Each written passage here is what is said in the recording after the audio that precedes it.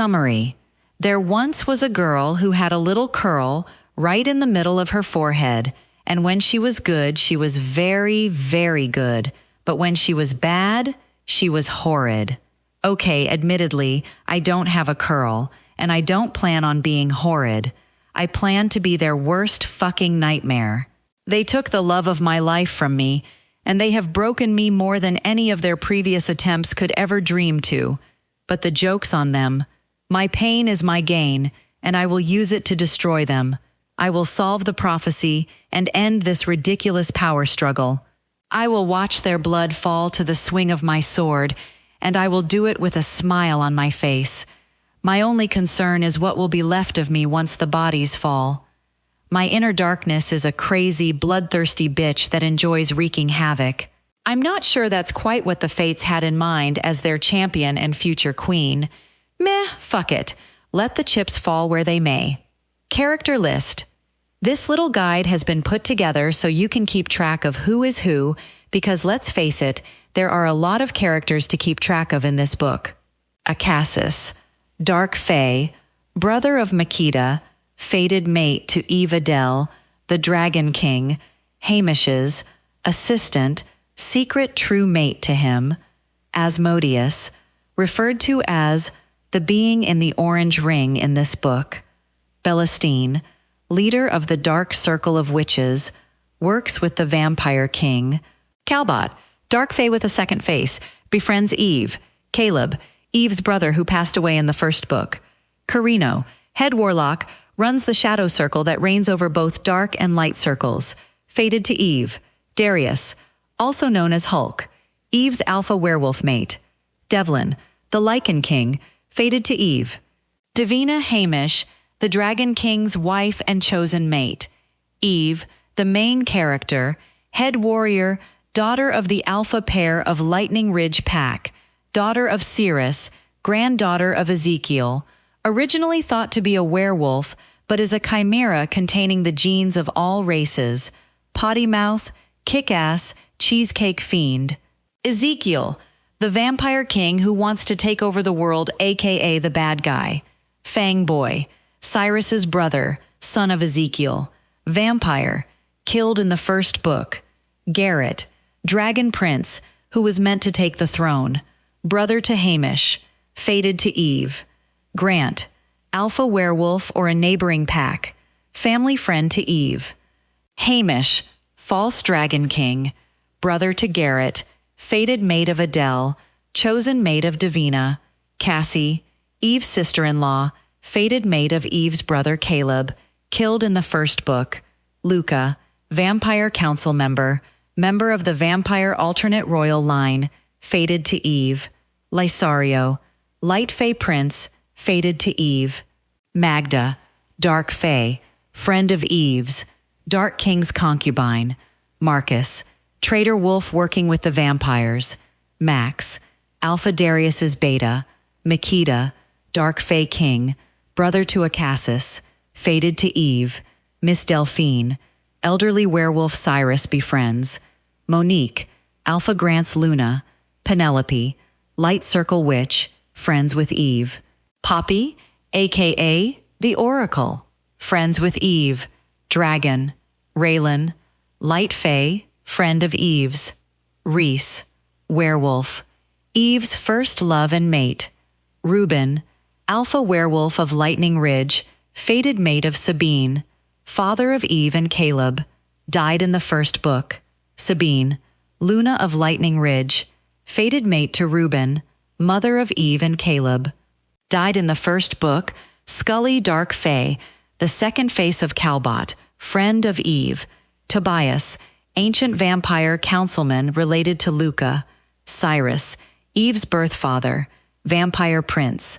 Valray, snake-skinned dark fae, a friend of Eve's. Wardner, fluid like dark fae, a friend of Eve's. Soul of the Beast, The Queen's Curse Series, Book 3, Chapter 1. Garrett, I stare out the rain-splattered back window at the distorted, dark shadow lying on the dirt mound. I rest my head against the cool glass and sigh. Oh, Eve, my heart breaks for her. It's been nearly 2 weeks since we lost Reese. We had buried him the next day, and as soon as the last shovel of dirt had gone on his grave, Eve had transformed into her wolf. She had tilted her head to the sky and let loose a long, mournful howl to her lost love, before curling up on his grave. She hasn't moved from the site since. To begin with, we stayed with her, showing her our solidarity and mourning with her. Then attacks began at our borders, testing our lines of defense for weakness. We explained to her that we needed to defend our people. She refused to budge, covering her nose with her tail and letting out a sad whine. Eve is broken.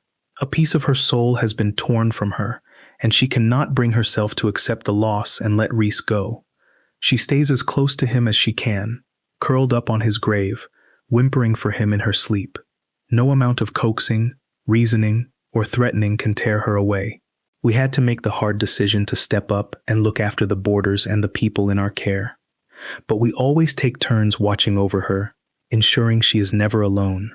We all miss Eve being present with us, but we understand she needs this period of mourning. Except it's not Eve mourning, it's her wolf. Eve has checked out. I am startled out of my thoughts as a hand clasps my shoulder. "It will get better, Garrett," Dev says quietly. I shake my head as I continue staring out the window. "She will never forgive me," I state. "It had to be done. You were just the first to see reason and accept the burden for us all. If not you, it would have been one of us. Regardless," I nod. I know I took the fall for the rest. I refused to let them shoulder the final blow of having to put Reese down permanently. I knew she would hate me for it. Hell, I hated to do it, but it was the right thing to do. The kindest thing to do. I knew at the time I would rather it be me she hated than them. I just hadn't realized how hard her resentment of me would be to deal with. It is like a rejection without words. Needles that stab my heart as the gap between us widens every day. Her wolf won't allow me near the grave or near her. Watching her from the window is the closest I can get. I wasn't the only one in the dog box. Cyrus too is on her wolf's shit list. He had gone with Reese to the vampires. He had escaped. Reese had not. He had restrained her so she couldn't stop me from plunging the knife through Reese's skull. Eve's wolf won't allow him near her now either, growling whenever he attempts to go near the grave. The same treatment she gives me. He has stopped trying and now disappears for days at a time. Darius spends most of his time drowning his sorrows, trying to drink himself into oblivion and numb the pain of the snapped mate bond. Sometimes he will rear his head long enough to drag his drunk bum outside to wrap himself around Eve, seeking comfort from the only one who understands the devastation of his grief. But mostly, he just drinks and passes out. We are a mess. Snapping at each other, on edge with Eve's withdrawal and Reese's absence. The pack is struggling to keep its head above water, worrying about its Alpha and Luna. The frequent attacks at the border fraying their nerves. They need Eve desperately to ground them. Unfortunately, Eve is currently out of order. Eve has pushed herself into a deep corner of her mind and lets her wolf side dominate. Her wolf wants its lost mate. All attempts to reach Eve are met with silence and mental walls. She shields her mind from us all. Her human side suffers in silence away from the comfort we can offer and lets her wolf grieve physically, the only way it knows how, without her human logic in play. I see a huge shadow slink from the forest behind Eve and breathe a sigh of relief as it settles to stand over her. Sheltering her from the rain, it grooms her wet fur with its tongue. Acasus has returned from his border shift. In his hound form, her wolf allows him to touch and comfort her, something that is not possible when he is in his human form, as the wolf sees him as a threat otherwise. My shoulders relax, seeing her wolf accept much-needed TLC without snapping at the giant beast. Lisario stands up from where he has been sitting, leaning against the large concrete headstone, and heads for the house. I hand him a towel as he comes in, shoes squelching from being soaked. He gives me a nod of thanks and strips on the spot, his clothes landing with a wet plop on the floor. He dries himself off and wraps the towel around his waist. I don't know how much longer this can go on. "She's still not eating," he sighs. I spoke to her the whole time. She never made a peep and didn't even acknowledge my existence. She's getting really thin now. We may need to knock her out soon and get an IV line going. We need to get Darius sorted. He may be able to reach her through their mutual loss, but we need his head on straight. It's a shame she's so pissed at her dad. He would have had her at least fired up and plotting revenge, channeling that anger and hurt into a purpose. Though I doubt he would be able to reason with her wolf. Not even I can. I think Darius may be our only shot before we look at more drastic means. Dev shakes his head frustrated. Maybe if some of us work on Darius, and some of us work on Cirrus. She's going to need Dee to get her out, and her dad to help her once we have her human again. Do we know where Darius is? At the bar? Or passed out? I ask. I'll link Max. He's been babysitting him. Dev's eyes glaze. Passed out by the river, he tells me after a moment. Right. Let's see if we can get him up and functioning, I say. Glad to have at least a partial plan. Lai, do you and Luca want to see if you can crack Cyrus? Lai gives me a nod and heads upstairs to dress. Dev follows me out of the house to the river, where Max stands guard over his passed-out Alpha. He bows his head to me as I pass him. Any change with Eve? Max asks hopefully. I shake my head as I make a beeline for his charge. My sensitive nose is assaulted by the alcoholic fumes wafting from Darius, along with the scent of his unwashed body. His face is covered in a ratty, unkempt beard. His hair resembles a bird's nest. Jesus Christ, he needs a bath, Dev exclaims, holding his sleeve up to his nose to block out the smell. I glance at the river nearby and grin. So let's give him one. I shrug. A smile crawls over Dev's face and we bend down, holding our breaths. I grab his legs, and Dev grabs him under the armpits. We carry him down to the river, wading in until we are soaked to our waists before we plunge him under the freezing water. It takes a moment for his instincts to kick in and rouse him enough to start thrashing. We lift him up, letting him splutter and catch some air before we plunge him down again. A further 2 treatments are applied before he comes up roaring and fists swinging. I'm going to kill you, snake-sucking foo. Curs. And there he is. Welcome back to the world. I laugh, patting his head and ducking the fist he throws. Chapter 2. Darius. I snarl into Garrett's face, snapping and growling as he pins me against the shower wall while Dev washes my body. Goddamn fool. Curs, can't let a man mourn in peace, and now I can't even shower unmolested. Easy, big man, Garrett murmurs to me. Trust us. This is for your own good. You stink, and you look like bum. I growl and snap my jaws at him. Dev slaps my thigh to chastise me, and I bare my teeth at him too. Believe it or not, we would rather not be in the shower with you, but Eve needs you, Dev grits out. My anger lifts at her name. Eve, my partner in suffering and pain. I've been going to her every time I pull myself out of my drunken stupor. She guards our fallen mate's body, ensuring no further harm can come to him, while she takes comfort in being as close to him as she can. What's wrong with Eve? I rasp. Everything, Garrett snarls. She's withdrawn into her head, leaving the wolf in charge. She's not eating or drinking. Won't let us comfort her unless it's a Cassis in hound form or you. And your visits have hardly been frequent. It's only been a few days. I've been there at least once a day. Let the poor woman mourn. I grumble as my head throbs with my latest hangover. It's been 2 weeks, Dee, Dev says gently. She's lost a lot of weight. She needs you. My eyes widen. No way has it been 2 weeks. I gape. Garrett nods at me, affirming that indeed it has been. I shrug Garrett's hold on me away, the fight going out of me. Food. King 2 weeks. I finish washing my body off and storm out of the shower. If Reese were here, my heart thuds painfully. If he were still here, he would kick my bum for leaving her to suffer like this alone. It's like a fog lifts from my mind, and my brain kicks into gear. I dry myself off and look in the mirror. Jesus, I look like someone crapped me out sideways. I grab the scissors and start cutting off the beard growth, then plug in my shaver to remove the rest. In my mind, I pledge to Reese that I will do better, that I'll fix our girl. I brush my teeth before I hurry off and grab clean clothes. Somewhat presentable, I head downstairs where Makita stands, waiting with a mug of coffee and painkillers held out to me. I take both gratefully and head over to the window Carino stares out. I see Eve's wolf huddled on the grave in the pouring rain.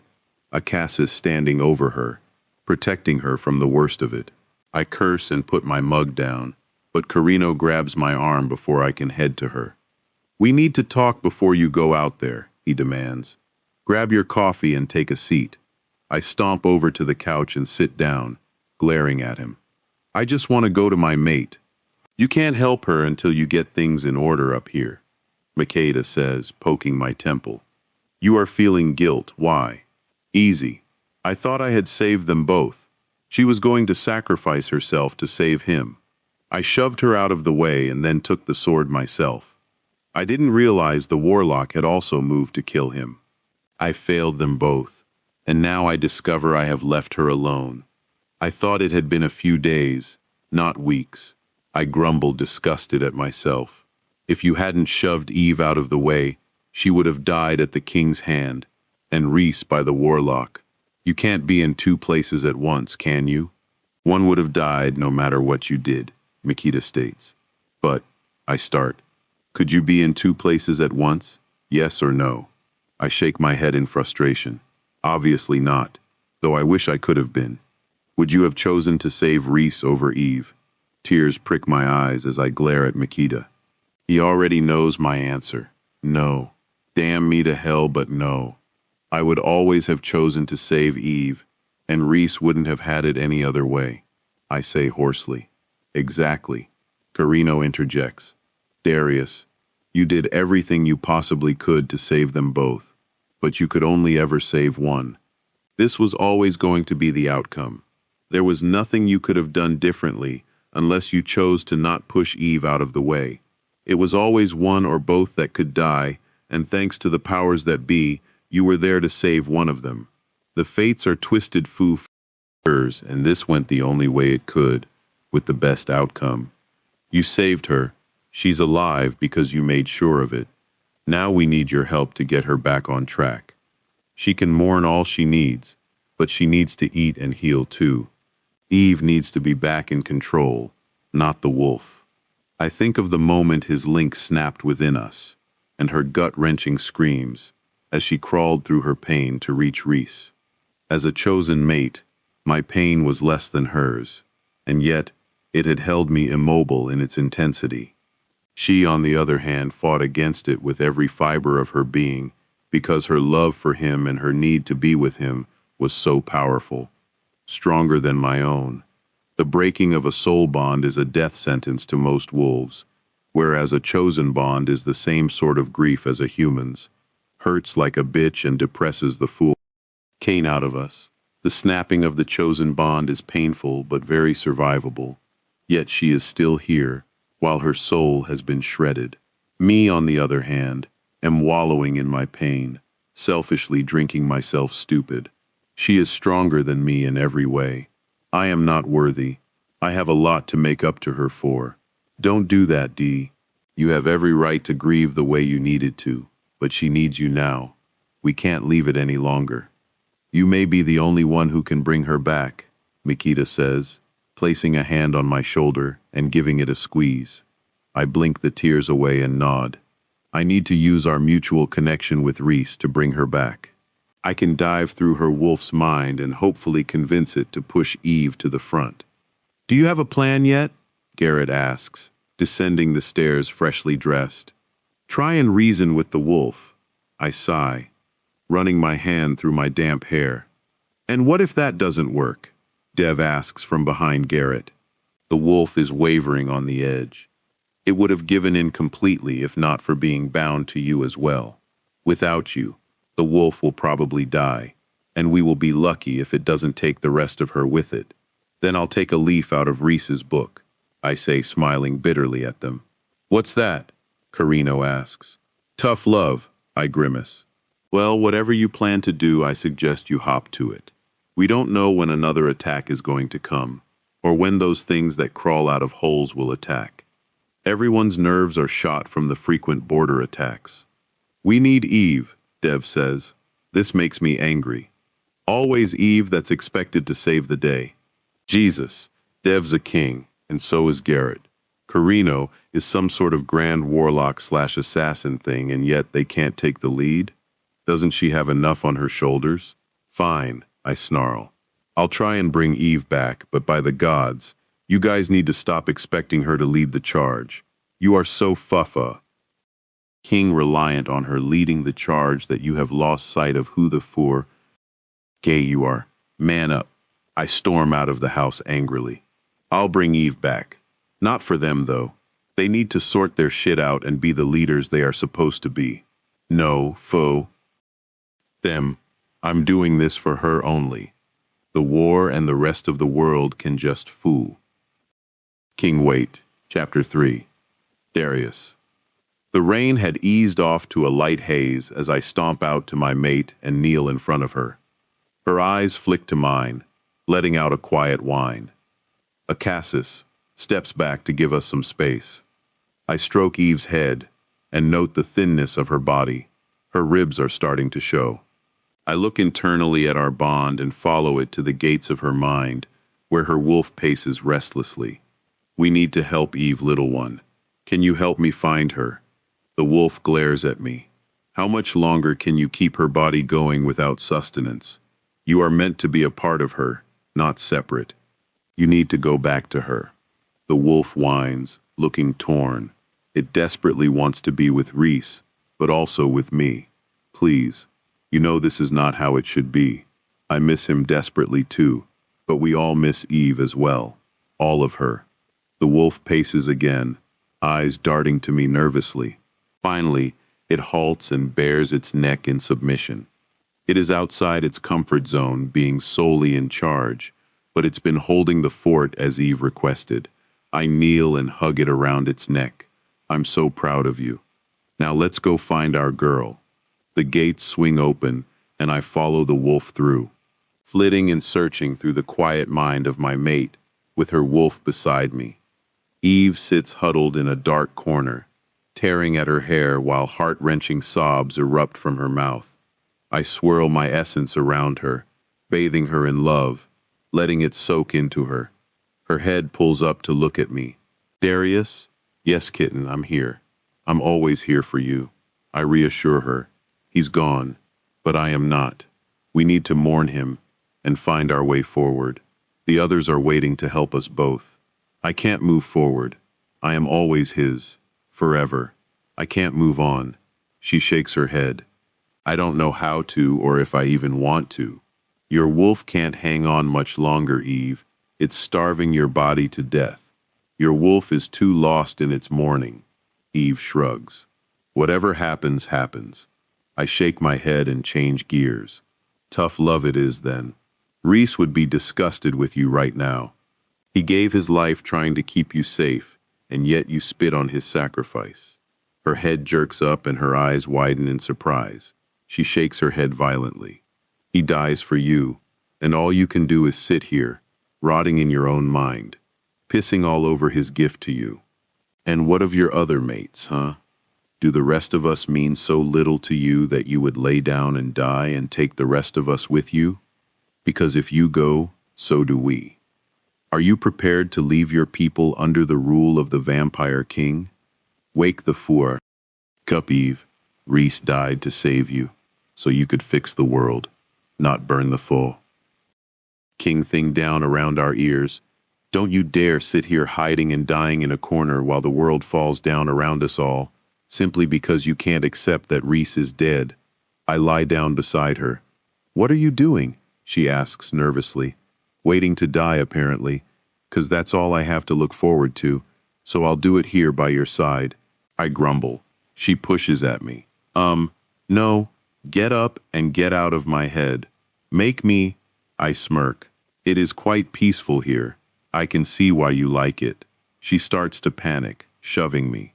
No, get up. You can't be in here if my body fails. Tick-tock, kitten. What are you going to do? You see, you're it for me. For all of us. You go, we go. Her wolf growls at her, unhappy another mate's life is on the line. Eve's shoulders slump. I don't know how to live without him, she admits defeated. Neither do I.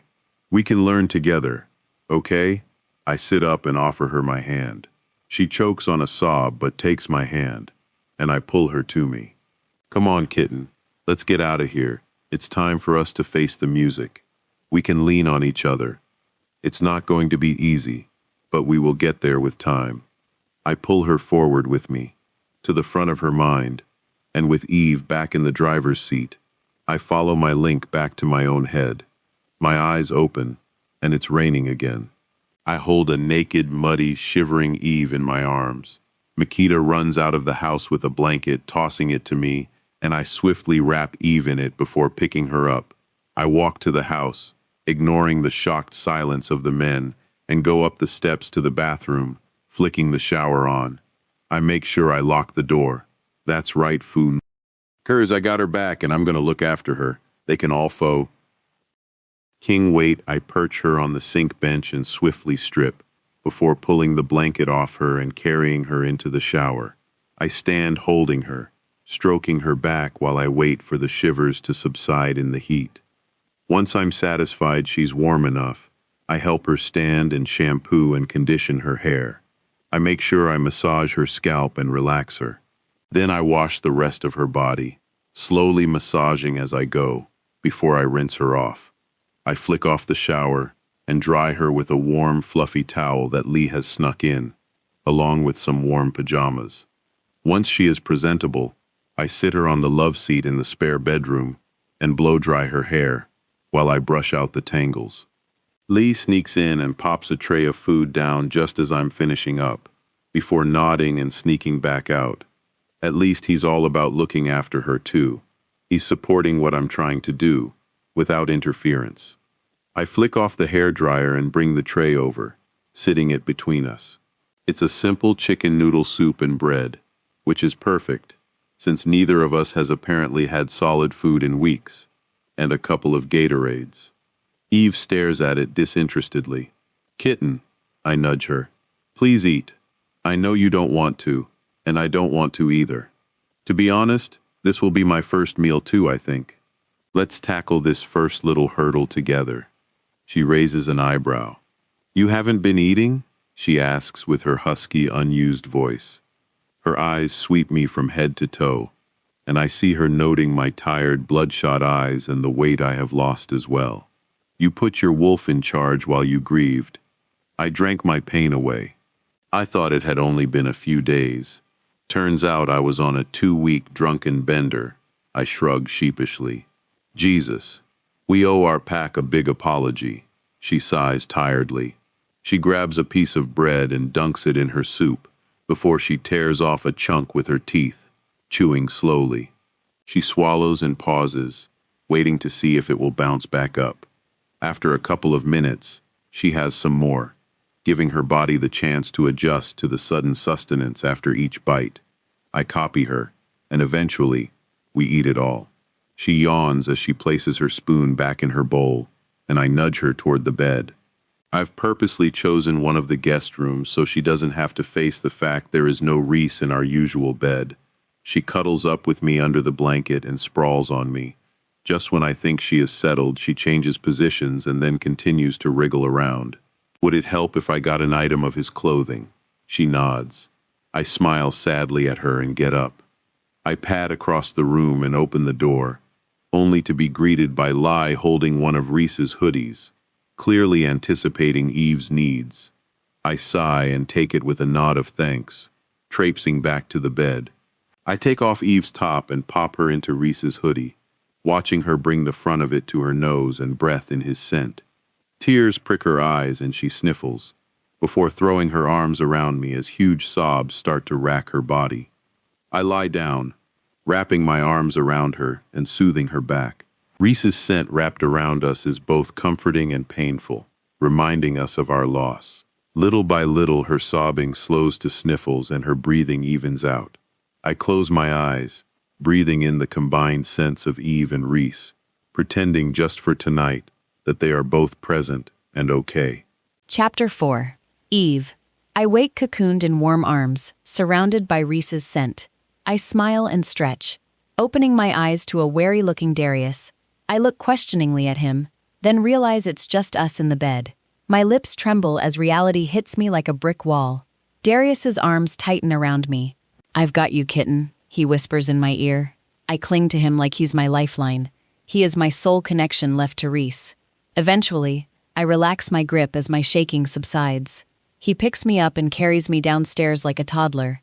He sits us in his usual seat at the breakfast bar, and I tuck my head into his neck. I hear footsteps approaching, and Losario's scent hits my nose. He presses a warm mug into my hands, and my fingers curl around it, loving the familiar comfort it offers. I bring it to my nose and take a big whiff before my lips take in the first mouthful of liquid crack. I hum happily. Something so small, so normal, feels incredibly grounding. Darius nuzzles the top of my head, happy that I am happy, even if it's only for a moment.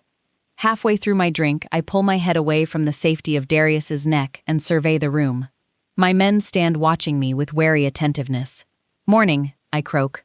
I won't say good morning because there's nothing good about it without Reese. But at least I acknowledge them. They murmur good mornings back and start drinking their own hot drinks. I look at Luca and see how exhausted he is. I realize I haven't been present to offer him sustenance. I hold out a wrist for him, but he shakes his head. "I've fed. Just tired from lack of sleep," he says, with a ghost of a smile. "The guys have taken turns feeding me. You, however, have not had any." He offers his own wrist. I've never fed in front of the others, only in private with Luca and Reese. He was the last one I fed from. I look at Luca's wrist and swallow hard, turning my head away. Garrett comes towards me, and a growl comes up out of my chest before I can stop it. It's a knee-jerk reaction. He halts in his tracks, eyes becoming shuttered. "Clearly you're still very pissed at me, and I understand that. Luca said you can make feeding hurt, so I'm asking you to feed from me and make it hurt. If you are still angry, punish me and use me." The memory of begging him not to take Reese from me flashes into my head, and then Garrett pushing the knife into Reese's skull hits me afresh. I bare my teeth and throw myself at him, plunging my fangs deep into his neck as I ride him to the ground and start sucking. He gives a grunt of surprise, then a low hiss as the pain hits. I can feel him tense and shake as he fights against the instinct to get away from the pain, and instead embraces it, wrapping his arms around me. The darkness inside me crows with delight at hurting him. I take a casual stroll in his head as I feed and freeze as I feel a different pain. Self-loathing, guilt, shame, sadness, depression, and acceptance of my anger. I see his mind stuck in a loop as he replays the moment he stabbed Reese in his head, over and over again, with the realization that someone would have to do it, and it was better that the someone be him. He'd rather it be him than one of the others being punished in my grief. Garrett has martyred himself. My anger crumbles and my fangs retract as a sob tears through me. "I really am so sorry, my angel," he whispers. "It had to be someone. He was already gone. You felt his soul tear from you." When he stood up, his soul didn't come back. I had to lay his body to rest. It was too cruel to leave him like that. Too cruel for you both. The taste of his truth slides over my tongue. My men, with the exception of Darius, may not have been bonded with Reese, but he had become part of their family. A brother, a friend, they all felt the loss of him and were devastated by his passing. What Garrett had done had taken courage and guts. No one wants to put down a family member or friend. The realization of the sacrifice he had made for us, the knowledge that it would haunt him for the rest of his life, sinks in. I stare into his eyes before I whisper in his ear, "Thank you." I see tears prick his eyes, and he tilts his head to the side in submission. Garrett would do anything for me, including facing my wrath. I step away and climb back into Darius's lap, the ever-attentive Lai bringing me a new cup of coffee. I feel terrible for what I did to my dragon. "What do you want to do today, kitten?" Darius asks me. I shrug. The fight has gone out of me. Then an idea hits me. Marcus is still in the cells, isn't he? "Ish," Makita says with a shrug. "What do you mean, ish?" I ask. "Your father has taken a liking to working out his issues on him. There isn't much left of him now, to be honest," Makita answers. "It's actually quite impressive how he manages to keep him alive. He's very creative." I scowl. "There goes that plan then. You should talk to him. Luca suggests. Marcus? No, your dad, Luca says seriously. Without you to balance him out, he's going off the deep end. He disappears for days at a time, doing God knows what. But I've been right here? I say, confused. No, your wolf has. And it was furious at Cyrus. He's convinced he's kept up your relationship with him by going with Reese, he said, and I quote, "She would have been happy if it was me that died instead of him. He's not in a good space. Jesus, I wish it hadn't been anyone, but I certainly don't wish it was a different mate or family member that had died in his place. I loved Reese, but I love you all too. I just wish it hadn't happened, period. I wish they hadn't tried to be heroes. I wish they had told us of their plans, so we could have told them what we knew. I wish for a lot of things, but what happened did happen. We can't change it now. We can only learn from it." Okay, I'll go find him. I scrub my hand down my face. This is not how I wanted to start my first day back in the saddle. No rush. Drink your coffee first, Lee says gently. I nod and snuggle back into Darius, letting Reese's scent comfort us both as I finish my drink. I'll go and get changed and head to the cells. I'll go alone. He'll talk to me better with no one around. I kiss Darius's cheek and head upstairs.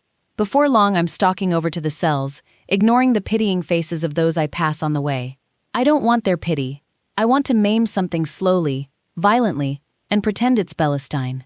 The guards move aside without a word, and I trudge down the steps toward Marcus's cell, where I see my dad playing.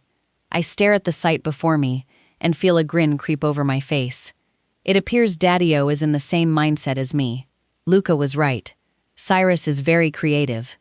Chapter 5, Eve. You spoiled my plans, you know, I say, watching Cyrus flinch at the sound of my voice. I was going to work out some of my issues with Marcus here, but you seem to have beaten me to it. Cyrus turns slowly and looks at me. He looks like shit. His protruding cheekbones tell me the idiot is starving himself again, as another self-imposed punishment. He's looking more unhinged than usual. I sigh. Come on, Daddy-O. Walk with me. He snakes his head confused, but trails after me like a loyal puppy leaving the cell door unlocked. It's not like Marcus can go anywhere anymore. Or ever. I lead us to the same spot we sat at to have bonding time, before they went on their bullshit mission, and I gesture for him to sit, plonking myself opposite him. You're a snake, you know that, right? I say. He purses his lips but says nothing. The last time we were here, you were Dear Johning me without me even knowing. You were tying up loose ends because you thought you weren't coming back. You didn't trust me enough, and fell into the very trap we were trying to avoid. From now on, you are open and honest with me, or my creativity of your punishment will outshine your masterpiece with Marcus. You get me? He nods. I get why you thought you had to do it, but communication could have cleared that all up. Tobias had to knock you out because you would rather have died than return without Reese. I clock him in the jaw, snapping his head to the side. What part of I need my dad did you not fool? King, understand. I could have lost both of you. You're so King, stupid. I'm screeching in his face now, as I thump his chest with my fists. He grabs my fists and pulls me to him, securing me in his arms as he holds me, shushing me gently, and rocking me as I messy cry into his shirt. I'm sick of crying. I'm so sorry, Eve. So sorry for all of it. I promised myself he would come home no matter what. We were so close, we got into his cell and we were trying to get the keys to unlock the manacles. Footsteps were coming, and then Tobias knocked me out. He was right there, Eve. I nearly had him. I sob harder, feeling his guilt eating at him. I shove him away and wipe my face. Never again. Don't do that to me ever again. We are family. You can't just abandon me to go on rogue missions. You can't decide you know better than me, just because you're an old foo. Kay, unfortunately for you, I give a shit about your well-being too. That means no big risks, at least none without me. He holds his hands up in surrender. Okay, Eve, no more secrets. Communication lines are open. No more risks without you by my side. He agrees. Right. Now that that's out of the way, I offer him my wrist as he glares at me. You kind of have to be alive to keep your promise, I say, shrugging. He grumbles at me, but accepts the offering, biting down and drinking in earnest. I watch as his features smooth out, and his skin develops a healthier pallor. He retracts his fangs and wipes his mouth. Eve, I've been thinking, that hasn't really been a wise thing of late, has it? Are you sure you want to do that? I butt in, his intimidating scowl making me laugh. Shut up, smart bum, and listen. That beast they summoned on the field was in the cells with Reese and me. That orange circle he was in was also present in the cells. He couldn't step outside of it. I think he was an unwilling prisoner. I don't even know what the he is, I tell Cirrus. Have you ever seen beings like that before? He shakes his head. Shit, we need to get our study on then, I grump. See, the thing is, when Carino saw him and heard his name, he immediately told us to get our weapons ready and lop the heads off. I'd bet my right arm he knows what they are, since he knew how to kill them. No need to bet your arm, just use Marcus's, I quip, making him chuckle. Okay, so we need to have a chat with Carino then. I get to my feet and dust off all the leaves and dirt. Cirrus follows after me as we head back to the house. The guys are all still in the kitchen area, going through emails and making calls. I put my fingers to my lips and let out a whistle. Meeting time? I call out. The guys immediately halt what they are doing and pile onto the couches. I jump into Darius's lap because I'm feeling like a bit of a needy bitch and point to Cyrus. Tell them Daddy-o. Cyrus repeats his info and his thoughts. All heads swivel to Carino, who looks totally unfazed. They were demons, he says dryly. Back the pho. Cup! I exclaim. Oh, does that mean angels are a thing? Please let them be a thing. No, he responds blandly, but I see his lips tilting up at my excitement. Foo! King dumb, I huff, crossing my arms and pouting. Yes, quite, Carino smirks. Demons were willingly banished a long time ago to another realm where it was hoped they would perish. All magic to do with them was outlawed, and all written Doralus intation was destroyed. The being that was summoned is Asmodeus. He is the demon prince. The summoning ring stops them from leaving or doing harm to their summoner. Does it make them do the summoner's bidding? Luca asks. No. The summoner can negotiate a deal and offer something of great value. But it's up to the demon if he wants to take them up on the offer. Once agreed, the demon is stuck until his end of the bargain is fulfilled, or if the summoner dies. I frown. What could the warlock have of such value that the demon would agree to his request? So what do you reckon got the demon to agree? Dev asks, as if verbalizing my thoughts. Freedom, Carino says. It's the only offering I can think of that would be worthy of his attention. I shiver, thinking of them running free. So what did they do to be banished, to begin with? Is it the whole evil thing? Did they try to break into heaven? I ask. No heaven and still no angel's eve, Carino says, laughing, making me sulk. The Bible is just a well-written story. Demons are like dragons. For the most part, they need an anchor. Bear in mind they were willingly banished. There was a war between demons and the Light Fae. The Light Fae thought them to be abominations, like they viewed the dark.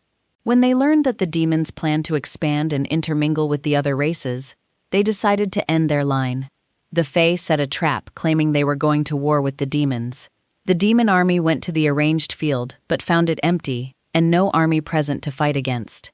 Then their bonds with their loved ones began to break. By the time they returned, their women and children had been slaughtered. Those whose links had broken began to be dominated by the monster inside them. The other demons then had to put down their own men. It was realized that with no more women, they would all eventually turn. The witches offered to create a realm for them, so they could turn and live their lives without the worry of hurting the other races or being hunted by them. Demons were a peaceful race before the interference of the Light Fae and their quest for perfection. Bloody hell, Lisario snarls, clearly pissed at his people. I've never seen anything about it in our history books. Mikita sniggers at Lai, clearly pleased to have him realize how shitty his race can be. So why do they want freedom now, if they willingly went into this realm to be trapped? Are they too deranged to care who they hurt? Garrett asks. My guess is Eve. Finding out that crossbreeding is happening again, the warlock has offered them hope of finding anchors, a chance to have a mate. I think he told them of Eve and it's given them hope, Carino offers. I didn't even know this race existed, and clearly the rest of you didn't. If they were removed from our history, how does Bellestein know about them? Luca asks, frowning. The circle of shadows is the keeper of secrets, history, and forbidden knowledge. We had the only information, and only 7 of us had access. Carino's eyes flash angrily. There must be a traitor in my circle. Chapter 6. Luca. I shake the cigarette pack at Eve and raise a brow. She nods, and my heart leaps with joy. We sit on the stairs out back with Eve sitting between my legs, leaning back on me. I light hers first, then my own, as we puff away in silence. Her line of sight is glued to the mound of dirt in the distance, with its white headstone glowing in the light of the moon. I attempt to distract her. "So, I take it you saw Marcus?" I ask, my lips curving into a smile as she snorts. "Yeah, what's left of him?" Cyrus was slapping his face with his own arm when I walked in, she chuckles. Cyrus had removed Marcus's arms and legs last week, cauterizing the wounds so he didn't bleed out. He liked to use the now decaying body parts to torment the broken man. It was creative but sick as fuck. K. At least he had something to focus his inner darkness on. Your father has issues. I shake my head laughing. Foo. K, don't we all? Eve groans. I think I should put Marcus out of his misery. He's been punished more than enough, don't you think? I nod in agreement.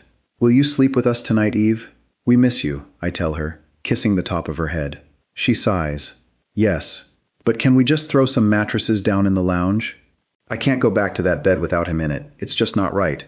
I'm sure we can do that, I tell her, wrapping my arm around her front and cuddling her to me. How did today go for you? It went, she shrugs. Part of me keeps waiting for him to walk through the door and yell out jokes. Part of me hopes this is a bad dream, but inside my soul is shredded and bleeding as it screams for him.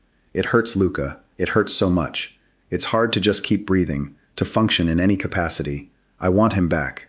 I just miss him, you know? Her voice wavers as she tries to suppress her emotions. She takes a deep, shuddering breath, trying to ground herself. I know, Amor, I say, holding her tight. I know how much she hurts. We all do. We felt her pain as it rippled through us when her grief exploded that day. We saw her crawl through her pain to get to him, while Darius's own pain held him immobile. Her strength and love were beyond anything I had ever seen. That inner strength of hers is what is going to keep her going, and the love we have for her will help her find a way through it.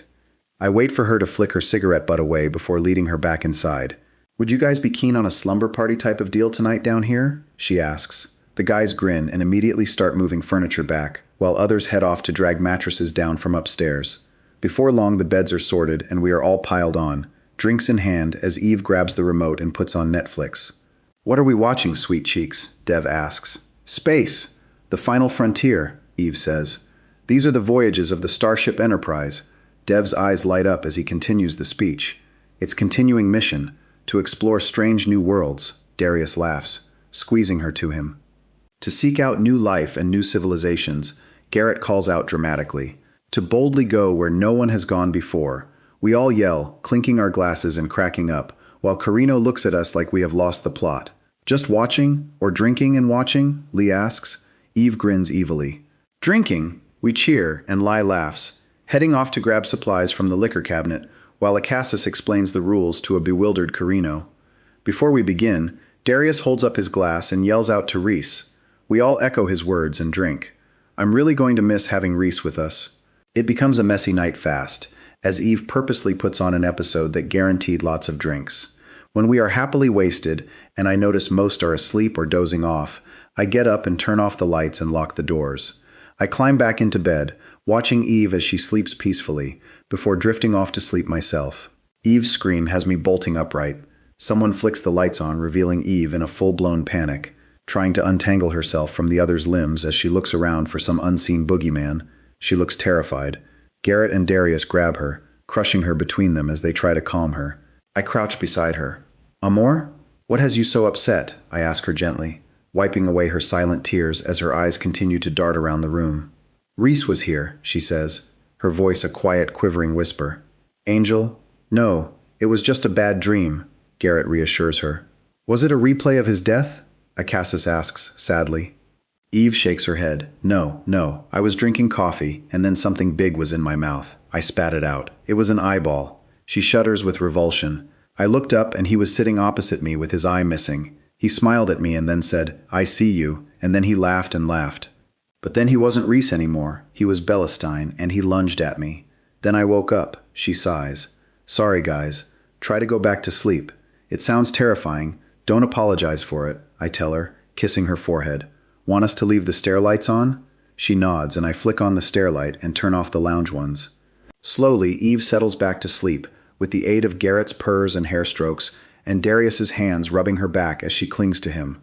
I hear her call out in her sleep, on and off throughout the night, and Garrett's purrs start up, putting her back under as Darius whispers that she's safe in her ear. By the time morning comes, we are all still tired from all the interrupted sleep, but we muddle through the best we can and fill Eve in on the border attacks, to focus her on something else. I watch in admiration as she rearranges patrols and warriors, shaking things up to be less predictable. When night comes and we bed down in the lounge again, it is even worse than last night. Eve wakes even more frequently, screaming in terror. All her nightmares center around Reese and Belestine. By the end of the fourth night, we are all cranky and snarly. Eve is a jumpy mess with dark rings around her eyes. She's barely functioning. She's too scared to sleep because her nightmares are getting worse. Carino pulls me aside. I'm going to set a ward around the perimeter of the house, he informs me. Why and what does it do? I ask tiredly. I don't think she's having nightmares. I think Belestine is attacking her in her sleep, and the attacks are getting worse. King Fu. Kerr, I swear. You really think it's him? It's really starting to affect her, not just mentally. I've seen bruises on her, and not from training either, he whispers. It's manifesting physically now. What he does to her in her dreams is coming through and affecting her body. When have you ever known Eve to wear a turtleneck or have that much clothing covering her? My eyes narrow as I swing my gaze over to where Eve sits, head bobbing as she tries to stay awake. I snap my fingers and motion the guys over, quickly repeating what Carino just said. Garrett growls lowly and stalks over to Eve. Despite his anger, he speaks gently to her. Angel? Her eyes flicker open. Raise your arms for me? Eve looks at him disoriented but raises her arms as requested. Garrett pulls her top over her head, and I hiss at the marks on her skin. This isn't just a few bruises. She's covered in them. Garrett drags off the baggy sweatpants she has on as well. Her legs are just as bad. Do it, I tell Carino. He kisses her forehead, then hurries off outside to do the ward thing he was talking about. I sit on the couch and bite my wrist, pulling her to me as I press my wrist to her lips. The blood hits her nose and her fangs extend, biting down. She begins to suck slowly, enjoying the comfort of it as I stroke her hair and watch the bruises start to fade. Her fangs retract as the last of them disappear, and I continue to hold her in my arms. It's safe to sleep now, Carino confirms. Makita pops a pillow behind me and helps me arrange us on the couch before covering us with a blanket.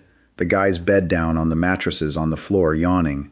Get some sleep, everyone. We can talk and sort it all out later, Garrett tells us. Eve's already out. I bury my nose in her hair and swiftly follow suit. Chapter 7 Eve. Waking up from a blissfully dream-free sleep is the best feeling in days. After the hell that had tormented me, I stretch and feel Lucas's morning wood graze my thigh and smirk.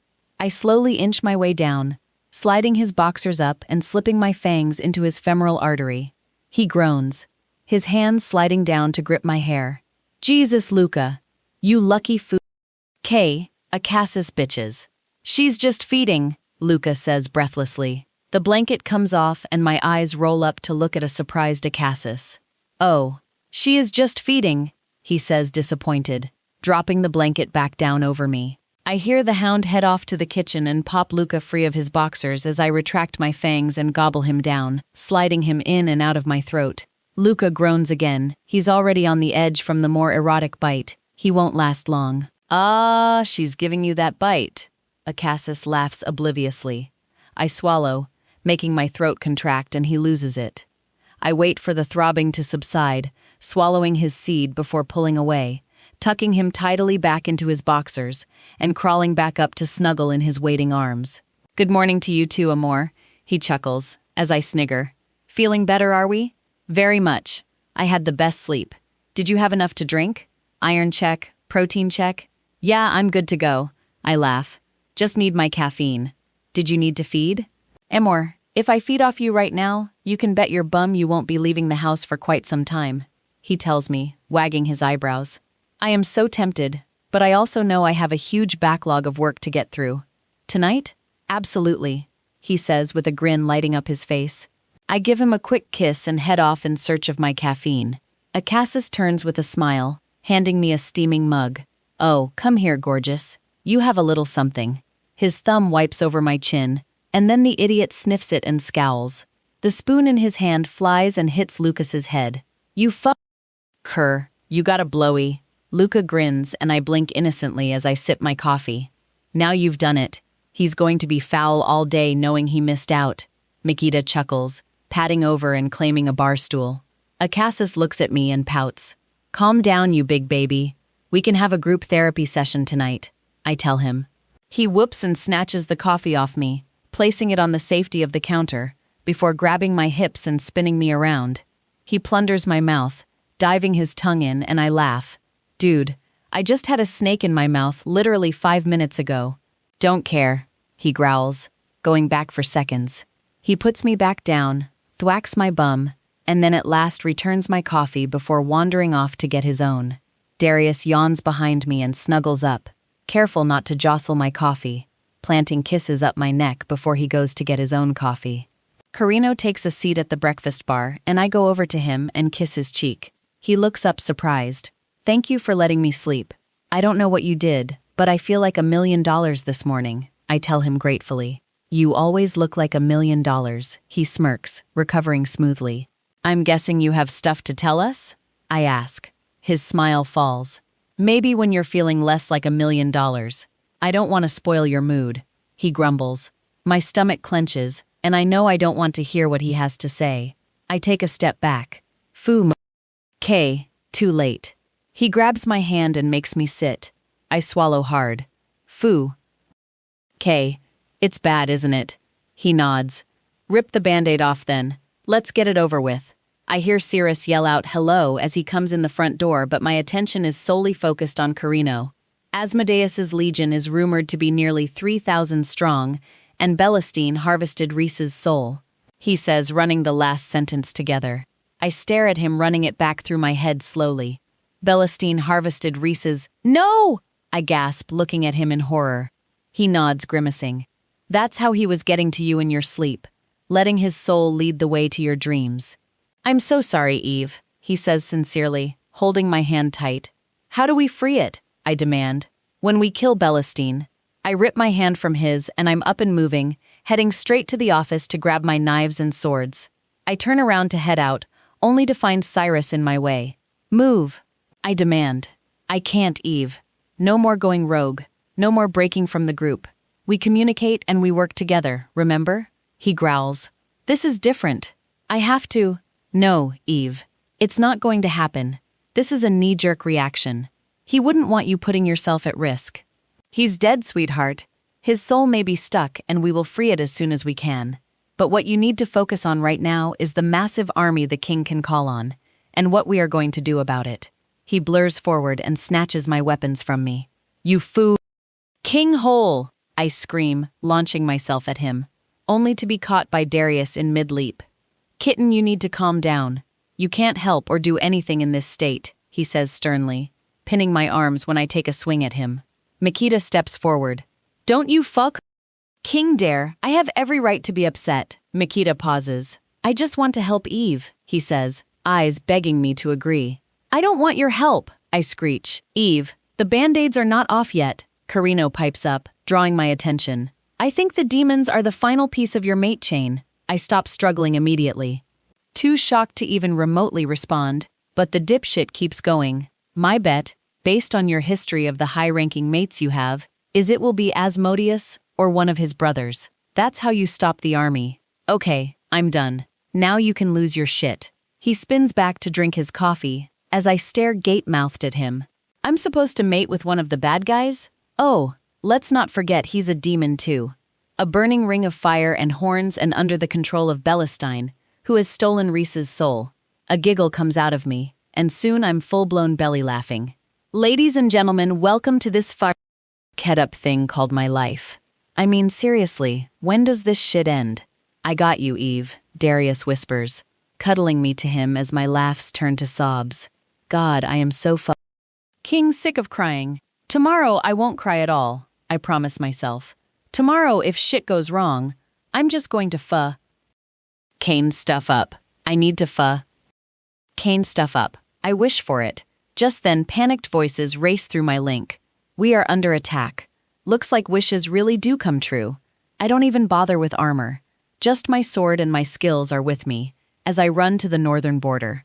I see the holes forming in the ground and come to a halt as the beasties start to clamber out. I stand firm as the first launches at me, deftly slicing its head from its shoulders. Then I'm moving, spinning, and slicing. They are huge behemoths of men, but that doesn't help them escape my wrath. I could just transform into my dragon and stomp the curs to oblivion, but I'd rather be up close and personal. I want to see the lights go out in their eyes. I laugh manically as heads tumble from shoulders. This is what I craved. This is the therapy I need. I swing at a particularly big, thick-necked beastie and snarl when my sword gets stuck in his bones, instead of slicing through. He grins ferally and knocks me on my bum. His hands go around my neck and he begins to throttle me.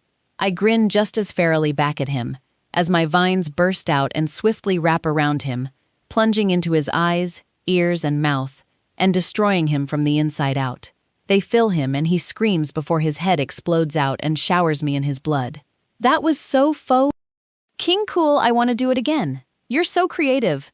That was beautiful. I coo and stroke a vine as they recede.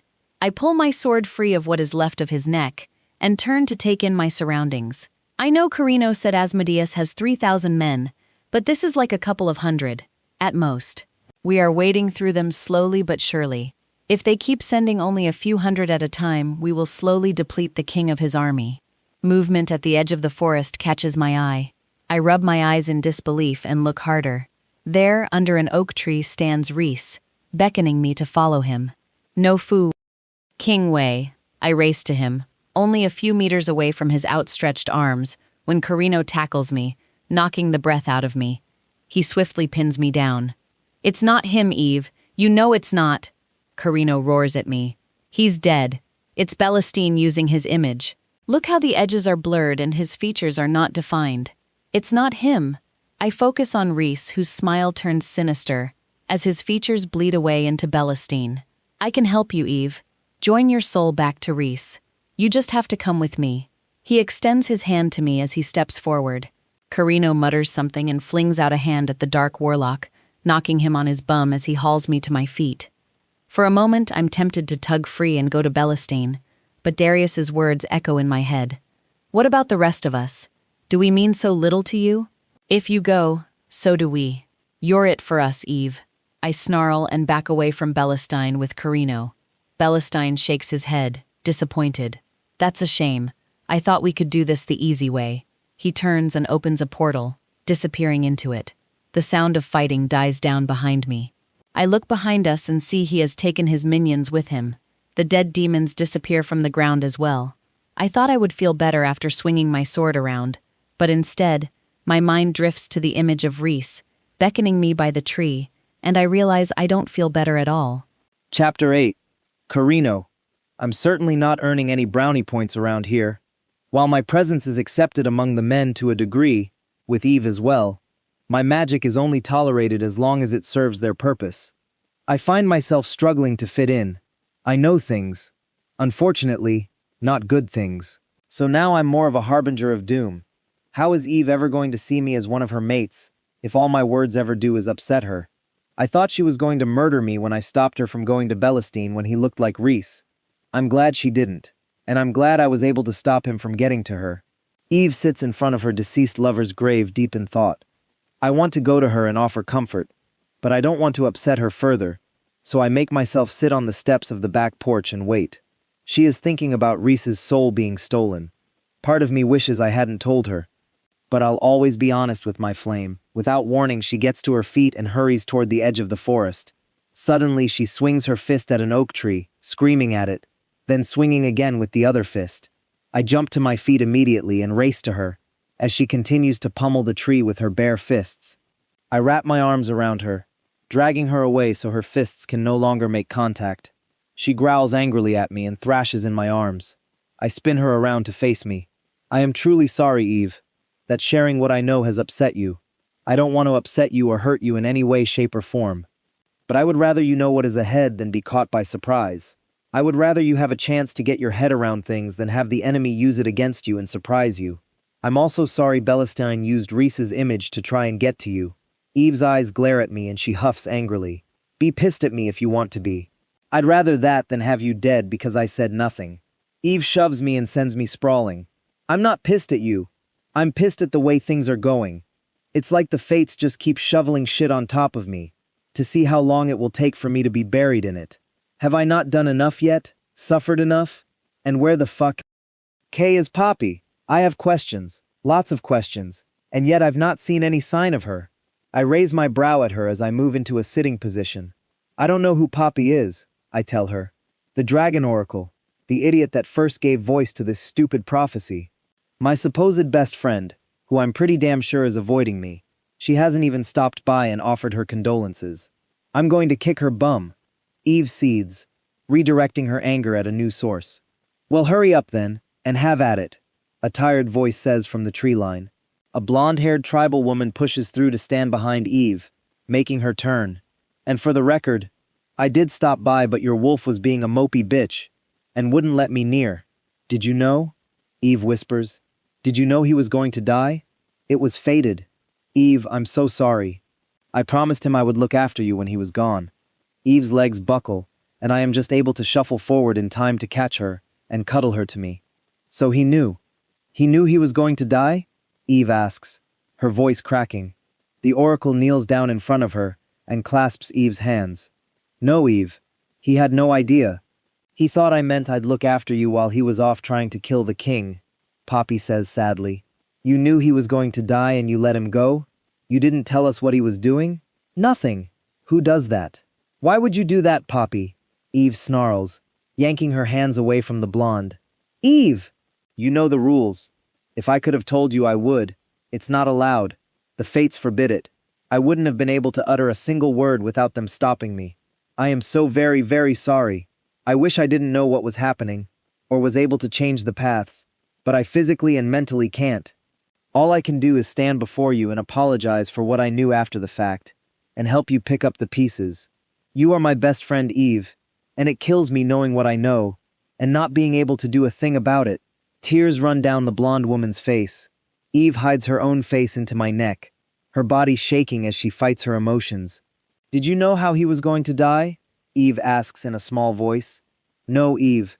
I just knew his time was coming and I knew he wasn't coming home alive once he left. He loved you, honey, so very much. He was going to do whatever it took to try and keep you safe. He was prepared to not come home. I think part of him knew, Poppy says gently. Eve sniffles against my neck, and I tighten my arms around her, nuzzling the top of her head. She takes a few steadying breaths, then pulls her head away from me as she looks at her friend, observing, weighing her words, and taking her in. Poppy's head tilts to the side in submission, shoulders shaking in sadness. Eve launches herself out of my lap and collides with the blonde, wrapping her arms around her. Oh, Poppy, I can feel it all. The self-loathing, the guilt, the shame, and the sadness. What a weight you must carry. I'm so sorry, my friend. It's not fair for either of us, Eve says in a shaky voice. Poppy holds her close and sniffles, while she runs her hands through Eve's hair. I have missed you, my dear friend. Forgive me for not staying close. I could not look you in the eye knowing what I knew. I hated knowing how devastated you were going to be, and knowing I couldn't stop it. Raised voices from the pack house have me reluctantly turning my head from the girls and focusing on an angry Lothario and Cyrus getting into it. Then I see what is in Cyrus's hands. The king box of letters. The damn thing had arrived the day after Reese had passed away. Cyrus had been quick to remove his own from it, saying no one needed to read his ramblings. Magda's letter had been addressed to Makita and Akasis, calling them both false kings. At the end of the letter, she apologized to Eve, saying she hoped they could still be friends because she did actually like Eve, in spite of her being on the opposing side. Reese had written 3 letters, one to Eve, one to Darius, and one to the rest of us. We had read our one, putting the other 2 aside without reading them since they were not meant for our eyes, keeping them safe for when it was felt that Darius and Eve were up to reading them. Apparently Cyrus thought now was a good time. I open my mouth to warn Eve but swiftly close it. Nope, for once I'm not going to be the bearer of bad news. I tense as footsteps approach. Eve, her father says from behind me. Since today has already been shot to shit, I figure I may as well give you this. Hopefully, tomorrow can be a fresh start. Reese left you a letter. Eve's face drains of color, her eyes moving and locking with mine in alarm. He wrote one for Darius, too.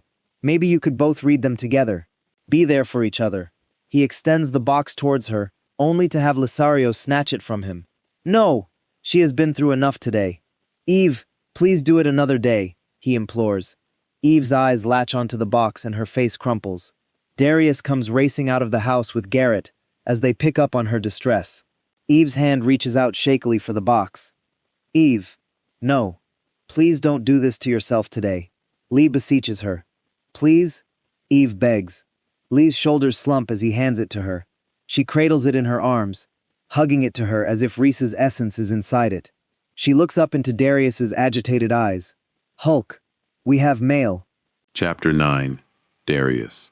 Hey D, if you're reading this. Things clearly didn't go as planned. Firstly, I'm so sorry. I wanted to come back and had every intention of doing so. This isn't a suicide mission. We've kept it simple and plan to be in and out fast before you even know we are gone. I had plans, things I wanted to do when the dust settled. I wanted to see our new home completed. I wanted to see the enemy fall. I wanted to see our woman's belly swell with our babies and watch them grow up. I wanted to see her kick our world up the bum and get it functioning right. I wanted to see our own relationship grow. Because man, even though we are two straight guys, I love you. I have for quite some time. Eve knows. She thinks it's adorable. And the idea of the two of us together turns her on. Turns me the foe. K on 2. I'm sorry I didn't include you in my plans. I couldn't risk Eve losing us both.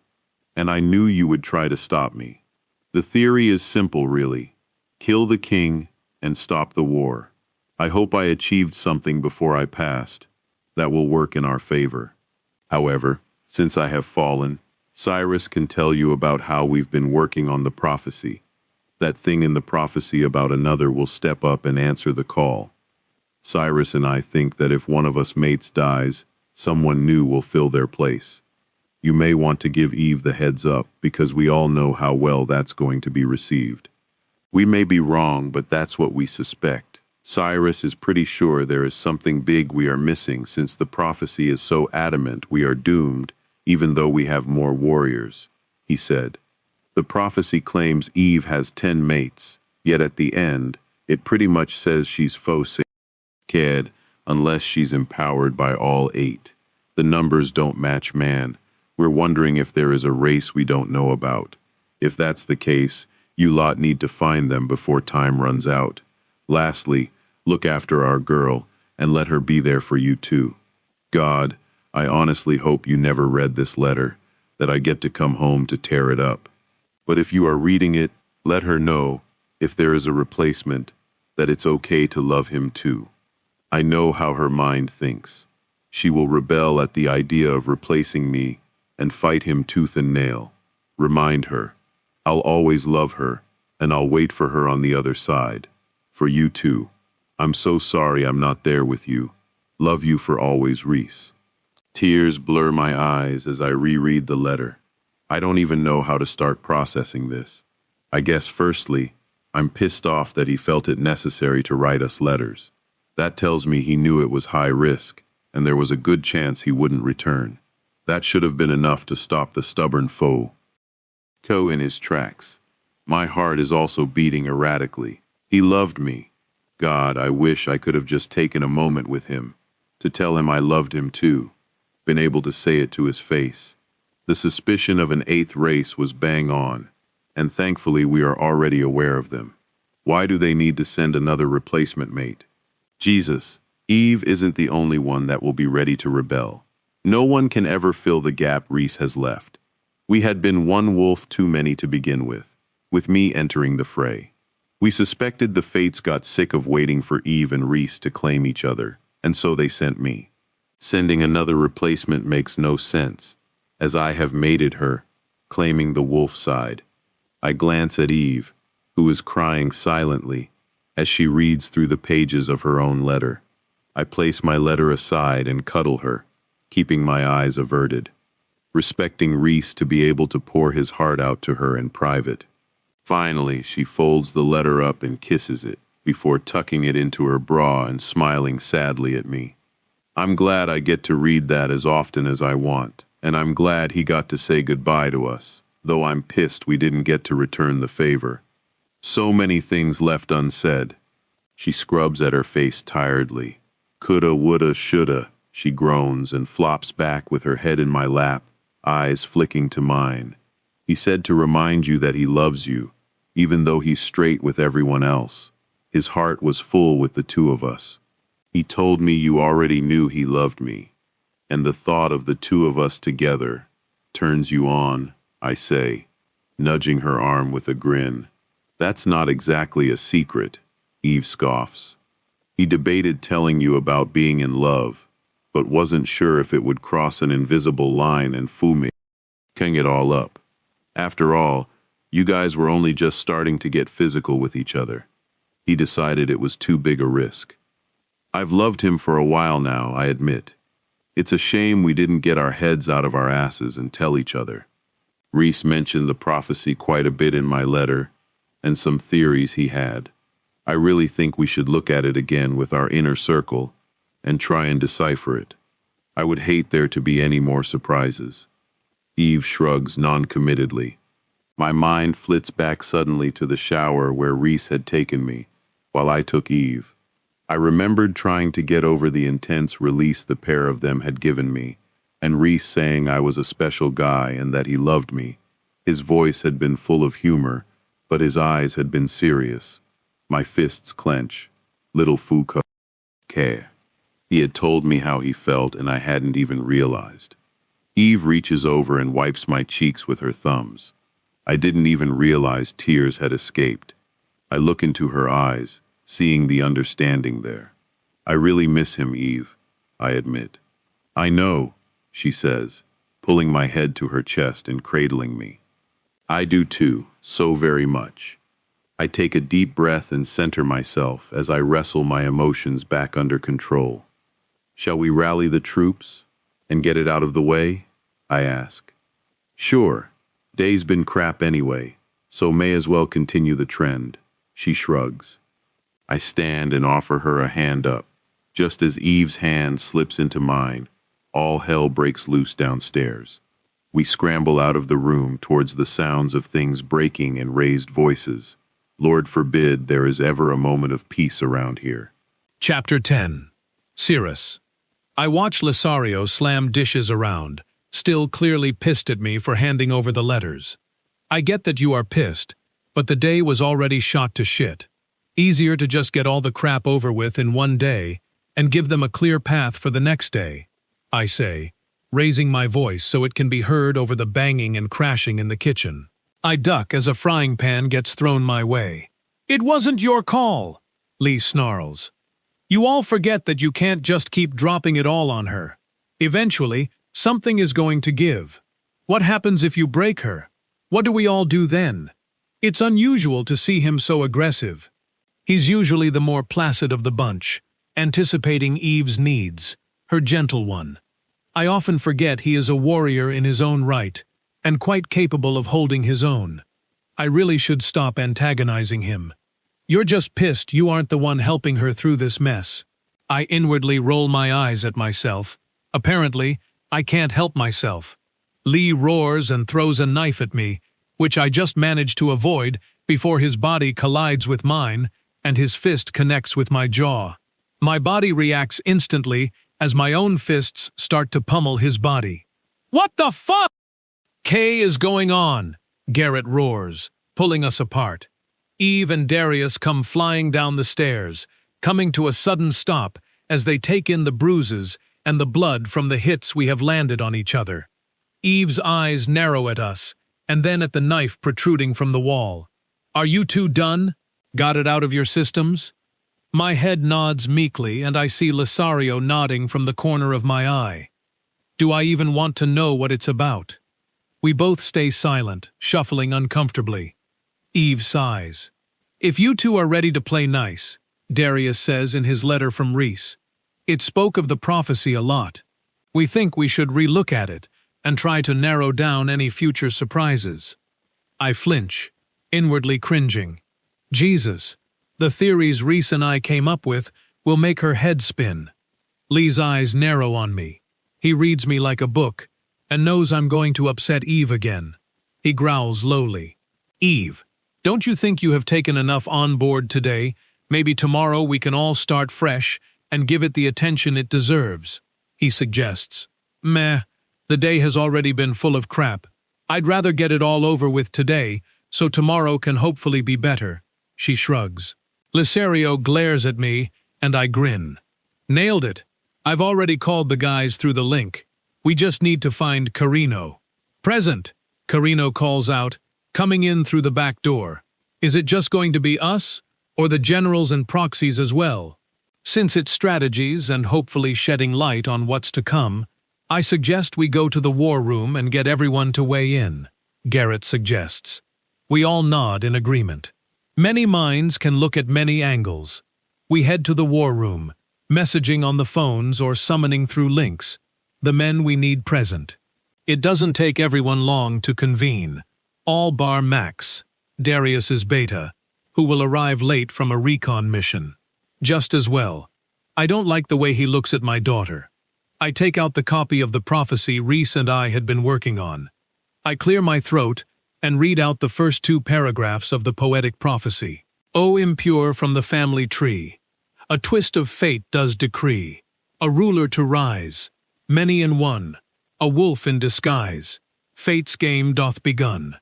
A woman, a warrior, a leader, a royal, a savior to come for those who are loyal. Many faces in one will have they, as souls answer the bond's calls and stay. That's all about Eve. That's easy, the Dark Fae General says with a wave of his hand. There are murmurs of agreement. So I continue. One soul with 10 will intertwine, every race of fate's own design. One will rise after 2 do fall, but another will step up to answer the call. I see it as 10 mates, the witch proxy says, made up from each race. But there are not 10 races. I don't understand the extra, Acasus throws in. I mean, I love that my brother and I got Eve together, but I don't understand why there are 2 dark fae mates and there were 2 wolves. I see Eve flinch at the word were, maybe because you both share the kingship. Eve needs both of you to rule the race Dev offers. I nod. That makes sense. Still doesn't explain the wolves, though. And realistically, mating the Lycan King would have given her control of the wolves, too, the Light Fae General adds. Not the rogues, though. Only packs bound to the crown, Dev admits. I raise my brows. I thought he could control them all. Though I'm not sure why there were 2 of them, other than the fates intervening if they thought Eve was taking too long to claim Reese. But if that's the case, why does it say another will rise up to answer the call? Luca asks hesitantly. It does say 2 will fall. Maybe it's not Reese being replaced, the Dark General muses. But it also says one of them will rise after falling, and clearly Reese isn't rising. So it must be him that's being replaced, the witch proxy argues, walking over to the whiteboard and writing, "What was so special about Reese?" Eve's eyes narrow. "Everything," she spits out. "Everything was special about Reese." The witch proxy shuffles nervously on his feet and inclines his head. "Of course, Eve. I do apologize. I'm just trying to get to the bottom of why it seems that you must have 2 wolf mates. Maybe we can come back to it later. Cirrus, would you read the next part?" I glance at my daughter, as she tries to wrestle her emotions back under control. She gives me a tight nod. Good versus evil, dark versus light. A legion of death will rise up to fight. Hell on earth, unless they accept their fate. The lowly wolf, with many a mate.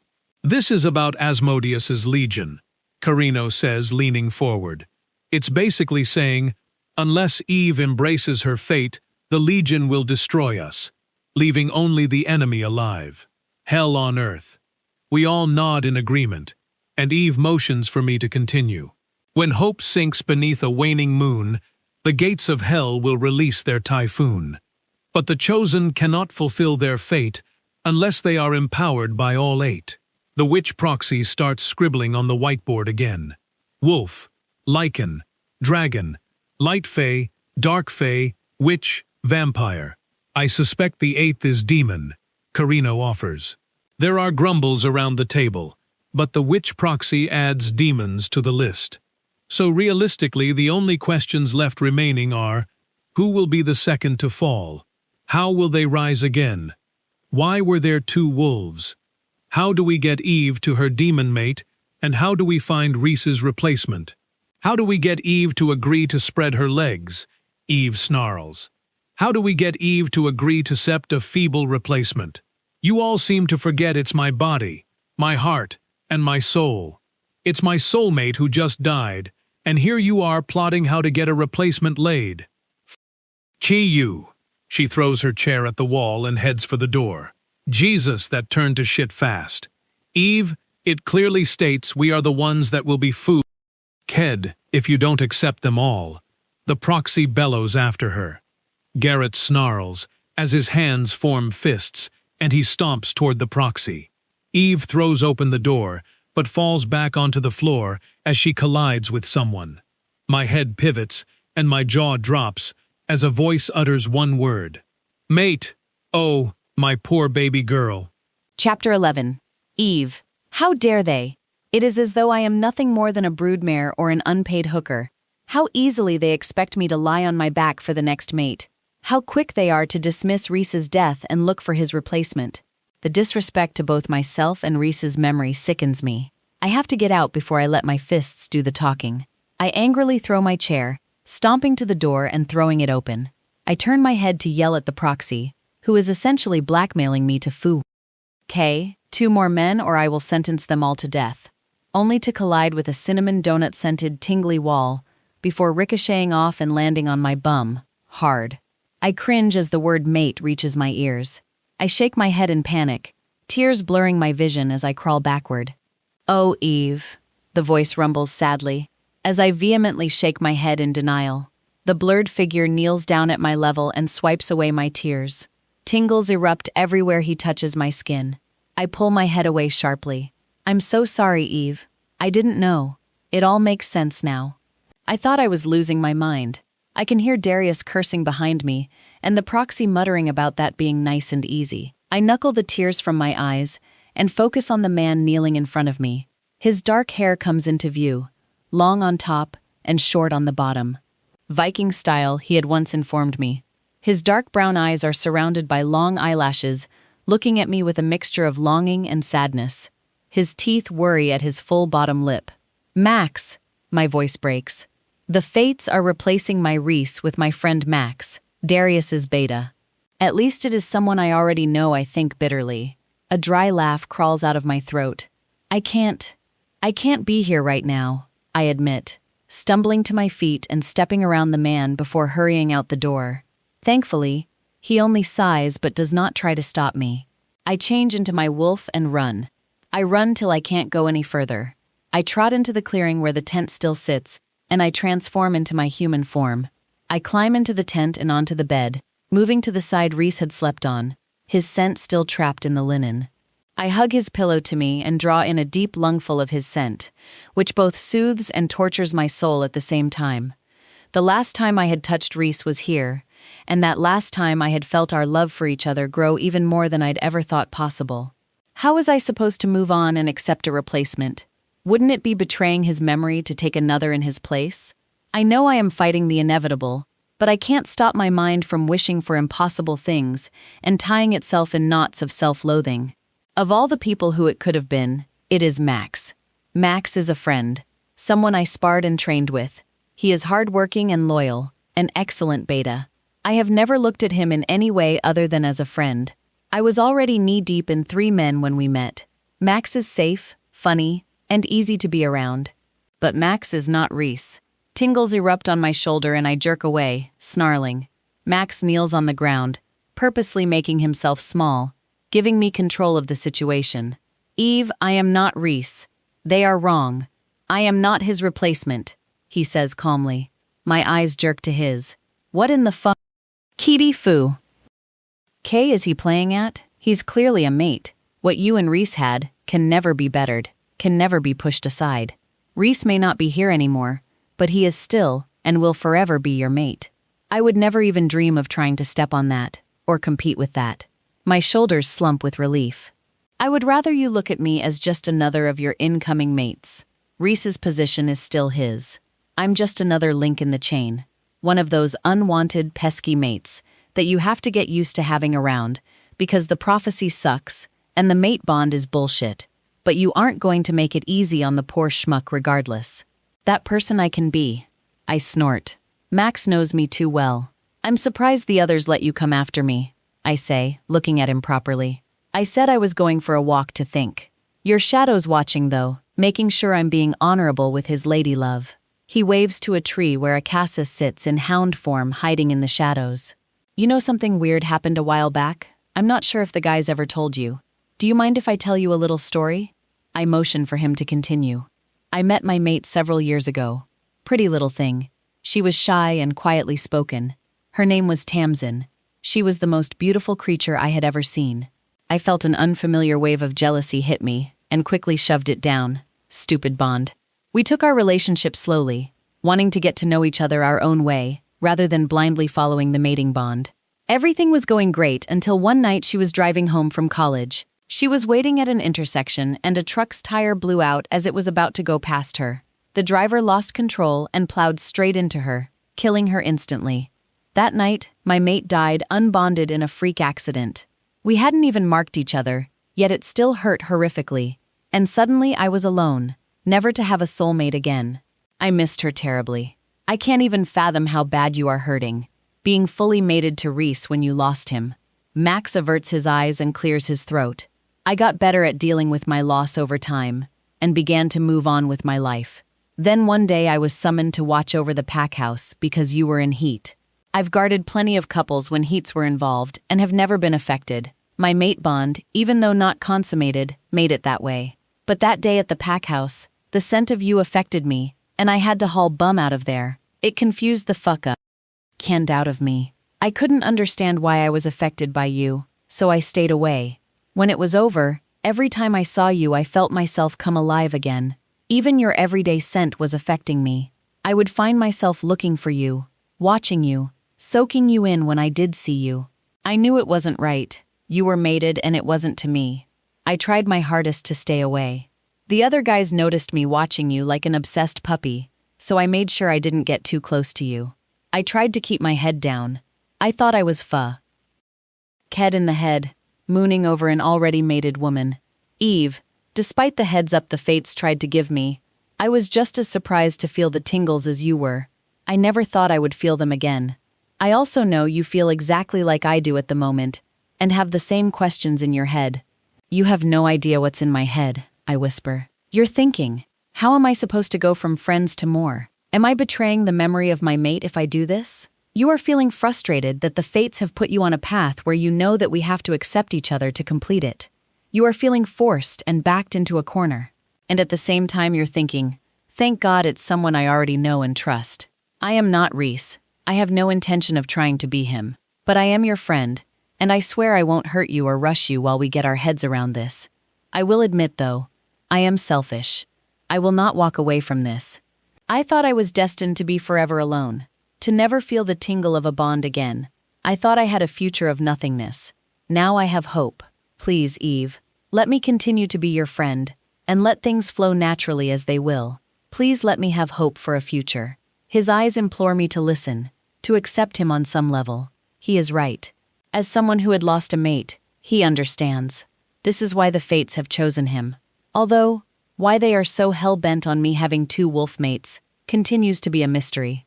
You are not Reese, I tell him, looking into his eyes. I see his shoulders slump, sadness oozing from his pores. But you are my friend, and I am glad in a Ked up way that it's you.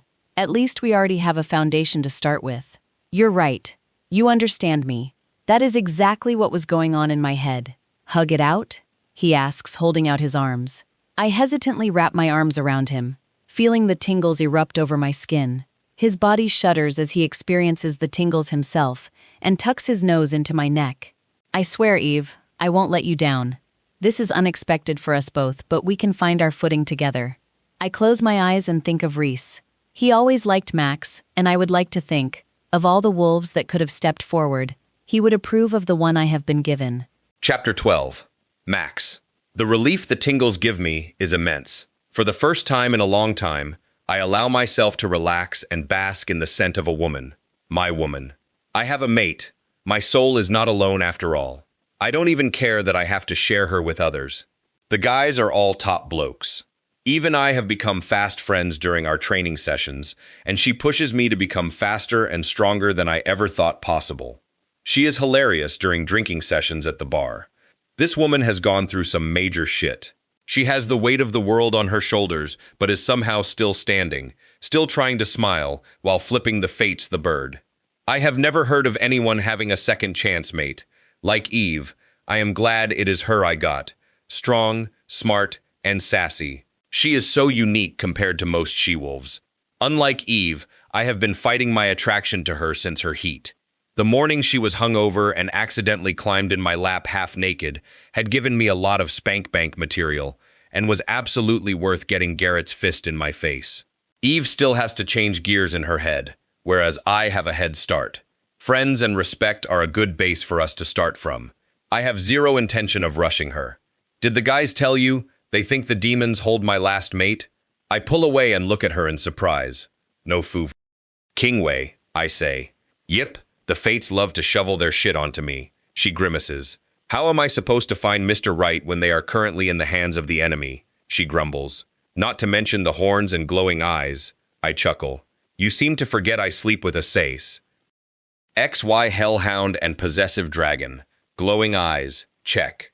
Horns. Check. She says, laughing momentarily before her eyes go back to being lost and sad. Have you tried going to Reese's grave and talking to him? It might help, I suggest. No point. It's just a body there, she says, shrugging. Bellestein harvested his soul, so he can't hear me, but I'll free it as soon as I lop that bastard's head off. Jesus, Eve, that's a lot to be dealing with, I say, shaking my head. Poor Reese. What a shit hand to be dealt. It always is. You can still walk away. You don't have to bend to fate's will. I have a wolf, so I should be fine. I'm surprised they have sent in another wolf, to be honest. Shoots our original theory about why I got Darius. Out the window. Eve. Even if I hadn't found out you were my mate. Friends don't abandon friends. I'll gladly help hold Bellestein down while you finish him off, okay? She smiles sadly at me. On one condition. Name it, I say, without hesitation. You can't die on me. None of you can. No mates, no friends. We all have to make it. I won't survive another loss again. I will do everything in my power to ensure I stay alive, I say. Promise, she urges. You know a warrior going into battle can't pledge that. We can only swear to do our best to stay alive, I try to reason. The prophecy says 2 will fall. I already lost one, she whispers. One of the 2 rises up, though. Unfortunately, that's not Reese. That must mean whoever is next will come back. Have faith, Eve. I study her face and realize Eve is flat out exhausted. You need to rest. You've overbaked yourself today. Too much too soon. Do you want to stay here or head home? Home, she says with a ghost of a smile. Acasis, who has been earwigging the whole time, steps out of the shadows and walks over to Eve, crouching down. I help Eve onto his back and we walk back. Eve lays down on Acasis and is asleep before we even leave the forest. Makita is waiting on the front porch as we approach. He looks at her lovingly and gently picks her up, carrying her inside. I turn to leave. Nope, Acasis says, smoothly transitioning into his human form as he cuts in front of me. She gave you a chance to walk away. You said you were going to be selfish and stay. Therefore, you're part of our house now too. Hurry up. Luca will have dinner ready. He claps me on the back and heads in. I raise my eyebrows in surprise. I guess now that it is known I am a mate, I have moved from the one to watch out for to surprisingly being welcomed with open arms.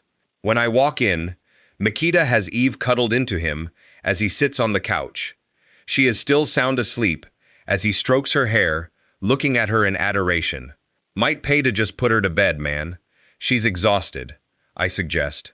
Trust me, it's just a power nap, Darius says behind me. He holds a cup of coffee and gestures for me to sit by Makita. First guide to Eve. Coffee is life. Makita carefully transitions Eve into my lap and goes off to fix himself a plate of dinner. Darius hands me the coffee and heads off to do the same. I allow myself to relax and look at Lysario sprawled on the couch opposite. I salute him with the cup and bring it to my lips, but it never touches them. Two hands deftly slide it from my own, and I hear a happy hum. Second guide to Eve, Ly says with a chuckle. All coffee belongs to Eve, unless she says otherwise. I look down at the beauty in my arms, happily sipping away on my cup. Third, if you want coffee, make 2 cups and pray you can drink faster than she does. Darius laughs, handing me another mug. Eve eyes my cup speculatively. Don't even think about it, I warn. I just got back from recon. I need caffeine too. She pouts and I relent, topping her cup up with my own, before actually getting to take a sip. See? You're getting the picture fast. Lee grins. Note to self, make a truckload of coffee in the morning, so I actually stand a chance at caffeinating. Dev brings over 2 plates. I place my mug down and gratefully accept one. Eve glares at him when he tries to hand her the second. D. We need more caffeine pronto. She's not ready for food yet, he says, backing away. On it, Darius calls back. I can't help but laugh. This woman has kings, beasts, and scary men wrapped around her finger. I knew they adored her, but this is next level. Shame, Luca says teasingly from the kitchen. I picked up a cheesecake earlier. Both Eve and Dev's heads swivel to Luca. She jerks back to look at Dev and growls, baring her teeth. Dev grins mischievously and races for the kitchen. Eve launches herself from my lap and over the back of the couch, tackling him. She's gone from tired, grumpy coffee fiend to full-blown Satan. She has him in a chokehold, and Dev struggles to get free. I cheer her on. Dev deserves whatever he gets. Everyone knows not to get between Eve and cheesecake. The others watch in mild amusement, and I get the feeling this is something normal to them. Dev's face is going purple. She releases him and rushes for Luca, snatching the plate of cake from him and jumping up to stand on the kitchen island. Don't you do it, Eve, Dev rasps, pulling himself upright. She grins evilly. Her tongue licks across the top. I licked it so it's mine, she chirps. Foo Dev curses. I'm so going to spank your bum, he grumbles. Eve just blows him a kiss. Don't you threaten me with a good time, she laughs, sitting down on the island as she accepts a fork from Luca and digs into her dessert. After a few mouthfuls and teasing grins at a pouting Dev, she misses her mouth and the cheesecake tumbles off her fork and drops down her cleavage. Dev's on her like a shot, pulling her top down and retrieving it from her cleavage with his mouth, while Eve giggles. My favorite flavor, strawberry and Eve, Dev says, licking his lips. Eve grins coyly and forks another slice on before dropping it down her top on purpose and raising her eyebrow expectantly. Dev snatches the plate of cheesecake from her and throws her over his shoulder. We will be back soon, just heading off for a shared dessert, Dev announces, rushing them off upstairs. It isn't long before the sounds of Mo NS reach our ears and I snigger. This place goes from 0 to 100 pretty damn quickly. I think I may get whiplash living here. Chapter 13. Eve. Pulling myself free of Dev's heaving chest, I avert my eyes and dress. Reese is dead, and yet here I am having a casual K and enjoying cheesecake. He's rotting in the ground, and I'm having fun. What the actual Co is wrong with me? I hit my knuckles against my temple twice in frustration. Dev's arms wrap around me, holding me tight. Eve, you are allowed to find moments of happiness. You being happy doesn't change where he is, nor does being upset. It is what it is. Nothing changes it. It's healthy to break free of the sadness when you can, he murmurs against my ear. It's only been a couple of weeks. I shouldn't be happy about anything yet. It's too soon, I explain to him. He turns me to face him. Show me where it says you can't find happiness. Show me where it says you must be miserable nonstop for a certain period. I'm calling bullshit, Dev growls at me. You have every right to feel what you feel, but you don't get to feel bad for still loving and enjoying being with the rest of us. We may not hurt as bad as you, but we do miss him and mourn him. We can all still feel that loss and be able to find pockets of happiness. Please, Eve, stop punishing yourself every 5 minutes. He pecks my lips and kisses down my neck. I pull away. He's right. It does hurt me more than them. My soul got shredded. Werewolves die from this, yet they expect me to function. They say I'm allowed to feel how I do, but apparently, that only applies when it suits them. They can't dictate when and what I feel at their convenience. I won't let them. Dev tries to cuddle me to him gently. I don't want to be babied. I just want Reese. Phooey. Kay? I shove Dev away and march out the door and down the stairs. Eve! Dev calls after me. Not now. I snap over my shoulder. Eve, he's dead. We aren't. We are still allowed to live. I spin on my heel and pin him against the wall in a heartbeat. I am very aware that my mate is dead. My voice is calm and deadly. I am very aware that my other mates are alive. Just as I am aware my feelings will yo-yo around while I get through this. You need to accept that. Understand that I know we are allowed to live through this. But there are some days when I wish I didn't have to. It's called grief. I accept that Reese is gone. But for the love of God, let me do this my way. I don't have a grief switch that you can just flick off. How can we, when you don't let us in? Your mind is shielded so tight in our bonds. We are staggering around blind, Dev growls. Fine then. I was doing that for them. I drop the shields in my mind. Dev sucks in a shaky breath as my emotion reaches him through the bond. I hear a few gasps behind me before I slam the walls back up. Foo? K. My lichen sways unsteadily. Exactly. I put a shield up so you don't have to be distracted or dragged under. Sometimes ignorance is bliss. I step away from him and head for the front door. At least take one of us with you, Dev calls after me. I scowl at him. Fine. Carino, will you accompany me? His eyes widen with surprise, but he nods and gets up from his chair as I head out the door. We walk silently and aimlessly for a while. He breaks the silence first. Why me? Because you don't catfoot around. You speak your piece, and you say what needs to be said. I don't want to be treated like I'm made of glass, nor like I'm being unreasonable in feeling how I feel. My brief experiences with you have been ones of understanding and honesty. You help where you can, you try not to overstep. I don't think the others can offer me what I need right now. Then he says the most magical words. I didn't get the chance to know him. Will you tell me about him? I smile a genuinely happy smile, one that I have no remorse over. I would love to. We settle down on the ground of the meadow we have entered, and I tell him everything.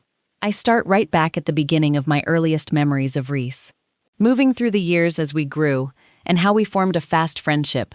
How we started training together. How we fell in love. Sneaking around and hiding our relationship. The extremes we went to so we wouldn't find our mates, not realizing we already had. The attack on the pack. Finding out we were mates. I even veer off course and admit everything that happened during my captivity. I not only help him know Reese, but I also unburden my soul of my secrets and my fears. Carino is a brilliant listener. He listens intently, asks questions, laughs with me, and wipes my tears away. We talk for hours. Then when I am done, he begins to talk about himself, how the shadow circle is judge and jury for the light and the dark. Some of the horrific missions he has been on. His parents, who are distant, unloving parents. How he trusts no one, never allowing anyone close to him. He is a pillar of strength and justice to his people.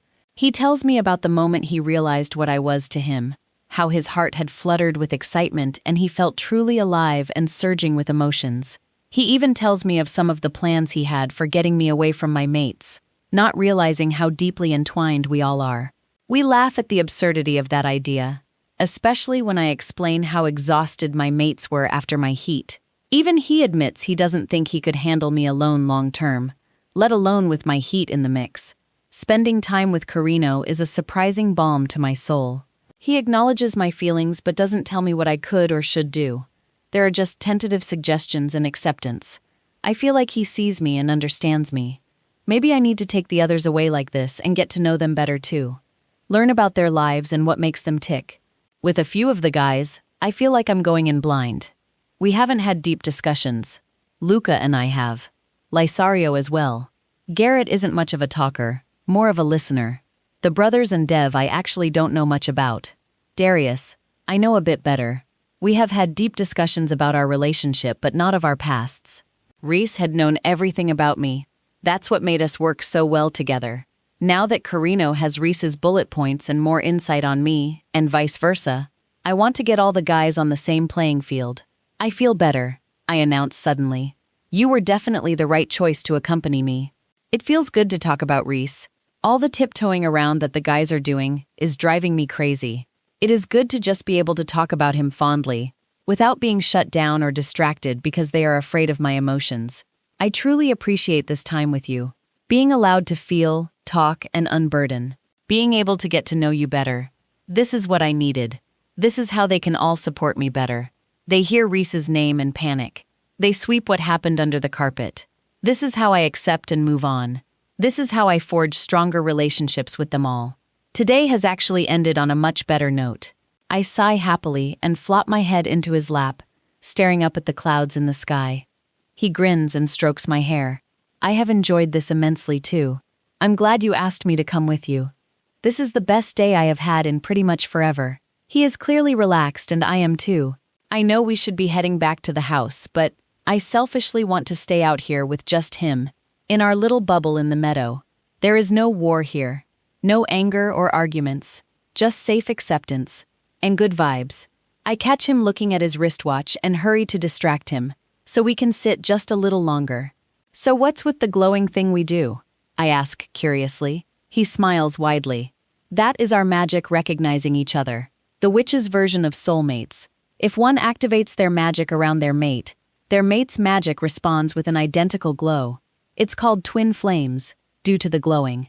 He grabs my hand and starts glowing. My own skin immediately matches his glow. It's beautiful. It's like seeing what I imagine an aura would look like, I say, watching the swirl of the colors. That is essentially what it is, he murmurs. I sit up, keeping my hand in his. It's so beautiful. Your essence is stunning. He looks ethereal, surrounded by a symphony of colors.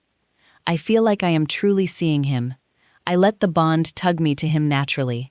My face leans into his, and without further thought, I let my lips touch his and sink into his arms. Chapter 14. Lysario.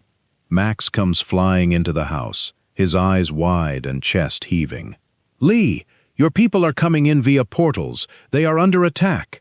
I throw down the spoon I was using to stir the spaghetti sauce and race out the door. My heart thuds uncomfortably in my chest. On the training field, portals wink into existence. My people are injured, and some are also dragging the dead through with them. Eve and Carino run over to me. Eve's hand goes to my shoulder. "Oh, lie, oh no," she whispers as she takes in the scene. I watch her turn herself from the scene and gather herself, rolling her neck and bouncing on the balls of her feet. She spins back to the scene in front of us with her game face on. "Max, send out an alert to medical. All hands on deck." Her eyes glaze over as she calls to her mates. Then, clearing her eyes, she looks over my shoulder and makes a beeline for a man staggering towards us. She throws his arm over her shoulder and helps him walk to us. "Irinda!" I exclaim, mortified. He is bleeding from a nasty head wound, the side of his face blackened from being burnt. His regal clothes are reduced to mere tatters and ash. Eve eases him down and he grimaces at me. "It's all gone, brother. Don't bother sending the troops. They are burning Ferry to a crisp. There's nothing left to save." My face drains of color, and I shake my head in denial. "Our people. We have to save our people. Those that can are portaling in here. We will have to wait for the enemy to withdraw before we look for survivors." Asmodeus brought his full army. "We didn't stand a chance," Irinda says tiredly. I look at him hard. "How does he know the demon prince's name?" "What do you know of Asmodeus?" I ask, confused. "I know that this was overdue karma. Our father wiped out their women," he says matter-of-factly. I snarl at him. Am I the only one not privy to the dark dealings of our history and people? I turn to Eve, but she has already moved and is helping my people and the med team. Her vines twitch around, sewing up cuts and assessing injuries as they decide who needs help the most, shoving the doctors at those that need help the fastest. The witches are also using their magic to heal people as they race from fey to fey. I see doctors shake their heads and close the eyes of the dead. Warriors, instead of fighting, are reduced to rushing around carrying bodies. I kneel down by my brother. What of our sister? Our brothers? Father? I ask desperately. Father's room was on fire. We couldn't get to him. We separated to help get our people out. The ones that we could get to, that is. I haven't seen them since. Portals are opening less frequently. I pull away from Irinda and begin to race from person to person, trying to find my siblings. Hundreds of displaced fae litter the field, some crying quietly, some shell-shocked into silence. A few scream for their losses or from horrendous wounds. I comfort my people the best I can, offering water and helping to bandage wounds. Not one of them is my brother or sister. I can't bring myself to look at the ever-growing body pile. It's beginning to outweigh the survivors. After a while, the portals stop coming into existence. Did I miss them in my hurry? I stand and stare at the field in horror. Is this it? Is this all that remains of Fairy? A mere 800 people out of nearly 10,000. Eve comes up behind me, her arms sliding around my waist as she rests her face on my back. "I'm so sorry, Lee," she murmurs sadly.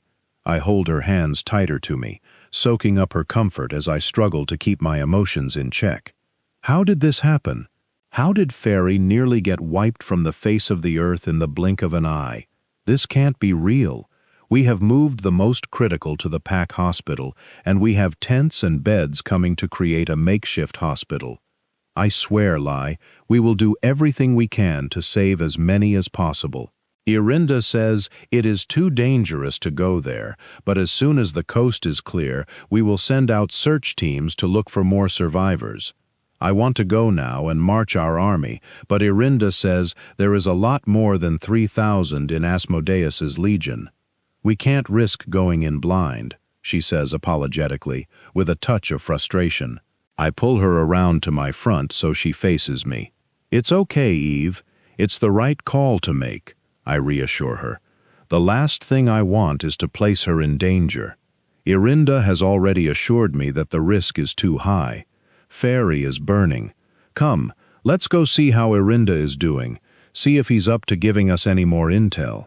I place an arm around her and guide her back to where I last saw my brother, only he isn't there. I find myself starting to panic. Eve's vines flare out, searching around her as if they have eyes before they all swivel in the direction of the body pile. My heart stutters. Please, no. He wasn't that bad. We race over to the body pile, looking at the faces of the fallen for my brother. Who are you looking for? Irinda asks from behind me, and I have to fight to stay upright. I spin and see my brother getting tackled by Eve in a hug. Jesus, Tinkerbell, don't scare us like that, she admonishes him.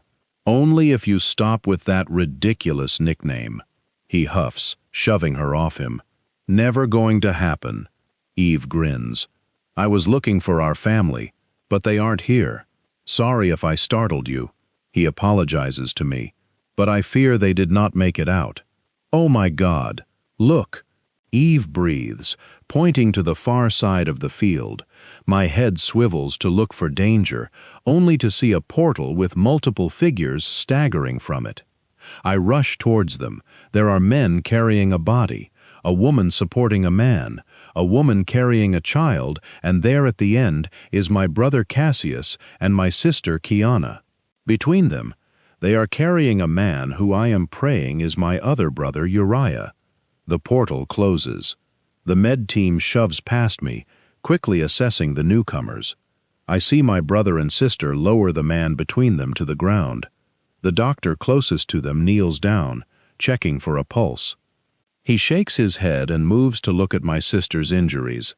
I look down and see Uriah's sightless eyes staring at the stars. Horrible injuries mar his body. They did something so we couldn't portal. It was a massacre. We had to keep moving and evading until we found areas we could portal from, Cassius says, looking at our fallen brother. It's gone. All of it. They burnt the fields, the trees, our homes, and even the heart of Fairy. Nothing is left. The animals, the people, they are all gone. We are all that remains, my sister says between sobs. How many made it? Cassius asks. Somewhere around 850 are alive, but the number continues to drop. Some have wounds too severe to survive, Eve informs us. The med team are trying to stabilize as many as they can. What are we going to do? Kiana wails. We have no kingdom, no homes. We have our king and queen, Irinda says. Fairy is wherever they are. We mourn our dead, and we create a new kingdom. With less than 1,000 people? Kiana scoffs. Hardly a kingdom. Eve's vines start waving about in agitation before they wrap around the trees nearest to us and plunge into the dirt. The ground vibrates with energy, and the trees glow softly as the limbs wriggle and distort. What are you doing, my Anam? I ask worriedly. Her head pivots towards me. Her eyes are pure white and unseeing. Bringing Fairy home, she says, but her voice is layered with the voices of many. Mikita and Akasis come up behind her, placing a hand on her shoulders. The glow increases. Feed Fairy! Mikita yells at us. I put my hand in Eve's and immediately feel my energy tugged. Cassius, Kiana, and Irinda join in placing hands on available shoulders. More Fae come forward from behind, and the glow becomes a glaring light as hundreds of us network our essence and feed it to Eve. Both light and dark Fae, for the first time, stand united as they combine their magic to make a new home. I don't know how long we stand there. It could have been minutes, it could have been hours, but the blinding light suddenly dies out and leaves behind a wonderland. Houses, as far as the eye can see, are made of majestic trees, vines writhing among the branches. A phoenix flies among the flowers that are popping up, and a silver stag prances away into the woods. Darius strides over to where Eve stands, swaying tiredly between the dark Fae. He picks her up bridal style. So, you leave me to build a house for you when you can build a kingdom with the flick of your wrist. He laughs. Sorry, Eve slurs, snuggling into him as the vines retreat to her wrists. Darius starts to carry her towards the house, and the gathered Fae take a knee, fisting their hands to their hearts and murmuring, "Thank you, my queen." I turn to my siblings. Let's get those who don't require further treatment to their new homes and settle them in. If you guys want, you can sleep at our house, I offer. I think I would like to find our new home and get our people sorted. Go to your queen Lai. She needs to rest, and your presence will calm her, Irinda says. I nod and head after Darius. Murmurs of my king reach my ears. King! I'm now the king of my people, and Eve is my queen. Fairy isn't lost to us after all. Fairy is right here. Home is where the heart is, and Eve holds mine. Eve is my home. Chapter 15. Mikita. It takes 3 days for us to sift through the rubble. The wolves sniffed out the dead, and the soldiers laid down their swords to dig out the bodies. The enemy has leveled the light Fae realm. They have torched everything. There are only 3 survivors found, and they are in very rough shape. The body pile has grown grotesquely large. On the day the Fae farewell their lost ones, those grieving hold hands and their magic swells. Vines grow up from the ground and gently pull the bodies down, returning them to the earth from where all life grows. The circle of their lives is completed. They have almost wiped the light Fae off the face of the earth. Those remaining are lost as they try to settle into their new way of life. There are a little over 700 left now, excluding the warriors that have been pledged to Eve's army, with many still walking the line between life and death. Will there be enough of them for the race to be able to come back, or will they be doomed to slowly fade away and become nothing more than memories? Eve is convinced this is the true beginning of the war. She warns us to order our people to abandon their kingdoms, requesting we send those that are too young or too old to hide among the humans' lands, and the rest to band together to make a stand. I have ordered my people here immediately. Carino does the same, and the wolf packs merge with Eve's and Darius's packs, trusting Eve's judgment. Garrett and Dev have sent word to their councils to begin evacuating the kingdoms, but dragons and lycans are a stuck-up bunch, with the majority refusing to leave their lives of privilege and luxury, thinking they are infallible. Neither king wishes to take their subjects' free will away, no matter how much Eve warns them of the death toll. The evacuation of those two kingdoms is laughable. Eve is furious. Adamant more lives will be lost. She calls for volunteers among the Fae to act as lookouts and supply rescue portals, but she gives those who answer the call strict orders that they are not to risk their lives for the arrogant Fu.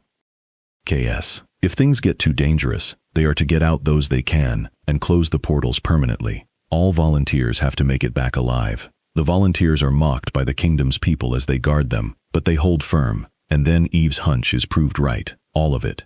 The Lycans are not expecting to be attacked in the middle of the night as they sleep. It is only due to the vigilance of the stationed Fae that any of them make it out at all. The alarm sounds too late, and many are slaughtered in their sleep, none the wiser of their doom. Same as last time, the kingdom is burned to the ground. There are no survivors this time except those the Fae have managed to portal out as the attack began. Eve punches Dev square in the face for not forcing his people, and demands that Garrett order his people to safety. Free will is not going to save them.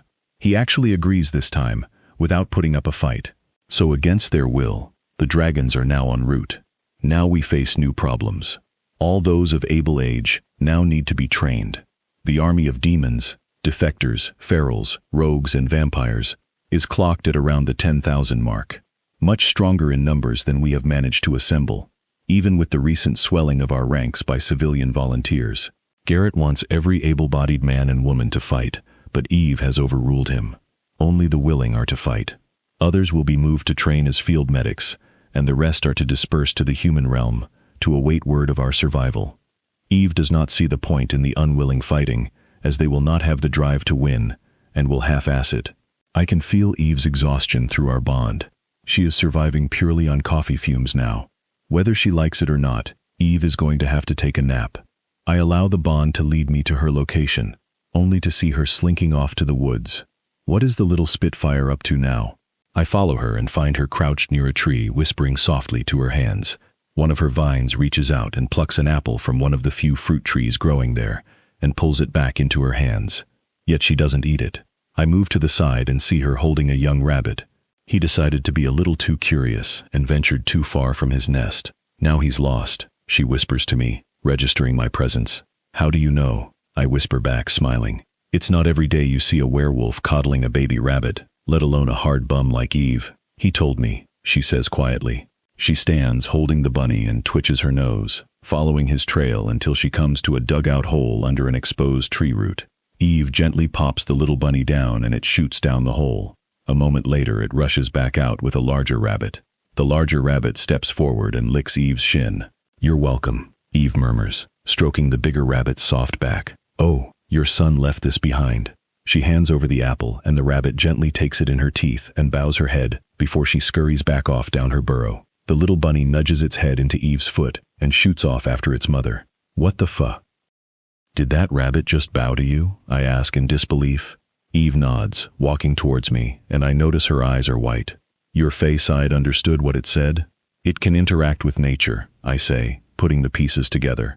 I have never seen any of the light or dark Fae bother to commune with animals, two beneath them. What I have seen is a moment of peace and gentleness in our crazy world. I cup her cheeks as she comes to stand in front of me. You're amazing, do you know that? The most wondrous creature ever to walk this earth, I admit quietly. I gently kiss her exquisite mouth. Her eyes flutter, and her beautiful brown eyes greet me as she opens them. I stroke her cheek. What were you doing out here anyway? Eve nestles herself into my arms, wrapping her own around my waist. Just needed a moment to myself. I was feeling a little lost. There's so much to do, Mikita. I feel like I'm drowning sometimes. I'm trying to delegate as much as I can, and you guys are all pitching in. But it's just too much. I needed to have a moment to catch my breath. Then I found the bunny panicking, and I knew I could help. It was something I could actually fix and give a happy ending to, she explains wistfully. We will get our happy ending, Eve. I have faith in us, I tell her, holding her close. Only if I sleep with 3 more men. She grumbles into my shoulder. She pulls back suddenly. Holy shit, I don't think I've ever had you alone. Usually, your brother is with us, or one of the others. Her vines leap out of her wrist and shred her clothes and mine as her hands slide up my now bare chest. Jesus, my girl, changes gears so fast. I raise an eyebrow questioningly. I'm multitasking. I'm having one-on-one time with my mate and releasing stress. She shrugs, her eyes twinkling with mischief. A laugh bubbles out of my throat and I haul her to me. One-on-one time sounds great. The nap can wait. I lift her up so suddenly she gives an eek of surprise. Grab the branch above you and get those XY legs over my shoulders, I order. Her eyes darken with lust as she does as requested, putting her already glistening cat right in line with my mouth. Perfect. I give her a couple of long, slow licks before I dive in. I edge her to release, and then slow down before she can go over. Her breaths are ragged and I roll my eyes up to take in her heaving chest and her fantastic tits. This is a sight I wish I could see more often. When this is all over, I'm going to make it a daily ritual. I wait for her breathing to regulate, and then I speed up again. I wait for her legs to start tightening around my ears, and the fine tremor to take hold before I ease up again. I smirk into her wet folds, happily inhaling her essence as she lets out a groan of frustration. She's right. We haven't been together alone before, and boy am I not in any rush to end my visit to paradise. I'm not sure if it's my quietness and calmness that makes her think I'm less obsessed with her than my brother, but I'm probably just the opposite. I watch her closely, monitoring her through the bond when I'm not beside her, watching her sleep and dreaming of her always. I would live between her thighs if I could, bathe in her scent, drown in her love. I just refuse to stifle her as a Cassis does, so I obsess discreetly. Eve is a strong, fiercely independent woman whom I respect. I edge her up again and back off when she gets to the edge. Mikita, please, she begs, desperate now. Let go of the branch, gorgeous, I tell her, giving her one long last lick and a quick kiss. She huffs but does as she's asked. I lower her directly to my painfully hardened member and swiftly impale her. She detonates on my snake, squeezing me beautifully, as my mouth possesses hers and I swallow her cries. It takes everything I have to keep from spilling in her, as her inner walls attempt to milk me. She gets her bearings and wraps her legs tightly around my waist. I pull back, before surging back in. Jesus, she is heaven on earth. Her eyes are dark with arousal, and noises of pleasure spill from her mouth as I quicken my pace. I lean down and suck a nipple into my mouth, loving the gasp she emits as I continue to plow unrelentingly into her. I feel the quivering begin inside and steel myself to fight against her muscles. But then she catches me off guard when she bites down on my bond mark and feeds from me. Pleasure slaps into me like a Mack truck. I feel my release surging out of me before I can even attempt to stop it. I growl ferally, both in pleasure and frustration. She has thwarted my plans of lasting longer, as her own release hits her. She retracts her teeth and licks my new bite before giving it a gentle kiss. I let myself sink to my knees slowly as I try to catch my breath. Eve, honey, you don't play fair. I grumble into her neck as I regulate my breath. She grins and bops my nose. All's fair in love and war, Mickey, she chirps. Actually, that gives me an idea. Chapter 16. Eve. Mikita has to portal us back since we have no clothes. Shouldn't have let the vines shred them. Oops! Except the little shit portals us into the lounge of the pack house instead of the bedroom, leaving me to do the walk of shame up the stairs, while his brother loses his shit at Mikita for getting his snake wet while his own is still dry. I can hear the front door open and close over the sound of Mikita's laughing and Acassis's yelling and stifle a giggle as I pull on fresh clothes. I feel sorry for whichever mate has walked into that. I hear footsteps on the stairs, light ones, obviously. They are avoiding the brothers. I pull on my combat boots, or shit kickers as Darius calls them, and swiftly lace them up. There is a tentative knock at the door. Okay, maybe Carino or Max? They were still too hesitant to walk in without warning. I sigh and throw the door open, only to have my jaw drop in disbelief. Bestie, Magda shrieks excitedly, throwing her arms around me. It's been forever since I saw you. I was so sorry to hear about Reese, sweetie. How are you doing? She kisses my cheek while I stand stunned, wondering what twilight zone I've wandered into. Magda is here. The Magda. Magda who had led Reese into a trap. She had betrayed his trust, and all of our trust too. Reese's death was on her head. I shake with rage and excitement. Magda has delivered herself to me on a silver platter for punishment. How delightful and generous of her. I don't know why she's here, but surely she knows she won't be leaving here alive. Magda takes my shaking as grief and coos soothingly, as she rubs my back. A sinister grin stretches across my face as I reach up and stroke her hair, before grabbing a fistful and swinging her face first into the doorframe. To my delight, she is so caught off guard that she doesn't even get to put her hands up. Her face hits with a satisfying thunk before she ricochets off and hits the back of her head on the opposite side of the doorframe. What the fuck? Eve! She shrieks, as though shocked. Was this bitch for real? Sorry, bestie. I just slipped. Oops. I shrug. Oh, she says, looking at me confused. No harm done. I wait for her to gain her footing, smirking at the blood pouring down her face. As soon as she is stable, I punch her full force in the abdomen and bring my knee up to greet her face, as she tries to bend and clutch her stomach. Oh my God, Magda, I am so very sorry. It was a nervous twitch, I say, my voice dripping with sarcasm. Eve, Magda whimpers. Something tells me you are upset with me. I'm sure we can talk about it, she offers tentatively. It dawns on me she literally has no idea why I'm angry. Yes, let's talk, Magda, I purr. Let's talk about how you portaled the love of my life, my mate, as well as my father, into a trap. I hit her with a left hook.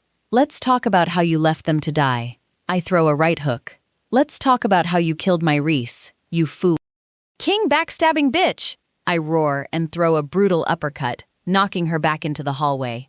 Eve, you don't understand. It was what my king wanted. Your king is dead, you foo. King piece of shit. You betrayed us for a dead, fat, lazy hole, I say, kicking her knee out. Magda scowls back at me. Eve, don't say that about my love. A growl sounds in the doorway. I throw my hand out. Get the Kate back downstairs, I snarl. This bitch is mine. I will be damned if my mates are going to take away my revenge and fun. I kick out her other leg and drag her toward the stairs, where the Fay brothers wait. They are in my way. Bypass time. I heft her up and throw her over the edge of the banister before leaping over and down, landing beside her. The idiot is trying to drag herself to the door now, whimpering. Magda, don't go yet. I thought we might have a girls' night, do each other's nails and shit. Really? She asks hopefully. This woman is officially crazy. Anyone else would be able to sense their looming death, but apparently not her. In her warped world, we are still the best of friends. She has no remorse for what she has done, nor does she understand that I am not okay with her choices and actions. No. I scoff. I turn her onto her back, straddling her. Then, palming a knife from my thigh sheath, I plunge it into her shoulder, pinning her to the wooden floor beneath, relishing the scream she lets loose.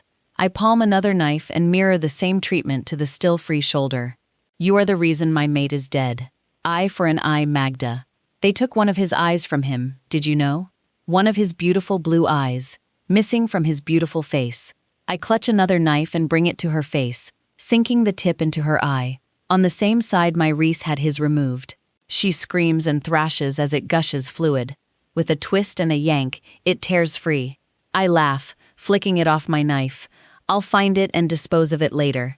Eve, Magda rasps, you have a ton of mates left. One loss is not the end for you. You'll be okay. The foo you... Come I will. Reese was not disposable, or a toy I put aside when I was bored. He mattered. He can't just be replaced. My men are individuals, and they are all mine. I love each and every one of them, and you stole one from me. You stole a piece of my soul. You stole his life, I scream, punching her to punctuate each word. She spits blood. You're supposed to have 10 mates, Eve. One less won't kill you. You're just being greedy, she gasps. I'm greedy, all right. Greedy for her blood on my hands, her death on my conscience. Red takes over my vision, and I hit her over and over again as she screams. Things squelch beneath me, and I grin. I laugh and laugh. The screaming has stopped, but I feel my claws elongate, and I laugh harder as I let them shred and tear to their heart's content. I'm not done yet. Finally, there is nothing left to tear. I flop down in the sticky blood and guts surrounding me and make a bloody snow angel as the red haze lifts. Best present ever, I sigh happily, glad to have worked off my anger. I feel like a weight has lifted from my shoulders. Relaxed, peaceful. A throat clears and I frown at my peace being disturbed.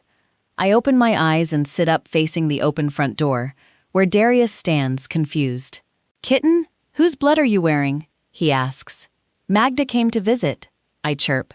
"She heard about Reese and wanted to know if I was okay. She was great, helped me work through a lot of my grief and anger issues, as all good best friends should."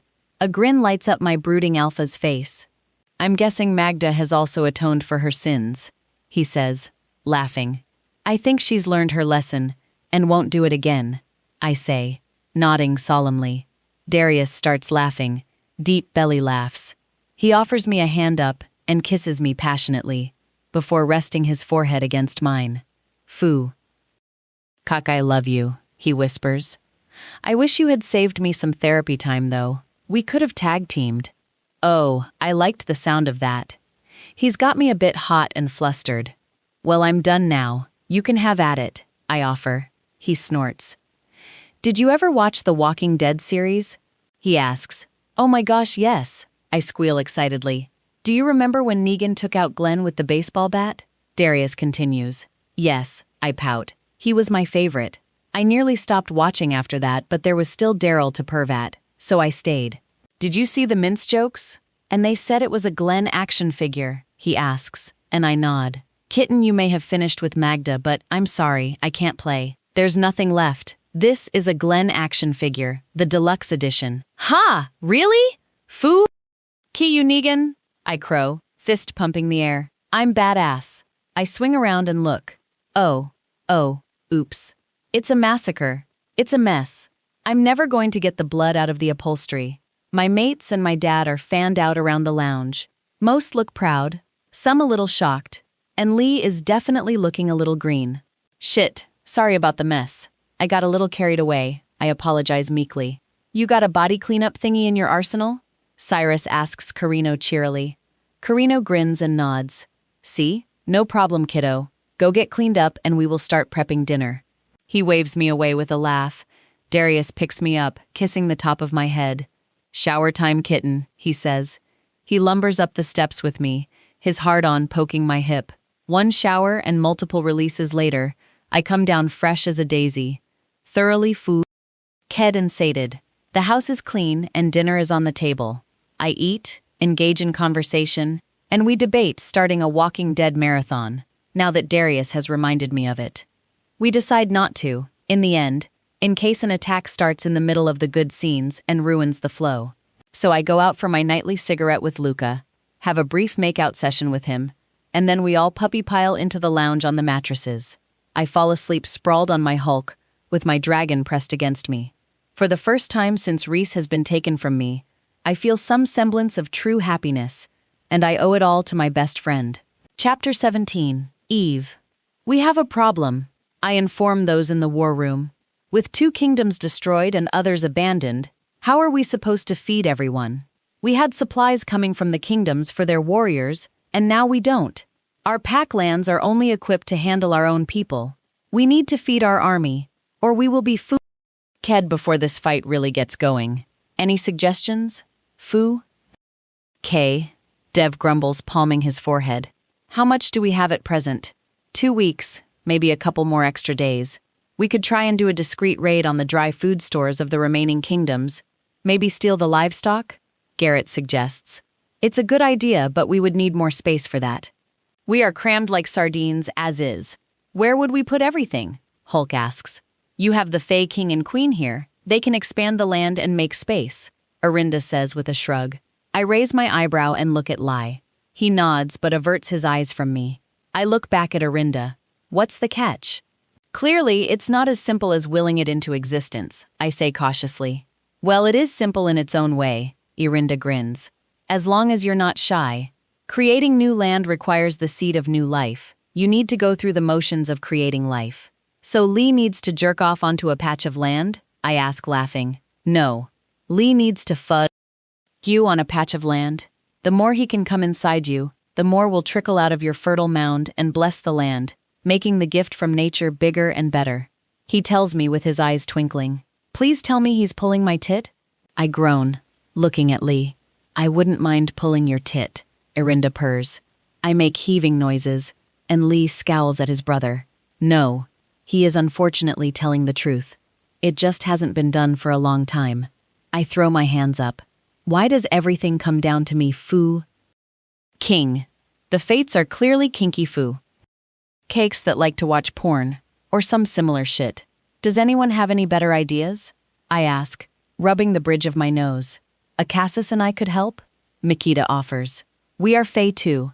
It would give you more seed. Better ideas that don't involve food. King. I groan in frustration. You can't take part. You are not Fae. You are abominations, Erinda hisses. The dark Fae were born of the light Fae but were cast out as we didn't measure up to your idea of perfection.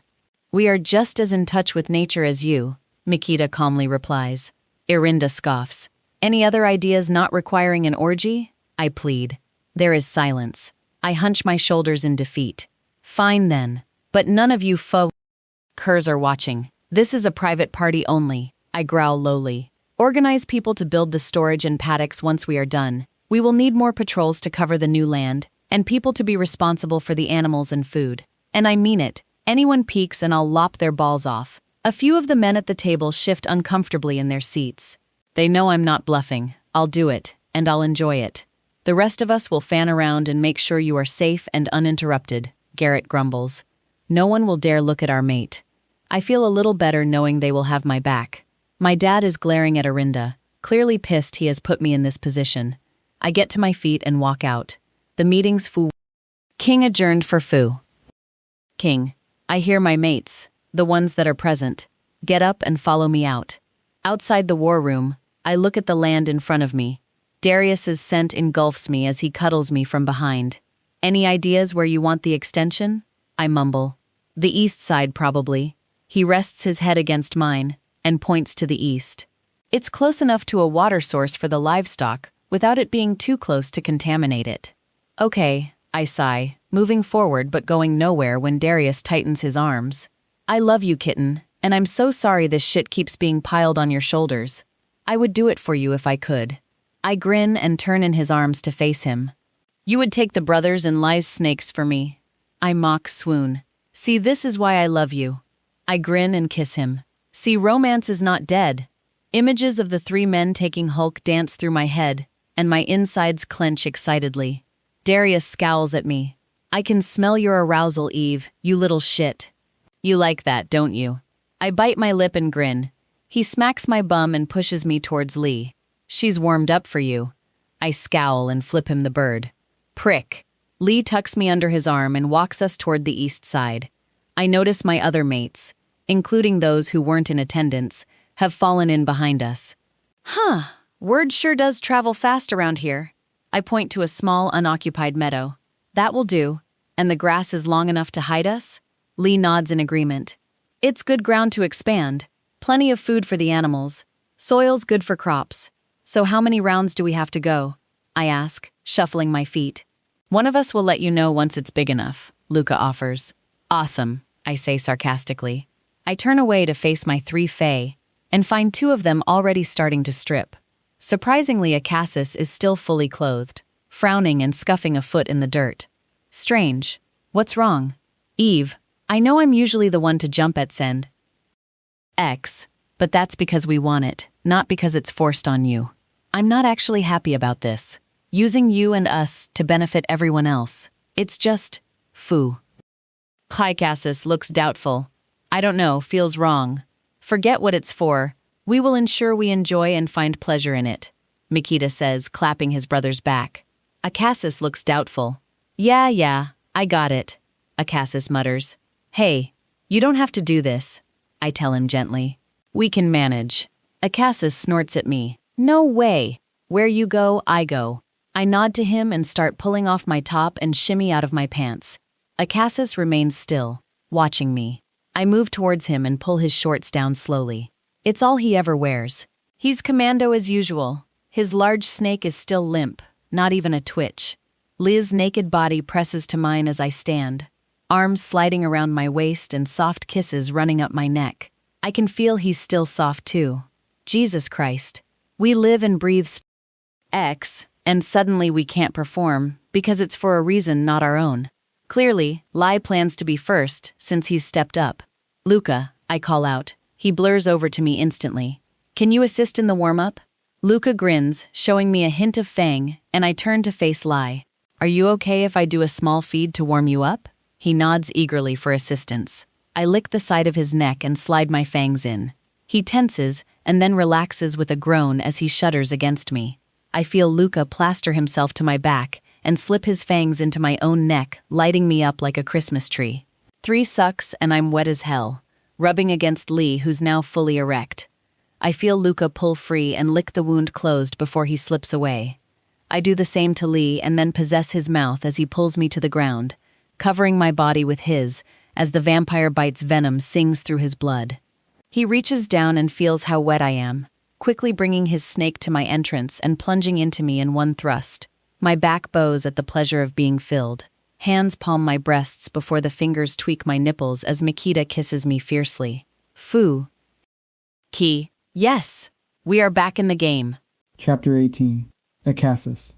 There is a very big difference between Fu, king for fun, lust, and love, as opposed to Fu, king because you have to. I always thought I would be ready and rearing to go. Want to Fu? K in the wild? Cool. Want to Fa? Ki in front of other people? Awesome. Want to Fu? K in the middle of a battle covered in blood? I'm your hound. But this Fu, king because we have to, this was Fa. King with me and not in an enjoyable way. It was like someone was holding a gun to my head. I don't like it, not even one little bit. I watch my girl approaching her first big O and clench my jaw. The fact both of them needed to be influenced by vamp venom to get jiggy with it pisses me off. It shouldn't be like this. Every Fu K with Eve is a gift, something to treasure. This makes it feel cheap, like some bum wipe is cheating us of something. I want to growl and lash out. Focus on her, Mikita murmurs in my ear. Nothing else, just her. Look at how her chest heaves, those beautiful tits begging to be sucked. Look at how well she takes his snake. Remember how it feels pulsating and squeezing you.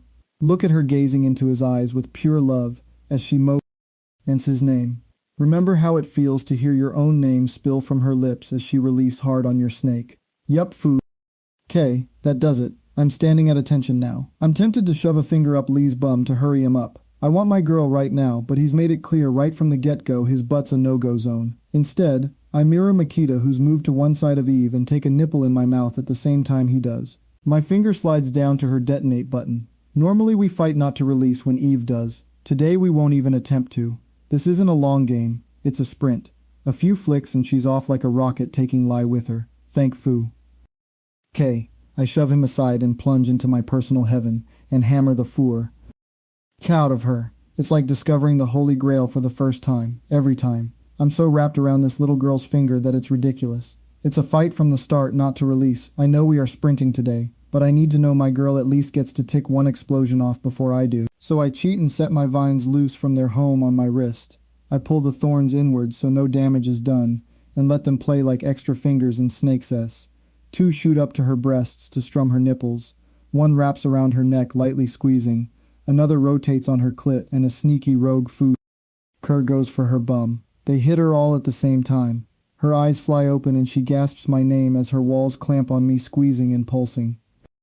K, yes, my queen, I roar, letting my seed loose inside her. Nikita shoves me free of her and I snarl as I fall sprawled out on the ground, snake still throbbing. Prick, I snap. Karma. Lai laughs at me. Okay, yeah, it kind of is. I watch Nikita take her hard and fast, angling himself to hit her G-spot each time he shoves in. I watch her body coil tighter and tighter as her back bows and she screams for him. He possesses her lips as he lets himself release, growling and snarling into her mouth. He loves being inside her and lives for the moment he gets to join their bodies together. He will hate that this is a sprint, wanting to be in her as long as he can. I wait for him to withdraw, for Lee to begin round 2, but then the greedy Fu K starts moving inside her again. Fu Cur, that's my trick. He rolls them both suddenly and pulls her flat to his chest. You coming in, Lai? The temperature's perfect, he rasps. I'll wait. Lai huffs. Prude. No crossing swords with him. Fu. Kim, I'll take one for the team. I quickly kneel down and look at that hot, dripping, penetrated cat and fight the urge to lick her juices. Every drop is for the new land. No dessert for me. I lick my lips but behave as I begin to fight my way in beside my brother. Jesus, this is stretching her limits. I hear her groan and almost pull away, but she pushes back, taking more of me. Dirty girl. She loves it. That's all it takes to get me going for it. I push in slow and steady but unrelenting. Once seated, I thrust in tandem with Makita, moving like one gigantic snake. Then we change gears and alternate our strokes. I can feel her quivers starting, so I lick my pinky and shove it in her bum. Off she goes again. I love how responsive she is. Her muscles are so tight on us that we can't thrust and my control starts to slip. I feel Makita pulse and let go, allowing myself to do the same. My seed bubbles up from my balls and squirts like a geyser inside her. I allow myself to lay my chest against her back for a moment as I catch my breath. My ever-ready snake has other ideas and is already beginning to re-swell inside her. It's insatiable for her. Makita pulls free and I pull her up to sit on my lap. Not moving, just enjoying her back against my chest, my snake buried deep. Lee slaps the back of my head, ruining the moment. My turn, Fu. Kerr, Lee snarls. He is usually so cool and in control, but he does like to watch. I guess crossing swords does it for him in a way after all. I huff and kiss my queen's temple, before reluctantly withdrawing from her welcoming depths. Got to share, play nice, and all that crap. I roll away after handing her off to Lai and wait for him to be done before I claim her again. He sits her in his lap, taking her gently this time. She probably needs gentleness after what my brother and I have just done to her. Lai stares into her eyes. She is his world, his moon, his stars. The two of them make love like no one else. It's truly a thing of beauty to watch. I see her shudder and wrap her arms around him, nestling her head into his neck as they move together in fluid grace. Lai, she breathes against his neck as she slowly comes apart in his arms. His hips stutter and he pulls her hips flush to his as he unloads. They sigh in contentment and give each other gentle kisses. Shall we see how much land this has brought us so far? Makeda interrupts. Eve nods sleepily, and Lee pulls himself gently free as he picks her up and stands. I turn and look around us. Nothing has changed. What the actual foo? Lee moves Eve to a position Darius likes to foo. Her in, legs draped over his arms, her back to his front, and her legs spread wide. Lai's vines come out and one slips inside Eve's dripping cat. Makita steps forward and does the same. Okay, so this is a thing? Thanks for the guidance, snakes. I follow their lead and Lee nudges Eve. You too, beautiful. She sighs but lets one of her vines slather itself in the delightful mess we have made. I wonder if she's ever, with her vines. Foo. Concentrate. Get your vines to take as much of the fertile seed as they can, and then plunge it into the dirt, imagining this small meadow expanding as far as you can see, Lee instructs. So we do. The ground ripples like a disturbed puddle, and I can't see the other guys standing watch anymore. Holy shit, Luca blurs to us a moment later. Darius said you can stop. Actually, more like begged you to. He laughs. Pretty sure you at least doubled our land. Foo. King music to my ears. Now I can Eve just because, not because we have to. I wonder if Lee will hold her like that while I do. I step towards Eve, but Luca holds up a hand. No you don't, big guy. Our girl needs a bath and food. Lee nods in agreement, kissing her, and hands her into Luca's waiting arms. Lai opens a portal, and we step through to the bedroom, where Lai shoots off to run the bath and Makita gets her clothes ready for when she's done. How disgustingly domestic. Fancy assistance getting clean? I offer, wagging my eyebrows at her. Her head lolls back to look at me. You are insatiable, she laughs tiredly. Only for you, my queen. Only ever for you. Chapter 19, Eve. The new land is coming along nicely. Crops are being planted, new storage units for the dry stock, and fences going up for the livestock. Teams are already doing sneaky raids on the remaining kingdoms and the abandoned packlands. It's all going so smoothly that I'm waiting for the other shoe to drop. We are on high alert day and night, waiting for an attack that doesn't come. Quite frankly, it's exhausting. My nerves are frayed. To make matters worse, the guys have been going out of their way to rev me up, but then get called away. It's left me frustrated and snappy. When it comes to nighttime, we are all so exhausted we just sleep. It's been 4 days of this shit. Garrett caught me over in the weapons room this evening, and finger foo, Ked me right to the edge, only to be called away because his warriors were fighting over some shit. Christ, I was one flick away from an release. Garrett has left me high and dry. Again! How much was a girl supposed to take? Carino wanders in, as I am kicking the shit out of the wall in frustration. You all right, hot stuff? He asks. Fine, I seethe, then force a smile onto my face. What can I do for you? I thought I would see if you needed a hand and offer my services, he says with a smile. My eyes dart to his crotch instantly. Gosh, yes, I need a hand. Focus, Eve. I lift my eyes back to his face with a blush. Just taking inventory on the new weapons that the Fae smuggled out of the kingdoms. Boring stuff. I shrug, pretending to not be a actually frustrated nympho, and turning back to the containers of weapons. Did you want me to assist? I'm sure you could find some use for me. Feel free to use me as you see fit, Carino offers. I bite my lip and suppress a groan. I am bloody close to using him all right. And why aren't I? He is a mate, a yet-to-be-claimed one. You seem tense? He says in my ear, as his hands start kneading my shoulders. My cat clenches like it's been hit with a cattle prod. Bad kitty. Just, working out some issues? I say, vaguely, biting back a groan as his magic fingers work out my knots. Anything I can help with? Jesus, could you ever? Is this about the whole Magda thing? If it's any consolation, I thought it was beautiful. You, drenched in the blood of your enemies, was the hottest shit I've ever seen. Seeing it trickle over your skin made me as hard as a rock. Watching you reduce her to mush made me nearly release in my pants. I had to go and jerk off in the shower.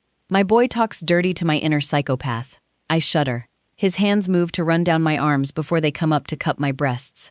He pushes his hard-on into my bum. A most end slips from my lips.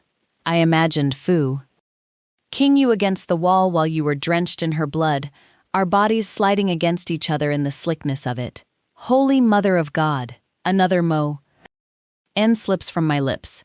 This shouldn't be making me so hot, but it does. It has flicked some switch in my brain. My inner darkness is peeking out, and it is reveling in it. Ever Fu Ked? Drenched in blood? I bet your inner vamp would love it. You would look like a goddess. I could bleed for you, Eve. You could bleed for me, and we could... I spin, slamming my mouth to his. He groans and lifts me, pushing my back into the wall as my legs wrap around his waist, grinding him against me. He grabs my hair and shoves me to his neck, and I bite, drawing his blood into me while he makes beautiful lusty noises for me. He touches my clothing and his own, muttering under his breath, and they disintegrate, turning to ash. Huh? Handy trick. He pulls my head from his neck with my hair, and I let the last mouthful of blood trickle out of my mouth and run down my chest. Foo! K, he groans, kissing me, plunging his tongue into my mouth to taste his blood. I reach between us and grab his hardened length and lower myself onto him. We both groan in bliss as he fills me. He palms a breast, smearing the blood over it, painting my skin with his life force. I watch his blood trickle down his own chest, from the bite wound I hadn't sealed, and feel my blood heat further. Blood and skin X definitely go great together. I don't know if it's my vampire side at work, or if my inner darkness has grown and lost the plot a little. I would never have associated blood and X before now as a good thing, but I will worry about looking at what's up with that later. I dart in, biting the other side of his neck and taking several big mouthfuls before pulling away and kissing him with a mouthful of his blood.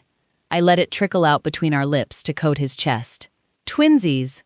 I pull back to admire my handiwork, while he case me to oblivion.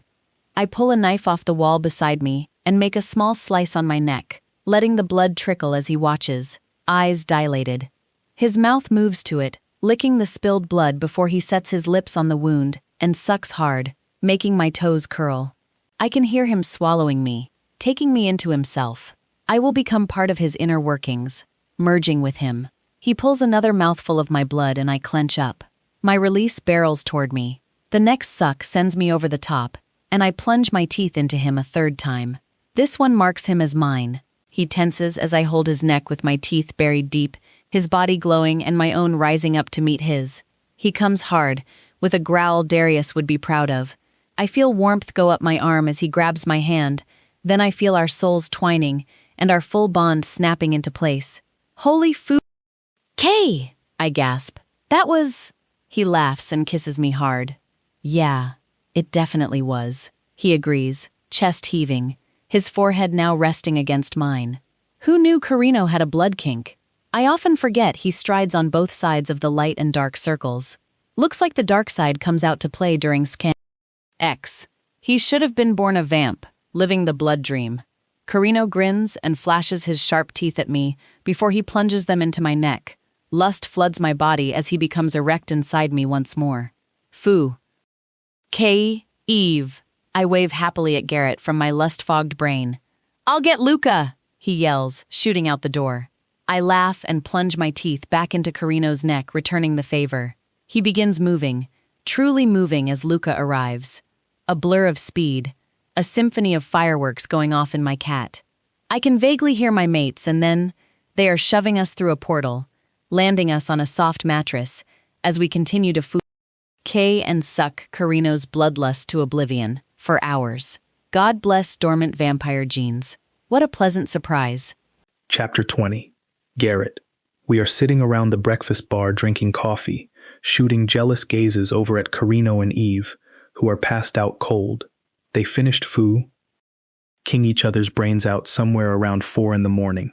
That's 7 hours of solid king, not including the time he had her before she called his hidden vampire forward. That's impressive. That's also 7 hours I wasn't king her. Is it like that every time? Max asks, looking both in awe and equally intimidated. Yeah, none of us realized quite what sex with a vampire was like. We are all feeling a little lacking. Not like that, no. That's a bloodlust claiming, Luca explains with a chuckle.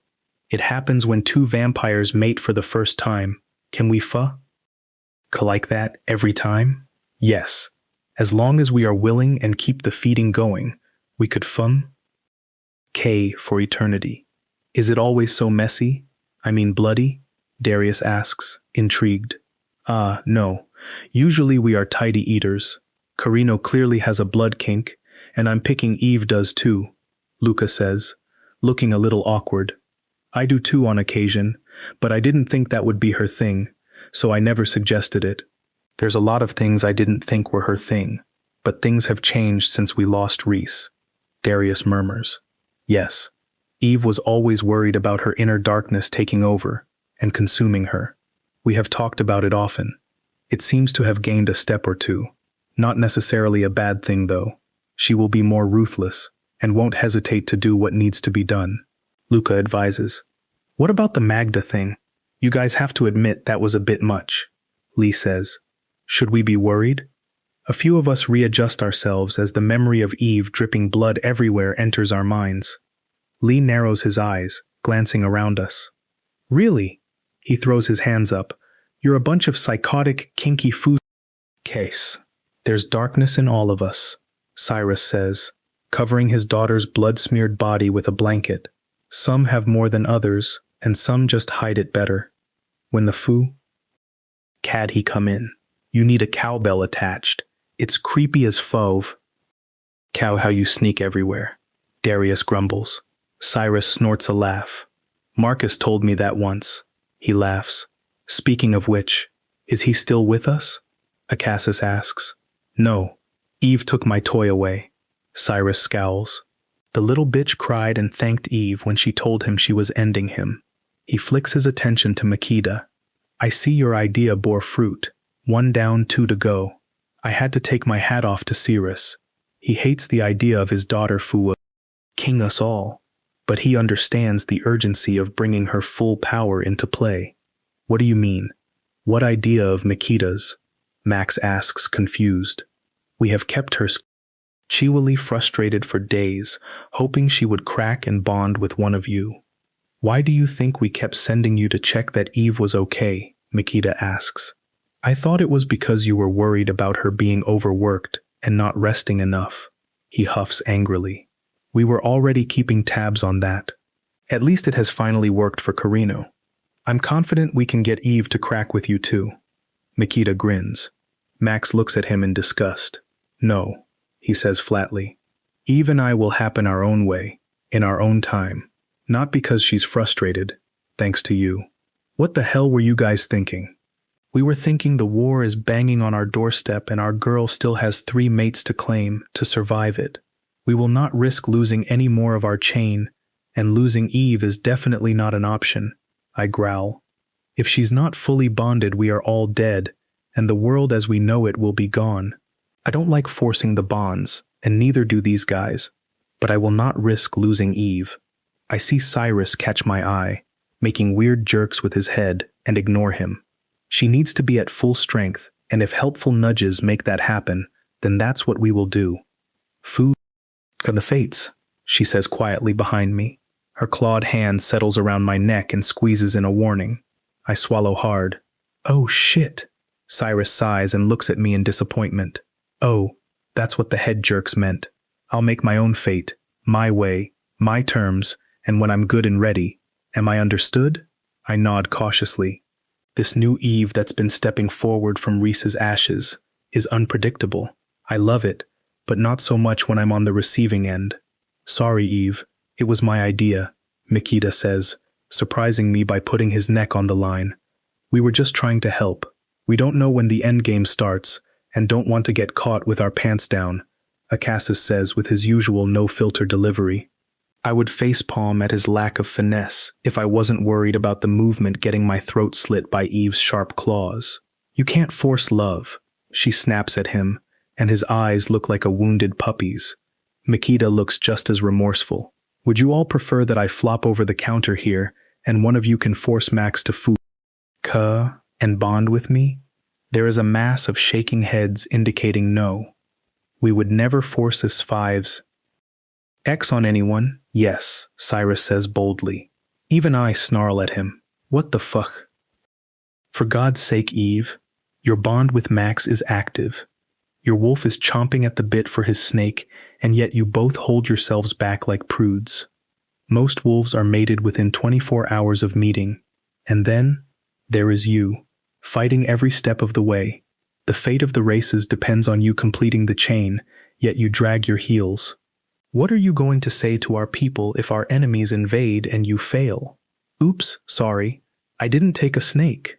I'm sure they would completely understand, as they are being massacred, he says dryly, and blurs out of the house. Eve makes a strange whimpering noise and releases my neck, her claws gone. Damn it. I'll take her angry, over-sad any day. She breaks my heart when she's hurting. I turn and pull her forward, wrapping my arms around her. Ignore him, Angel. He's being a tool, I tell her. No, he's right. I have dragged my feet, and I have everything to lose, she says, defeated. We all have everything to lose. You guys were right to push me. You may have nudged me, but it was still my choice. I chose to do it. Sorry, and thank you. I don't mean to be difficult, she sniffles. She wipes her eyes as Mikita hands her coffee, and she snuggles into my lap. We need to figure out how to get to the demon mate. Nothing more can be done until we know how we can do that. It's all for nothing without him. We better wake Carino then, I say. He knows the most about them. Luca nods and prods a very tired and grumpy Carino, informing him we need his expertise. Carino staggers over, completely naked, and takes a seat, trying to get his bearings as Dev slides him a coffee. We let him caffeinate before we start the questions. He looks up at us halfway through his coffee, taking in the silence and serious faces. Oh shit, did someone die? He asks worriedly. No, nothing like that. We need to ask you more questions about demons, I tell him. Thank Fu. K, he mutters, downing the rest of his coffee and pushing it away. I don't know everything, but I'll help where I can. Fire away. Is there a way to unbind Asmodeus from Belestine? Luca asks. No. When demons are summoned, the contract is negotiated between both parties. The summoned one is bound to the circle, but can be returned to his realm if the contract isn't struck. If the contract is agreed to, they remain in the circle, bound until they complete their task or the summoner dies. Once the task is done, they are given the agreed payment and sent back to their realm.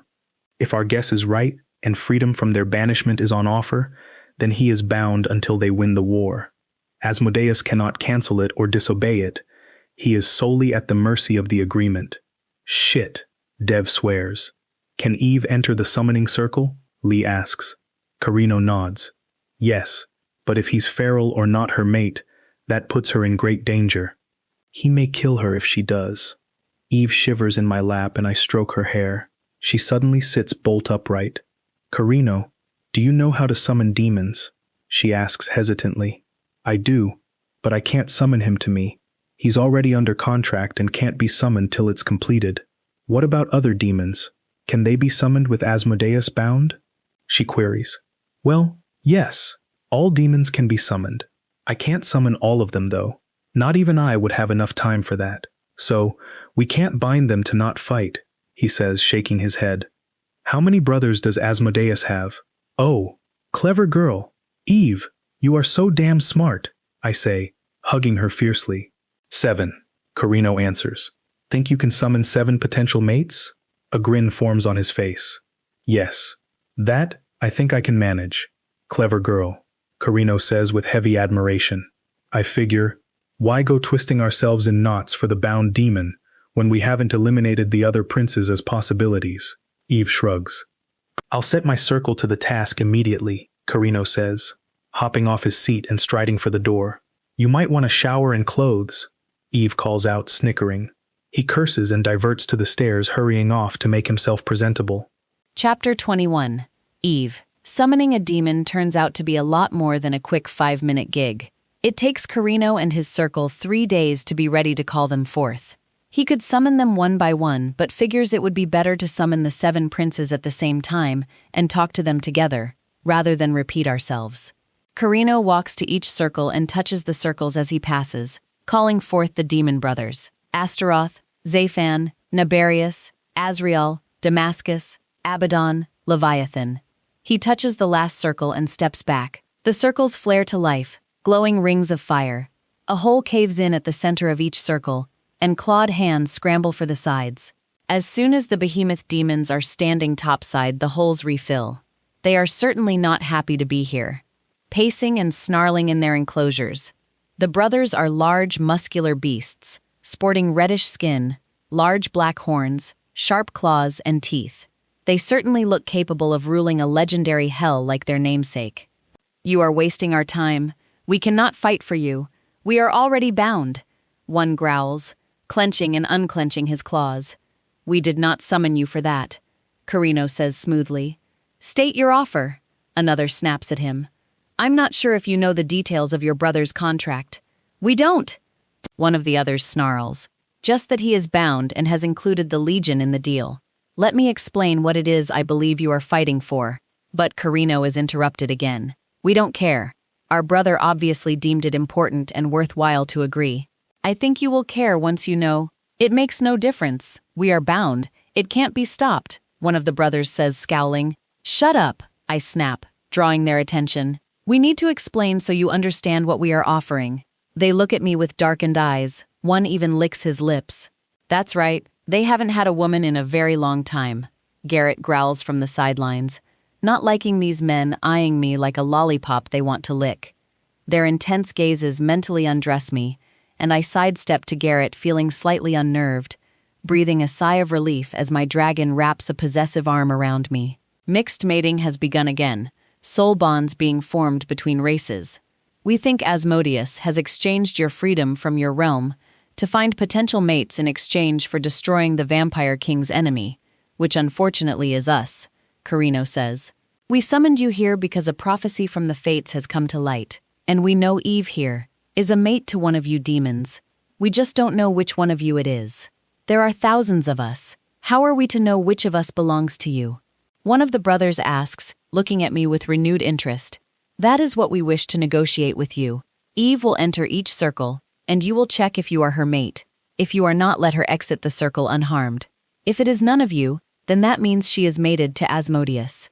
We are sure it must be one who is of royal rank, one who is in the line to succeed the king, which is why we have summoned you 7 only. Do you agree to the terms?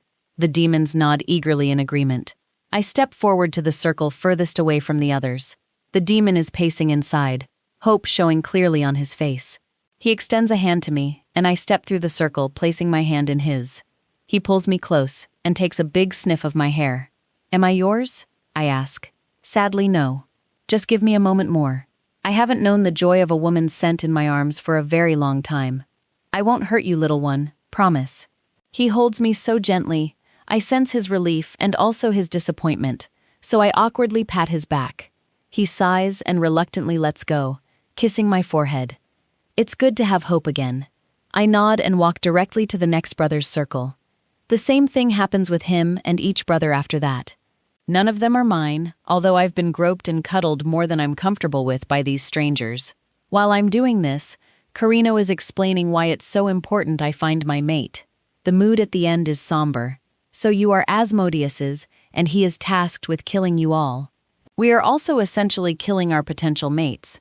We noticed women have been in the fights we attended so far, one of the brothers says unhappily, while Garrett rubs his own scent all over me like a demented cat, to get rid of the scents that the demons have rubbed on me.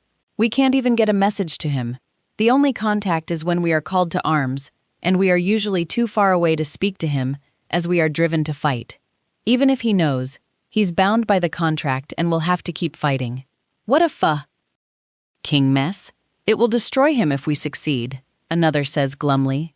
I can call our oracle over and see if she knows if your mates are alive and in this realm, I offer. The brothers nod slowly. I send a link to Poppy and she arrives pretty quickly. I'm not sure if I'll be able to help. It depends if the fates are willing, she says breathlessly, but I'll try. Okay, let's renegotiate.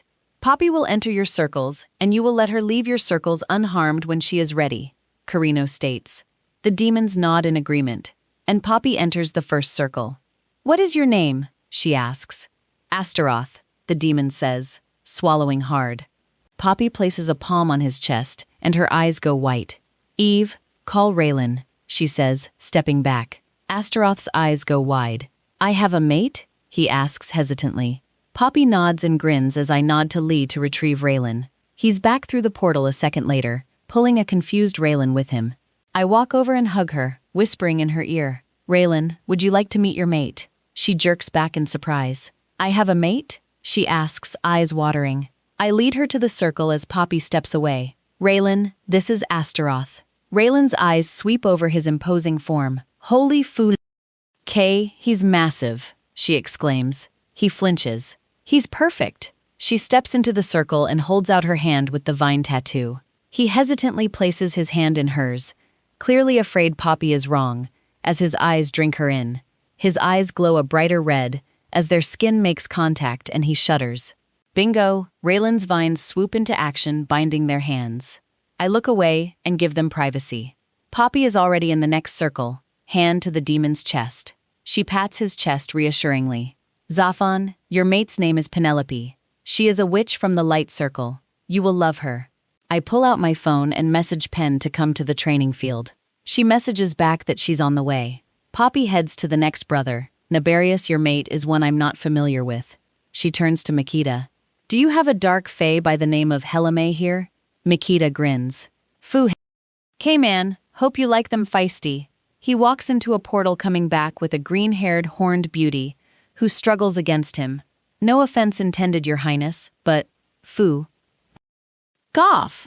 I was about to win a bet, the angry woman snaps.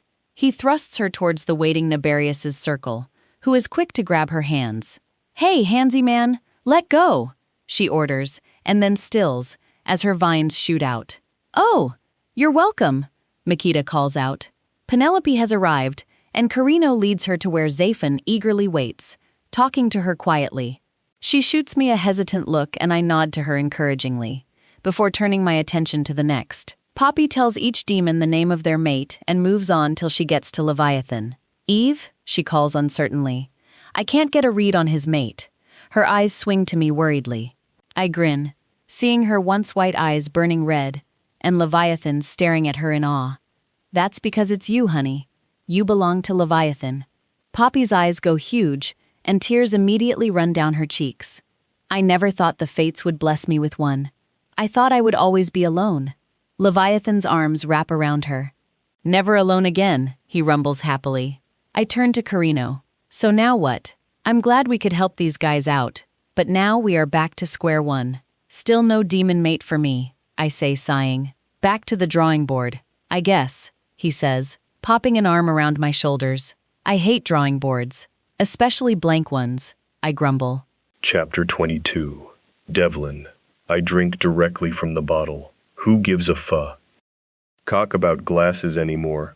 My people's numbers have dwindled significantly, all because I tried to be nice, tried to give my people a choice. Eve had warned me, and she was furious when I didn't use my position to force their hand. My pride, and the pride of my people have left us little better off than the Light Fae. At the rate they are taking us out, there won't be any races left to save. Thank Fu.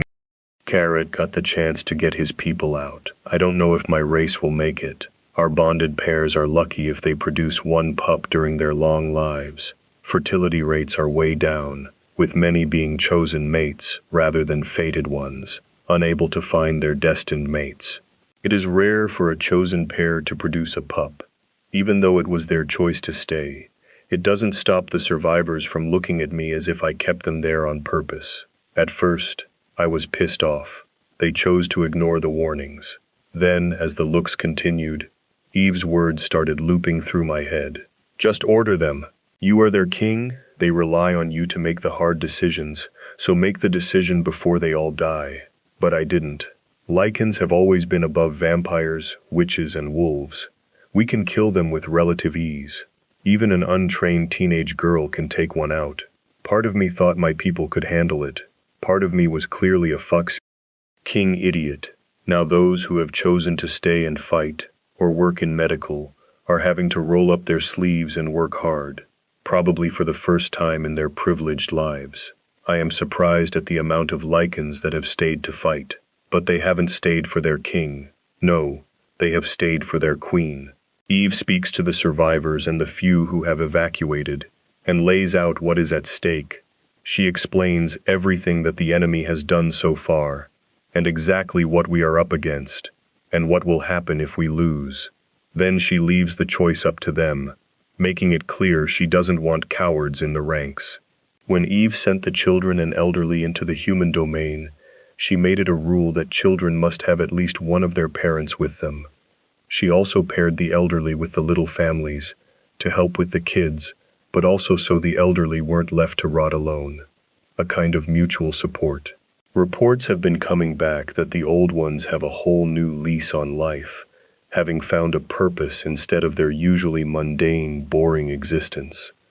Those who have stayed are being quickly whipped into shape by Eve and her warriors. They've found that they enjoy having their Lycan side used the way it probably should have been. The days of tea parties and politics are now long behind them. All because of Eve, my people have refound themselves and are thriving. I am no king. Eve is running rings around me. Huh, a soft voice says behind me. This is quite some pity party you've got going on. I growl lowly in response, hunching my shoulders. Eve snorts. Just calling it how I see it, she says, plonking onto the seat beside me and snatching the bottle. She has a quick guzzle and hands it back. So, Your Highness, what's up your arse? Penny for your thoughts. I failed them, Eve. You were right and I was wrong. Happy now? I mutter, not looking at her. You're right. You fool! Get up and I was right. I look at her, glaring, and she waggles her eyebrows at me. So what are you going to do about it? What can I do? It's already done, I exclaim. Eve grabs my chin and yanks me to look at her. Exactly. It's done. You can't change it. Thank you, Captain Fu. King obvious, however, this pity party doesn't help you, or them. Your people are not gone. You have survivors who are lost. They need you. They have you. I think you have it covered, I say snarkily. She slaps my face with her free hand. Sorry, wrong answer. Try again. Ow! Fuka. Can Eve, I grumble, rubbing my cheek. They are looking to you for answers. You are what they need. She slaps me again. This is fun. Please continue telling me the wrong thing. What do you want me to for? King say, I demand, throwing my hands in the air, exasperated. The right answer, she says with a laugh. Oh, I am so not in the mood for games. She snakes her head. looking suddenly confused. Who are you again? I sigh. Fine, I'll play. Dev, I snap at her. She looks into my eyes and searches them for something, then shakes her head and scowls. No, you're not. Dev's not here. What the fuck? Cock are you talking about? I snarl, my control slipping and lichen peeking out. Of course I'm here. Jesus, I know Eve's been slipping a bit mentally of late, but I didn't realize she was this far gone. I don't think so. Who are you really? And where did you put my mate? She demands. My lichen slips from my grasp and bursts forward. My claws go around her throat, and the little shit grins with delight. I shove her against the wall as she laughs at me. Oh, the big bad wolf has come out to play. Tell me, Wolfman, who are you? I am the Lichen King, Devlin, and your mate. I roar. Yes, you are. She smirks. Phew, what a relief. I thought I'd lost you for a bit there. She cups my giant jaw. Who are you? Tell me again. I am the Lichen King, your mate, I say with conviction. She purrs happily. Good, now act like it. Do you think you ked up? Then apologize to them. Tell them why you decided the way you did, so they share the blame. Then tell them how things are going to be moving forward. You are the king, so be the king. I ease back into my human form. I would first like to be your mate. She is still pinned to the wall by her neck. I run my nose up her neck, taking in her intoxicating scent. I need to reclaim you. Ensure you don't forget who and what I am again. My lichen is worked up. Not only have we risen up to reclaim our crown, but we have laid claim to Eve as ours again, and her current vulnerable position appeals to my lichen. It would be so easy to take her here against the wall, and she would love every minute. Well then, in that case, let me help you out. She leans forward and whispers, I heard that chasing your mate is a huge turn-on. Fancy a game of hunter-prey? She breaks my hold in a quick maneuver, darts to kiss my cheek, and runs out the door. I snarl and let my lichen loose again. She's right. Playing hunter-prey with a mate is a huge turn-on, and by God, I am going to show her how hard that turn-on has become when I catch her. And I do catch her eventually, but only because she stops for a quick drink at the river. There, against a boulder, I dominate her and reclaim her. I take her with the authority I have, the love I have, and the strength and kingship I wield. I cake her standing, and then I take her like the dogs we are. Fast, furious, ravenous. There is no foreplay, only the need to claim her. I her till her legs turn to jelly. The intensity becomes too much, and she cries uncle before I allow myself to release hose. And then I remark her with my teeth. She is mine. The kingdom is mine. It may have moved and merged with others, but I am one of the rulers of it. I am still king of the lichens, and it's time I proved it by helping my people adapt to the changes in their new lives. There is a silver lining. I no longer have to worry about trying to drag Eve to my kingdom as my queen. My kingdom is right here, and with her at my side, it will thrive once more. I take a moment to catch my breath, watching my mate's chest heave beside me. Strands of dark hair cling to her sweaty brow, and her lips are swollen from the kisses I ravished her with. She looks thoroughly sated. I kiss her damp forehead before standing and allowing my lichen to come forth. Where are you off to? Eve asks as I turn to swagger away. I'm off to talk to our people and get my ducks in a row. I'm going to reinstate myself as king. About bloody time, she laughs. Chapter 23. Eve. I stand on jelly legs as Dev struts away, once again confident in himself. I must remember to piss him off more often. The man certainly knows how to play hunter-prey, although it felt more like seek and destroy. I'm feeling pretty destroyed in my nether regions, in the best possible way. At least I can check Dev off my to-do list. I've definitely done him, and I enjoyed every second of it too. At least he's back on track, ready to be king again. Carino's already sent the demons back to their realm, their new mates staying behind. We have sent a few to the human realm so they don't have to fight their new mates in battle. This brings me to my next task, how to get to Asmodeus, so they don't have to battle in the first place. The demons, now knowing what they do, will be fighting under duress. We will be forced to defend ourselves, and vice versa. There is also the rat in Carino's circle, but he claims he's got a fair idea who it is, so I have left it in his hands. Then there is the whole Max situation. We are both as bad as each other with our issues. I know he wants me and my own bond wants him, but I'm just not quite there yet, and he doesn't want to push. I also need to speak to Lee, who still loves me to pieces but is definitely more cautious and watchful over me. I think I unnerve him a little. Maybe I did go a teensy bit too far with Magda, even if she did 100% deserve it. Maybe I'm overthinking this. If I just do the deed with Max and then portal to Asmodeus, jump in his circle, and get my freak on, then I've won. I pat myself on the back. Plan made. Check. Okay, I'll go have a chat with Lee and then track down Max. Fingers crossed we can get our shit together, and then I can cross him off the list. I groan. Since when has something as unique as mating been reduced to being part of a to-do list? Eve! Raylan yells out as I'm striding to the house. I pause and swing my head to look at her. We have info on demon mating. You may want to pump us for information. She sing-songs, thrusting her hips. Foo. K. I do need more info, and I am damn curious about them. As for pumping them, I think I'll just let the conversation flow as it may. I'm a bit pumped out after Dev's attention. I really should see Lee, but this shouldn't take long. I pivot and head Raylan's way, where she leans against the door of our bar smugly. Knew you couldn't resist, she laughs. I roll my eyes at her. I'm curious as fuck. K-Fu. King sue me. I need to know what I'm in for, and you know what I need to know. It's a no-brainer, really. Raylan grins and heads inside as I trail after her. She stops at a table full of demon-mated women. Poppy looks at me bleary-eyed, clearly drunk. Eve! She slurs. I have a mate! She screws her face up sadly. Hurts to be so far away from him. You need to hurry up so we can be together. Sure thing! I'll wave my magic wand after king my demon that I can't get to, and solve all your problems, I say dryly. Great! She grins happily. Knew I could count on you. I sigh. If only it was that easy. I take a seat and propping my chin in my hand and look at Raylan expectantly. She slides a shot of tequila my way. I have zero intention of drinking.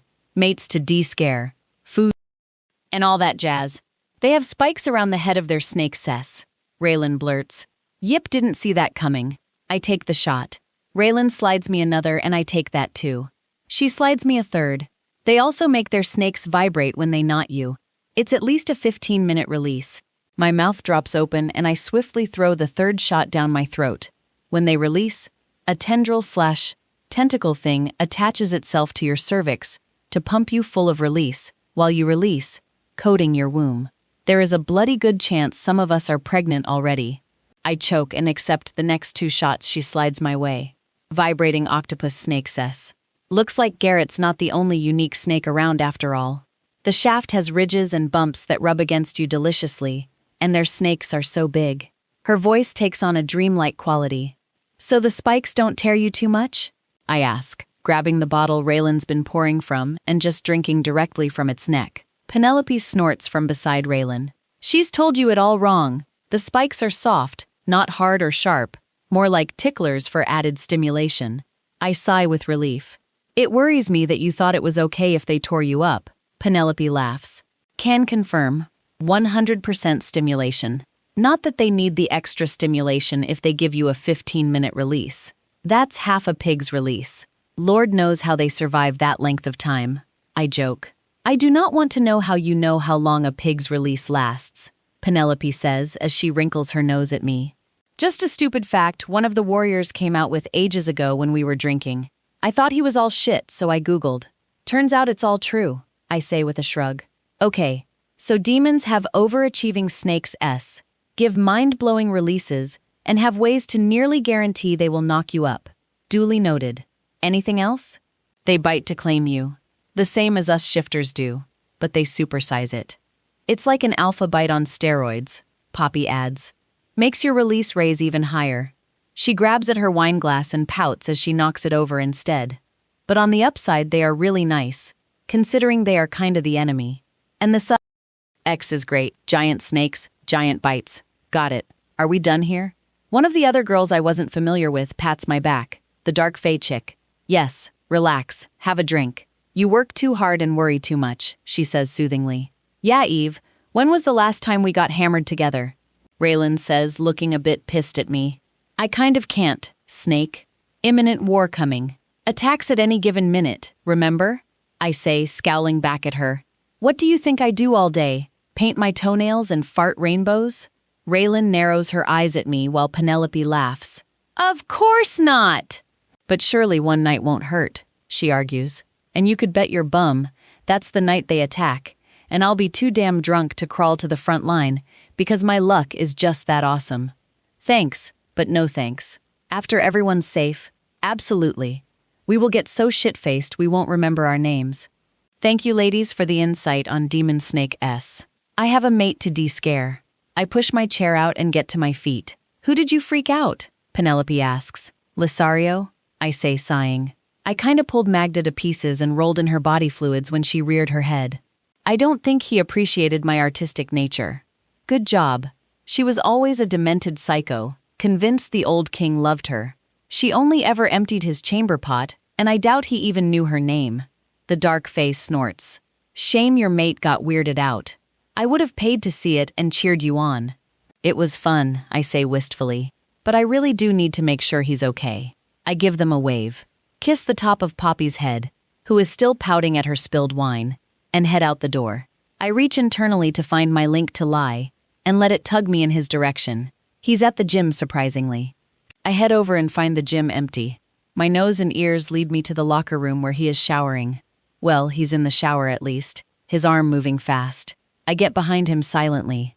He's so lost in his head he doesn't even realize I'm there. Afternoon handsome. He jumps a mile, jerking his hand away.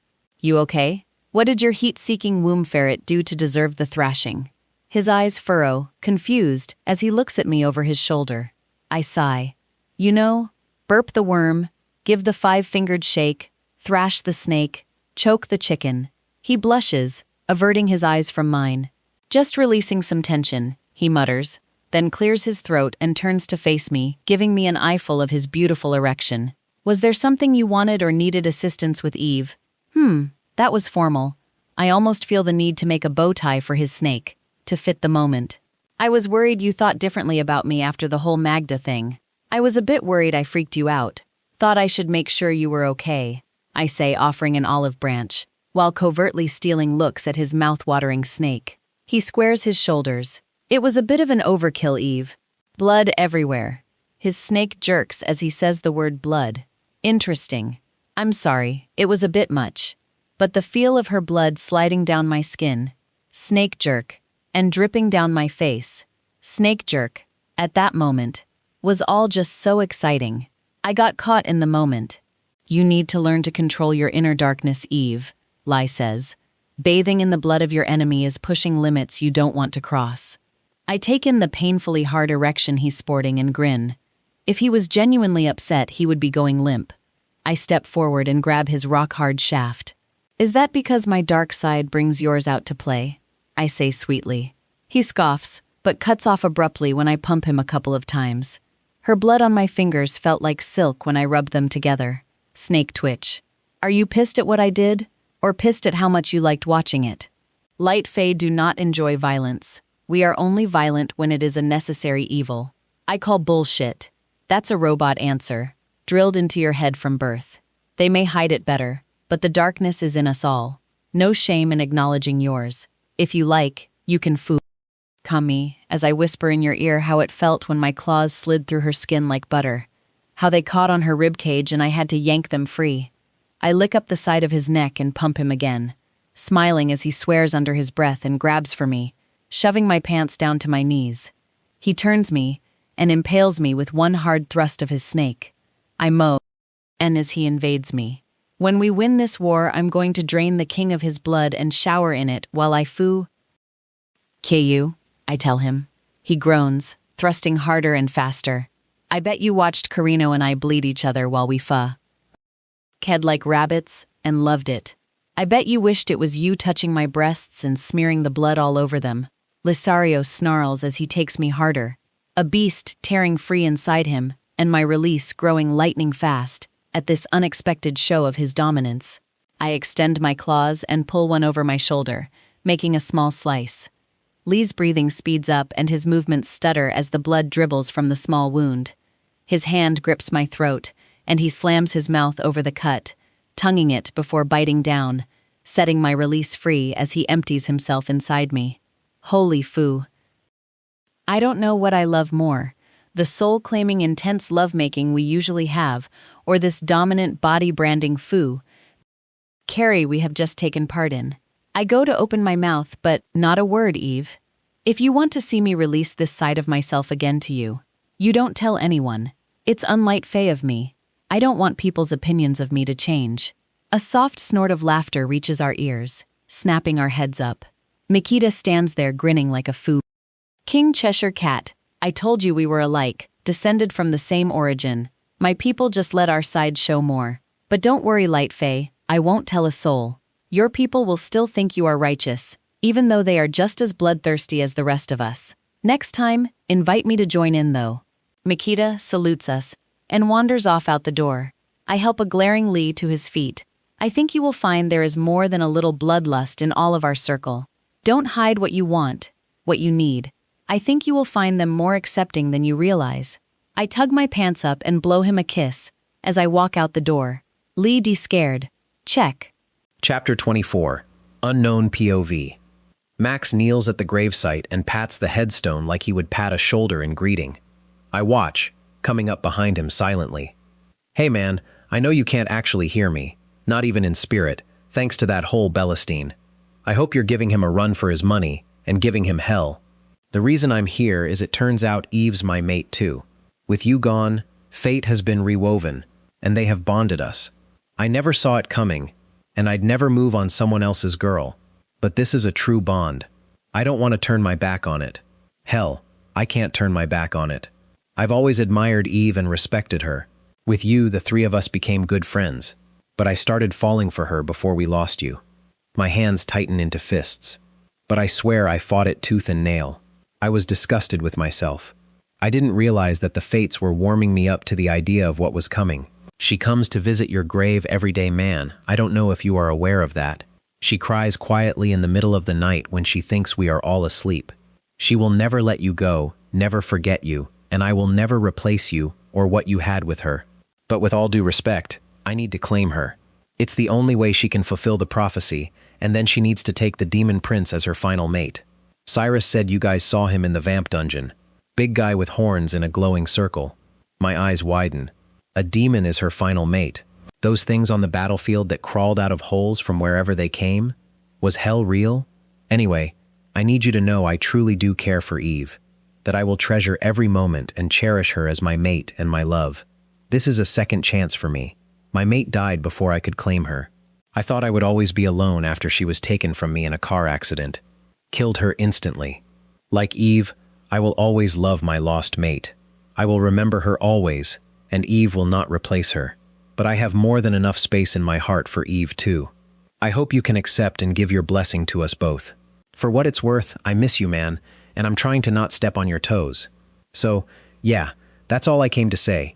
If you're not okay with this, you need to give me a sign if you're able to. He stands and looks around, even stares up at the sky like he's waiting for a lightning bolt or some shit. Part of me would really like to knock his block off out of pure jealousy that he will touch Eve and I won't. But he's a good man, loyal, strong, and a good match. If not me, it may as well be him. I turn and leave before his spidey senses detect me. Wolves have senses that tingle when I'm present, even if they don't know what I am, or why they are reacting. I have to go back anyhow. The master hole will detect I have wandered off and summon me if I'm gone too long. I let the binding wrapped around my soul rubber band me back to my prison.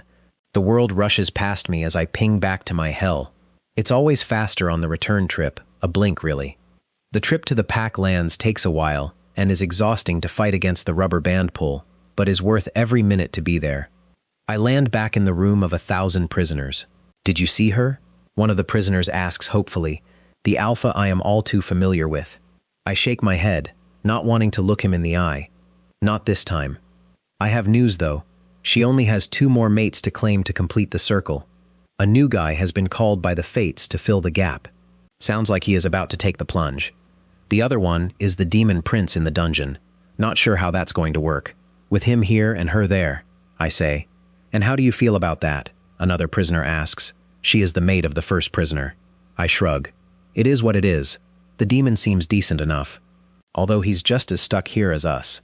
The woman clucks her tongue at me. Not him, the new one. I love Eve, but the fates have chosen the path to be taken. Clearly I'm not in it, I say, scowling. All that loyalty, all the fighting, and the fates just cast me aside and gave her to another. Foo. K the fates, an old man yells out. Foo. Cake them. You're still here, ain't ya? So are we. Show's not over till the fat lady sings. We are barely here. We aren't even solid beings. Couldn't even blow a fly off course. Doesn't really count, I mutter. We still exist. We can still spy. There must be someone other than that soul-sucking prick that we can tell our info to, the woman muses. Have you tried interacting with the demon? I shake my head tiredly. I think you should try, once you've regained your energy. Fine, I'll try later once I've gathered up some more juice. Have any of you managed to get out of the room yet? I ask. There is a chorus of no's from the vast hall we are supposed to be trapped in. They're all trapped anyway. It's just me that keeps managing to get out, though I have no idea what makes me so special. Admittedly, it damn near drains me dry each trip out. Hopefully staying in the castle next trip will be less draining than the trek I make daily to pack lands, struggling against the invisible bungee cord attached to me. You didn't say much about the visit before today. How's our girl doing? The alpha asks. She's tired, trying to do it all. So much weight on her shoulders. But she keeps chugging. She will keep going till the end. She seems different, darker, a little crazier. I'm worried about her. I lay down on the floor, letting the energy of the crystal floor rejuvenate my lost energy. Our keeper likes us to be at our full strength for when he has need of us. He has only used me a handful of times. At least I have come back. Some of the prisoners he takes away don't. He used them up to the very last drop of their energy. I hear the footsteps striding along the hall towards our prison. Here comes the arsewipe to grab some more of us batteries to charge himself up with for some new nefarious deed. Probably another attack. We will be made to help him power up the portals he makes to march the non-demon army to their latest destination for another massacre. The Fey batteries he uses for portals have swelled in number. The ones who he imprisoned recently told us of the destruction and the near decimation of their race. I was glad to be able to report back to them days later that there were survivors from the attack at the Packlands and that new Feyland had been created for them by their new king and queen. The door to our prison is thrown open and the warlock strides in. He scans the room and starts to gather the tethers of 4 Fey. Come along, little energy pods. We have a portal to make, he says cheerfully. What poor curs are you destroying today? The alpha growls. Did watching your own pack be destroyed and your undead body walking around not teach you to heal and shut your damned mouth in my presence? You are no longer alpha. You are nothing but an energizing snack. Kneel. He commands, forcing his will and power on him. The alpha roars with defiance, but it swiftly becomes a scream as our enemy crushes him with pain, bringing him to his knees. Belestine grins widely. I am still Alpha Grant of the... You are no one! Just a weak little man. Well, not really a man either anymore, are you? You have no land, no pack, no nothing. Maybe I should take your has-been Luna as my next snack. The warlock muses. Grant falls silent. That's what I thought. Remember your place. Come along, he calls, tugging the 4 tethers of his chosen victims. I help Grant up off the floor as Luna Monique runs to hug him. Belestine pops his head back in the door. I haven't forgotten about you either, wolf boy. Make sure you snuggle up to those crystals. In a few days, you will be put to work. Won't it be nice to visit Eve again? I have big plans for you, Reese. Chapter 25. Asmodeus. The land is empty, stripped of livestock, dry stores, and its people. The 6th empty pack site tonight. I stifle a chuckle as Belestine throws a tantrum, kicking the dry ground like a child, while he bellows and bellyaches. My own men hide their grins. She is my granddaughter Belestine. Did you really think she wouldn't take precautions? The Vampire King says airily. You sound almost proud of the little bitch. Belestine growls. Oh, I am. She's amazing. Everything I could have hoped for and more, the king says with a grin. She's still going to die. Amazing or not, Belestine grumbles. Only if we can't get her under our thumb or break her to remake her. My son came close to breaking her. Unfortunately, her mates found her. But the damage is still there, hidden under her false sense of safety. It shouldn't take much, the king cautions. She will only die if her body gives in before she breaks. Poor woman. But if one woman's suffering frees my people, it will be worth it. My people have suffered enough. So many lives were lost in that historical battle against the cowardly Fae. Our men were destroyed, becoming feral, until the witches offered us a realm in which we could die out in peace. A meaningless existence, where time no longer meant anything, until the day Belestine summoned me, offering us hope. Mixed breeding has been allowed to become acceptable once again. Races are now allowed to mate with other compatible races, so we may finally be able to find ourselves mates, something we have been denied for so long.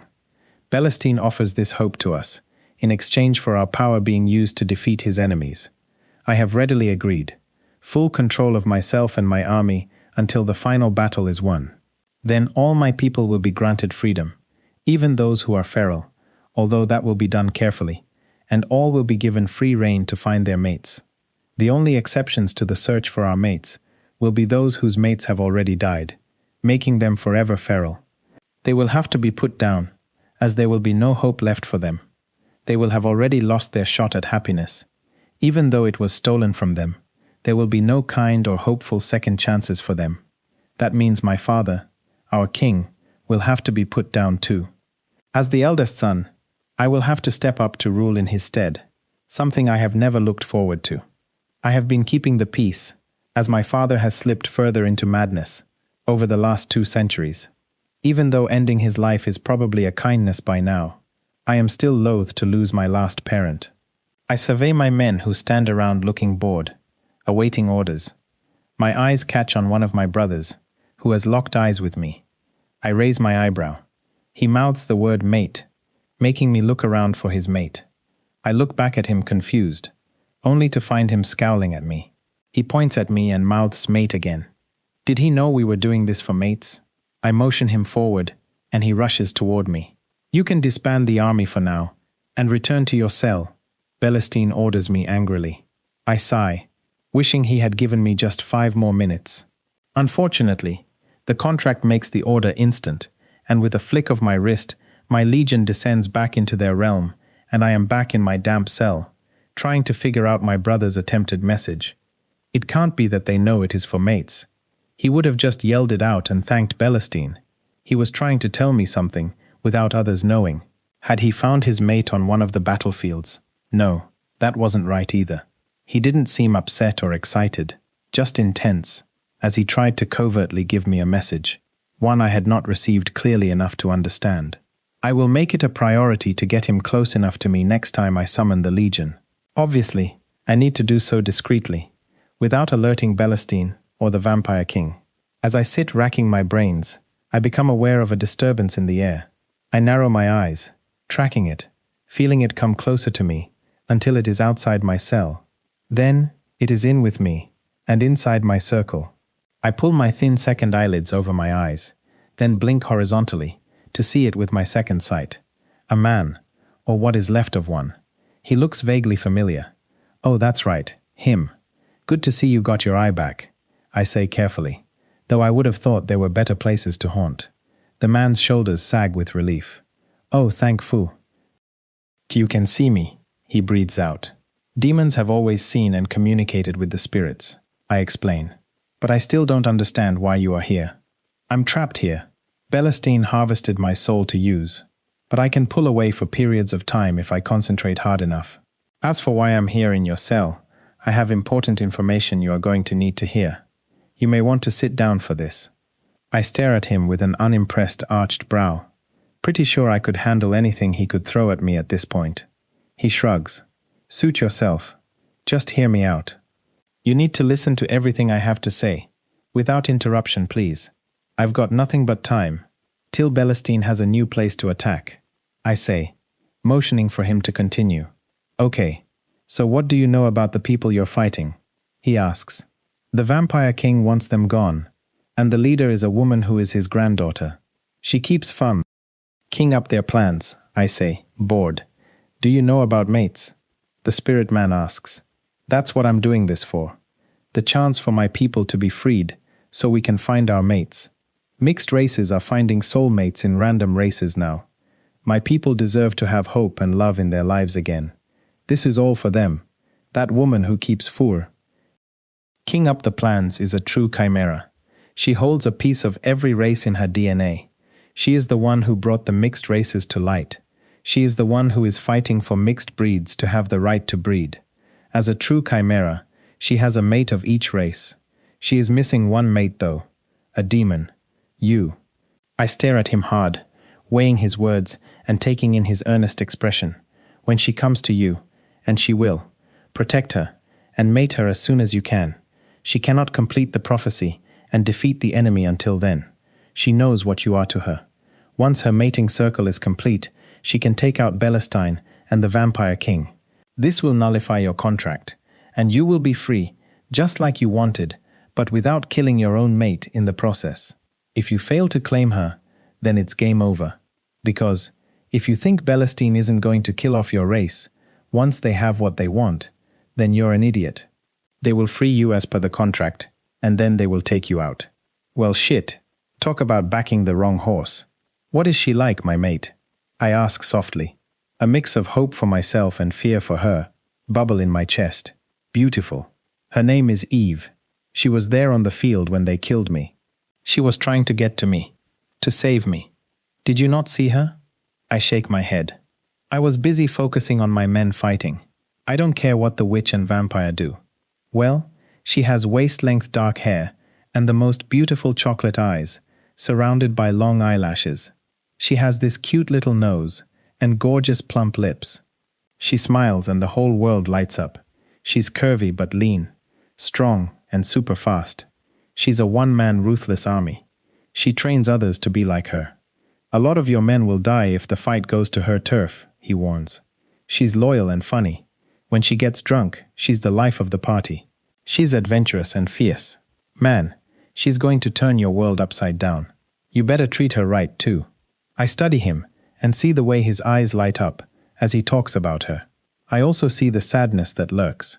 You were close to her in life. You miss her, I state. What's your name? Understatement of the year, he mutters. I am one of her mates, or at least I was, till I died. My name's Reese. He looks away awkwardly. But how can she complete this circle of mates if you are dead? I ask, focusing on the facts. The fates gave her a replacement mate, he says, his voice both slightly bitter and sad. He's a good guy though. I approve of who they chose. You're still her mate, I offer as a condolence. Hardly, he scoffs. You're still here, aren't you? So they keep telling me, he sulks. Still existing, watching out for her, helping her where you can, still loving her. That's all the actions of a mate. Reese, you are still her mate, I reassure him. Being dead really sucks, man. Do me a favor. When she comes for you, throw a few hard and fast thrusts in for me. He winks with a ghost of a smile curving the corners of his mouth and walks back the way he came. I have a mate. Holy shit. I slump to the ground on my knees. A mate, who I'm going to release my legion on, if she doesn't get to me before Belestine gives his order to attack. A mate, who I have been ordered to crush on the battlefield. A mate, I may very well kill before I get to claim her. Chapter 26. Devlin.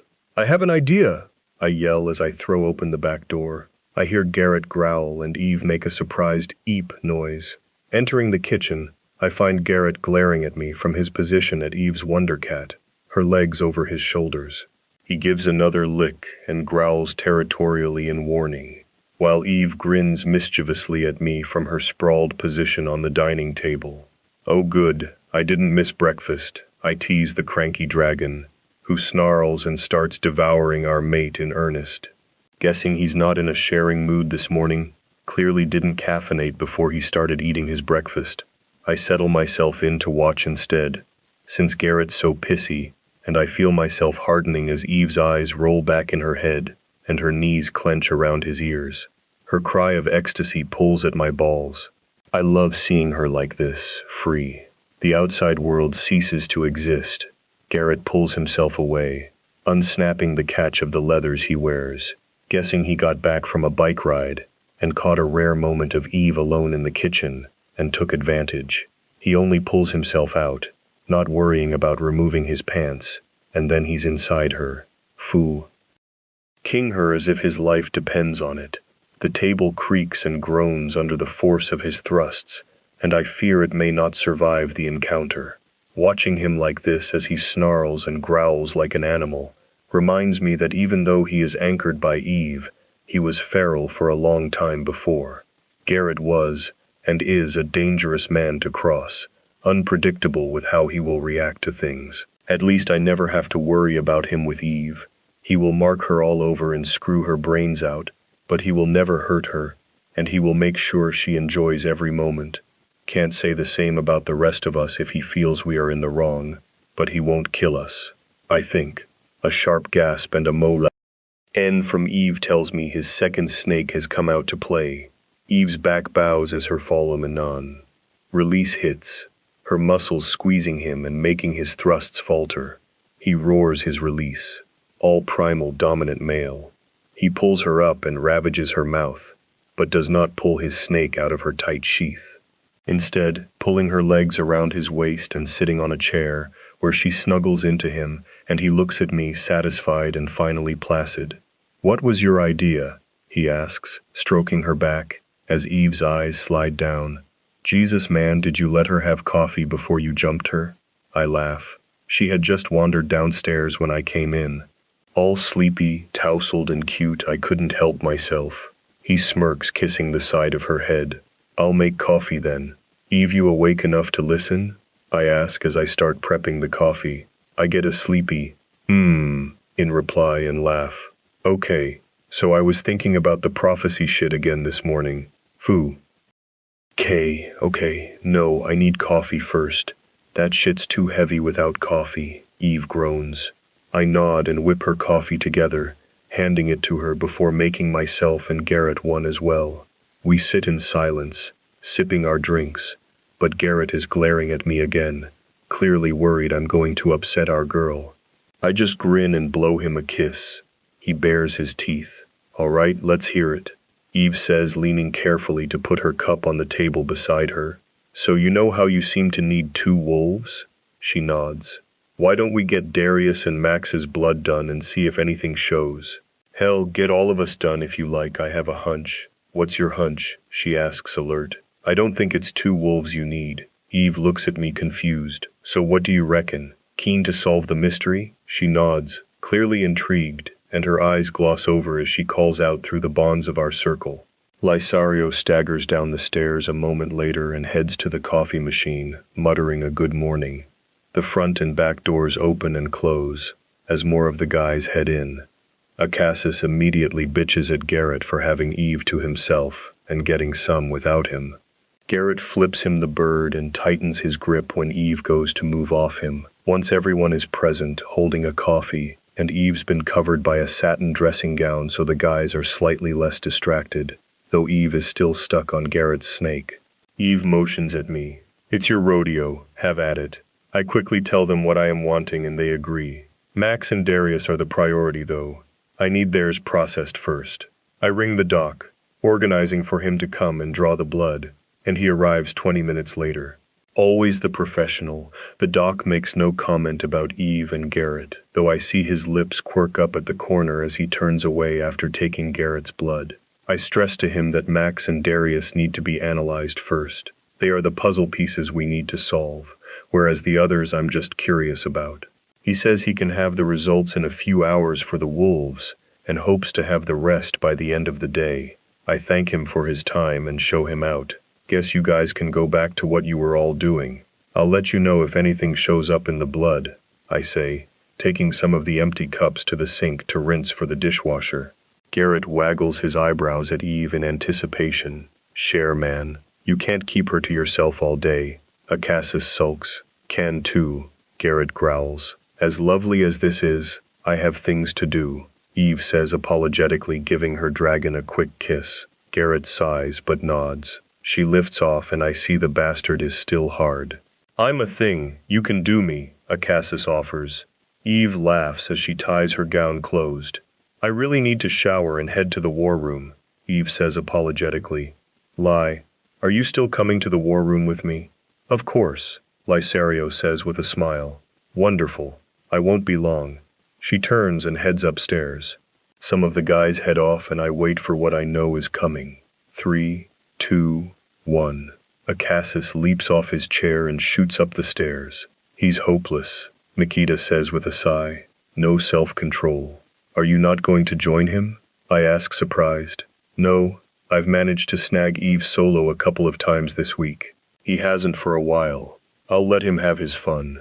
Eve shrieks and giggles upstairs as Acasis barges in on her shower, making us both chuckle.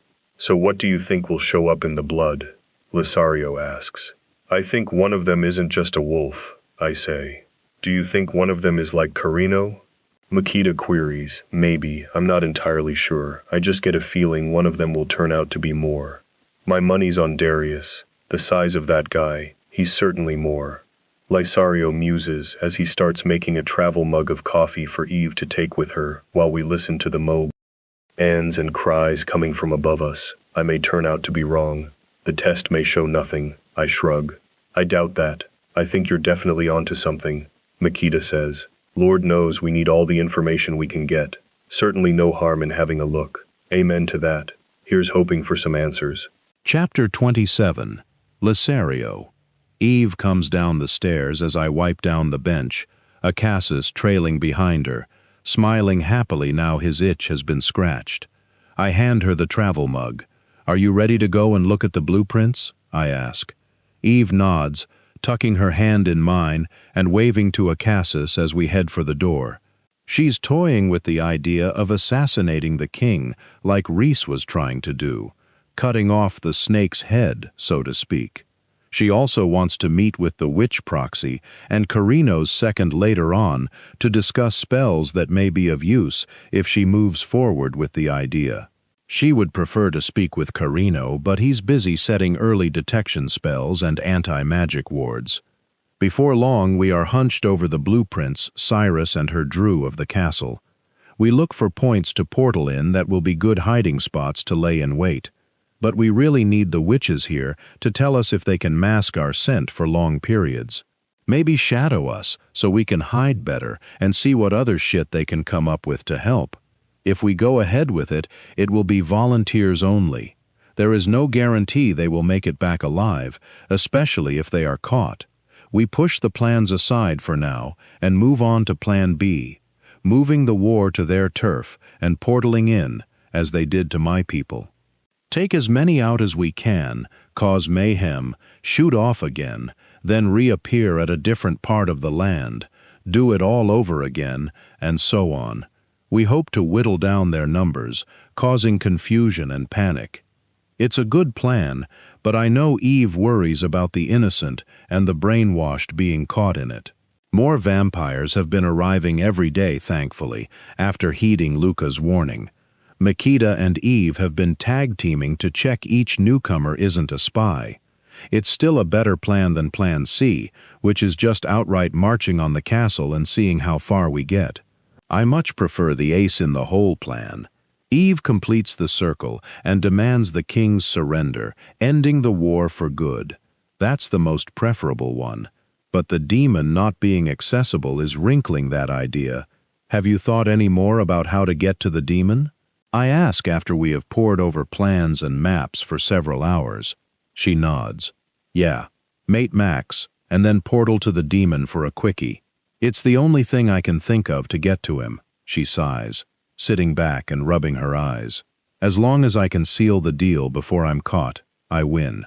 Eve, that's dangerous as foof. K, it's risky and stupid. I groan and thump my head onto the table in frustration. And probably our best option, I mutter into the smooth wood. Don't tell any of the war room members, though. Save our ace for our circle's ears only. Carino hasn't caught his rat yet, and there may still be others. Carino said he's pretty sure he knows who it is. He's watching them like a hawk. He's setting boundary alarms today and setting wards to deflect magic attacks. That's why I get his second to talk shop with, instead of him today. She sits up straighter and clears the table of our plans, looking expectantly at the door. Sure enough, the two witches come in and bow to us before taking a seat. "My lady," the proxy begins, "I believe you wished to see us?"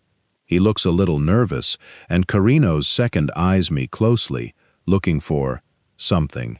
"Yes, Lai and I were going over battle tactics and would like to gain a better understanding of what the witches can do.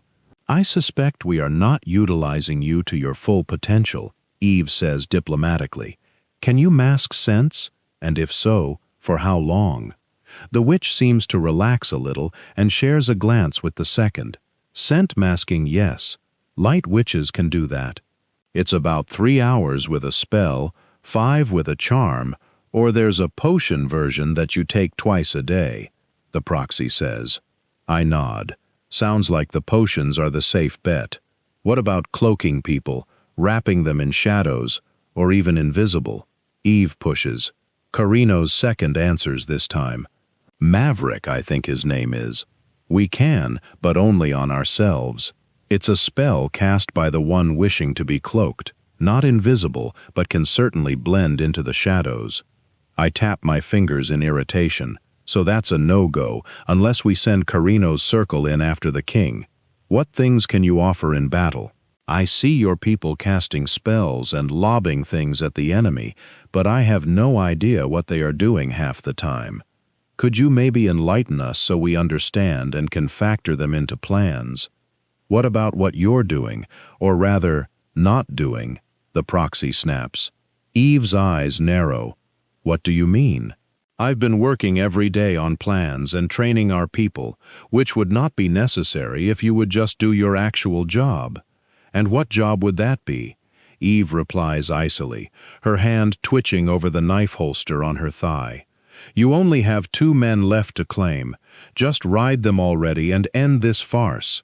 This is no time to be King Frigid. The proxy explodes, and Maverick smirks. Well, there goes diplomacy. I snarl a warning. Not another word. I caution him, grabbing Eve's twitching hand and rubbing circles on it with my thumb. Don't bloody defend her. She has the power to stop this, but she chooses not to. She plays hero without doing what she is put here to do, to be one. You seem to be forgetting the issue of getting to the demon, Eve says, fighting to not lose her shit at this arrogant foo. K. Just portal in, claim him, and be done. Problem solved. Jesus, are your other mates getting any? Or are they all suffering through your say? Strike? If you had just done what you needed to do in the first place, and looked into the prophecy earlier, Reese would still be alive, and you would only have the demon to foo. K. But nope, you dropped the ball, and instead, your mate took drastic action to save your bum, instead of you saving all ours. He died. Reese died because you're incompetent. Eve's face drains of color. To think you're going to rule us all. What a joke when you won't sacrifice your precious morals and food. K. To save all our people. How many more races do you want to watch be pushed to extinction? How many more mates do you want to lose? All because you won't lay down and spread your legs like the bitch you are. Anger, uncertainty, and then shame flicker on her face. To hell with taking the high road. I've had enough of this prick. They can find another proxy. I launch myself at the hole, knocking him from his chair and punching the living daylights out of him before he can utter a spell. My vines pin his hands so he can't wave in an attack. Who the fuck? Kay, does he think he is talking to my mate that way, judging her when he doesn't even know her? He makes it sound so simple, like she is a common whore that suddenly put an out-of-order sign up for shits and giggles. He is not even worthy to be in her presence. I glance behind me and see Maverick muttering under his breath with his hands moving. I fling vines his way and bind him, one hand in front and one behind, turning him into a green mummy from his toes to his nose, before I continue to slam my fist into the proxy. What the K did I miss? Carino growls behind me. I bind the proxy as I did to Maverick and get to my feet. Your men were King holes to Eve, the proxy spewing vile opinions like our mate is a common whore. Even blamed her for Reese's death. I spit angrily. Carino curses. Where's Eve now? He asks. I quickly sweep the room with my eyes. K, she's gone. I see the twinkle of delight in Maverick's eyes. The proxy is looking delighted too. Carino narrows his eyes as he spots their looks of triumph. Hello, little rats. Time to confess your sins, Carino says, an evil grin stretching over his face. Chapter 28. Carino. Our beautifully stubborn Eve has her mental shields up so high we can't get a read on her location. So while a search party scours the packland for her, I'm searching for answers. What were they hoping to achieve by upsetting Eve? Certainly not to push her to complete the circle as they pretended to. No, they pushed in a way to make her rebel harder against it, making the upcoming mating sound dirty. They have made her doubt herself and her intentions. Is it just a way to buy time for the enemy, or something else? Mikita and Cyrus pace restlessly behind me, eager to begin questioning. The two psychopaths of our circle. Cyrus doesn't hide what he is. Mikita does. But I see him, the real him, that is hiding just below the surface. Eve talks about the darkness inside us all. Mikita doesn't just have darkness inside of him. He swims in it. It peeks out from his eyes sometimes, when he thinks no one is watching. Now as I look at him, I see it standing front and center. I think he might be worse than Cyrus, to be honest. And I'm glad that him being bonded to Eve keeps some kind of leash on it. I'll try things my way first, and see what our two victims will willingly tell us, before I hand them over to the more persuasive methods of the men behind me. I already know how creative Cyrus can be. I look forward to seeing Mikita's work. Why betray us? I ask calmly. Why not? Maverick sneers. Why would we accept and allow a woman who can control us all to remain alive? So you would rather be ruled by a vampire and kept under thumb? At least Eve is part witch and can show empathy and mercy, I tell him, raising my eyebrow. The elected witch proxy Niall laughs. The vampire won't be the one ruling. Do you really think Bellestein will just sit back after he mows your lot down when he has the Legion at his disposal? The vampires will be wiped out and the witches will rule. No way will he play second fiddle to the vampires, especially with all the harvested souls at his disposal. Humans will rule this world again. Those of us with power will lead them into the new age, and the supernatural abominations will be no more. Oh, he's one of those self-righteous holes. What have you told them of our plans? Both men glance away with flattened mouths. Do they know who the 10th mate is? The two witches glance at each other. Yes, Niall blurts. They know everything. She stands no chance of completing the circle now. Well, Mikita steps forward, grinning wolfishly. Liar, liar, pants on fire, he sings. They do. They know it's a demon, and which one? Maverick says with conviction. Mikita tilts his head, eyeing him. Tricky, aren't you? But not good enough. They haven't told them about the demon mate at all. Mikita laughs. Pretty shit tattletales. That's key information. You do realize that times are changing? The lines are no longer pure. If this purge of races goes ahead, you risk being able to find your twin flames, and chosen ones will yield fewer children. You will sentence the witches to a slow extinction, I inform them. How can they be so blind? You forget humans are fertile. We will integrate into their lives, Maverick states. You would dilute the lines and leave the generations to come without any power, I growl. Mav just shrugs. I shake my head in disgust. Have at it, boys. Find out what you can. I motion Miketa and Cyrus forward. Are you not joining us? Cyrus asks. I will watch and listen. You can have your fun. Blood is only of interest if it has Eve involved. Otherwise, it's just a job. These two nutters relish it. Who would I be to take away their fun? Having Mikita here as a walking lie detector test will help sort fact from fiction. Being able to watch will give me front row seats to their pain. That I will enjoy. They upset my girl. Cyrus digs his teeth into Niall's throat, not drinking, just letting his venom loose to cause pain. It takes a moment for him to tense and start to thrash. Hurts, doesn't it? Makita croons. You can make it all stop if you tell us everything we want to know. Don't you dare, Maverick hisses. Makita punches him. Shut up and wait your turn, he snaps, before turning back to Niall. What do they have planned for Eve? Niall shakes his head and clenches his jaw. They were right to go for him. He's always had a shit pain threshold. It shouldn't take much for him to start singing. Cyrus releases his bite and spits blood from his mouth, then tiptoes his fingers down Niall's arm. The incy-wincy spider went up the water spout. He sings, going down to his forearm. Down came the rain and washed the spider out. He gets to the hand, and with a quick movement rips off his pinky finger, throwing it behind him.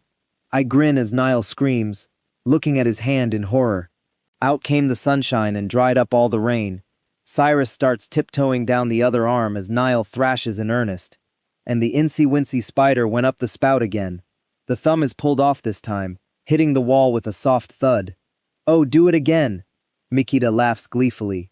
Niall shakes his head vehemently as Cyrus touches the first shoulder he had started from. No, I'll talk! Niall shrieks, trembling and sweating. I sigh. How had this man ever made it so high up the food chain? Such a spineless waste of space. Belestine plans to take Eve from the king when they have her. He's still deciding if he will outright kill her or breed her first to give himself a powerful line. Truth! Makita growls. Why did you set out to upset our mate today? So she would be away from you all, and Belestine can weave a spell on her, Niall admits, while Maverick screams at him to shut up. We need to find Eve like now. I reach for our link and am surprised to find her walls down, and an unexpected feeling of happiness and contentment comes from her side, instead of the sadness or pain I thought I would feel. I can sense her direction as well. That's good. The guys will find her now. I startle as my phone starts ringing in my pocket. I pull it out and see it's Max. Did you find her? I ask. Yeah, she's up at Reese's tent, sleeping, Max replies hesitantly, and I breathe a sigh of relief. Thank God she's safe. There's a problem though, he continues. We can't wake her up. Darius has even carried her into the swimming pond. I think something is wrong.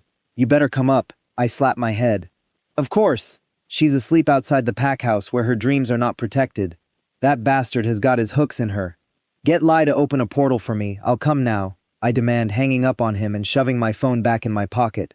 Do whatever you want to these two, and kill them when you're done, I instruct. What's wrong with my daughter? Cyrus growls. These holes have ensured Belestine can get in her head, I snarl. He's got her in her sleep. Get her out of it, Cyrus orders, grabbing Niall's arm, and I nod as I head for the portal that has just opened up. That's exactly what I plan to do. Have fun playing serial killers. We will, they chorus together. As I step through, I hear a scream, followed by the ripping of tendons and a thump. I hope for your sake that wasn't your dominant hand. Makita laughs. Chapter 29. Eve. It wasn't my proudest moment running off as I did. It's been a long time since I have felt so overwhelmed. I hate how I am expected to just jump on any snake deemed necessary to the prophecy and be happy about it. But I understand how they see it from their side. It is simple. Just mate the last two and win. Am I really frigid? Are my claimed mates satisfied? Am I meant to ignore my feelings and emotions? Am I just supposed to become a Sia X-bot and become all-powerful? Why didn't the Fates pick some nympho to be their puppet? Christ, I hadn't slept with anyone but Reese up until Darius and Garrett jumped on my runaway train. I was all about loving the one you were intimate with, fighting against the supernatural mate bonds, and loving them naturally. Hating this forced and rushed intimacy, I stop my stomping through the forest and glare at the sky peeking through. You dumbasses should have picked someone else, I yell. Someone less stubborn, that lives for say X. Or, you could have at least made it one guy that has everything like me so it was more manageable. You are shitty planners. I flip the sky my middle finger and then continue my stomping. Eventually, I come out by the swimming hole. The tent where Reese and I spent our last night together is still standing. I should take it down, but I can't bring myself to do it. This is the last place I saw Reese alive, and I feel closer to him here than anywhere else. It has become a safe place for me to think and breathe. It is obvious my mind has decided I need to reground myself, having run here on autopilot, so I will do just that. rest, regroup, and get my head back in the game. I flick a few leaves off the bedding in the tent and flop onto the soft bed. A small puff of Reese's scent greets me. His scent is faint now, but still present. I snuggle into his pillow, closing my eyes and listening to the sounds of birds singing and leaves rustling in the breeze. My muscles slowly release their tension and I allow myself to doze a little. Power naps are good for the soul. I jerk awake suddenly and see it is dark. Reese's scent surrounds me and the heavy weight of an arm lies over my waist. The heat of his chest against my back is so comforting. I wriggle and turn myself to see Reese sleeping peacefully beside me. A lock of his blonde hair flopped over his face. I stroke it away. His eyes flicker open and a hand snatches my wrist, pulling it to his lips so he can kiss my palm. "What are you doing awake in the middle of the night, baby girl?" He murmurs in a husky, sleepy voice. "Bad dream?" "No idea. I just woke up suddenly." I murmur back. "Do you reckon you can go back to sleep? Or should we get up?" He says, pulling me closer. "I'm not getting up. I'm happy to stay right here forever." I tuck my nose into his neck, drowning myself in his addictive scent. "Me too, babe." He kisses my temple and rolls so I can sprawl on him, as I normally do. I doze off again easily. The morning light blares through a gap in the curtains. I groan and move Reese's hand up from my shoulder to cover my eyes. His chest jerks as he laughs. "Come on, lazy. It's time to get your cute bum moving." His fingers tickle my face as I groan and try to bury myself in his neck. Fingers tickle my hips and I shriek and thrash. "Chop, chop, babe. The sooner you get up, the sooner you can have coffee." "Already made," a voice calls from the door. "Sorry I'm late. I had hoped to be home with you before you woke, but the flight was delayed." The door nudges open and Belestine walks in, juggling 3 cups of coffee. I smile and grin, sitting up and accepting a cup before he settles on the bed and starts sipping on his own coffee. He strokes the hair running down my back, untangling it gently, and Reese draws circles on my thigh. I love mornings like this. Coffee, bed, and my mates. "How was the witch gathering?" Reese asked Belestine. "Were they more accepting this time?" I feel my warlock tense beside me. "It was fine, but I don't think I'll go next year. I'd rather be here. You know I hate being away from you." He gives a playful tug to my hair. I hand Reese my cup and turn to face my other mate. "I take it they were shits again," I say, crawling into his lap and hugging him. "They don't deserve you. Foogs. Kick them." I growl, angry at the race that has unfairly judged him for having a fated mate, not of their race. I'd rather foo. "Cue you," he whispers in my ear and nibbles on my neck. "We could start the day with an Eve sandwich for breakfast. What do you reckon, Reese?" I look lovingly over at my blonde mate and raise an eyebrow. He is looking at Belestine confused and deep in thought. "Reese?" I ask, drawing his attention. He flicks his eyes to me and smiles, his face going back into his easygoing expression. "No can do, baby girl. We have training to do this morning, and we will be late if you don't shift your butt." He hands me my coffee and starts to get up, swiftly getting dressed and grabbing my training gear for me, while I pout at Belestine. Belestine chuckles and nudges me. "Go on, beautiful. You can ravish me tonight." "I'm not going anywhere," he smirks. I sigh but clamber off the bed. I dress slowly, making it a show for Belle. I blow him a kiss as I follow Reese out, leaving him to probably rub one off if his raging boner is anything to go by. We trek downstairs, and I look expectantly at the kitchen, finding myself disappointed when it's empty. What was I expecting to see? We place our cups in the sink and head off for training. I spend the day sparring and running drills with my team, while we give each other shit. Belestine pops past every now and again with water for Reese and me. The final bottle he hands me at the end of the day, I pour over my head, to wash away the sweat while he laughs. "You look like a drowned kitten," he chuckles. Kitten. An image of a muscular, tattooed giant man with short black hair and intense dark eyes worms into my mind. Safety and love. My alpha. A kiss brings me back to reality, gentle and sweet. I pull back and look at Belestine frowning at me. "You okay, beautiful?" I nod and force a grin. "Just tired," I lie. Reese is also frowning, but at Belestine, not me. "Well, I cooked dinner. It's in the warmer. Just shower and come eat, then you can chill out for the night." Belestine smiles kindly at me.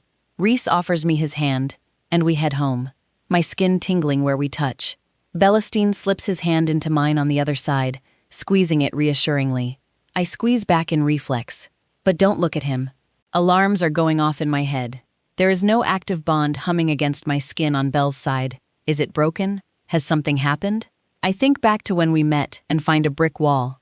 Pain stabs my head as I try harder to think.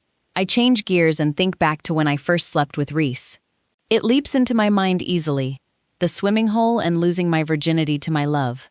I think back to my first time with Belle and hit that wall again, incurring more stabs of pain. When we reach home, I again find myself drawn to the kitchen, as Belle rushes in to grab plates and cutlery. It seems wrong, like there should be something more. Busier and with more people. I frown as Reese tugs me up the stairs, scowling. He rushes me to the shower and flicks it on, motioning for me to stay quiet. We swiftly undress and dive in, grabbing each other. "Reese!" I whisper in his ear. It's all wrong. I can't feel my bond with him. I don't know what's wrong with it. Things just feel weird, like things are missing. The kitchen should have more people. In my mind, I saw a man, a huge alpha with big tattooed muscles and dark hair. I think of my past with Belestine, and I come up blank. It makes my brain hurt. I think something's wrong with me. I know, baby. I know. He strokes my back and then pulls back to cup my face. He kisses me like I am the most precious thing in the world. Baby girl, you need to wake up. This place is all a lie. You're dreaming. I look at him confused. He's using my soul to manipulate you in your sleep. He is not a mate. The man you saw in your head is Darius, our mate. You need to go back to him. What do you mean using your soul? I ask, trembling. He strokes my jaw gently. You know what it means. Tears fill my eyes, and I shove away the answer. The truth. I don't want to face it. I'm so sorry, baby girl. I was so caught up being with you again that I let his magic blind me. I want to be with you always, but not like this, as a lie, with him hooked into you. You need to accept the truth and get back to safety. What am I? You're my mate, I sob. I'm always yours, my Eve. But what am I? Say it. I shake my head, biting my tongue. I can't say it. He's here. His soul is here. I don't want to lose it. If I say it, if I give it power with words, he will leave me again. Say it, Eve. You have a mission to complete. Speak the truth. My body shakes violently against the truth. I'm dead, baby girl. Say it. His voice is a broken whisper and my legs buckle. Belestine throws the door open, his face red with anger. I look at Reese and let the memories come. I remember crawling to him as my soul broke, dragging his lifeless body to me, and screaming to the fates. I love you always and forever, I sob, as Belestine snarls and stomps to the shower. Say it, Reese pleads, and I kiss his lips one last time. You are dead, I whisper, feeling my heart break all over again. Belestine roars as the world tips and darkens. The last thing I see is Reese's sad smile before I rip my eyes open and bolt upright. I am still in the tent where I started, but I am surrounded by my very relieved-looking mates. I launch myself at Darius. Please take me home, I sob. Of course, kitten, he says, hugging me to him and rising to his feet. Kitten. Thank God for his pet name pulling me to him. Lord knows how long Belestine could have kept me without it. Chapter 30. Luca. We are gathered in the lounge waiting for Dev to spill the beans on the blood test results. We'd forgotten about them up till now, with Eve being attacked by Belestine. Eve is tucked into my side with a death grip on Darius's hand. She is quiet and withdrawn and has yet to tell us what happened, but I can see her working through it in her head. She will no doubt tell us once she has worked out how she wants to deal with it. So the reason for 2 wolves is because Dev pauses dramatically and opens an envelope. Darius, you are all wolf, plus a tiny amount of something else. Demon is the suspicion. Guess that explains why you're so big. He pulls another envelope from the pile and opens it. Max, you are. He scans the doorley's end, and his jaw drops. What? Fou. Kai, man, don't leave me hanging, Max exclaims. You're like Eve, a chimera, Dev says, looking at Max with disbelief. Bullshit, Max barks, snatching the form and scanning it. Holy fuck. K, he slumps back. I fo. King knew there was a reason. Dev crows. That's why another mate had to come forward. You complete the damn circle. Like Adam and Eve or some shit. What about the rest of us? Lisario asks. Dev hands out the envelopes. I look at mine, and sure enough, there is another gene in mine too. I glance at Lisario beside me. He has a bit of witch in him. Has everyone got a little extra something? I ask. They all nod. I wonder if we can activate the genes like Eve did. Carino muses. Planning on playing for both sides now? Acasis laughs. That's what it takes to activate them. True mating. Carino scowls and goes back to thinking. What do you have in you anyway? Dark Fae, Carino growls. Acasis's eyes rake over Carino's body suggestively, then he shakes his head. Nope, not attracted to you. Sorry, mate. You're not attracted to anyone, period. You have gone from man-whore to only Eve. You don't even look at other girls. They are all invisible to you, Makita laughs. Ditto, snakehead, Acasis snaps. You are fooling no one. Makita scowls and looks away. I glance at Eve, who seems oblivious to her surroundings. Amor? I say gently, waving my cigarette pack in her line of sight. Her eyes flicker and focus before they trail up to look at me. She gives a small nod. We will be back, I tell the guys. We will just be on the back porch. Eve reluctantly lets go of Darius and lets me tug her to her feet. Her hand holds mine tightly, and she plasters herself to my side. Eve is never clingy. Something is going on, and I need to get her to tell me what it is.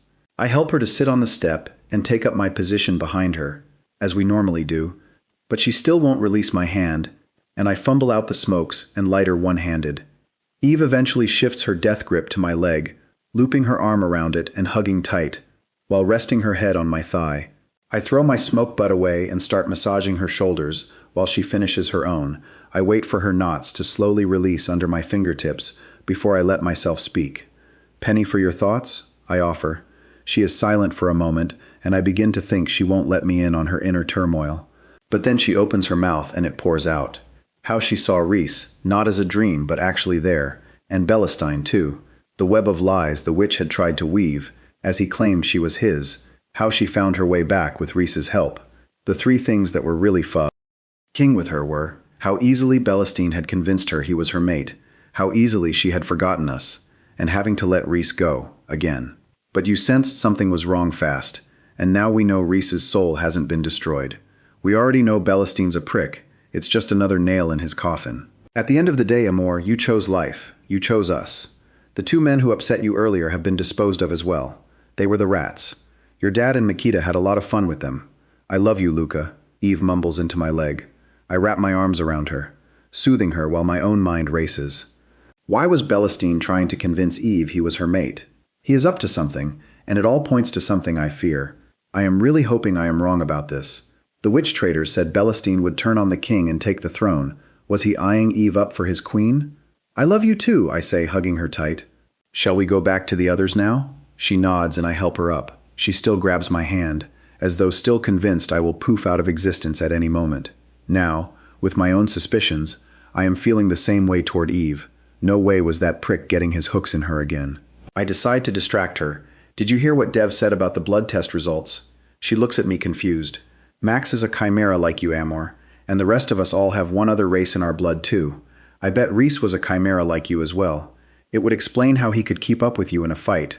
Her eyes look thoughtful, and she looks at me, running her tongue over her bottom lip. And no, we aren't activating our dormant genes. Already had that discussion. The guys don't want to jump teams. She pouts and sighs, then clearly has an epiphany. I activated Carino's. Maybe I could help activate the rest? Huh, I forgot that. We were all so quick to look at each other that we forgot our actual mate. We are idiots. My phone rings in my pocket, and it's my contact at the castle. What can I help you with, Langdon? I ask. There is a massive supply run coming in that you could intercept. Interested? I look at Eve, who I know hears every word with her wolf hearing. She nods. It's set to go past Fort Leonard around 2 in the a.m. tonight. 7 unmarked white trucks. The phone goes dead. Eve grabs my phone and hits Google Maps, looking at the different roads around the fort. You reckon they will go direct through Highway 44? I ask. Yeah, but we need to get teams on some of the side roads as lookouts, just in case. We don't want to take them out at the fort either. The human military is still active there. Best to get to them beforehand, or after. I'm guessing they will go Springfield and Branson route to get to Arkansas. There's a good chunk of the highway here with plenty of trees for cover.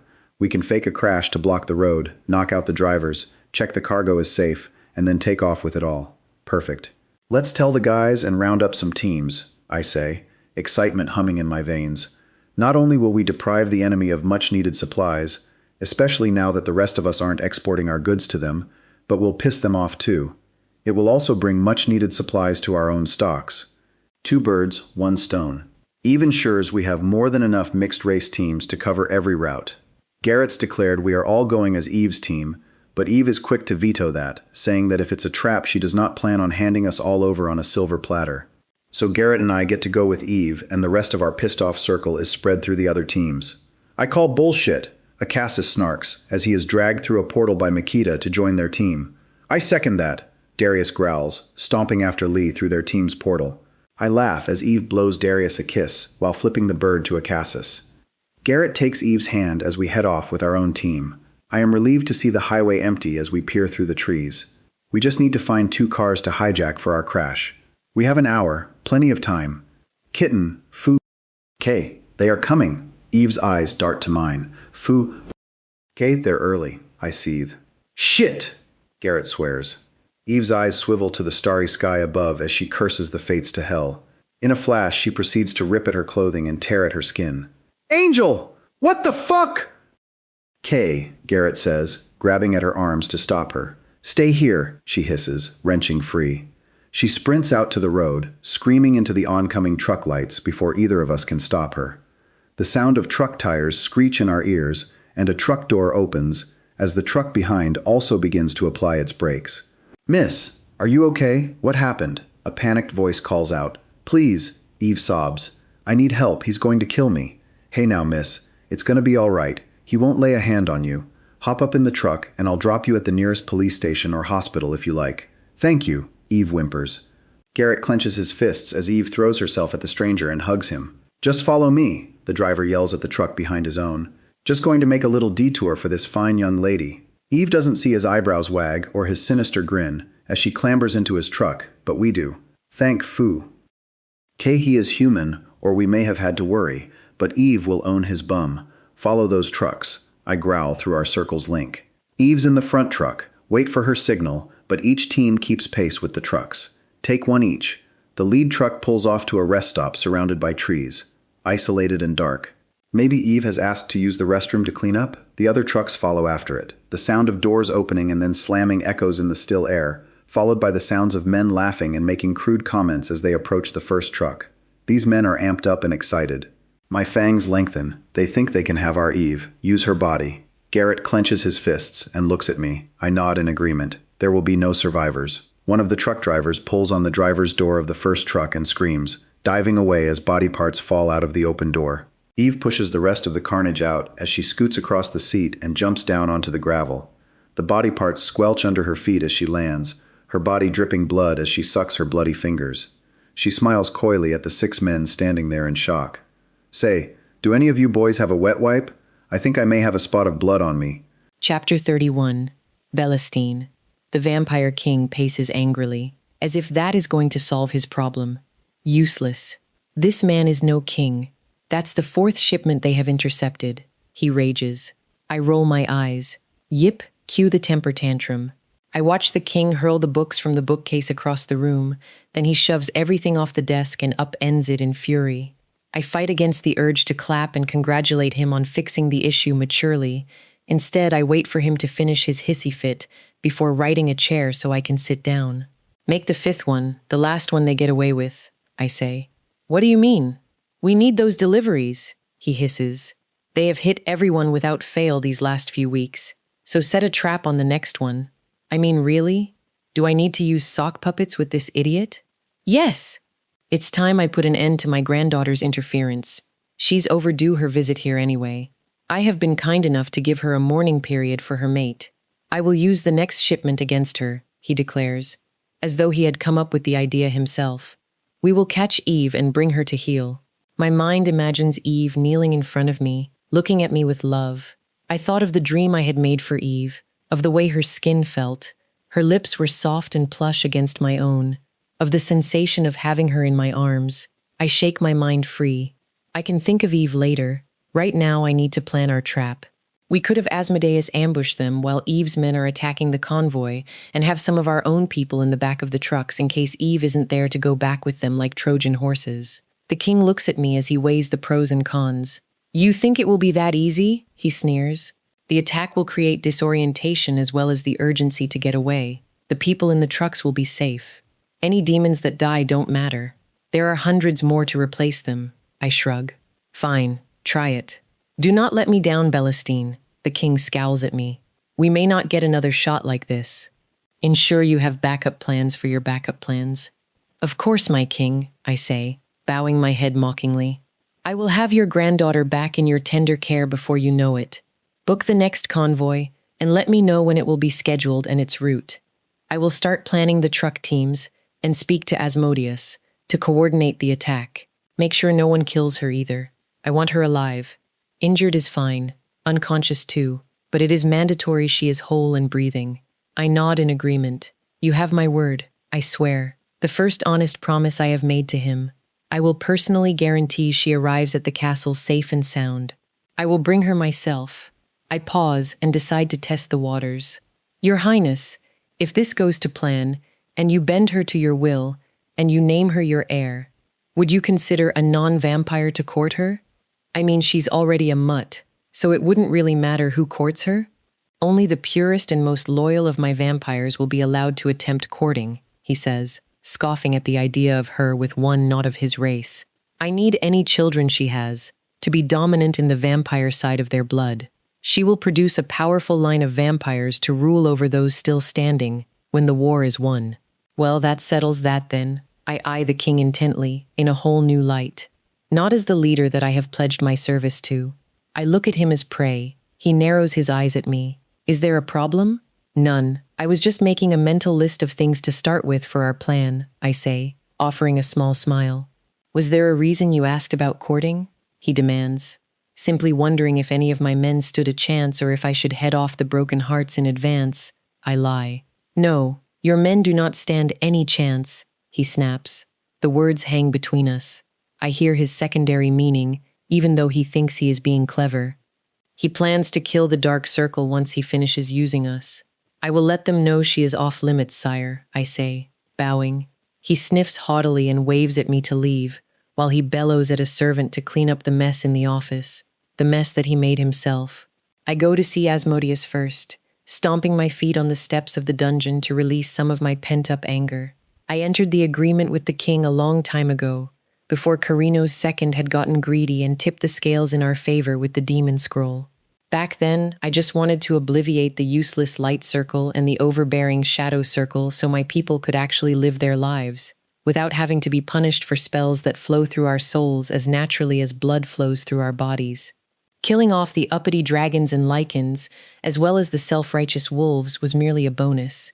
When the demons entered our ranks, it was a game changer. We had the numbers to not just win, but wipe the floor with them easily. The original plan had been to kill Eve, but then one of the king's sons had been killed, and Cyrus had defected. The king turned his eye to Eve to inherit the kingdom, but only if he could break her and remake her in his image. I thought killing her mate would either break or kill her. Either way, it would halt her destined fate in its tracks. But the fates have given her a replacement. Time is ticking. She only has 2 more mates to claim, if the information that was sent to me is accurate. I thought she was too dangerous to let live, but the king is adamant the new era will need her. I had urged him to launch a full-scale attack after the death of her mate, while they were at their weakest. But the king had surprised me by declining. I have watched her fight against the smaller armies we sent out. I have watched her outmaneuver, outsmart, and outdo us at every step we took against them. I began to find myself becoming intrigued with her. I had used Reese to give her a beautiful dream instead of the nightmares I had plagued her with prior and entwined myself into it, so I could figure out what it was that had caught my attention, to figure out if it was best to end her or continue with the king's plans of taking her alive. Instead, I found myself loving the moment she had climbed into my lap, craving the way she looked at me with love and affection. I knew then I would claim her as my own once she was captured. Taking her from that bastard Carino would also sweeten the pot. The king's declaration that only full-blooded vampires will be able to vie for her attention has unfortunately meant I will have to change gears. The vampires will not lead us into the new age. I will ensure they never see it. This world will be ruled by my circle. I might keep some non-witches alive too, to keep my future wife happy. I grin to myself as I emerge into the smelly dungeon and head to Asmodeus's cell. My, don't we look smug? Did the king give you a lollipop for being a good lapdog? The demon taunts, immediately destroying my momentary happiness and replacing my smile with a scowl. That's better, he says, relaxing. I thought you might have been possessed or had a nicer twin brother for a moment there. We have a job coming up, so listen carefully. Failure is not an option. The next job is taking the leader, Eve, alive and bringing her back here. Asmodeus surprisingly listens intently, without a single snarky comment. He nods and even offers suggestions to strengthen the plan, increasing our chances of success. For once, I'm not dealing with a pissed-off demon. I'm dealing with the leader of the Legion, who strategizes with cunning and vast knowledge. There are only two reasons I can think of to explain why he is being so cooperative. One, he knows once Eve is out of the picture and unable to complete the prophecy, winning the war is a sure thing, thus completing his end of the deal and setting his people free to find their mates. Or option two, the man is excited by the idea of a woman being in the dungeons. I mean, to be fair, the poor foo Kay has been celibate for a painfully long time. There is Adele down here somewhere, but she is barely alive, and certainly not worth the attention of even a blue-balled demon. To be honest, I don't care about his motivation, as long as it gets Eve here within my reach. I nod as we finish off our plans, and I stand to leave. Asmodeus's eyes swim with feral excitement. If that Kerr thinks he is getting near Eve, he has another thing coming. Eve will be mine. Chapter 32. Max. I grunt as Eve smashes my face with a left hook and follows it with a swift kick to my kidneys. I know she has her genes all activated bar one, but she was a well-known prodigy before that, when she was just a wolf. Foo. Kate, even Garrett has kicked my bum. Where is my prodigyness thing? I am built like a tank, but the few hits I land on her don't get so much as a hint of a reaction from the woman opposite me. I call bullshit on the gene pool. Mine is clearly lacking. Of course, it doesn't help that we returned from raiding another convoy a few days ago, and Eve was pissed as hell. The unmarked trucks were full of people, walking blood bags for the vampires and not willing ones. We were shocked to find the truck drivers are part of a massive human trafficking ring. The most recent heist had children among the adults. The thought of those children being fed on against their will had sent Eve off the deep end. What she had done to the truck drivers had made what she had done to Magda look like a sweet tea party. Eve's sanity is slipping. I know deep down that it is the broken bond with Reese dying that is responsible for her downward spiral.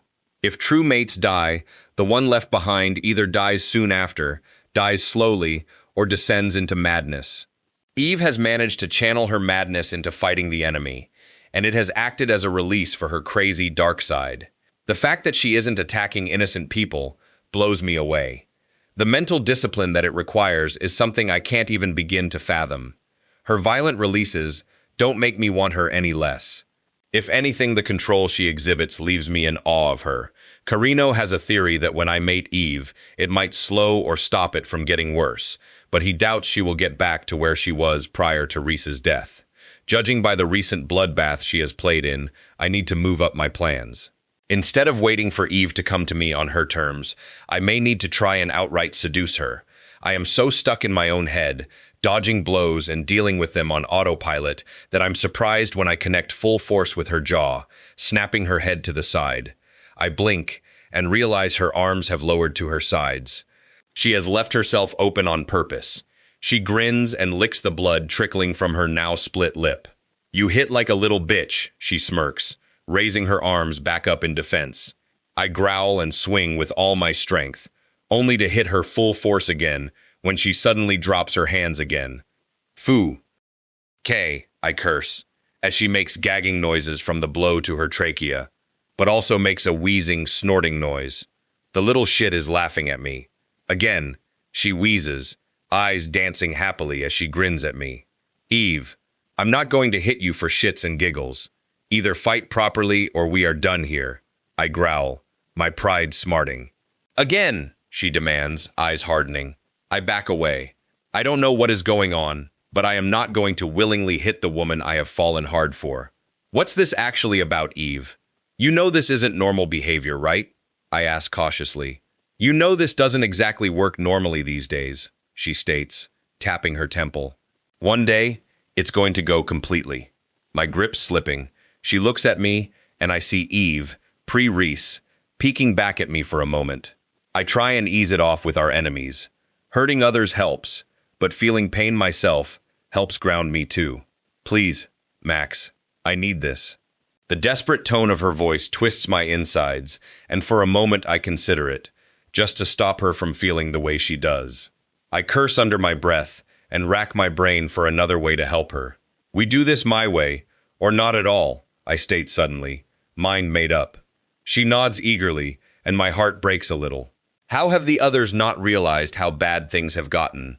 God, some of them even egg her on when her violence is let loose.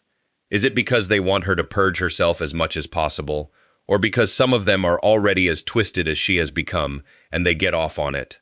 I will honor her wishes. I will hurt her. However, she will enjoy it. My way. I walk her over to the weights bench and make her kneel on the ground, leaning over the bench. She snakes an eyebrow, but does as she is told. I reach down and tear her pants from her violently. Count as we go, I demand. What? She asks, her face scrunching up in confusion, wondering what the fuck I am doing. My hand hits her toned bum with a loud crack. Her head shoots up, eyes going wide. Did you just spank me? She demands, outraged. Count! My hand cracks her bum again. She moves to get up, and I slam her cheek down on the bench seat and pin it there. She starts thrashing, and I smack her bum in a quick-fire round. She makes a little noise after the sixth quick crack, as her bum becomes tender. Count! I grit out, stopping myself from caressing her bright red curve. I hit her full force again. 1. She breathes out quietly, testing it on her tongue. I can't hear you, I snap. Louder. Smack. 1, she growls.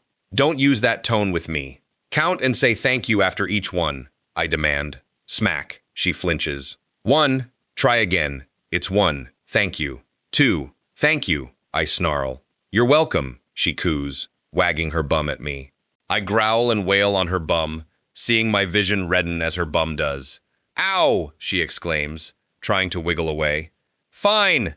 1. Thank you, she yells. I stop and stroke her burning cheek. The muscles in her neck relax a tiny bit. Good girl, I praise, and her muscles relax even further. She gives a soft sigh. Praise kink. Definitely, something to keep in my back pocket. I raise my hand and strike her bum again. 2. Thank you. I rub her cheek again. We continue on to 15.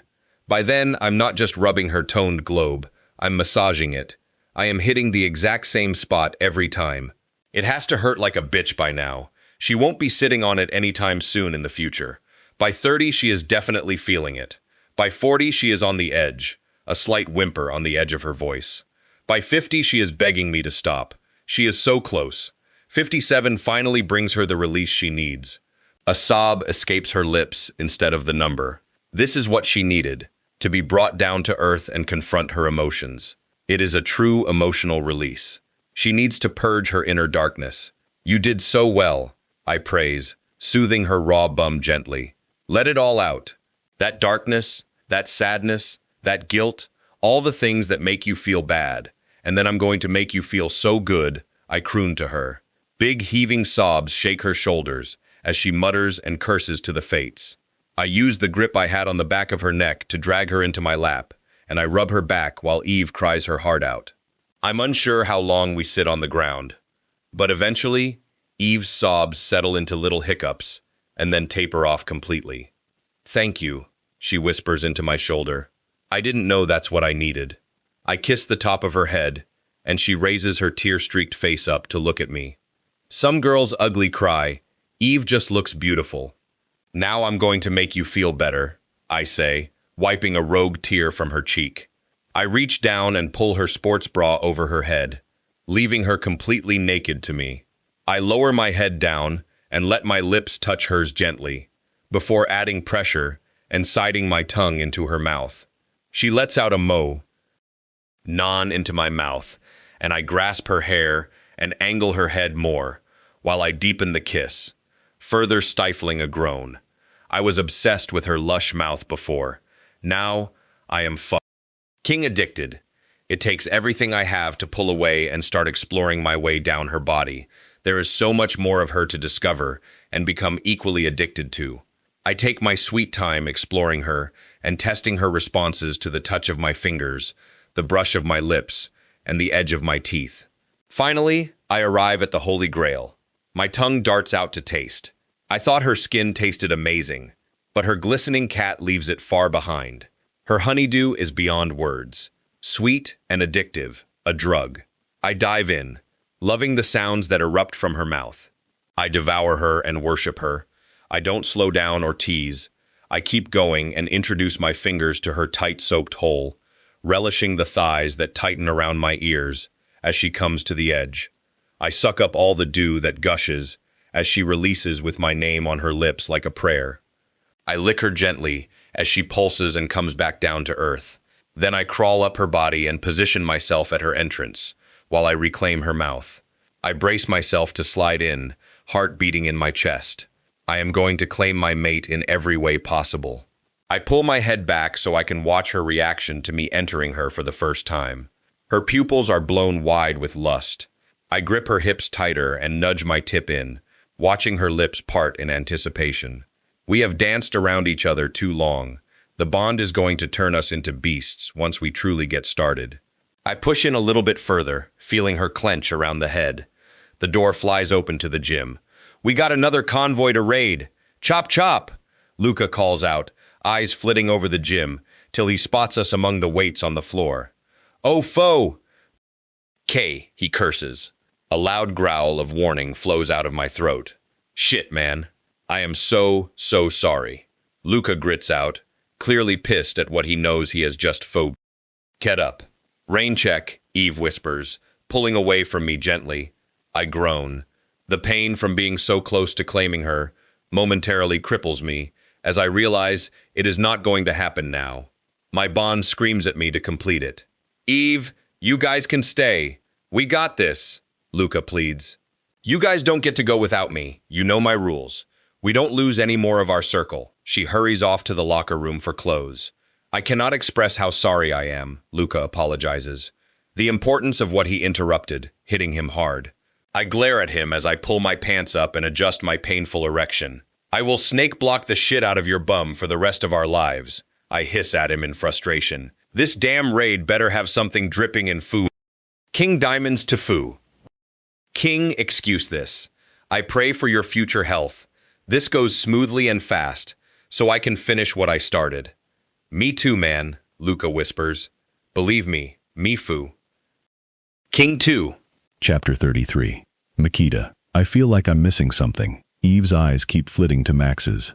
Max alternates between lusty, promising looks at Eve, and death glares at Luca. When we first gathered at the kitchen island with coffees in hand, Eve had gone to sit, then shot out of her seat like a rocket, making Max laugh. She's now standing with her elbows leaning on the island. The angle is perfect for me to yank down her pants and thrust. "Take this side road, Makita," Luca says, pointing to the map. I wrench my eyes away from my mate and make myself focus. I can't make mistakes that could endanger her or the others. But when we get home, I am definitely sneaking her away. I pay attention as Luca goes over my role, thankfully not letting on to anyone that I hadn't been listening, and instead acting like he was clarifying. I owe him one. We call up the teams we are leading and gear up. I hate that I will again not be on Eve's team. Garrett is slamming and banging stuff around, clearly pissed that he too is going to be away from her. Carino and Dev are going with her this time. I watch Lisario march over and turn her, braiding her long hair and then wrapping it into a bun. I nod in approval. Less chance of the enemy grabbing her by her hair. We kiss and hug Eve before heading over to our waiting teams. I quickly go over our roles with my team, making sure we all know what we are doing, while I taste their emotions for deceit or fear. Thankfully, my team is ready and raring to go. We are also the team that will be stationed closest to Eve's. The portals fire into existence, and we walk through our own and take up our position. My eyes dart down the road to where I know Eve is. I hope there are no kids this round, for Eve's sake. The first truck is sighted nearly an hour later. I tense, waiting for Eve's signal. Vines shoot out of the ground and drag the lead truck to a halt. As the second truck closes in on my team's position, I shove my own vines into the ground and through the earth. They shoot out underneath the truck and pull it to a stop, while others tear wires, tubes, and leads out, disabling it. The driver jumps out confused and kicks his tire. The trucks behind our target slow down and stop. My vines shoot out from under the truck and wrap around the driver's limbs, thorns digging in, as my vines pull him in opposite directions. His body makes wet, tearing noises while he screams before he falls apart in a tumble of limbs. Beautiful. I hear Carino and Dev tearing apart their target, and I feel Eve's foul mood as they deprive her of her kill. Further down the convoy, I hear screams and glass breaking as the teams drag the drivers from their trucks and end their lives fast but painfully. I head to the back of our truck and wonder if it will contain just humans or some of our races. The convoy we intercepted last had been a mixed bag, and the humans were sent back to their towns. Those of Soup descent were offered places with us if they wanted, and some offered our people safety with them back in the human world. The ones of age had chosen to stay. I unlock and pull the doors open to reveal terrified, dirty faces. The scent of their unwashed bodies makes my nose wrinkle. I sense a few non-humans in the mix. You're safe now, I reassure them. The drivers are dead. We are going to get you to wherever you want to go. Those not human look at me with hope. The humans, however, remain terrified. Humans always pick up on our difference. It triggers their prey response. Something in their heads warning them they are not on equal footing with us, and certainly not at the top of the food chain. I hunch myself a little and try to look less scary, but I doubt it makes much difference, judging by their faces. I back away and let the female lichen in our team coax them out. I glance down the road and see Eve successfully coax her lot out. I chuckle. Humans are idiots. She may look little and harmless, but she is the biggest predator of us all. I sense the disturbance in the ground just before the ground falls into circles that appear in front of us, and claws scrabble at the edges for purchase. I bark at the light fay to open the portal as I unsheath my sword. Adrenaline pumps through my blood, and bloodlust sings through my body. A grin stretches across my face. Playtime. I launch myself at the nearest circle, decapitating the demon as it pulls itself up to stand, having made it to the surface. His head flies off to my right, and I kick him in the gut, sending him back into the hole that had yet to refill. This is Sparta. I roar as I kick and watch his body disappear into the depths of the earth. I hear Eve crack up laughing. I glance over and see her taking off the head of another demon, as her team races their rescues through a portal and back to the pack. She shoots me the thumbs up, still laughing. Foo. King epic. Why didn't I think of that? She crows, swinging her sword at another demon. I preen. Eve thinks I'm epic. I duck as a whoosh of air comes from behind me, narrowly missing the claws that are slashing at me. Eve tuts at me as she wades through the demons racing to attack her. Dev and Carino fighting beside her. Guess I just lost epic status. I hear Eve repeating something as she takes down each demon, and I strain my ears as I fight through the demons converging on us. My jaw drops as I realize she's apologizing to them. It reminds me that they are fighting against their will. I momentarily stall. Claws slash my face, jump-starting me back into gear. At the end of the day, it is us or them, and I definitely choose us. I resume my rampage as I keep the demons away from those racing for the portal. Clear! The light fay yell, letting me know our group of rescues are through and safe on Packlands. I retreat backward as I fight, grabbing the fay and pulling him with me, as we stumble through the portal and sever it before the demons can follow. The waiting medic team is already assessing the people from the trucks. I am relieved to see the other teams closing their portals off and grinning. Eve's team's portal is still open. I stride towards it and shove my head through. I grab the 3 human morons rebelling against going through, who are holding up what is left of the line, and yank them through. I don't care how scared they are. They were putting my mate and circle members at risk. With them out of the way, the rest of the truck members willingly rush through. The team soon follows. Carino and Dev drag Eve behind them, but the Fae doesn't follow. The portal remains open. Foo. K. Eve swears, shaking free of the guys and marching back towards it. I yank her out of the way just as the demons rush through in a torrent. The Foo. King Lightfae should have shut it down as soon as they were compromised. If they survive whatever is going on over the other side of the portal, They certainly won't survive me when I get my hands on them. Only the owner of the portal can close it. I wave my own into existence and reappear back by the second truck. The Fae is restrained in iron shackles, knife to his neck. Cat. He has placed the value of his life above those being attacked on the other side. I send my vines through the earth and shove them up through his feet, traveling up and through his body till I reach his head. I build them up to branch out and expand, till the pressure explodes his body outwards and he pops like a tick. It is over in seconds. It's a shame I much prefer to do that slowly and savor my kills. The vampires who had restrained him gape through the blood dripping down their faces. The Fae's portal winks out of existence as he dies. I grunt with satisfaction, stepping back into mine and shutting it firmly behind me. My feet land on our home turf and I unsheath my sword. Jesus, it has all gone to hell in the mere minute I was gone. I let out a roar and throw myself into the fray. Chapter 34. Darius. Things have switched up on us so quickly. Now there are demons on our land, innocent civilians in the way, and some of our rescues have broken off from their group and are racing toward us. The soups from the previous convoy have stayed to fight. I am guessing these new ones have chosen the same. Then I see the way they move. Foo. King Hell. I see the moment my ever-observant Eve spots them too, and the penny drops. She races towards them, and I do the same. Max races after her. Vampires! I yell to the teams. Guard your bums! They have tricked us! The demons distracted us, making us sloppy and rushing our rescues to safety. We haven't been able to assess them off-site as we normally do. We should have seen it coming. We have underestimated the enemy, and I will not allow them to fool us again. I call the pack warriors to me, ordering them to come and reinforce our ranks. I demand they bring the other races with them too. We will stomp this threat out fast and efficiently. I still don't understand why they didn't just send the full legion to wipe us out. They give us more time to complete our circle, the longer they drag this out and play with us. We are still missing something. Eve launches herself at the vampires, curved sword slashing as she twists and outmaneuvers them.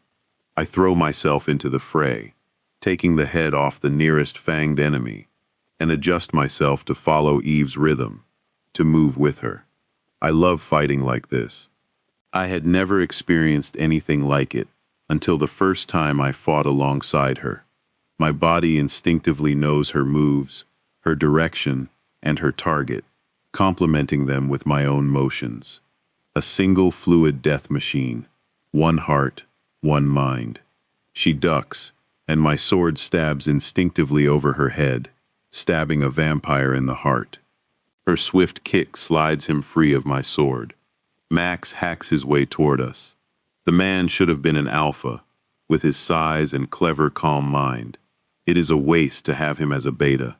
Unfortunately, he doesn't have the alpha dominance and the alpha voice to be able to command. His voice holds a lot of power, but not quite enough. The vampire's speed means they are landing plenty of blows on us and drawing our blood. Eve's eyes narrow as a sword slashes my arm, making my blood flow. Her dragon wings explode out of her back, shoving some of our enemies back. Her claws elongate, fangs erupting from her mouth, and she hands her swords off to two of her vines that have erupted like an angry green spaghetti monster from her. She moves in a blur of violence, and I back away with Max to attack the ones she has shoved further away from her.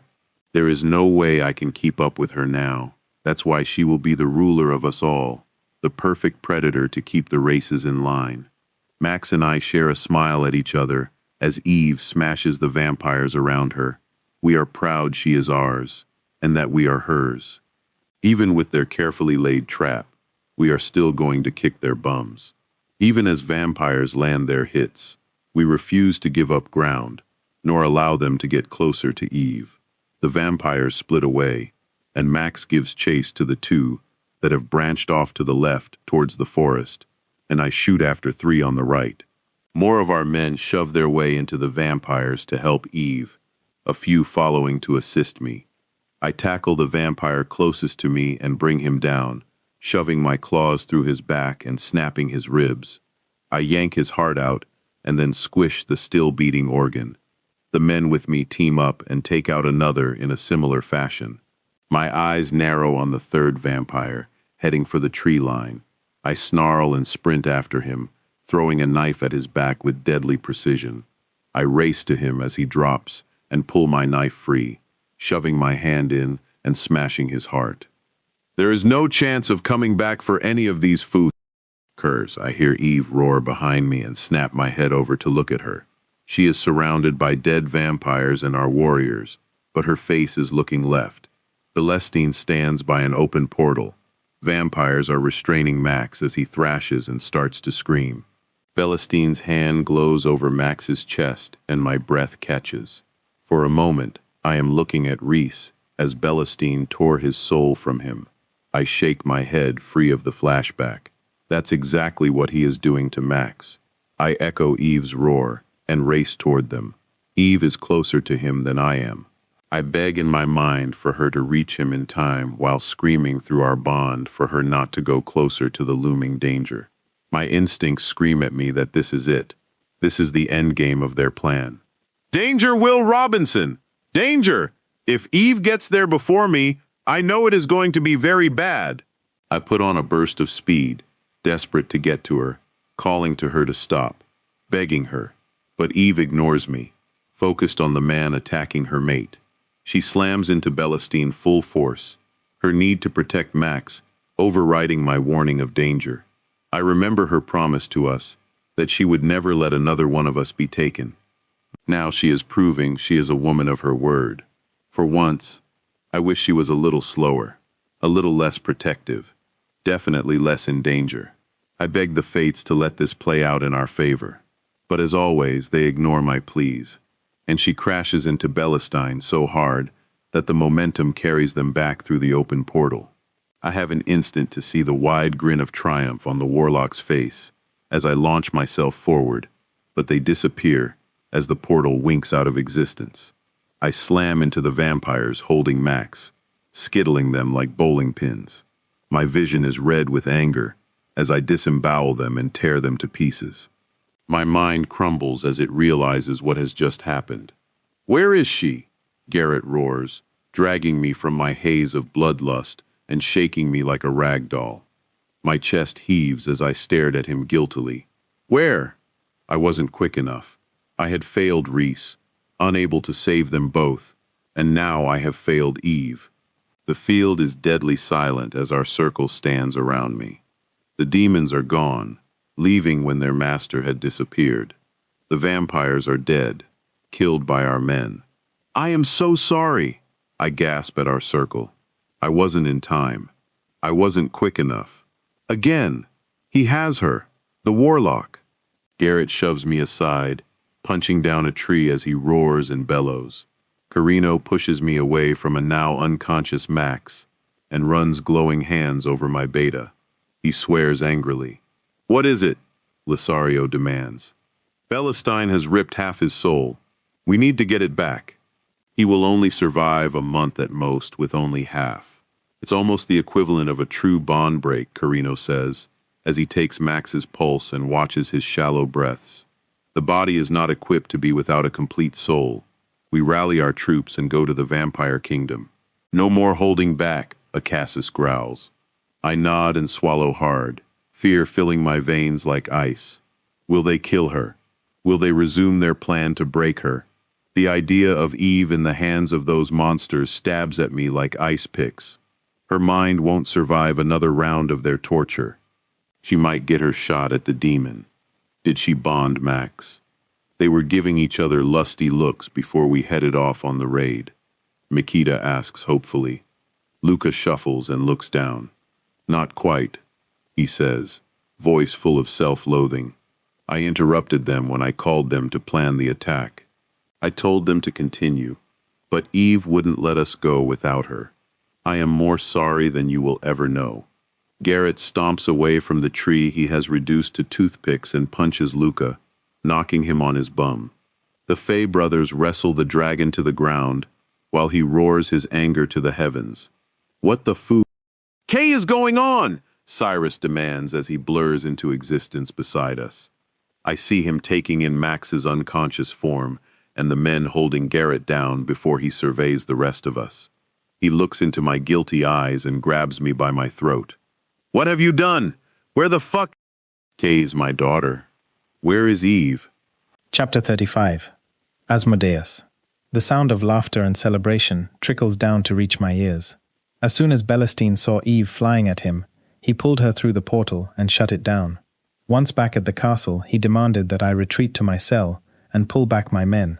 I pace angrily. My mate is up there with that psychopath, who is doing God knows what to her. Suddenly, all noise from above ceases. Out of the silence comes the low tone of the king speaking, though I can't make out what he is saying. Then there is a clear, strong reply. "Go foo ken yourself. A woman. My woman. Eve." There are growls and thumps followed by a warrior's roar echoing through the castle. Then the sounds become dull and muted. I feel my agitation grow. The shifting of air in front of me makes me refocus, and I blink my secondary eyelids over. "What's going on up there?" I demand, taking in Reese's worried face. They are knocking her out with a snake tail of drugs, iron manacles as well as silver and graphene chains to restrain her. I imagine she will be brought down here soon. She is too much of a threat to them, outside of a cell. She has declined the king's offer to join their side and be his heir. Reese leans in. Lord knows why. It's not like anyone other than Belestine and myself can hear him. The king will try and break her. You need to keep your emotions under wraps. No matter what they do, don't let them know what she is to you. When the time is right, offer your services to break her. Claim you will cane her to within an inch of her life. Say you just want to fast-track it all, so you can complete your contract, especially since her circle is gathering their army to march on the castle as we speak. They will think it's very proactive of you. I stare at Reese. You want me to remain impassive when they torture her, and then offer to rape my mate? I ask horrified. I have to watch this shit as well. Hole, Reese hisses. If I have to suffer in silence, you can do it too. Fail and we lose everything. I know he speaks the truth, and this is my only option, but I don't like it at all. I hear heavy steps, and a dragging sound. Two of the guards emerge from the bottom of the steps, dragging a bloodied woman between them. Her feet are dragging on the floor, her head rolling lifelessly on her shoulders. They carry her by her arms, bound in iron with silver chains, and I spot a graphene chain that jingles as it's dragged between her ankles. If what Reese told me is true, then that's her fae, wolf, lichen, and dragon side subdued. They open the cell opposite mine and secure her to the wall with more iron chains. With 3 fae mates, I can understand why they are focusing on the fae side. Did you bring me a toy? I leer, playing my role and letting my eyes rove her bruised body. One of the guards scoffs at me as the other locks her cell door. They walk off without answering me. There are catcalls and hollers of glee from some of the prisoners. Even bruised and unconscious, she is beautiful. I block them out and study her. She is tiny in comparison to me. If I do get to bond with her, I'm worried I may break her. It's hard to believe this tiny slip of a girl has got the vampire kingdom shaking in their boots and requiring my legion to bring her to heel. I have yet to see her fight. My contract demands my full attention on my men, directing them. I wait for hours for her to wake, and the guards come and go, checking on her. Belestine surprises me by going into her cell and stroking her cheek. He gently undoes her hair and unwinds her bundled braid, and as it comes loose, he smooths it down her back. He touches her as though he is a lover, familiar with her, gentle, and taking care of her. It takes everything I have to act disinterested, as I sit pretending to doze, but I'm watching him touch what is mine through slitted lids. I fight to stop a possessive growl from escaping my mouth. I tense as he leans forward and kisses her forehead, whispering something under his breath. It sounds like soon. I have no idea what he's up to, what he wants with Eve, or why he is acting this way towards her. The tightness leaves my chest when he leaves her cell. He turns to me. She is magnificent, isn't she? He comments. I shrug. She would be magnificent if got to wreck her orifices. It's been a long time since I had a woman. I leer. He scowls at me. That will never happen. She is mine. He growls at me. You can look, but you will never unleash yourself on her. At least you will have sweet dreams using her for inspiration. That's as close as you will ever get. She is not for a monster like you. He storms off. I may look like a monster on the outside to these people, but that food care is an abomination on the inside. He's more monster than I will ever be. Even as I mull over these facts, self-doubt creeps in. Will she even accept me if I can get to her? Eventually she stirs, small groans emitting from her mouth. She blinks and looks disorientated as she tries to focus on her surroundings. Her chains rattle and she tenses. It's like someone has hit her with a cattle prod. She leaps up on shaky legs and pulls at her chains in an absolute panic. She's having a flashback, Reese whispers. They have caught her once before, tortured her for months in a cell, raped and beaten her, drove her mad. I can't stop the low growl that trickles out of my mouth. She freezes, turning cautiously to look at me. I see the moment she realizes who I am, a small degree of relaxation in her muscles. She stares into my eyes, taking in my large form, the earthy red of my skin, and my large horns. Her eyes dip suddenly to my crotch, and she blushes. I raise an eyebrow. That's interesting. Is she shy? Embarrassed about what we need to do? Or does she know about what demons carry in their pants? Her eyes jump back to my face, and she chews her lip nervously. She doesn't know that you're aware of what she is to you. She's trying to figure out how to broach the subject, Reese explains. Hello, Eve. My voice purrs. I have been waiting to meet you a very, very long time. I am Asmodeus, and you are my fated mate.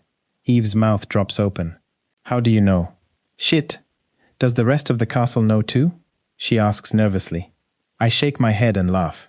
No, little mate. I had the help of a much-needed friend, someone very close to you. She looks at me confused. Demons can see the spirits that remain in this world. Your Reese has been my eyes and ears, escaping and bringing me news from your pack, and feeding me intel from around the castle. He exhausts himself every day to serve you, and love you still, even in death. He told me you were coming. Her lips tremble, and she draws in a shaky breath. Reese zips to her, trying to touch and soothe her, as he frets over her sadness, but unable to do anything effective. Stop it! I hiss at him. Eve glares at me. No, I meant your idiot mate. He's trying to comfort you, even though the dumbass knows damn well he's unable to touch you.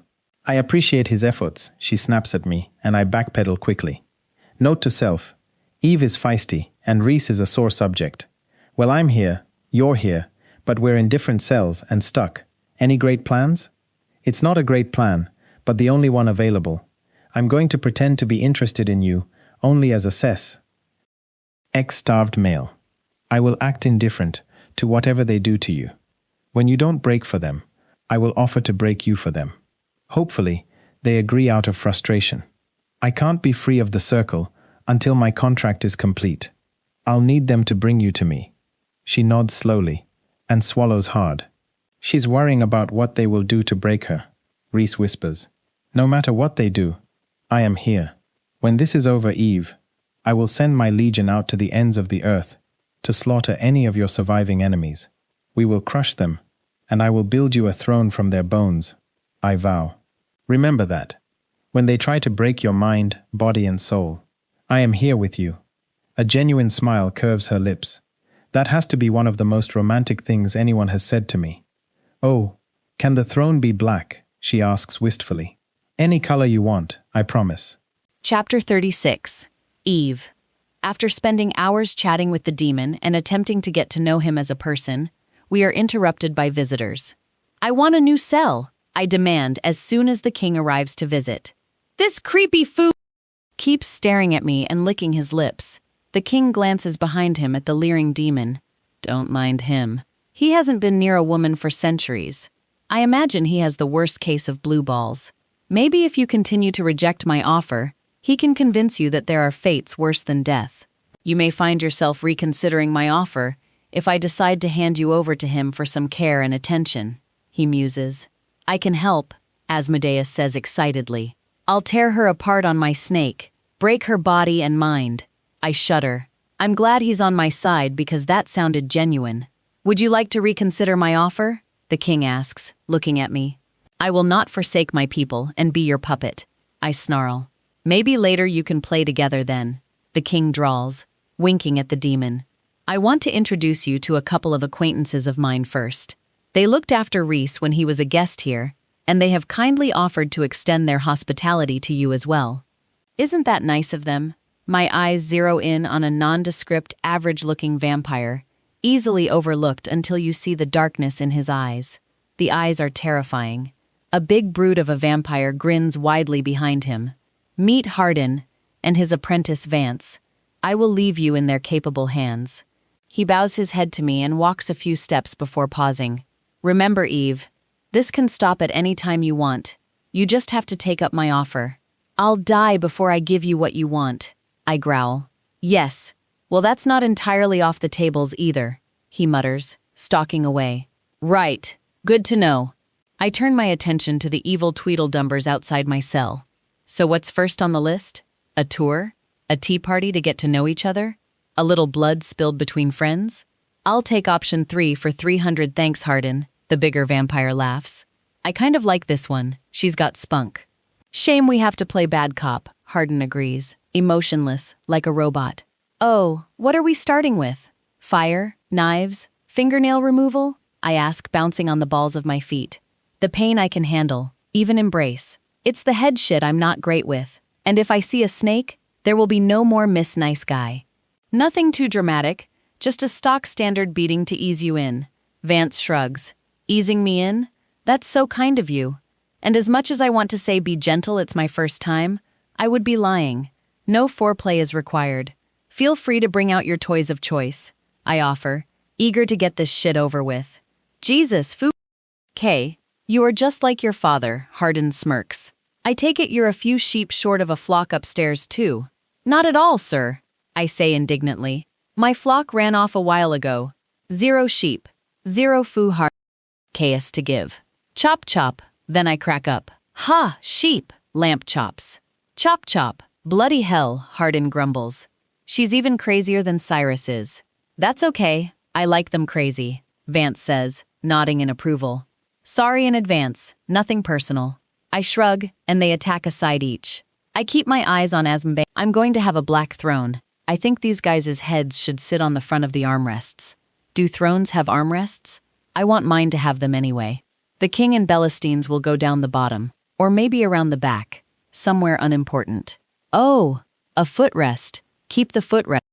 Curs under my heel where they belong. I grin and jiggle excitedly now that that's been decided. I feel a rib crack and I scowl. I would have punctured a lung when I broke their ribs if the positions were reversed. But who am I to tell them how to do their jobs? Maybe I should start a school to teach the art of torture? After all, I have been on both sides of the coin. Surely that makes me qualified to teach? I feel my darkness swirl excitedly under the barrage of fists, reveling in the pain of each fist, as my mind drifts aimlessly over my future throne and teaching career. Then it drifts to Asmodeus, and what the girls told me about their monster magic snakes. Surprisingly, I am excited to see and experience this magical object. They have hyped it up so much, although I'm sure parts were exaggerated. My eyes dip to his groin, and I wish I had X-ray vision for a moment. The fates stiffed me on that power.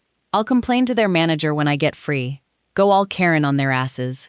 A wet, warm sensation drifts up my cheek, and I jerk my head away. Ew! Did you just lick me? I exclaim, disgusted. Vance laughs, and Hardin shakes his head in disgust. So that's what gets your attention, he exclaims.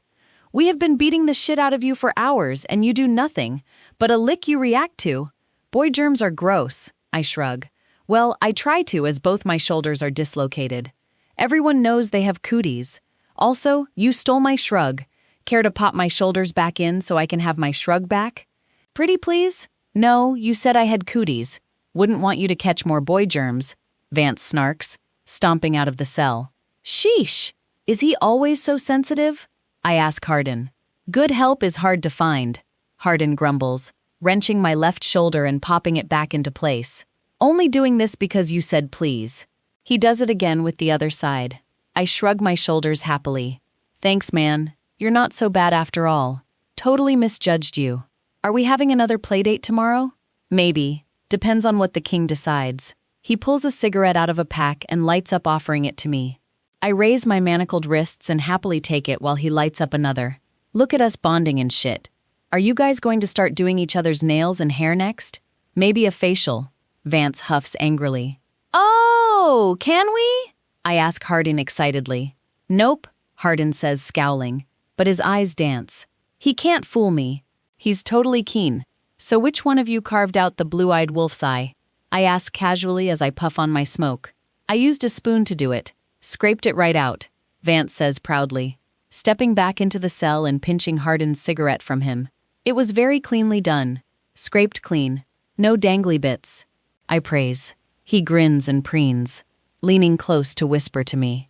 I love popping out eyes. So easy, yet so painful. I shove my cigarette into his eye, straight after a puff so it's nice and hot. My finger follows it, and his eye pops out. I can see why he likes it. It is fun. His eye dangles on his cheek as he screams. Hang on, I forgot the dangles. I rip the eye out. Sorry, no spoon. But how did I rate? I ask Hardin. I'd give it a 7 out of 10, he says grudgingly. Room for improvement. He shoves Vance out the cell door. Stop your belly aching, boy. What did you think would happen after you admitted doing that to her mate? Eye for an eye, you idiot. He locks the cell behind them. To be fair, that's only the second time I've popped an eye. I gripe at my low score. Fine an 8, he calls back. Hey, Hardin, I yell. He pauses. When I'm queen, I'm going to run a torture class. You're going to be my top student. Hardin bows. I look forward to it, Your Highness. Also, how much shit did you get over your name growing up? Hard on? Eve teases. Hardin scowls. Okay, sorry. Touchy subject. How about a smoke for the road? I like my eyes in my head. Maybe tomorrow, he snorts. Party pooper, I pout as they leave. Oh, tell Vance I have his spot on my throne all picked out. I've decided you won't be part of it, though. I'm glad to hear that, Hardin says, confused. Later, crazy lady. My eyes dart to Asmodeus, who is staring at me like I'm a dangerous but exotic creature. How about that? Made a friend on the first day, I say smugly. He's right, you're nuts, but nuts in a good way. This short-circuits my brain for a moment. I'm unsure if I should be offended that he thinks I'm nuts, or happy that he accepts me as I am. Before I can decide, I hear footsteps and see the king heading my way with a bunch of guards. Eve, what the hell did you do to Vance? He exclaims.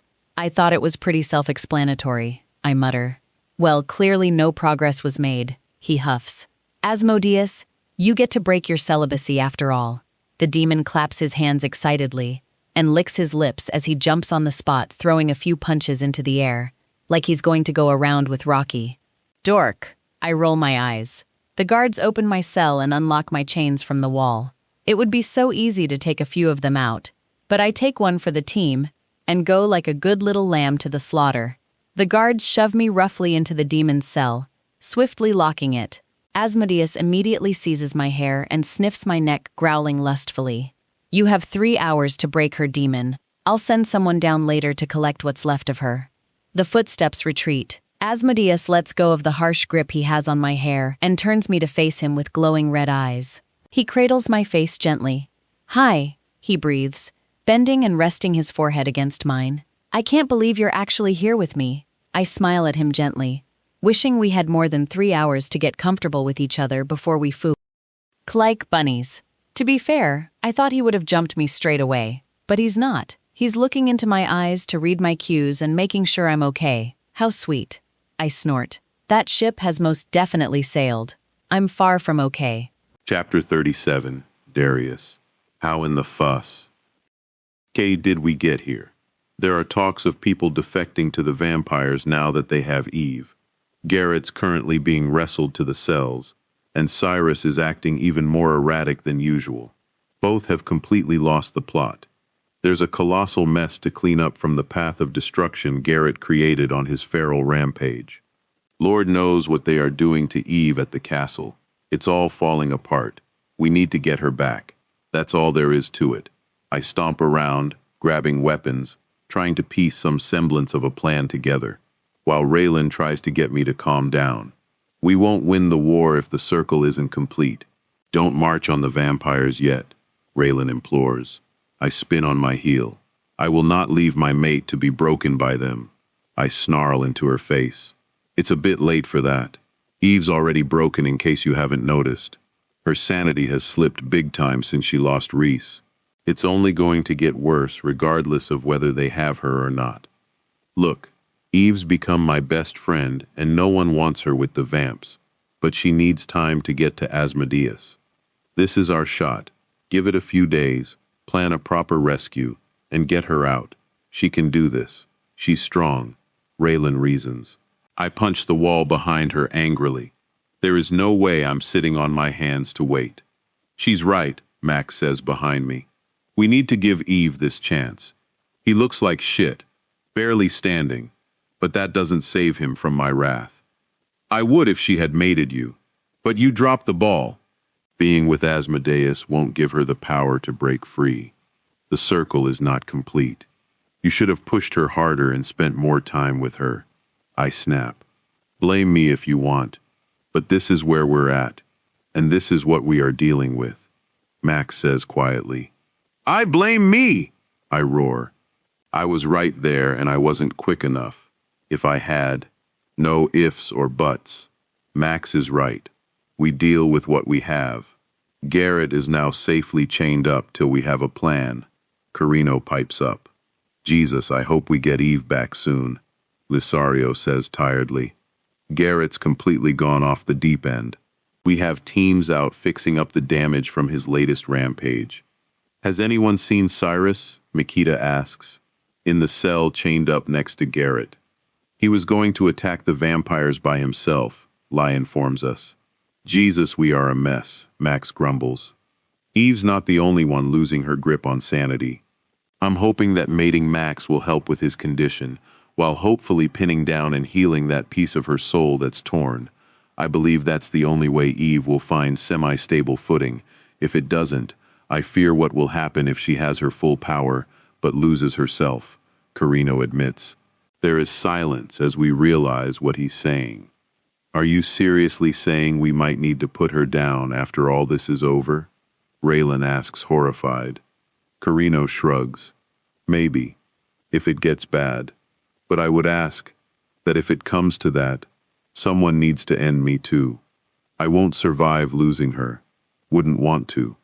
I doubt any of us would. He rubs his chest as though his heart suffers already at the thought. No! I yell, hitting the wall again. My fist goes through it this time. We will talk about this later if we need to, but we are not at that point, and I refuse to give up on her. I will not discuss this further! I stomp away from them. Max is right. Without Eve, we are falling apart. We are fighting and snapping at each other. Garrett's acting like he's gone completely feral, and Cyrus is just as bad. I want to march on the vampires, but Raylan is right. We will lose. The Legion will be called, and we will be no more. We wouldn't even get near Eve. None of us is thinking clearly with the bond pulling at us. Jesus, they were even discussing killing Eve. What has our world come to? Luca limps over to me, still healing from the ass-kicking Cyrus gave him for interrupting Max and Eve. His little girl is in the hands of the enemy. Even if she completes the mating with the demon, unless she miraculously manages to break out, she will still be trapped. At least if she had mated Max, she would have come into full power and destroyed the enemy from the inside out, like she had wanted to. I just had an expected call from inside the castle. The chief torturer Hardin has taken a shine to her, wants to offer his help, claims they had a bonding session, wants her to become the queen, he says, confused. I can't tell if he's actually for real. Hardin's a cold, psychopathic, unfeeling robot. He sounded excited on the phone, started waffling on about a torture class. I don't know what to make of it. I raise my eyebrow. I shouldn't really be surprised. Eve's darkness seems to call to our own. It's not that far-fetched that she would make friends with her torturer. It sounds like the kind of feast get-up thing she would do. Did he say what kind of help he was offering? I ask, passing on information from the castle, and if he can break her out safely, he will. Luca looks at me intently. He knows if this is the real deal. It's huge. Let's get Cyrus's take on it, I announce, heading for the cells. I'll stay here. I don't think he will cooperate if I go with you. Luca chuckles. I wave him off and hunt down where they have stashed Cyrus. Food came off, he snaps when he sees me. I have intel. I need your take on it. What do you know about Hardin? I ask, raising my voice over Garrett's roars further down the cell block. Cyrus's eyes look at me curiously. He's the head torturer. Not my biggest fan when I'm in his care. I don't make noises he likes. Says I talk too much. Thinks I'm a little crazy. I tend to offer him tips while he works on me. He's good at what he does. A good man to drink with when he's off duty. I'd even almost class him as a friend. Has a strange sense of humor, Cyrus answers. Between you and me, I don't think he's playing with a full deck, if you know what I mean. My lips twitch. That's the pot calling the kettle black. What do you think he would make of Eve, I query? Cyrus grins. He would love her humor and her darkness. Like meeting a kindred spirit, admittedly a slightly demented one. I think they would get along great. He frowns suddenly. Hang on, has he hurt my little girl? How bad is it? I'm not sure, but he rang Luca, claims he likes Eve and wants her to be queen. He's offered to feed us intel and free her if he can. What do you think? Legit? He nods, grinning like the madman he is. Yes, call him. I can check. Maybe see if Makita can get a read on his voice tone, Cyrus says excitedly. I call Makita to us and hand Cyrus my cell phone. At Makita's nod, Cyrus makes the call and puts the call on speaker. Hardin? A voice answers. I believe you met my daughter? Cyrus replies smoothly, sounding put together for a change. She's certainly a chip of the old block. She's like you, but better, much better. Nice girl. The voice laughs. Did you just laugh? Cyrus asks, looking gobsmacked. No, the voice deadpans. Oh my, you really do like her, Cyrus says, looking mildly disturbed. She's funny. She was kind to me. She has this pull to her. She will be an amazing queen. The voice sounds almost reverent in its praise. Is my daughter all right? Cyrus asks. Yeah, so far. She's in the cells. Breezed through a session with Vance and me. Even politely asked me to pop her shoulders back in after we dislocated them. So I did. Poked Vance's eye out when he told her he took her wolfman's eye. King's just gotten back from talking to her. Said he will be back in 3 hours. I'll sneak her food later to keep her strong. I'll let you know if I get an opening to get her out. He hangs up. He's legit, Cyrus sighs happily. About time something went out way. Makita agrees. I'll go and let Garrett know. Maybe he'll calm down a bit, knowing we have eyes on her. Doubt it. He's going to be a raging beast till he has his hands on her. Cyrus scoffs. What about you? Are you going to play nice now that we have someone on the inside? Cyrus thinks about it for a moment and smiles his sinister grin while nodding. It's a complete contradiction. That smile clearly screams no. Yeah, I didn't think so. I walk away, leaving him spluttering expletives. Chapter 38. Eve. I'm nervous. Stupid but true. This guy is nearly 8 feet tall and has more muscles than Darius and Acassus combined. I feel tiny next to him. This is David versus Goliath material. I think he's the biggest of his brothers. I have a feeling the monster snake Poppy mentioned will be 100% true. My cat is going to die. We will need to put our marks somewhere they won't be easily spotted by the king. Asmodeus says, maybe under your breast? A small one to activate the bond. I can do it properly once you are safe. I nod in agreement, feeling awkward. There is no dating to get to know each other. No falling in love and sealing the deal. This will be mating on a time constraint, and I hate the thought of how I will be essentially king a stranger. It's not his fault, though, so I try to pretend I have known him for ages, and we are about to claim each other after a romantic evening in a beautiful room that is not this crappy cell. Sounds smart. The king will lose his shit once he knows I only have one left to mate. I'm just glad they haven't twigged that you are my missing mate. Let's get this claiming done before they find out then, he murmurs, nuzzling my cheek with his. I will try to behave, but please understand. It has been a long time since I have been intimate with someone. Got your rocks off, you mean? I interject. That too, he laughs. However, I am a beast at heart and things might get intense. Anytime you want me to stop, just say so. With that said, his lips slam onto mine, his tongue plunges into my mouth, and, is that a forked tongue? Oh boy. Garrett has some competition. His hands rake up my sides, bringing my top up with them. He tugs it over my head, but holds it with my arms trapped behind my neck.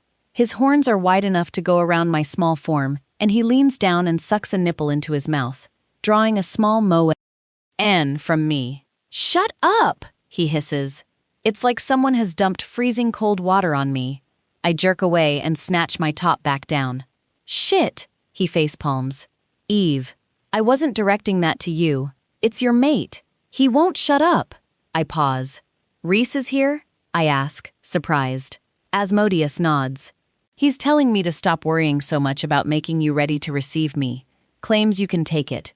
It's putting me off. I want to focus solely on you and he's making it difficult. He groans. Where is he? I demand. He points to my right and I turn. Alrighty, mister.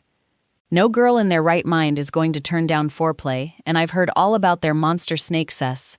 So who says I can take it without prep? I demand at the empty air. Asmodeus makes a choking noise. What did he say? Asmodeus opens his mouth and closes it, clearly debating repeating it. He finally looks at me awkwardly. He said you took 2 in your cat fine, he says sheepishly. Lucky you're not solid, or I'd kick your bum right now. Asmodeus is right. You're killing the mood, and time's a-wasting. He said he will butt out and just watch. Shall we try again? He asks, reaching out to me. I sigh and nod, throwing my top completely off. This time I undo the laces on the leather tunic he's wearing and unlace the crotch of his pants.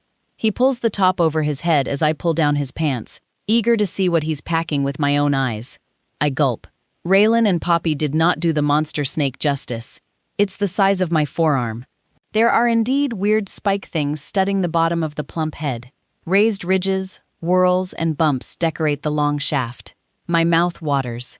If this thing kills me, at least I'll die happy. He watches me nervously. Can I touch it? I ask, desperate to explore these foreign textures. Please do, he groans.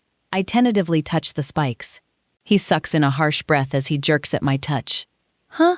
They are soft like ticklers.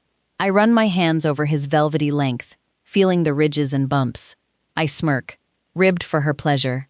I put a hand on either side of his shaft and give it a firm pump.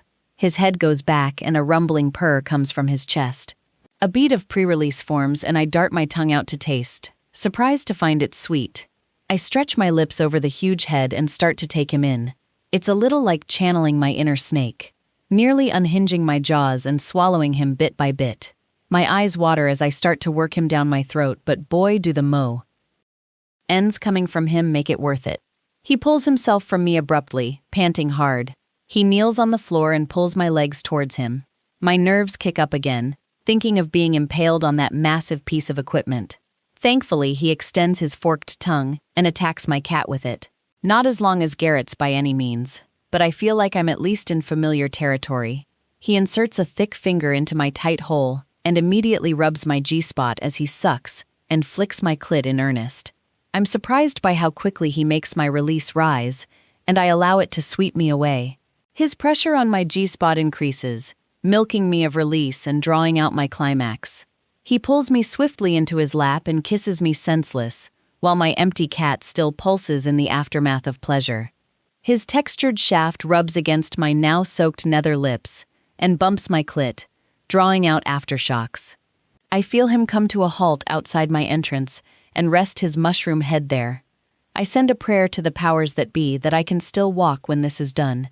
He begins to push forward, and my eyes widen at the stretch. My nails dig into his shoulders. He continues to kiss me, making love to my mouth, hands kneading my back muscles, but his eyes are open, watching me carefully for signs that it's too much. He continues to push slowly into me, and we both sigh with relief as his head settles at last inside me, the spikes feeling odd. I gulp as he begins to push forward again carefully. I can see my headstone clearly in my mind. It will simply proclaim death by snake, because I honestly can't see how I'm supposed to survive this impaling. I'm feeling impossibly full, and I don't think he's anywhere near halfway in. His hands move to my hips, and he begins to rock me, on what he has managed to cram in so far, allowing my juices to lubricate him further and glide more smoothly. He feeds more of himself in as he rocks against me. The sensation is overwhelming. Every part of him stimulates and sends sparks through my cat. The stretch of him burns, and he makes me ride a thin line between pleasure and pain. A bump rubs relentlessly against my G-spot, and his ridges and ticklers rake against my fluttering walls. Still more of him feeds into me, and then the strangest thing happens. The head of his snake thins and hits my cervix, and then it keeps going. I gasp.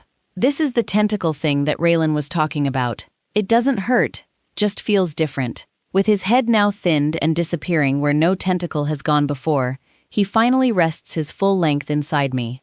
I resist the urge to high-five him. It's in! I survived it! Are you ready? He murmurs against my lips. Aren't you supposed to say that before you start? I query. Yes, I'm about to start. Are you ready? I can't stop once we pass this point. Foo. K. Should I wave the white flag and bow out? He's freaking me out now. My traitorous head nods without my consent, while I'm still trying to process. He grins, and then my world implodes. His knot swells and the vibration starts. It's like someone upgraded the high speed of my vibrator as he locks us together and rocks against me.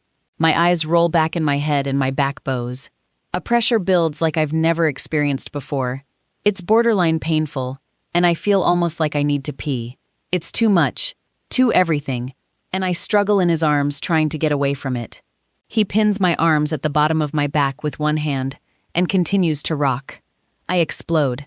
My back bows so hard it cracks, and a scream erupts from my throat. He covers my mouth with a hand to muffle my cries as a gush comes from between my legs, and I freak out thinking I have peed myself. I hear him mow on my name and feel him pulsate inside me as he release. Thank God, I don't think I could have handled it if he played the long game. My release rolls into another one, then another. Tears prick my eyes as my body shudders uncontrollably with pleasure. Then Raylan's words come to haunt me. 15-minute release. Should have waved that white flag. I'm going to die. A change in headstone is in order. Death by release. More pee gushes from me in a rush as another release rolls over the top of the one I was midway through. Stop, I whimper. He nuzzles my cheek. Can't stop now, sorry. We are past the point of no return, he rasps. Food. K, I gasp as another release rolls through me, drawing yet another scream from my throat. I struggle against him, willing to risk tearing to escape from the overstimulation. It's too much. Abort mission. But he tightens his grip, holding me in place, as release after release ravishes my body. I was right. I'm going to die by monster snake. I love that you squirt when you come, he murmurs. Oh, not pee. Thank the heavens. He leans his head down low and pulls his long hair aside, guiding my head to the back of his neck. Mark me, my mate. I bite down as the next release hits, marking him and taking a few sips of his blood to boost myself against the onslaught of releases. He purrs as part of our bond clicks, and as soon as I disengage my fangs, he tips me backward, still rocking me on his exquisite torture device, and bites the underside of my breast. Our souls entwine and our emotions rush. I realize I'm not the only one suffering death by release. He is too. I feel my eyelids get heavy as the mating mark starts to pull me under. Releases continue rolling through me, as he rocks, vibrates, and twitches inside me as my consciousness slips away. For once, I'm glad to be overwhelmed by the mating mark. Up your butt, deadly releases! Chapter 39. Reese.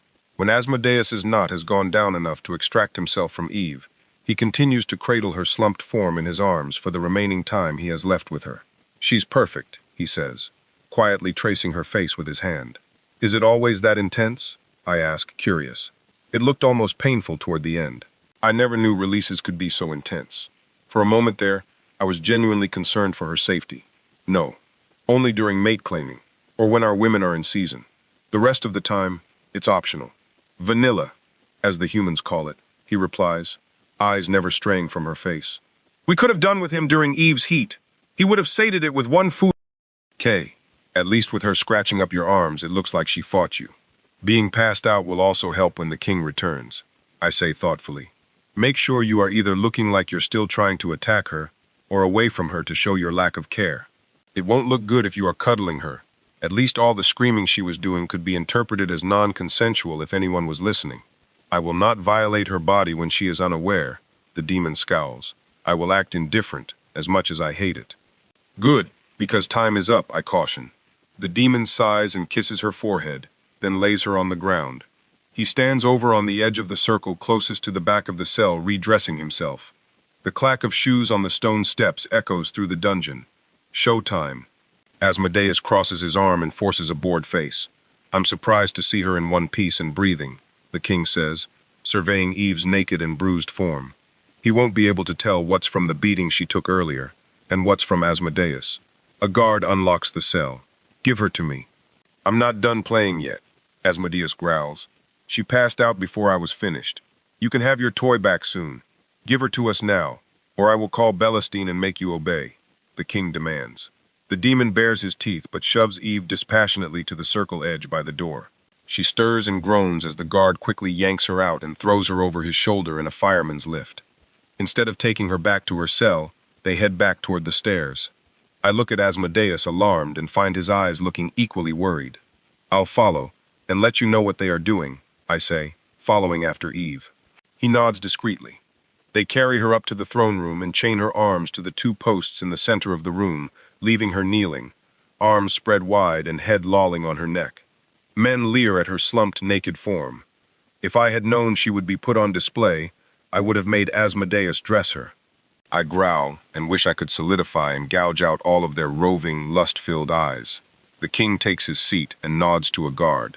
The guard carries a bucket over and dumps its contents on her head.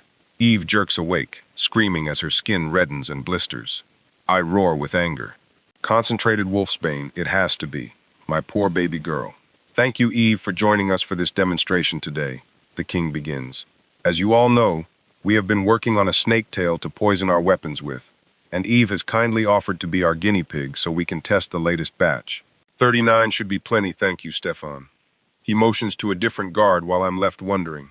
39 what? The guard goes to a bucket where a thick handle hangs over the edge.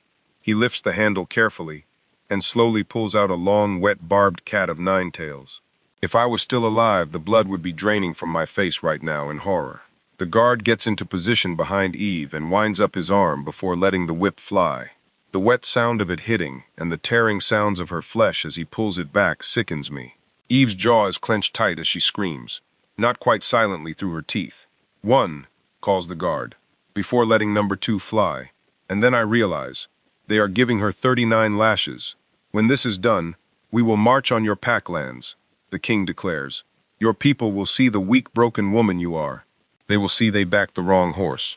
Their disappointment in you, your failure, will be the last thing they think of before we slaughter them all. Your fight is over, granddaughter. I have won!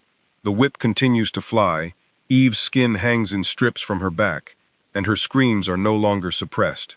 I'm on my knees begging the fates to make it stop. Dry sobbing since my eyes are no longer able to truly cry without a body to produce tears.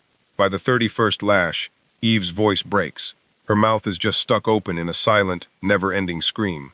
I crawl to her and plead for her to hold on. Her eyes are unfocused, but she turns her head to me and her lips mouth my name. I startle. She knows I'm here. Whatever is drenched in the whip is killing her.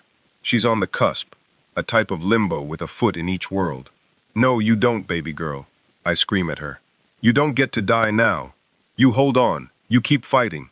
Her body goes limp, her breathing shallow just as the guard hits her one last time, declaring the 39th stroke. Is she alive? The king calls out. The guard stalks over and feels for her pulse and nods. Barely, but yes. Back to the drawing board, gentlemen, the king says disapprovingly to 3 men in lab coats. If it was remotely effective, it would have killed her in the first few strikes. No one is going to willingly stay still for you to hit them multiple times. Take her back to the cells, he directs the guard. Someone find Belestine and rally our forces. It's time to end this pathetic war and bring on the new era. The king gets to his feet and strides off. Hardin moves forward and helps the guard unlock the chains. I'll take her. You've got a war to get ready for. I don't. I just got the prisoners to babysit, he says monotoned. The guard nods and shoves her toward the torture master. Hardin surprises me by leaning down and gently lifting her over his shoulder, trying to not touch her back. He is careful not to jostle her as he makes his way down the stairs. "Demon?" he calls as he carefully speeds towards Asmodeus's cell. "Please tell me you have some sort of healing ability." Asmodeus looks at Eve in horror, mouth gaping. "Can you heal, demon?" Hardin demands, voice urgent. "My saliva has a clotting agent," Asmodeus rasps. Hardin carefully passes Eve to the demon. "Get licking, boy. Do what you can. I'll see what else I can find." The torturer sounds nearly frantic and takes out his phone to make a call. I don't pay attention to what he's hissing down the phone. My focus is entirely on Eve. Asmodeus lays her on her stomach and immediately starts licking at her back. "She's lost too much blood. She needs to feed on blood. It will help her heal," I yell to Asmodeus.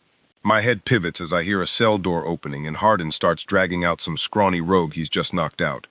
He drags the man into the demon's circle, not even hesitating to enter. Thankfully, Asmodeus realizes he's trying to help and doesn't attack him.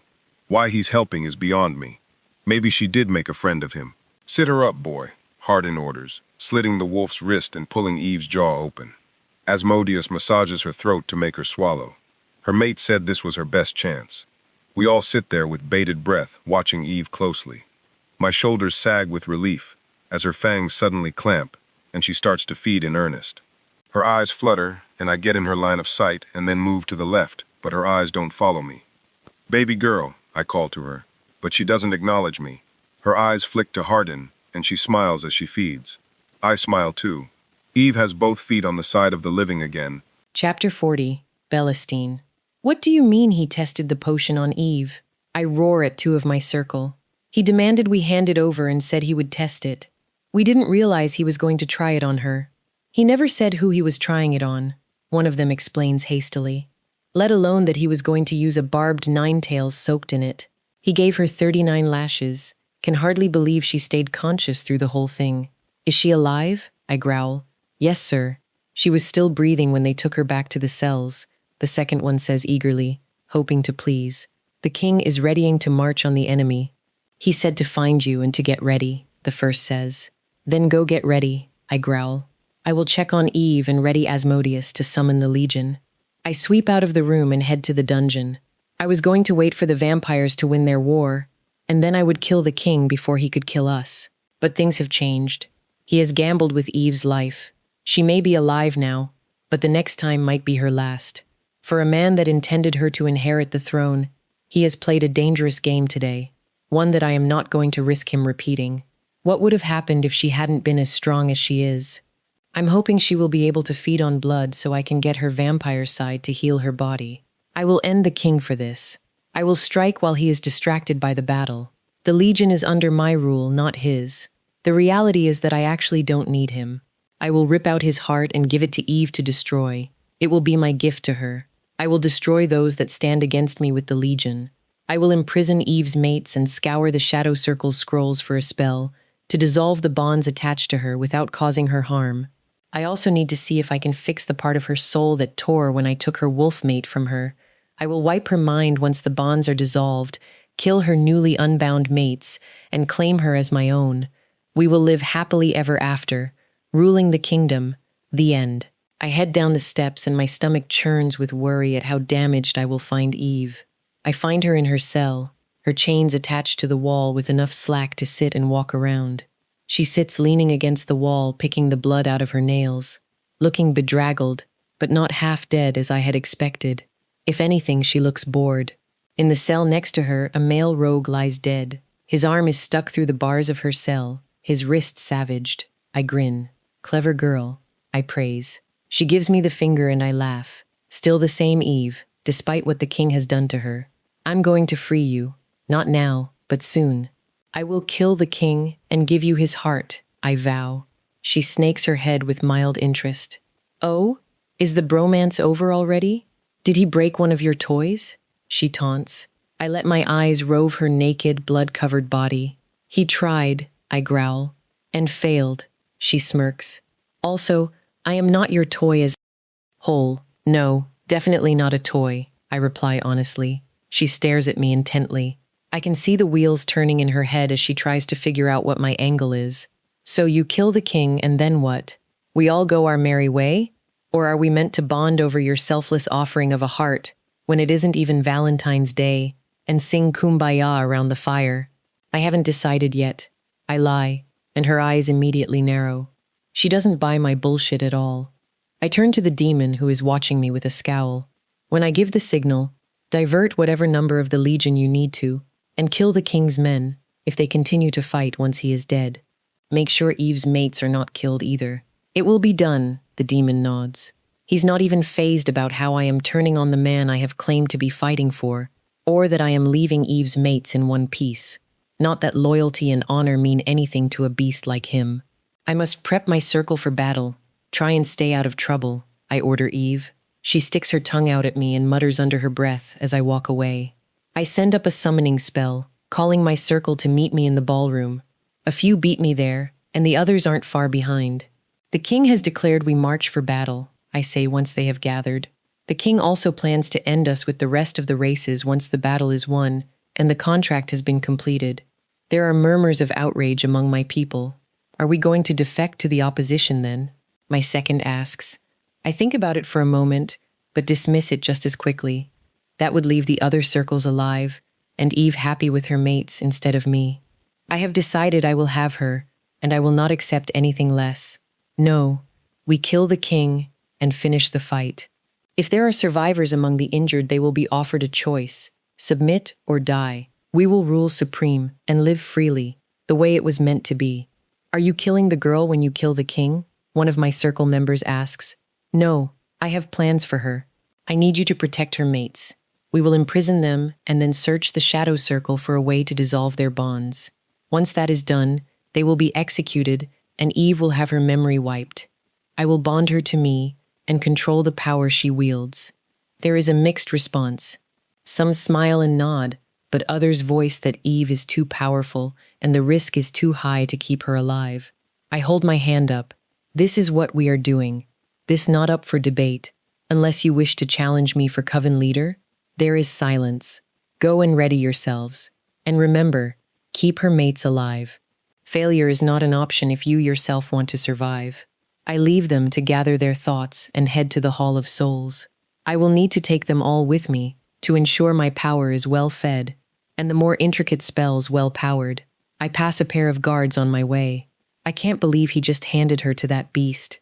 That demon food ked her so brutally that she was completely passed out when we went back. You should have heard the screams. What a waste. He should have just given her to us, one guard says.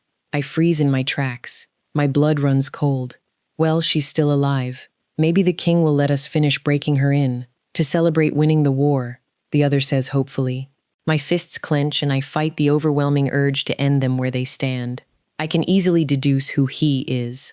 The king has handed his own flesh and blood to that monstrosity. He has also, in the process, effectively signed Asmodeus's death warrant. No one touches what is mine and lives. As soon as the contract is complete and the demons are freed from their realm as per my end of the deal, I will end Asmodeus's reign as their leader, and he will be nothing but food for the worms. Eve's smirking face enters my vision and I feel myself relax. Despite the brutality of the demon and her grandfather using her as a test subject, Eve still stands firm, unbreakable, the perfect queen. The fates have chosen their champion well. I will allow Eve to mate her final 2 men, once her memory is wiped, to complete the activation of her superior royal genes. Then I will put all of her mates out of their misery. Once they are no more, there will be nothing that can stand in our way. I walk faster toward the Hall of Souls, excitement swirling in my gut. I am eager to get this over with. Soon Eve will be mine and mine alone. The world will have no choice but to bow to us. Chapter 41. Eve. I watch the snaky warlock trek up the stairs. What is he playing at? Why is he protecting my mates and me?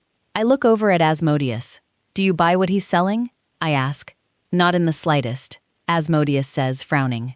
Yeah, I'm calling bullshit too. I wish I knew what his angle is. I can understand him thinking it's a good idea to overthrow the king and take his place, but I don't get what he hopes to gain by saving myself and my men, I say, while my brain runs like a mouse on an exercise wheel. Asmodeus's head shoots to the side, and he appears to be listening to something. I strain my ears, but I can't hear anything out of the ordinary. When he growls lowly, the hair on the back of my neck goes up. Rhys has been listening in to Belestine talking to his people.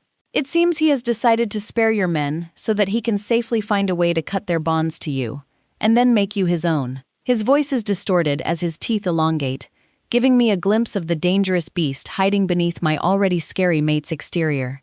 He blinks, and a second vertical set of eyelids part. Ha! That's trippy as fuck. I wonder if I can do that. I blink rapidly, but no dice. I hold my eyes open and try to blink a second set, even though I'm not even sure they exist in my person, even though we are mated now. I'm never quite sure what part of them I will get when I bond with a new race. My eyes water and I fight the urge to blink. Eve, what are you? I scream, as the second transparent set suddenly slides over and I see Rhys looming over me, concerned. Fu. King, Fu. Kitty, Fu. Kay, I screech. Asmodeus lets out a deep, chuffing laugh, while Rhys looks at me in surprise. Oh my God! You are here! You're really, really here! Rhys's mouth moves at a rapid pace, and he gestures excitedly. I can't hear him. Why can't I hear him? You need to transform your ears just a little bit. It will pick up on the frequency, he explains. Transform them to what? I ask, confused. He points to his own ears. Great. Let's transform into something I've never been before. I look at Asmodeus's ears, their color, their shape, and visualize my own ears looking like them. Beyond amazing. I never dreamed you would be able to see me again, Rhys exclaims. A tear immediately escapes my eye at the sound of his voice. His beautiful voice. I can see his face and he looks whole and healthy. Nothing like when I last saw him. Oh, baby girl, don't cry. I never left you. Not even death or my soul being stolen could keep me away. I smile and sob, relief coursing through my body. This is real. My Rhys is really here. He kneels in front of me, and I reach for him, but my fingers pass eerily through him. He sighs and slumps his shoulders. Sorry, baby. I haven't found a way to solidify yet. I want nothing more than to be able to hold you again. Maybe one day. It doesn't matter. I'll be joining you soon enough anyway. I never mated Max, and I'm sure the king won't go down without a fight.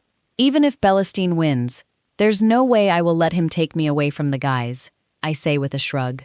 Since when do you give up so easily? You've always smashed down any obstacle in your path, no matter how big or impossible it seemed. This is just another obstacle for you to smash, he argues. I look deep into the love of my life's eyes. I let him see the toll on my soul. I'm tired, Rhys, I sigh. I'm tired of fighting, of surviving. I've been treading the fine line of sanity ever since the vamps got me. Now, since I lost you, I'm hanging on by my fingertips. I am not the leader our people need. I'm too high a risk to put on the throne. A real danger. Look at how corrupt those in power are now, and then think of the power I will have at my beck and call. And if Belestine gets his way and leashes me to him, well, I would rather be dead than lose my circle and be bound to him. I'm done being a pawn that everyone wants to control. The fates backed the wrong horse. But you didn't lose Rhys, my demon states. Rhys is still here, in a different form. He still loves you the same as you love him. The fact that you think you are the wrong person to lead our races shows how right you are for the job. You can do this, Eve. Not today, Satan, I grumble, getting pissy that people keep prodding me to keep going. Rhys laughs hard as my demon frowns at him. Oh, come on, it's funny. You're a demon and she referenced Satan. And Rhys stops trying to explain to the unamused demon and just gives me the discreet thumbs up. Satan is not real. There is not even a demon by that name, Asmodeus huffs. You're the ruler of your people, who have been trapped in a hell realm. That kind of makes you Satan by default, Demon King, Rhys reasons. Asmodeus just growls and turns his back on Rhys, whose eyes twinkle with mischief. Don't tease him, I chide him. It's just a saying. No puns, references, and certainly no offense intended. Fine, Rhys huffs. Right, we need a plan. Do you think you can transform? Still got drugs in my system, can do minor shit, but it takes a ton of concentration.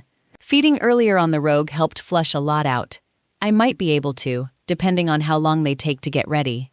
If you can go for your dragon, grab Max, fly away, and get your freak on. Bam! We win, he exclaims. And if I can't transform? I ask, because it always pays to have a plan B. Hope like food. Okay, the guys can get to you fast, Reese says. Sounds like a solid, infallible plan. Certainly nothing can go wrong. I roll my eyes sarcastically. It's that sort of planning that got your bum killed. He glares at me and I look away. I know it's a low blow, but I'm not wrong either. Because of his lack of comeback, he knows he had that coming too. I'm going to try and kill Belestine, I say. It will void the demon contract, and then the demons and our guys can take out the vampires. If Belestine wants me alive, he's hardly going to kill me if my attempt fails. Besides, if they leave me in these chains, I won't be able to call on my wolf, dragon, or fae sides. They will be suppressed regardless of the drugs, but I still have my vampire side going. This is why you are the brains in this relationship, Reese mutters, pissed at himself. Welcome to the voice of reason. Better late than never, right? Says the girl who was ready to throw in the towel moments ago. Reese snipes back. A match made in heaven. Asmodeus chuckles, watching us interact. We both flip him the bird. We all freeze as we hear the sounds of feet on the stairs. I flick my head to ensure my ears are covered by my hair, and reluctantly slide my second eyelids away. At least I can still hear Reese. Asmodeus makes his face impassive, and I aim for a bored look. Grandpappy comes into view, with Belestine and a couple of minions in tow. I'm sure you're looking forward to seeing your mates again, the king says excitedly. Don't worry about getting up, though. He motions to one of his minions, and a gun pokes through the bars. They quickly fire, and a dart hits my shoulder, and I snarl. Reese's growl vibrates in my ears. Just a top-up and a sleeping aid while we transport you, the king explains, as my head begins to spin. Belestine gives me a reassuring nod, as if to say that everything will be okay, as his face swims out of focus. Great. There goes the plan of using my dragon. Brute force with my vampire side it is. I'm going to enjoy watching them kill you. I sneer at the king, as black spots take over my vision, and my body slowly slumps against my will. I hear him chuckle. No, granddaughter, that will never happen. We are taking the full legion. I will enjoy watching your mates die, and seeing the pain on your face as your bonds snap from them. That is when your mind will break for me, and I will mold you into the perfect heir in waiting. A ruthless killing machine that I alone hold control of. I feel him stroke my hair in an almost loving manner. When you wake up, Reese whispers in my ear, I'll still be here, and you are going to kick their bums and enjoy every moment of it. Unleash hell on earth, babe. Chapter 42. Devlin. Our circle has gathered in the war room with the generals, minus Garrett and Cyrus, who are both still under lock and key for everyone's safety, including their own. What if we take a leaf out of the demon's book and burn their kingdom to the ground? Carino suggests. Us witches could come up with some fire spells that detonate on impact. The dragons can drop them in different areas and throw them into chaos. Humans use planes to drop bombs successfully on the enemy. This would essentially be the same thing. That is brilliant! We could portal in while they are running around distracted and grab Eve. I like it. Set your people to it immediately. I look at the dragon general. Gather your men and ask for volunteers. We can't discount that the vampires may have harpoons, so it is not without risk. The general nods and hurries out of the room, but pauses at the doorway. Your Highness, they will volunteer, but they won't go without their king's order. I'll make sure he is present before they leave, I say, scowling. Stubborn dragons. They would have just done it if Eve was here. What is the plan with the demon army? Lissario's brother asks. Do not engage. It would be a slaughter, Darius growls. The mission is to get Eve out and complete the circle. Then we have won. So run away like little pussies, Irinda mutters. Got it. By all means, engage if you want to. Why not finish off the extinction of your race? It's working out well for you so far, having to live off the packlands like leeches, growls Acassus. The light fae roars and launches himself over the table, while Lissario grabs at him, and Makita and Acassus laugh. I rub my temples. This is how it has been for days now. We can't seem to remain civil to each other for more than 5 minutes. Everyone knows what is at risk without Eve safely in our fold. We know she was close to death at one point. The strain on our lax bond at breaking point. Luca had managed to get Hardin on the phone, and half an hour later, He was able to report that Eve had successfully fed and was healing. I was hoping it would be enough to pump the drugs out of her system, so we could link to coordinate the attack with her and find out if she had succeeded in getting to the demon. Lothario and Makita, can you find us Fae volunteers to portal us into the castle? I ask. The Fae nod and stalk out of the room. Acasis, when we get there, if we find her, take her out of there immediately. Portal straight to Max and take them both somewhere they won't be found. Guard them until they have completed the circle. Acasis nods. He might act recklessly and play the part of a brute, but he will do anything to keep Eve safe. I'm well aware he has been testing the defenses at the vampire's border, in his desperation to find a weak point for our army to penetrate. He has also killed quite a few of their guards, stalking them from the shadows. He will get himself killed if he keeps it up. Hopefully, Max will be strong enough to do what needs to be done. I will go and see if I can knock some sense into our dragon, so he can focus on his task, I say as I get to my feet. Good luck, Darius calls after me. I shoot him a wry grin because I definitely need some luck and patience to deal with the outraged beast in the dungeon. As I descend the steps to the cool, musty jail, I listen to the tormented sounds coming from the end cell. The dragon is suffering from his link to Eve lying unresponsive. He is not used to being away from her, and not being able to reach her through the bond. While the human side knows she's alive, the beast side is riding him, as though she is dying. I motion for a guard to unlock the cell and step away. I enter and see Garrett scraping his nails down the rock face of the back wall, while systematically thumping his head against it, trying to knock his dragon side out. His chains jangle as his claws shred themselves against the hard wall. I spin him around and punch him hard. He staggers for a moment and shakes his head to focus on me. He snarls and throws himself forward, the chains stopping him short as I move, just out of reach. "Dev, let me out!" he roars, his voice distorted by fangs, his eyes, his dragons. "That's what I'm here to do, idiot, but not until you calm down and listen. We have a plan to get our girl, and we need you to be level-headed to help us pull it off. Can you do that?" I demand. He frowns, the beast side, trying to make sense of what I'm saying. "We get Eve?" he asks. I nod. "That's the aim of the plan. Get her out, get her to Max, and complete the circle. Then you can pull our enemies to bits once Eve has them under command." The dragon grins and nods. His fangs recede and his eyes return to his human side. I breathe a sigh of relief. "What do I need to do?" he asks.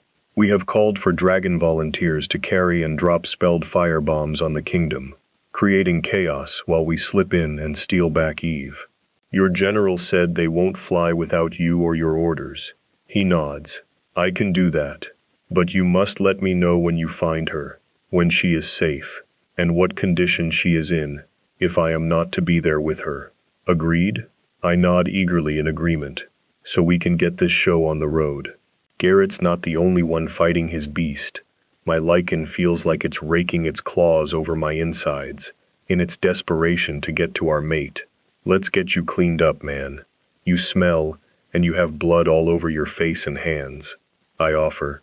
Garrett shrugs. "I'm just going to get more blood on me," he states. "Dropping bombs, Garrett, not hand-to-hand combat. And you missed the part where you smell a lot." Garrett growls at me but holds out his hands to have his chains unlocked. I motion the waiting guard forward. Garrett rubs his wrists once the chains fall free. "Grab a shower and get ready. I will meet you on the training field." Garrett shoves past me, obviously unhappy he was chained up to begin with, and stomps off to make himself presentable. One less obstacle to deal with. Hopefully Eve will be home soon and things will hopefully go back to some sort of normal. I head up the stairs and move toward the armory. I plan to be armed to the teeth to take out any opposition we face in the dungeons. Darius is already gearing up when I enter. I've asked Max to stay behind and have the med crew waiting for our return, he informs me. Wise move. It's better we don't risk him being hurt in the rescue, and he's ready and waiting for her if we succeed. I say as I strap knives to myself. I freeze as the links in my mind suddenly go haywire, as many try to link at once. Darius does the same. Then Luca's voice barrels over the top. We are under attack. The demons are here. We madly grab for extra weapons and race out to the field. Foo. K-foo. K-foo. K. Of course they decide to attack us now when we finally decided to move on them. We are so screwed. The field is chaos. Demons are still crawling out of the ground to join the ones already slashing through warriors. Asmodeus stands at the other side of the field, confined to his glowing orange ring as he commands the legion. This is not a simple test of the waters or a reduction in our numbers. This is the moment we had fought against. This was the battle. I see a portal blink into existence, and the king comes through, flanked by 2 soldiers, dragging a woman's bloody, limp, naked body by her arms, and Belestine, and another man bringing up the rear. The soldiers throw the woman on the ground, and I hear Garrett's roar of outrage. One of the soldiers grabs her by her hair and places a knife to her throat. "Behold your broken queen," the king bellows. "Surrender now, or Asmodeus will flatten you with the full legion he has at his command." Everyone stops and looks at him, an eerie silence taking over the field as everyone holds their breath. A laugh travels across the field, accompanied by a clapping sound. "Haven't you learned by now? You can't break my daughter," Cyrus chuckles. "She's just catching up on her beauty sleep. Aren't you, sweetie?" Eve stirs, eyes blinking as she fights the drugs. "Why is she waking so soon?" the king demands. "Probably my fault," the man who entered last with Belestine says, his voice monotone. I recognize that voice. "Hello, Hardin, old friend," Cyrus coos. Hardin flashes him a grin, and then throws a dagger at each of the soldiers holding Eve. His aim is true and deadly. He helps her shakily get to her feet, holding her against his side for stability. To my surprise, Belestine doesn't move to stop him. "I thought the lady might appreciate being able to watch the battle," Hardin says, shrugging at the king. The king scowls at him. "Fine. It makes no difference, and I will deal with you later." He turns his attention back to Cyrus and the circle. "Do you yield?" he demands. As one, we lift our hands and flip him the bird. Chapter 43. Garrett. All I can see is red. My woman is bloody, beaten, and barely standing. She is too close to our enemies. A male who is not part of our circle is holding her to him. My body vibrates with anger, uncaring that the man just killed 2 soldiers, instead focused on his hands on her waist and his lips near her ear. A hand slaps the back of my head and I spin, snarling. Darius points at the king. "Focus on the real enemy, not the one that's helping her," he growls. Water drips from my hair and runs down my chest uncomfortably. I didn't have time to dry myself when the call to battle came. Hell, I didn't even bother with pants. "Fine, die if you want to," the king bellows at us. I feel like I missed something and glance at Darius, confused. The demons resume racing towards us, and more of our own men begin to enter the field, roaring their battle cries. Dev shoves Acassus away from the field, and he lopes off in hound form to do God knows what. I shake off the confusion, wishing our own people weren't on the field so I could go dragon. It is what it is. I race forward with my eyes glued on the king. That is where I'm headed. I shove men out of my path, my claws coming out to slice at anyone that tries to engage me. I need to kill the king and get my angel. Demons suddenly surge toward me, but they don't stab me. They seem to be trying to subdue me. I roar and shake myself free, only to be taken down by a bigger surge. Why aren't they killing me? Darius charges into the demons that are pinning me, and I wriggle free to continue across the field. I will tear the king apart. My fangs tingle with anticipation. I see Carino and his men making progress toward Belestine.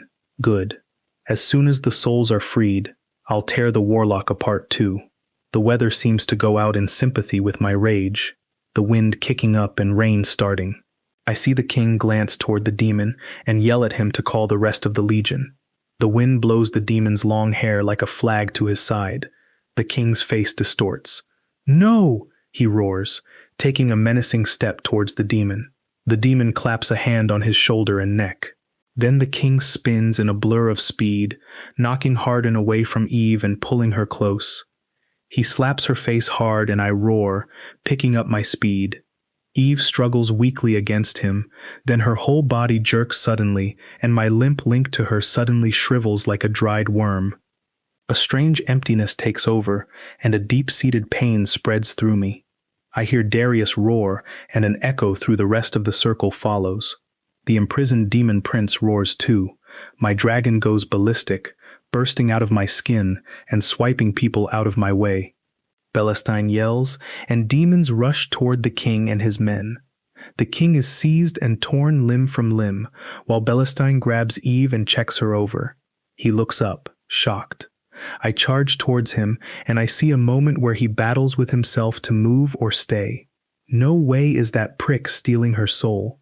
Survival instinct kicks in, and he opens a portal diving through, just as Acasis bursts from the trees behind them. The demons blink out of existence. I skid to a stop by Eve, moving back to my human form.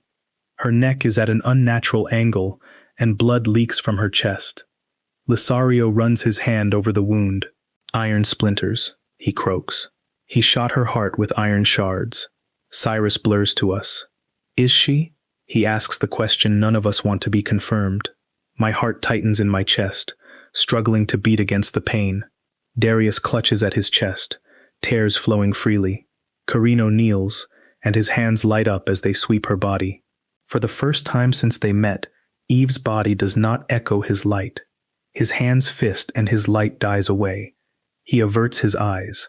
No, I growl. No, Eve, you cannot give in. You cannot leave me, I snarl. My legs give out under the pain. She has no pulse, Carino says. He swallows hard. Our queen is dead. Darius throws back his head and howls, and Acasis and Dev join him with a mournful call of their own. Cyrus pulls her to him, shaking her, demanding she wakes up as her head flops grotesquely. I can feel myself fading, my dragon now fighting to keep my body going. I wish he would stop. I can't. I won't live without her. We need to link ourselves, to try and combat the fade. We can't avenge her if we are dead, Carino states. He meets my eyes, his own red-rimmed but filled with determination. We can die once we kill Belestine and free the demons, as Eve wanted. We can die once we have laid our mate to rest, with the full honors of the queen she was. I nod. We owe it to Eve to fight a little longer. I pull myself to him and bite. His fangs return the favor. Darius bites on my other side. The rest of the circle moves forward, as we lay claim to each other and anchor ourselves for a little longer. We need to do Max too, Dev mutters. Shit. Let's hope his soul hangs on long enough for us to finish this war, or he will take us all out with him. Carino says shakily. I gently peel Cyrus away from Eve and gather her in my arms, supporting her lolling head. When this war is done, I hope he does take me out. I won't stay in a world without her in it. I will carry her to the preparation room and meet you at Max's bedside. Then we will prepare her together. They nod and head towards the hospital, while I stare into my dead mate's unseeing eyes and allow my tears to fall. My dragon forces a desperate call from my mouth, a last plea for her to breathe. I bow my head to touch her forehead. My beautiful Eve. I shakily close her beautiful eyes with my fingers and stand on unsteady feet. I roar to the heavens.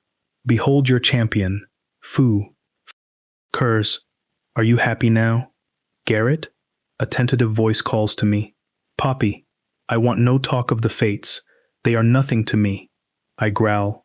I only wish to walk with my friend one last time. I am happy to help with preparing her body. Poppy's eyes shine with unshed tears as she takes in Eve's unmoving form. Fine, but do not touch her, I snarl.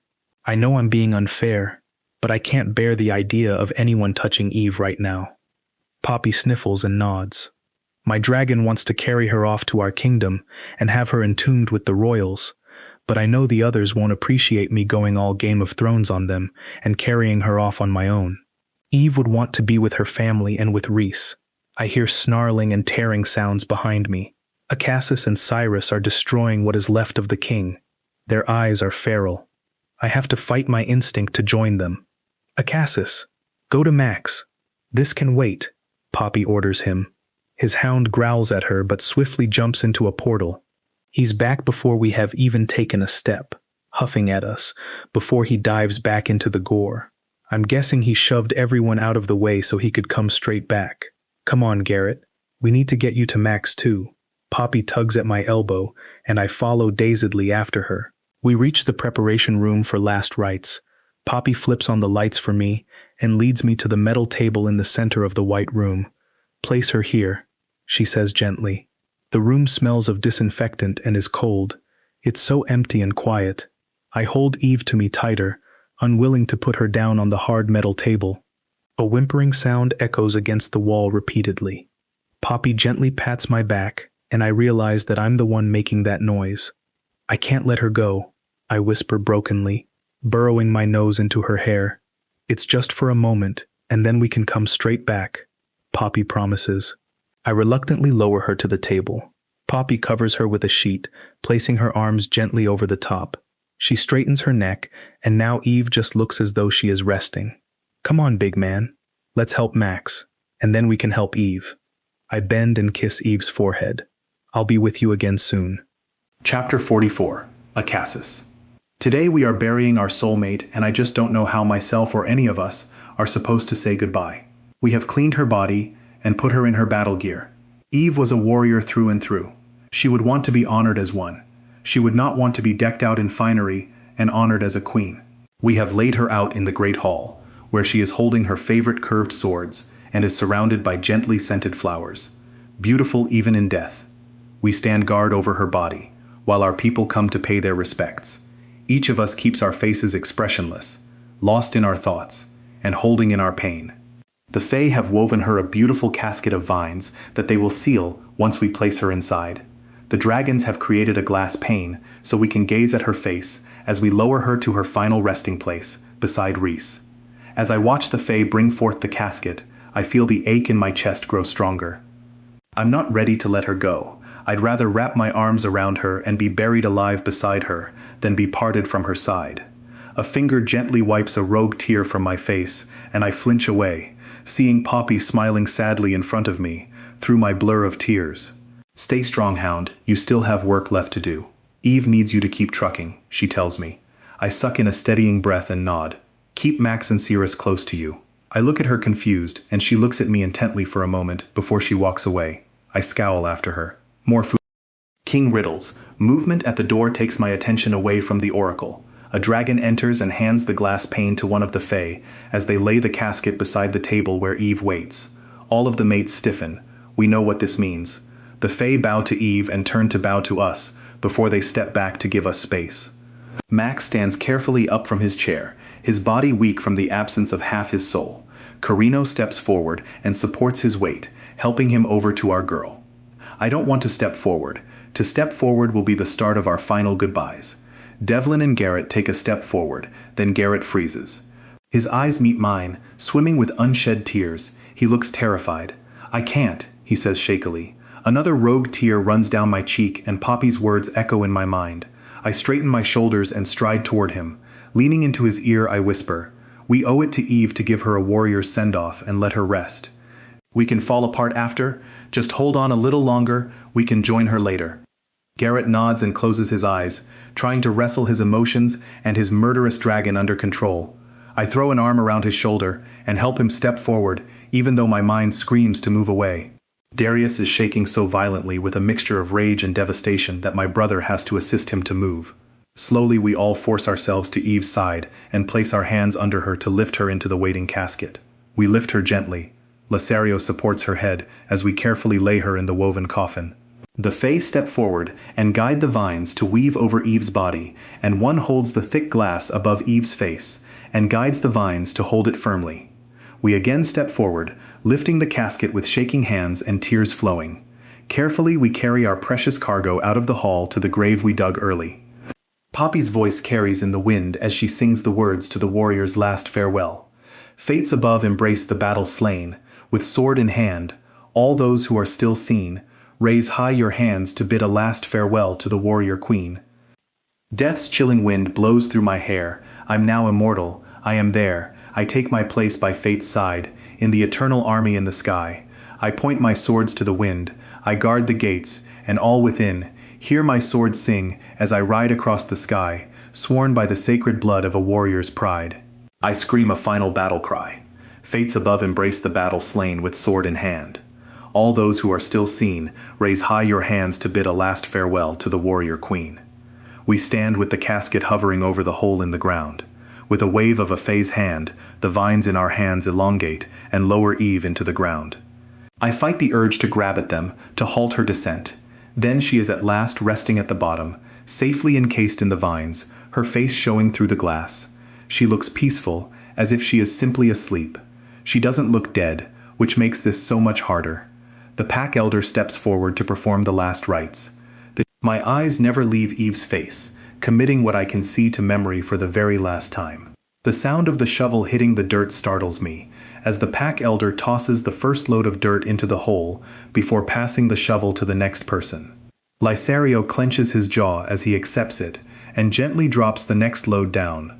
He hands it to Garrett, who shakily gathers some dirt and looks down at her face. He yells in surprise and drops to his knees, leaning over the edge. Her eyes are open, he hollers. My heart thumps uncomfortably in my chest, and an excited murmur runs through the crowd. Carino swiftly lowers himself into the hole, and his hands light up as he runs them over the coffin by her head and chest. His shoulders sag, just muscle spasms, there is no life spark, he tells us tonelessly as he turns and lets Mikita help him climb back out. Garrett growls as Darius sends a shovelful of dirt over. He remains kneeling, looking into her unseeing eyes as the others send more dirt in. Cyrus blurs beside the grave. "She's not dead," he screams. He's looking more manic than I've ever seen him. "Stop it! Get her out of there!" He lunges forward, trying to throw himself in the hole, but Luca knocks him aside and restrains him with the help of Mikita and Darius. He kicks and punches at them, while spouting gibberish about his baby girl still being alive, and something about limbo. I shake my head sadly, and finally place my own load of soil in the hole as the guys drag Eve's distressed father away. I help Garrett to his feet, and hand him the spade. Garrett reluctantly scoops soil into the hole, and we step back. "From the earth we came, and to the earth we return," the elder drones. He gives a nod to the Fae, and the hole begins to fill in by itself. "Wait, I can't see her face," Garrett pleads. I wrap my arms around his chest, holding him in place while he begs them to stop. I also use him to distract myself from digging away the soil and freeing her myself. My body screams at me to go to her, while my soul bleeds from its loss. Our bond is still shriveled and lifeless inside me, and serves as an undeniable reminder that our mate is lost to all of us. We are going to mourn our loss, and then we are going to kill those who still oppose us. Once our people are safe, then we can join our girl. Get your shit together, dragon. We have work to do. I hiss in Garrett's ear. He slumps in my grip. I'm going to stay with her tonight and guard her, he says at last. I was planning on doing the same, I admit. He steps away from me and transforms into his huge dragon, and I ease back into my hound. Garrett is careful to circle around the grave, avoiding stepping on it. Then he curls himself up to begin the night's vigil. I trot over and plonk myself between his massive claws. We have always been Eve's key protectors, and we always will be. Food. K the fates. They won't keep us separated for long. Chapter 45. Lysario. Watching the strongest in our circle crumble and weep is heart-wrenching. Eve's sudden death has shocked us to our core and turned our world upside down. She had been a force of nature. No matter what they threw at her or what they did to her, Eve always came back. Always. But this time, she didn't come back. I had warned them all. How much more was she supposed to take? But everyone had faith in her ability to keep on going.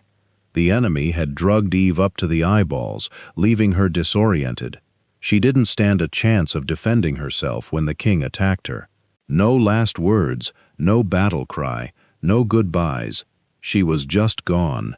The bond hasn't snapped as I thought it would. It has shriveled up like a mummified corpse and floods me with the pain of her life force, no longer humming through it. My heart thuds out of sync, and deep inside I feel like my soul is screaming.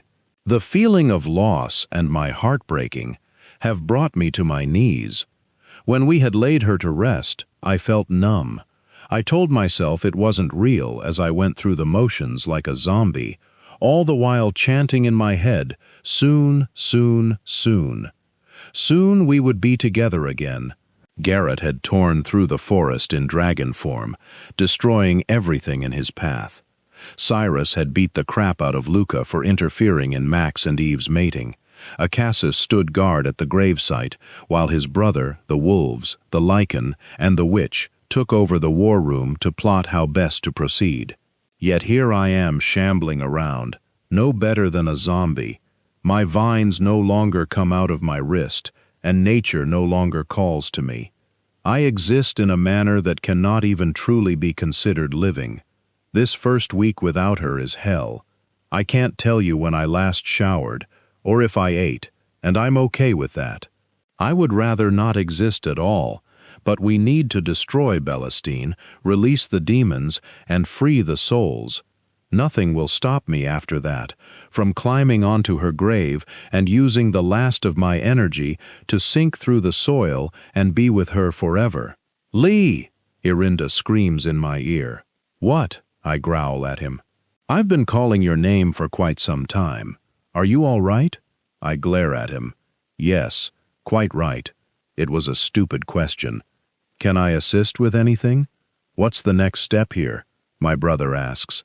I scrub at my face. Certainly not the step I wish it was. This way is the slightly more isolated but scenic route to death. But it doesn't matter. The end result will still be the same. I will be rejoined with my soulmate, who is probably already raising merry hell in the heavens. I hope for their sake they have plenty of cheesecake and booze up there to bribe her to behave. We try and kill Belestine, or die trying, I answer at last. Irinda, you are the next in line. When I fall, if, he corrects, when I fall, I say, my tone steely and my eyes glaring. You are to be king. Take our people to safety and merge into the human world. Take as many of the other races with you as you can. Our people will all become lost. None of the other races have an heir or a named successor waiting to lead them into this dark world. You will need to try and keep the peace and keep them safe. My brother swallows hard and looks a little pale. Or you could just not die and do it instead, he offers. I look away. Yeah, I get it. And I swear to do my best for as long as the fates will it. Foo. The fates, I snarl. We make our own fate from here on out. This whole mess was fate's doing. They don't get to pull our strings anymore. So how do we get to Belestine? Irinda asks at last. The plan we had before they invaded the Packlands was solid enough. I think we should still do it. Except we storm the castle for Belestine instead of the rescue we were going to do. You should really go to the war room then. They are trying to come up with some complicated over-the-top scheme that is as stupid as it is unnecessary. They won't achieve shit. Go and talk some sense into them. I will soon, I murmur. You have been kneeling at her grave so long the flowers in your hand aren't even upright. Look at them all wilted, and it's not even a hot day. Get out of your head for 5 minutes, and go be the king we need you to be for just a moment. Be the man Eve would want you to be. I know he says it to try and prod me out of my funk, but all it does is piss me off. Eve doesn't want me to be anything. She's foo. King dead, I roar. My head jerks aside as he lands a punch on my jaw, pain flaring as blood rushes to my jaw. Do you feel that? That pain tells me you are still alive. So either do something with that life or call it a day. Stop just existing. It's depressing as foo. K. He stomps away from me and I fight the urge to tackle his arrogant bum. I turn back to face Eve's grave. The thing that sucks the most is I can't even comfort myself with the idea that she is safe and reunited with Reese, because Reese is still stuck with Belestine. I just hope her parents, actually nope, she was pissed at them for what they did to Cyrus. Okay, her brother then. Hopefully, he will be looking out for her and keeping her company until we get there. Soon, soon, soon. I need to fast-track the guys. The ones doing the planning are taking too long. Irinda is right. The original plan was a good one. It just needs some minor tweaking. I touch the earth of Eve's grave and picture her in my arms, looking lovingly into my eyes. No one could ever stir my emotions as deeply as she could. I let a tear fall, sending my love through the ground to her body below. Her image is crystal clear in my mind. I reluctantly get to my feet and stagger off toward the war room. I don't bother knocking on the door, just barge on in. Dev, Darius, Carino, and a few of the generals turn to look at me. Stop overthinking shit. The original plan was a good one. Bomb them with dragons, infiltrate the castle and find Belastine. If Belastine was able to block portals in my realm, our witches should be able to find a way too. We stop the prick from escaping and release the souls and the demons. It's straightforward and doable. May even surprise ourselves and win, I blurt. There are nods and murmurs of approval. Shit, you're right. We are overthinking it. Carino, you reckon you can figure out how we can stop them portaling out of the castle? I have a hunch. I'll need someone to portal me to the archives to confirm, Carino muses. Take Mikita. He still seems to be keeping his shit together, Dev says. I snort. Funny how the most psychotic of us is functioning the best. Then I remember Garrett and Cyrus are locked up in the cells again, heavily sedated until the guys are ready to let them loose to cause as much destruction as possible to the enemy. Cyrus is convinced his daughter is alive and keeps trying to dig her up, and Garrett keeps trying to convince us to end his own life. I sympathize with them both. My heart can't accept my head's reasoning that she's dead either, and I certainly don't want to be alive without my girl at my side.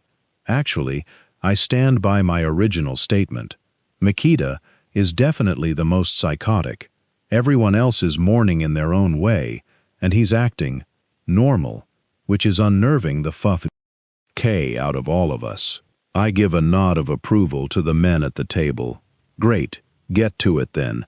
Let me know when we leave. Soon, soon, soon. Chapter 46. Cirrus. I have waited patiently all day for the idiots to go off and be heroes and walk into a massacre. The reality is, if we want to get somewhere in this cluster I am going to have to take matters into my own hands. However, they have made things more complicated by bringing me with them on their little suicide mission. I'd already been on one of these, and I don't plan on doing it again. But now, thanks to my little side trip, I am going to have to switch my plans up. I sit chained and gagged to a giant tree because they can't stand to hear me spouting the truth. They won't even contemplate that I am right. They all think I'm mad. I manage to kick an acorn at the hound's head as he paces restlessly. He immediately snarls and stomps over, yanking my gag out. When they march, you and Max need to stay close to me. Tell the others you will stay to protect Max and guard me. I rush out. He gives me a strange look. Why would I want to do that? He asks carefully. If you want to win this war and get the girl, it would really be in your best interest. I don't want a girl, he growls. Not any girl, you muppet. Our girl, Eve. I know you all think I'm crazier than shit, but I'm asking you to trust me like you guys did when you switched sides. Please find a way to stay behind with us. Oh, you can put the gag back now too. I'm done saying what I need to, I tell him, opening my mouth and waiting patiently while the brute places my gag back in place.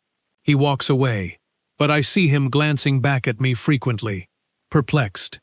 At one point while he's glancing at me, Poppy goes up and pats his shoulder reassuringly. He looks at her and she winks before she wanders off again. His head jerks from me to Poppy and back again. Suddenly he nods discreetly at me, and I fight the urge to jump up and down like a cheerleader who has had too much caffeine. He stalks over to where Max sits wrapped in a blanket and talks quietly to him. Max's eyes widen and look from the hound to the oracle, before darting to me. My heart soars. I'm right. I'm food. King right.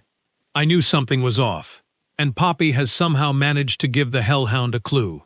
Max nods his head quickly at Acassus, and Acassus wanders over to the double Ds. The nickname is fitting, since they are both a pair of boobs. Acassus motions to Max and myself as he talks to them. Darius is looking at him confused, but Devlin is nodding and stroking his jaw like he actually understands whatever bullshit the hound is spouting about staying behind. "Haha, suckers!" Acassus shoots me the thumbs up as he walks back to Max. I lay back and relax. Now the wheels are set in motion. The hours drag on, and then the dragons start to transform. Witches clambering onto their backs to drop their spells. Portals begin to open for the waiting teams. Foo. K. Yes, it's nearly time. I raise an eyebrow as Luca strides toward me and yanks out the gag. "We are moving out now. We will avenge your daughter, or die trying. Acassus is staying behind. He will take you and Max to safety, if, or when, it all goes pear-shaped. You are the new vampire king, so if we fail, then you better get your shit together. Merge your people with ours and do your best to take out Belestine," Luca tells me with a serious, brave face. I giggle, and he looks at me worriedly. "I'll let you in on a little secret," I tell him. "I will not be the king, and neither will you." "Who will then?" he asks confused. I grin, and he shudders. Have I got something in my teeth? "I'll see you soon, and show you. Don't get killed in the meantime," I say. Luca shakes his head at me scowling and shoves the gag back in as he stomps away to his team. I watch him muttering about me being King Nuts, and I laugh harder. Well, truthfully, he isn't wrong, but he forgets I'm also smart. Crazy smart. Acassus hurries over carrying Max as the last portal closes and the sound of booms rattle over the nearby hills. The final battle has begun at sunset, and the moon is just peeking its head out. A waning moon, just like the prophecy said. Acassus rips my gag out. "Talk fast," he growls, on edge. "Your link to Eve when she died, what did it do?" He swallows hard. It was already limp from the drugs. It shriveled suddenly like a worm dried out in the sun. It hurt, yet you could all still talk and move. The bond didn't snap as it does with the death of your mate, because she's not dead, I explain. Max rolls his eyes. Carino checked, he starts, but I interrupt. Yes, he was right, but not entirely. Werewolves can die from massive injuries that they can't heal fast enough. In vampires, you need to destroy the heart or head. Both types of fae, lichens and dragons, are heart or head, and witches are the same as werewolves, if not easier to kill. But demons are head only. Her neck was broken, but her head was not destroyed, nor separated from her body. The heart injury has her in limbo, and I think I can get her out of it, I inform them smugly. Think of the prophecy. 2 will fall, but 1 will rise, and another will step forward to answer the call. Max answered the call after Reese died. Eve fell but needs to rise. Foo. K. Acassus groans. We gotta get her out, like now. Exactly. So here's what's going to happen. You're going to set me free. We are all going to go and dig my daughter up. We are going to remove any shards still in her heart. We are going to pour blood on her heart to jumpstart it and align her neck so it can heal. We will feed her, and then we will help her claim Max, because frankly, he's going to need it. A small breeze could knock him on his bum right now, and then we finish this King War. Do you both understand? They nod, looking both hopeful and horrified. I sigh. Lose these chains, genius. I want to get Eve to the battlefield while there are still people to save. Acassus fumbles for the keys and quickly unlocks me. Right. Give me a sec to blur to the town on the edge and gorge myself like a tick.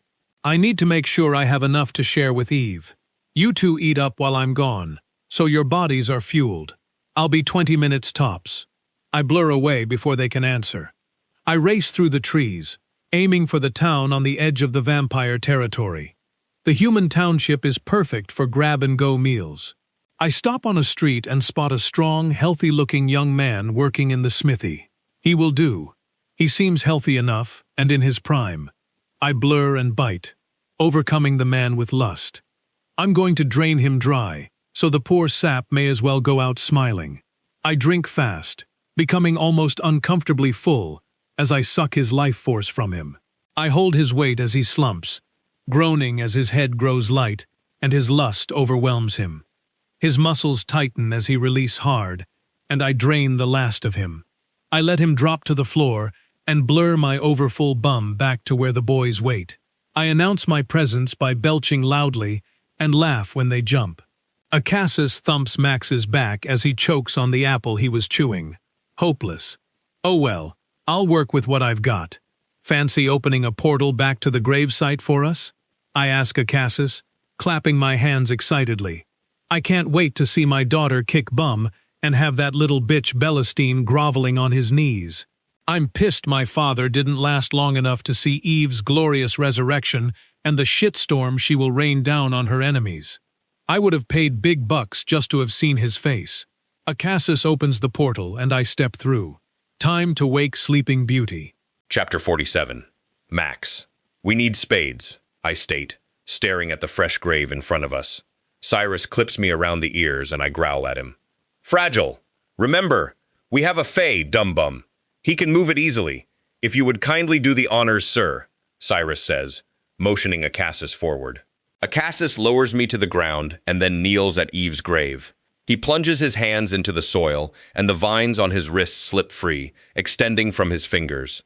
The soil flows out of the grave, as if repulsed, and soon Acassus's vines are lifting the casket out of the ground. His vines retreat, and with a touch of his hand, the vines of the casket withdraw, and he grabs at the glass so it doesn't fall in. We stare in shock at what is revealed in the casket. Eve has desiccated. That's impossible. She hasn't been in there long enough to be like this, Cyrus says, confused. He reaches in and carefully lifts Eve out. I need light. I pull my phone out and flick the torch feature on and pass it over. Cyrus motions me to hand it to Acassus. Hold it steady. He carefully unbuckles the armor and unzips the thin Kevlar underneath. We had stitched the gaping hole in her chest closed. His claws lengthen as he carefully slices the stitches and pulls back the dry, paper-thin skin. I look away. It's difficult to see Eve like this, with leathery skin and sunken eyes and cheeks. This is not how I wanted to remember her. What is that sound? Acassus asks, confused, snaking his head, as Cyrus works to remove the shrapnel from her chest. It's like butterfly wings beating against glass. I concentrate and begin to hear what he does. I gingerly lean forward, and the sound is clearer. I follow it on my hands and knees until I'm beside Eve on the opposite side of Cyrus. I lean down, but it's not coming from her heart. My ear stops at her belly button, and I swallow bile. I think something is in her stomach. Maybe a bug? I suggest, scooting back disgusted. Cyrus stops his digging and scowls at us. What are you two blathering on about? What's in her tummy? He scoots down and puts his ear directly on her stomach. He rests his head for a second before his eyes go wide, and he rushes back to where he was working on her heart. What is it? Acassus asks worriedly. I don't know which one of you morons didn't wrap it up, but I will not lose either of them because of you fools. Explains why she is so desiccated, though. He rambles, plucking shards of metal out as fast as he can. English, Cyrus! Acassus growls on edge. She's pregnant, you fool! The baby has sucked everything it can from its mother and is in distress. Eve's body can't support itself if her body is in limbo. I'll be Ked, if my grandchild is dying here today. I need more light! Acassus moves the light closer with shaking hands. We are going to be dads? He asks, awestruck. Only if we can get her vitals up and running, Cyrus snaps at him. Right. Run your hand over. Tell me if you can detect any iron shards. Acassus does as told, and directs the frantic vampire to the remaining shards, before checking again. Once the hound has given the all-clear, Cyrus slices his own hand open and squeezes blood onto the shredded heart. We sit there in silence, waiting for the impossible to happen, but there is no new sound of a pulse or a breath. Cyrus does it again, re-slicing his hand deeper and squeezing it into the gaping hole. More silence ensues. Cyrus snatches my phone from Acassus and peers into the hole. He nods. It's pulling together, but we've just got to keep the blood flow going, as the baby is trying to pull on it too. Akassis leans over and looks. Holy shit! He slices his own hand, and the two of them alternate slicing themselves to repair Eve's heart. Out of the blue, I hear a hesitant thump, then silence. Another thump, and a pause follows seconds later. Is that? I ask cautiously. Cyrus nods, blinking back tears as he strokes his daughter's dry hair and bites his wrist, lowering it to her slightly parted mouth. Akassis continues to repair the heart with his blood. A harsh sound, like a crumpled paper bag inflating, reaches my ears. Dry, leathery fingers twitch, and a flash of fang has Cyrus sighing in relief. Good girl, take whatever you need. Daddy's got you, he croons. Akassis, pull that skin together tight, so it knits together tidily.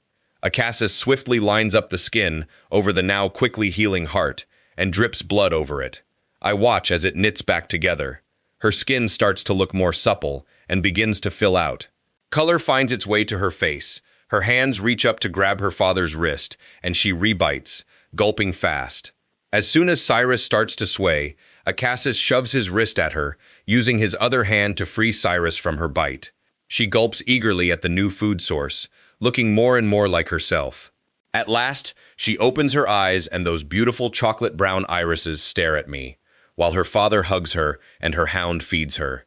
Those eyes stare into what is left of my soul, and reality hits. Our girl is alive. I see Cyrus duck his head down towards her stomach and give us a quick thumbs up. The baby has stabilized. The crazy foo care has done it. He's saved them both. Eve pulls away from Akassis's wrist and reaches her arms out to him.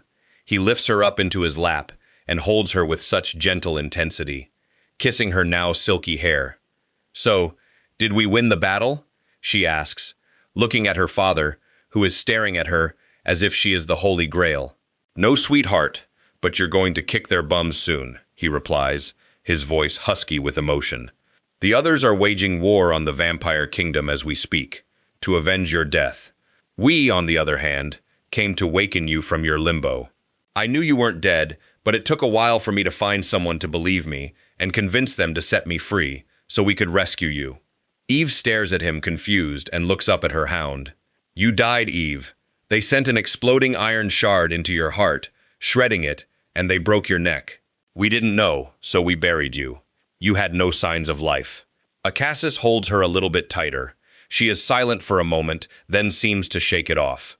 I mated the demon, she states, as she carefully gets to her feet, aided by the Fae, and steps toward me. She looks healthy and vibrant, bursting with life. She kneels in front of me. Max, you don't look so well. Are you injured? She asks, stroking my cheek.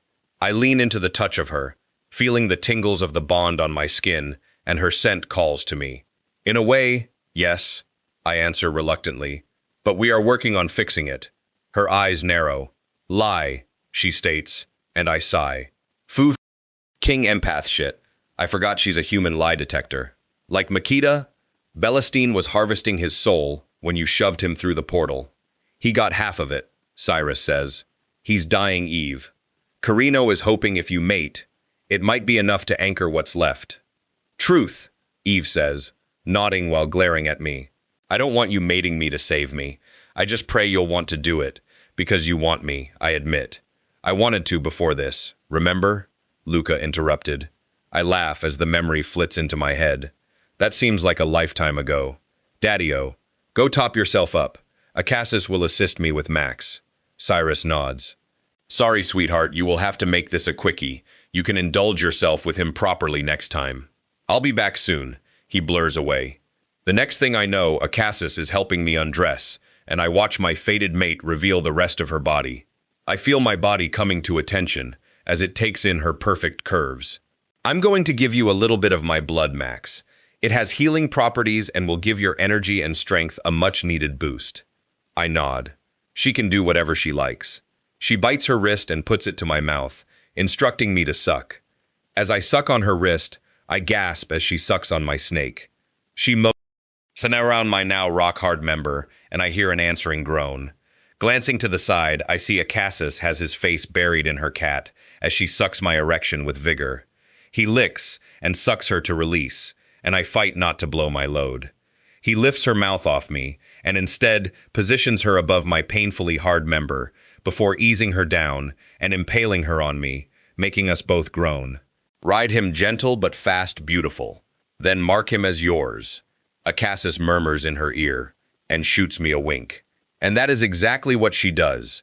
She rides me slowly at first, and then gains speed. She takes me with a smooth rolling motion, so she doesn't jar me, her inner walls squeezing and rippling around me. Acassus plucks at her nipples and strokes at her clit, to help hurry her along. My hands slide up to grab her bum and pull her down harder. As her vampire blood hits my system, I feel so much better, but also so incredibly ready to blow my load. I've had X before, but S. X with your fated mate is next level. I feel like she's touching me everywhere. Acassus sucks on his mark on her neck, and she squeezes my snake to death as she release S again. I let myself go and bite her neck at the same time she bites mine. The bond clicks into place. I feel her soul wrap around and add some stability to what's left of mine. Her relief and love flow through me. I release my fangs from her neck as hers also slide away. I look up and smile as Acassus lifts her from me to help her dress. She steps into the offered pants he has ready. It's strange. I feel great, but I don't hear angels singing or some amazing power surging through my veins. Maybe we need to do it again, she suggests, coyly glancing over her shoulder at me. The view of her bum is spectacular from this angle.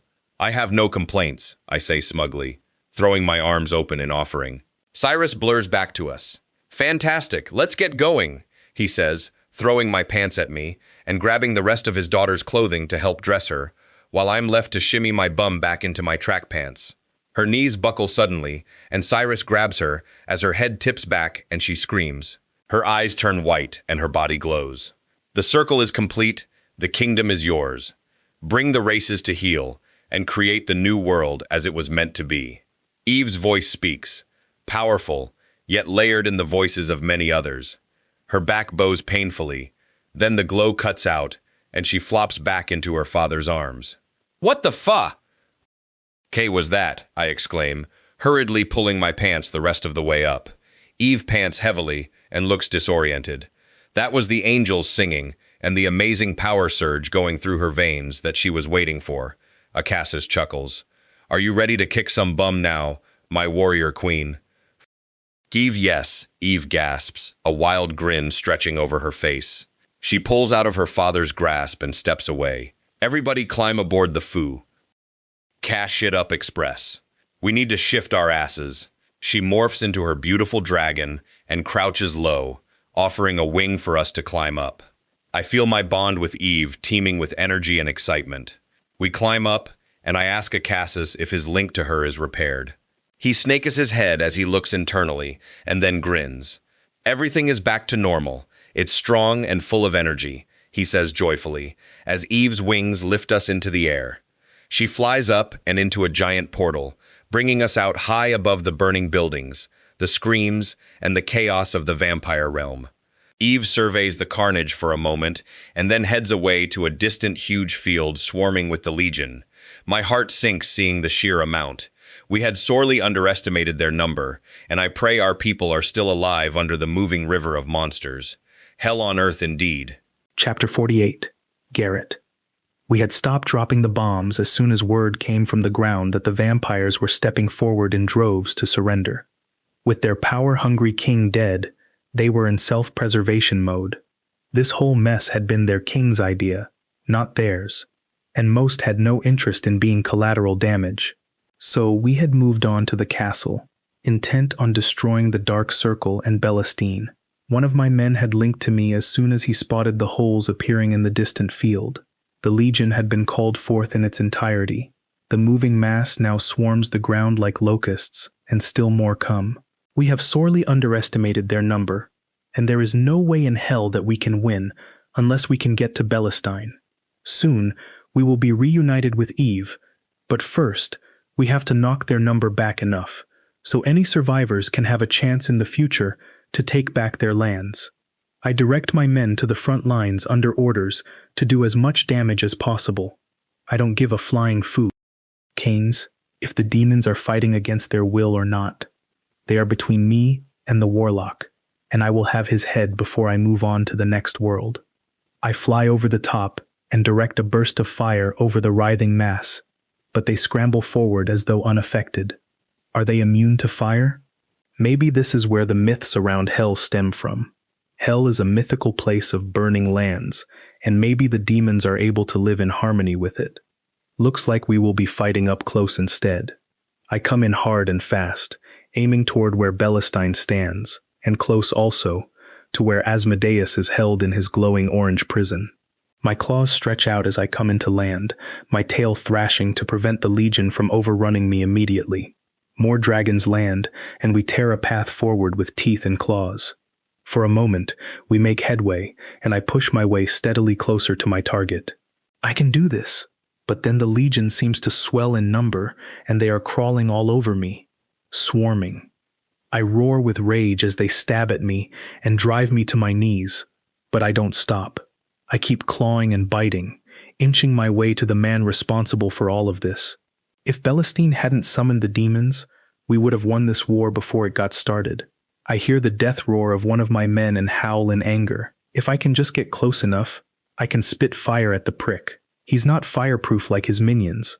I just need to get closer. One of my back legs stops working, and they have pinned my tail. Still, I keep crawling forward with pure willpower as my head swims from blood loss. My vision blurs for a moment, and my limbs are sluggish to respond to my commands. I reach out through my link to our circle. I'm not going to make it, guys. There are too many of them.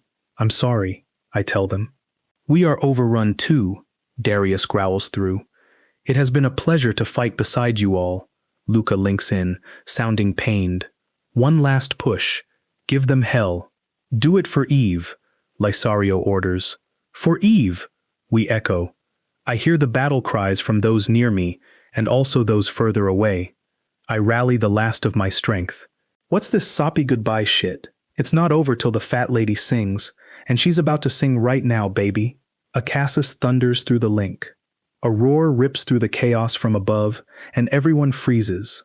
A dragon lands beside me and swats the demons away from me with its tail, as though they are just annoying ants. Still, no one moves.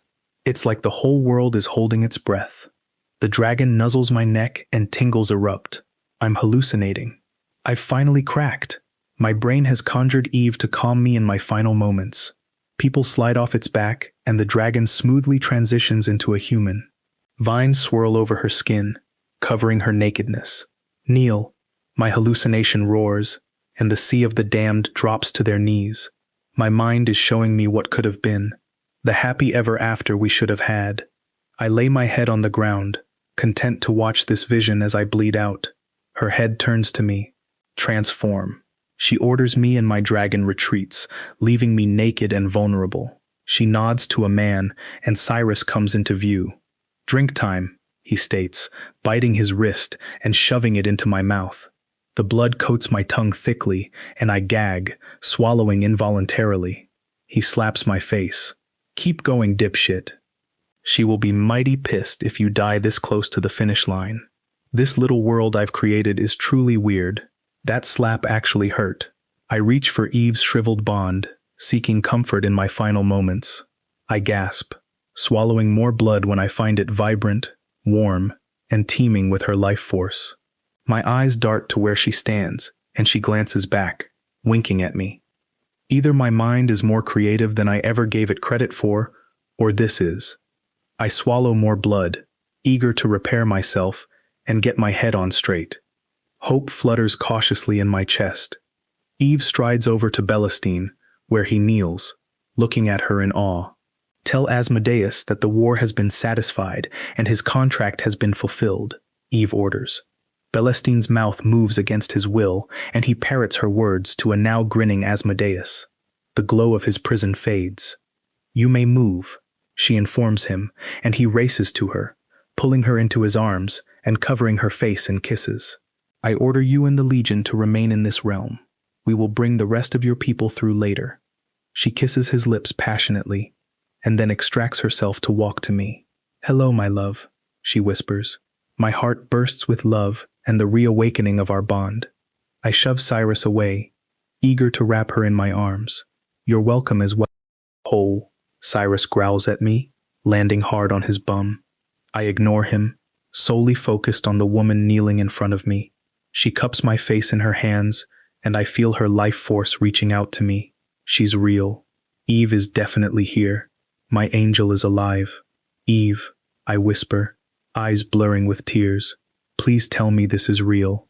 Tell me you are here. That you came back? Always and forever, she whispers, kissing me softly. I have work to do now, but soon we will have all the time in the world and we will know peace. She reluctantly pulls away. I hear her voice through the link, but see those around me widen their eyes as she speaks to us all. Those who fight with me are free to move as they please. Those who would continue to oppose me, make your way to the Vampire King's throne room. I will deal with you there. She opens a portal and motions me to stand. We walk through the portal and into the throne room where Hardin stands waiting. My queen, he bows. Pfft, don't be so formal. We are friends first. She chuckles. May I play with a few of the enemy as you sort through them? Does a duck quack? She laughs. Absolutely. I may even join you later. She turns to Cyrus. Are you ready to take your throne? Fu can't know. He scowls. It's all yours. I rule all, but I can't be everywhere. I need sub-rulers, people I can trust to rule with integrity and fairness. She reasons. Give it to Luca. I've seen the paperwork that goes with it. Luca would be in his element. All work and no play makes Cyrus a dull boy. He huffs, then laughs. Besides, I doubt anyone would use my name alongside integrity and fairness in the same sentence. If you're sure, absolutely. All that responsibility. He shudders. No thank you. Fine, she says exasperated, throwing her hands up. Two portals open, and the rest of our circle drags themselves through, surrounding her. They are a mess of blood and tear-streaked faces. She allows herself to be passed from man to man, each frantic to assure themselves she's really here. Hell, even I am finding this surreal, waiting for her to disappear again. But that is the million-dollar question, isn't it? I clear my throat to gain their attention. Angel, how are you here? How are you not dead? She turns to me and smiles. That is something you need to ask my dad, she says. I turn to Cyrus, who puffs out his chest and smirks. That's right, fool. K-tards. Crazy Daddy isn't so crazy now, is he? I believe you idiots owe me an apology. Chapter 49. Carino. My mind is a shambles. They were told she was dead by me. I gave them the green light to bury our mate alive. I remember Eve's eyes flicking open, and Garrett being adamant that she was alive. A muscle spasm was what I put it down to. A foo. King muscle spasm. I should have listened to the crumbling dragon and the crazy vampire. Jesus, was she aware? Did she know we had buried her in the dirt and farewelled her? That we had given up on her? My eyes dart toward her as she hugs Makita. Part of me wants to wrap her in my arms, and the other part of me holds back, horrified by what I have done. Drop the ball, Warlock, Cyrus hisses in my ear. Not only was she not all the way dead, but she had a little life growing inside her that you nearly got killed. I swallow the bile that rises in my throat. Oh my God, Eve pushes him aside. Stop hogging my mate, Eve laughs, hugging me. I breathe her in and hold her tight. We nearly lost everything. Eve, I'm so sorry. I was the one that declared you dead. She just shrugs. I was, for the most part. No heartbeat, no breathing, no brainwaves. That's pretty dead in my book. I would have done the same. No harm done, she reassures me. No harm done. I choke on my spit. Is she for real? She heads over to Luca and I look at Max. He's looking a little better and standing without assistance. I discreetly check his vitals as I move behind him. It only takes a moment and I know. It's not enough. All we have done is given him a temporary boost and slowed his descent, delaying the inevitable. I need Belestine. Eve claps her hands together. Right, let's get these doors open and deal with the riffraff so we can get home, she hollers. Hardin strolls over to the doors and lets in the waiting enemy. There is much less than I expected, mainly members of the Dark Circle, but not all. A few vampires. That's it. Eve gets each one to step forward and asks them a variety of questions, to see if they can be salvaged. Most are rotten to the core, and Eve is swift to offer them into Hardin's tender care. 2 are all that Eve deems worthy of rehabilitation. The rest will be executed when Hardin is done playing with them. At last, Belestine is brought forward, and I am very interested in what Eve will do to him. Garrett is growling and bristling at the kneeling man. "What do you have to say for yourself, Belestine?" Eve asks, her voice steady and strong. He offers his neck in submission. "I avenged you, my queen. I killed the king as soon as I realized what he had done." He bows. "What about what you have done? All the people you killed, the souls you stole?" Eve questions, unmoved. "I was blinded by power. I made poor decisions." I scoff. What an understatement. Eve gets to her feet and moves towards him. "You told me you would protect my mates. I saw quite the opposite when I arrived." Eve queries, pacing. "With all due respect, they attacked us. Unprovoked," he defends. "We thought you were dead, the breaking of their bonds no longer able to harm you. What was your plan? You said you would protect my mates and set me free, but that wasn't the complete truth, was it?" He hangs his head. "No," he whispers. She digs her fingers in his hair and her eyes go white. She remains still, but her mouth curls with disgust. "The world you wove for me in sleep was a lie, and I was able to free myself from it. Did you honestly think trying to weave it into the real world would bring different results?" she asks, genuinely curious. He shakes his head. "To love someone in truth is to want them to be happy. It is self-sacrifice. If Darius had come to me and told me he no longer enjoyed sharing me and wished to leave me, I would let him go. Not because I wanted to, but because his happiness is important to me, as is his free will. My men love me and I them, but they choose to be with me. You would take away my free will and destroy everything I care about. I would not choose you, ever. Can you tell the difference? I fell for you, Eve. I set a trap and caught myself in it. I can't let you go. I tasted something good in my life, and I can't live without it.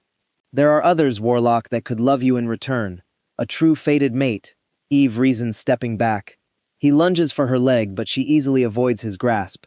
"There is no one else. I will never give you up," he cries. She crouches in front of him and cups his cheek. "Then you are a fool and you will die. I order you to release the souls you have harvested." He nods and mutters under his breath, and then his back bows as he releases his claim on his harvest. Asmodeus immediately turns to the spot beside him and starts to talk quietly. "I have heard of the soul site they have." Eve hurries over and also starts talking to the air. Her shoulders slump suddenly and she motions me over. Max's torn soul is not here. She stomps back to Belestine. "What did you do with the partial soul you stole from my mate?" "I used it in a spell. Partials wither too fast to deem worth keeping." "Well, foo. K." I rack my brain. There has to be something I can do. "What's going on?" the demon asks. I explain to him about Max, and then inquire about who he was speaking to before. "Oh, Reese. He's planning on sticking around. Have you ever encountered a torn soul?" I ask. "A few. They are rare, usually from as holes like him," he says, nodding to Belestine. "Is there a way to save them?" I ask hopefully. He frowns and I can almost see him back-stepping into his memories. "I remember one time when our healer was able to rejoin the soul. It was reunited within hours of being severed, and I think it was relatively simple for the healer to do. There was one case I remember where the soul had already been destroyed. I think they attempted to heal it with the soul of a family member, but I honestly can't remember if it was successful. Unfortunately, the ones who would know are long gone and have moved on to whatever is on the other side." I curse under my breath. "Do you see any souls lingering by Max?" The demon shakes his head. "Unfortunately, most move on. The ones Eve has just released have already taken off. Reese is the exception to the rule. Once they are dead, most don't see the point in hanging out unseen and unheard." I groan. There must be something. I'll need to gather my men to work through the archives. I can't let Eve lose another one of her men. She wouldn't survive it. I move back to where Eve is passing judgment on the warlock. "Belestine, I find you guilty of mass murder, of genocide, of using your powers outside the governing laws of your coven. I charge you with slavery, for the souls you took, and entrapment, for using another race to destroy those that stood in your way. I charge you for the planned executions of my king, and the future manipulation you had planned for your queen. You claim to be changed by love, but you will never understand what true love is. I sentence you to death. I believe 2 of my mates are itching to do the deed. You not only stole my mate from me, but he also belonged to my alpha mate too. The second soul you tore is his beta. I believe he will take great pleasure in being your executioner. Darius nods to her in thanks. My dragon will also take part in your end. He holds a grudge against you for taking me from him and invading my dreams. He dislikes that you tried to take liberties, posing as a mate. He was also close to Reese, and would like his pound of flesh. So I will give you to them, to appease their anger. Garrett steps forward with an evil grin and his eyes flash to his dragon. I glance at Max. I'm sure he would like to take part if he had the strength. He will enjoy the end result as a spectator, regardless. The 2 men circle the kneeling warlock, plotting their revenge and deciding where to start. Garrett likes to play the long game, but Darius's need for revenge may throw Garrett's plans off track. But either way, it's bound to be painful, and the end result will still be the same. With the king dead, Belastine will be punished for the crimes of all involved. I almost feel sorry for him. Almost, but not quite. Chapter 50. Eve. Did I ever tell you how my uncle owned a butcher shop? Darius asks Garrett. As he shakes his head, the dragon's eyes shine at the hint of what's coming. Yeah, I used to work there after school, got an apprenticeship with him. I was pretty good at it. I know you like to hunt. Would you like me to teach you how to butcher your kills correctly? I do like to hunt wild boar. I hear pigs are similar to humans meat-wise. Garrett muses. Darius nods excitedly. Cyrus, is there a butcher shop here somewhere? There's a really nice one on Trivat Road, Cyrus says helpfully. Makita opens a portal immediately, and the men drag Belastine through. The rest of us follow their lead, and Hardin comes racing out to join the show. When we step through, they have already wrestled him onto the large stainless steel trundler table in the back boning room. Eve, darling, can you make him wriggle less? I need to make sure my cuts are smooth, Darius requests. Be still, I order the warlock. Keep breathing, but be quiet and still so you don't distract them. I see a tear track down Belastine's face. He took my Reese and tried to take me from my men. He will not be shown mercy. Great, Darius says. He hands Garrett a knife. The first thing we want to do is skin our meat. No one wants to eat hairy hide. He starts to cut his unwilling victim's clothes away. Right, this is a skinning knife. It has a wide, curved back blade and a blunt tip so you don't puncture anything while you cut. He hands one to Garrett and grabs another. I'll start on this shoulder here and work my way down. Once you think you have the idea, start working on the opposite side. Garrett nods and watches as Darius gets to work. After a few minutes of observing, Garrett joins in on the other side. They work systematically with Darius giving pointers as they go. The 2 of them skin him from top to toe, while Hardin stands beside me, taking notes in a scungy notebook with a chewed-to-death pencil. He makes little manic giggles on occasion, which in turn sets me off, and I have to keep ducking out to the main shop to compose myself. This should be in our torture class, he tells me when I return again. It's a much more effective method than what most of us are taught, almost like art. I nod in agreement excitedly. It absolutely should be in there. It's certainly amazing to watch, especially when they lift the skin off in huge sheets. I'm caught between watching the guys work and the look of agony on Belastine's face. It truly is a thing of beauty. Once they have completed the front, they turn him and repeat it all again on the back. The grand finale is when they turn him again and peel his face off, including his hair, nose, and ears. This is a scimitar knife, ideal for steaks and schnitzels, and this is a boning knife for removing meat from the bone. We will start with the legs, then move on to the arms. Between the 2 of them, they use ropes to create tourniquets and cut off the blood flow above where they plan to cut, and make a start. Darius is an excellent teacher. I watch them cut roasts and steaks. They even scrape down the bones for scrap meat, so Darius can show us how to make mince and sausages later. At one point, I think Darius has forgotten he's torturing a man and has slipped into the memory of early days working on a cattle beast. But then I'll see him flick the broken man in the eye and grin, and realize that he's all too aware there is a living man under his knives. We watch them take him down to nothing but a torso. I can't tell what his pain level is now. Is he a raw mass of exposed nerves, or numb to it by now? His eyes are glazed. I don't think he's present anymore, which would make it less fun, but the guys are like kids in a candy store. They chop his snake off and then throw it at each other while laughing before it is thrown into the scrap meat pile. I roll my eyes. The maturity of these boys knows no bounds. They start harvesting the less essential organs. The kidneys are removed with the skill of a surgeon. Darius is a man of many talents. I blow him a kiss as I carry the first kidney to the display chiller at the front of the shop. I have been carefully placing all the different cuts of meat in the same chiller. Makita thinks I have an excellent eye for displays and even suggests we invest in some businesses in the future. The ribs come after the second kidney and the liver, then Darius shows us how to use the meat grinder for mince and the sausage machine. The sausages are great entertainment, shooting off all over the show, and we keep tying them off at the wrong lengths, leaving Darius shaking his head at us in mocking disappointment. Finally, we gather around the wreckage that was once upon a time, Belestine. Darius has pinched off all the major arteries as we dissected and played, and to see the enemy reduced to such an insignificantly small mass is absolute magic. It is the closest to death I have ever seen someone while they are still alive. A very fitting punishment after the wars he has waged against our people, not to mention what he tried to do to me. This is divine justice, and I will treasure this moment forever. I poke his raw jaw. You still with us? His dull eyes flick slightly in my direction, and I grin. He has made it through his entire punishment wholly aware, although unable to scream or move. Part of me thinks he deserves to go free. He's paid for his crime in full, and I'm impressed to a degree by his willpower to stay alive. But the reality is, he won't survive much longer anyway, not in this state.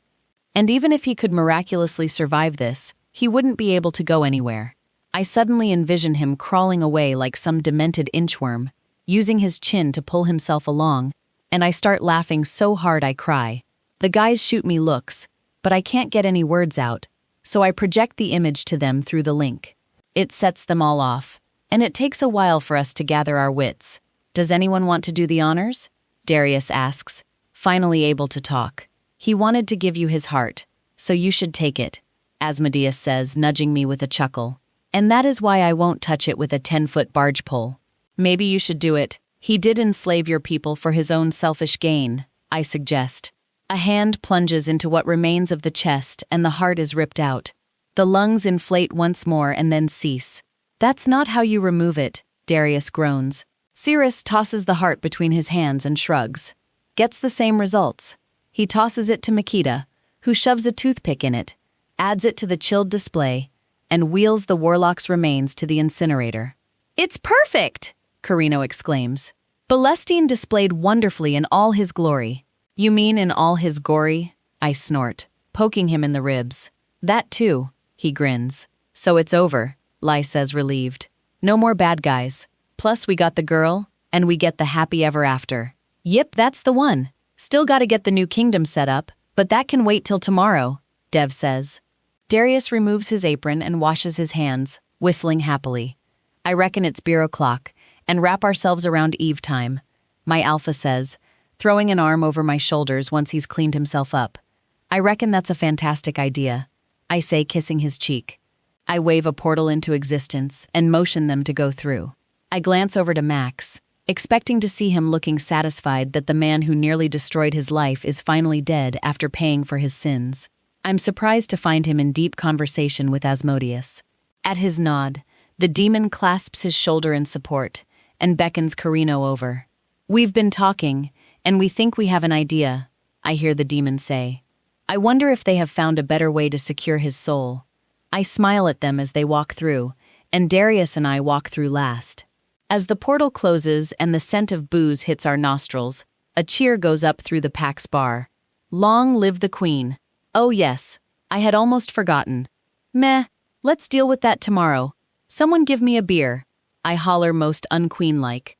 They clap and whistle, and someone gets me a beer. I only get 2 mouthfuls though before Acassus steals it on his way past. Little shit. No blowy for him tonight. I see Cyrus give him a nod of approval, then he averts his eyes when he sees me watching him. Daddy-o, what are you up to now, I wonder? Chapter 51. Makita. Everyone is all about celebrating, but I'm frothing at the mouth to get Eve home. Yeah, we won the war, wahoo, and all that jazz. When do we actually get to have our girl to ourselves? I need to get that woman naked, and explore every inch of her to make sure she's okay. See if anything changed, and make sure I give her enough pleasure that she never leaves my side again. Not that it's looking too promising at the moment. She's surrounded by drunk warriors and has Garrett's arm over her shoulders and Darius's around her waist. Snake blockers, all of them. Carino, Max, and the newest addition, Asmodeus, are huddled up in a booth in deep conversation, and Cirrus and Acassus converse in just as serious a conversation in a corner. How are they not wading into the crowd and dragging our girl home? I manage to keep my shit together for close to an hour before I break. I need her like I need air, and currently, I'm foe. King, suffocating. I rush forward and snatch her from the Alpha and Dragon, throwing her unceremoniously over my shoulder and portal out while Eve laughs at me. We arrive in the living room, and I'm quick to place her on the nearest mattress. I need to get my immediate needs sated, as I'm sure the others will arrive pretty smartly. Retreat your vine coverings, I growl. She smirks but does as requested, revealing her beautiful, smooth, supple skin to me. My breath catches in my throat. Her beauty and sheer perfection, as always, overwhelms me. I have to pinch myself every time to ensure it's not a dream, that she is truly mine and she loves me. I know she sees the real me, the dark being that hides in plain clothing. Not once has she shied away from me.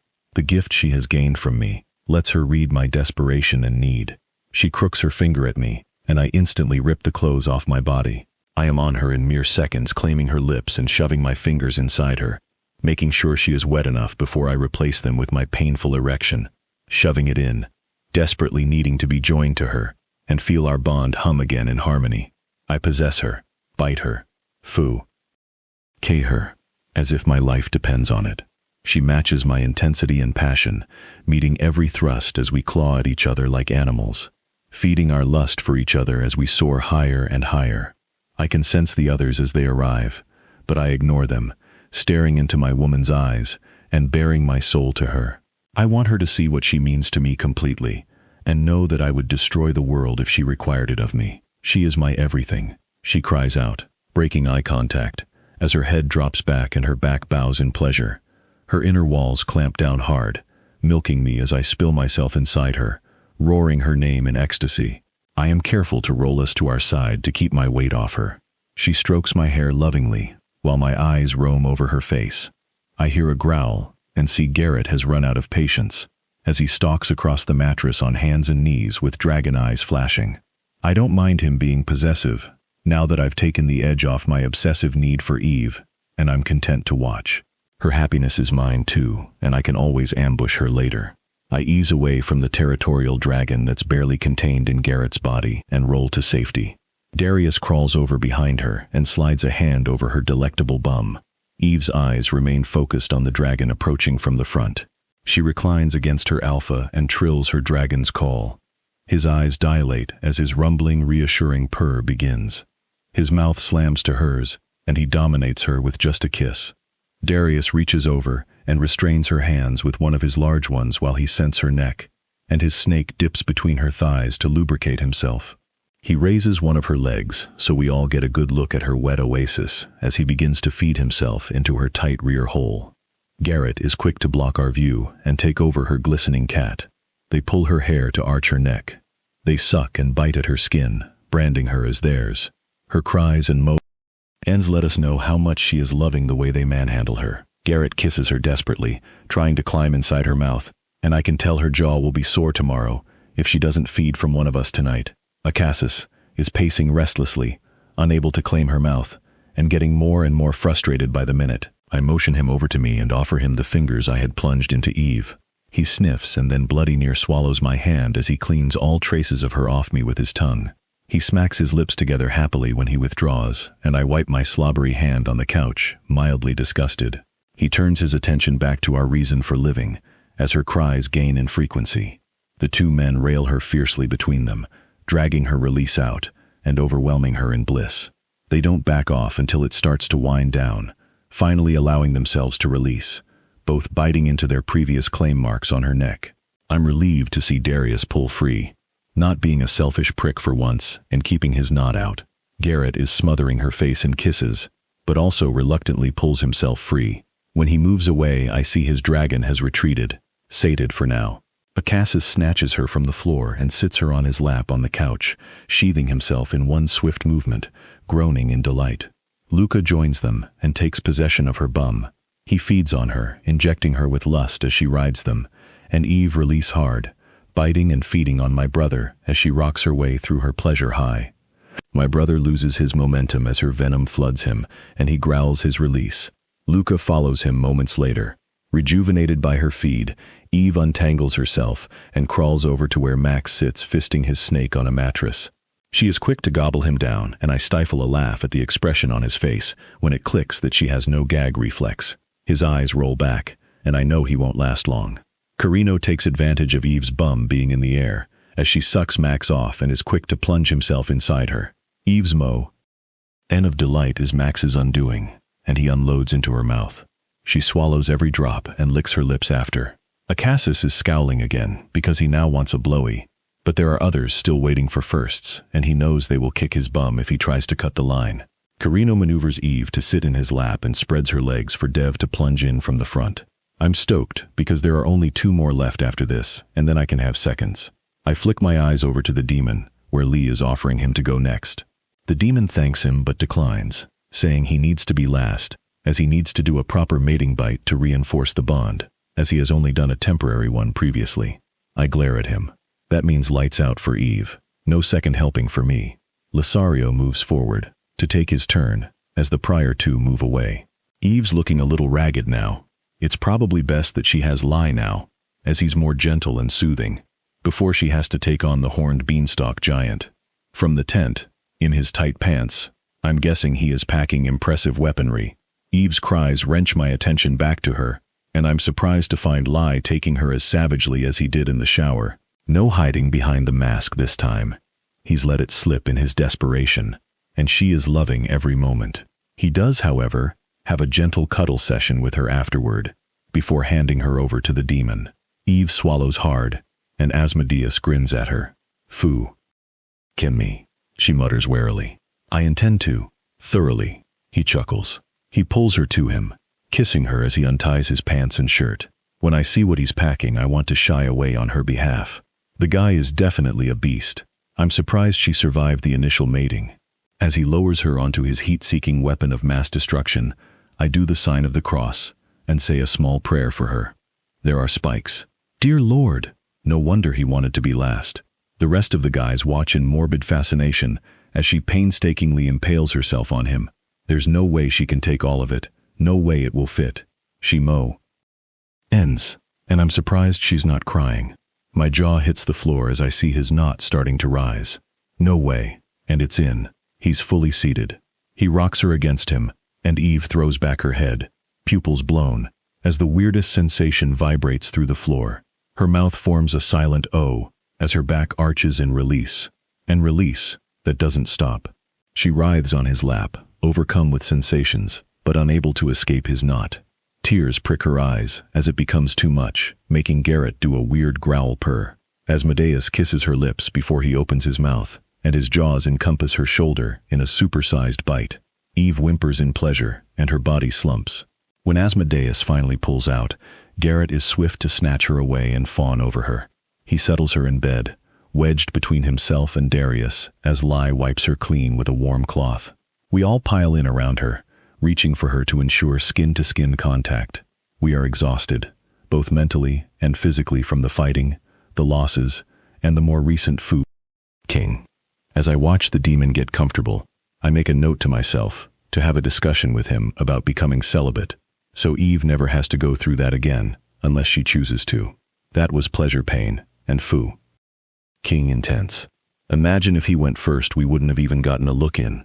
I yawn as I look at our peacefully slumbering mate wrapped up in protective arms. I let myself sucralise beat asleep as my hand traces lazy patterns on Eve's thigh. She's here, alive, safe, and home. Mine forevermore. Chapter 52. Eve. Waking up to the sounds of birds chirping and sunlight filtering through the windows, I can hear laughter and cheering somewhere in the distance, and untangle myself from my men, eager to see what the new day will bring. Hurrying upstairs, I wash my face and brush my teeth. As I dry my face, I examine myself. Everything still looks the same. I don't look like an all-powerful queen. It still feels like normal me. I throw on a sports bra, crop top, and my favorite yoga pants, deciding I will grab a coffee along the way so I don't disturb the guys by bashing around the kitchen. I leave them a note, letting them know I am going to check in on everyone and to link me when they get up. The last thing I want them to do is panic when they discover me gone. I need to see what the body count is from yesterday and explain to everyone the situation with the demons. They need to be told that they were not our actual enemies and that they were forced to fight us against their will. I managed to convince the wolf at the bar to let me use the kitchen there, so I can caffeinate. I sprawl happily in a bench seat by the window, sipping coffee strong enough to put hairs on my chest. I am halfway through when it is snatched from me, and a hot chocolate takes its place. My father flops into the seat opposite me, sipping on my coffee. "Excuse you," I growl, reaching for my happy syrup. He flicks my nose and moves it out of my reach. I know. I'm sorry, but hear me out first. If you still want it when I'm done, then you can have it. He negotiates. If you don't drink it all first, I grumble. He places the coffee down safe from him but still out of my reach. When we brought you back, we discovered something. I'm actually amazed the others haven't picked up on it yet. He muses. Can you get to the point sometime today? I snark, eager to get back to my caffeine fix. Your heart was still, but another heart was beating. I raise my eyebrows, completely lost. Is he meaning a Cassis or Max's heartbeat? Sweetheart, you have a baby growing inside of you. I laugh hard. Okay, I admit it. He's good. He totally had me for a second. I catch my breath and grin. His face remains deadly serious. My smile wobbles and he grabs my hand, squeezing. It's going to be okay, but I think we should get the little tyke checked out. It's had a pretty tough week in the ground with you. My mouth opens and closes like a fish, but my vocal cords have frozen. There is a baby inside me, a freaking living being that is going to depend on me to raise it right. The poor thing is going to be so screwed. Not to mention it survived me being dead for the week. Is it even still alive? Foo ho. Me, I squeak in horror. Oh my fuh. Come on, sweetheart. Let's go and face the music, Cyrus says, tugging at my arm. I stumble to my feet and let him lead me to the hospital. My feet feel heavy as he hijacks the doctor and demands an ultrasound.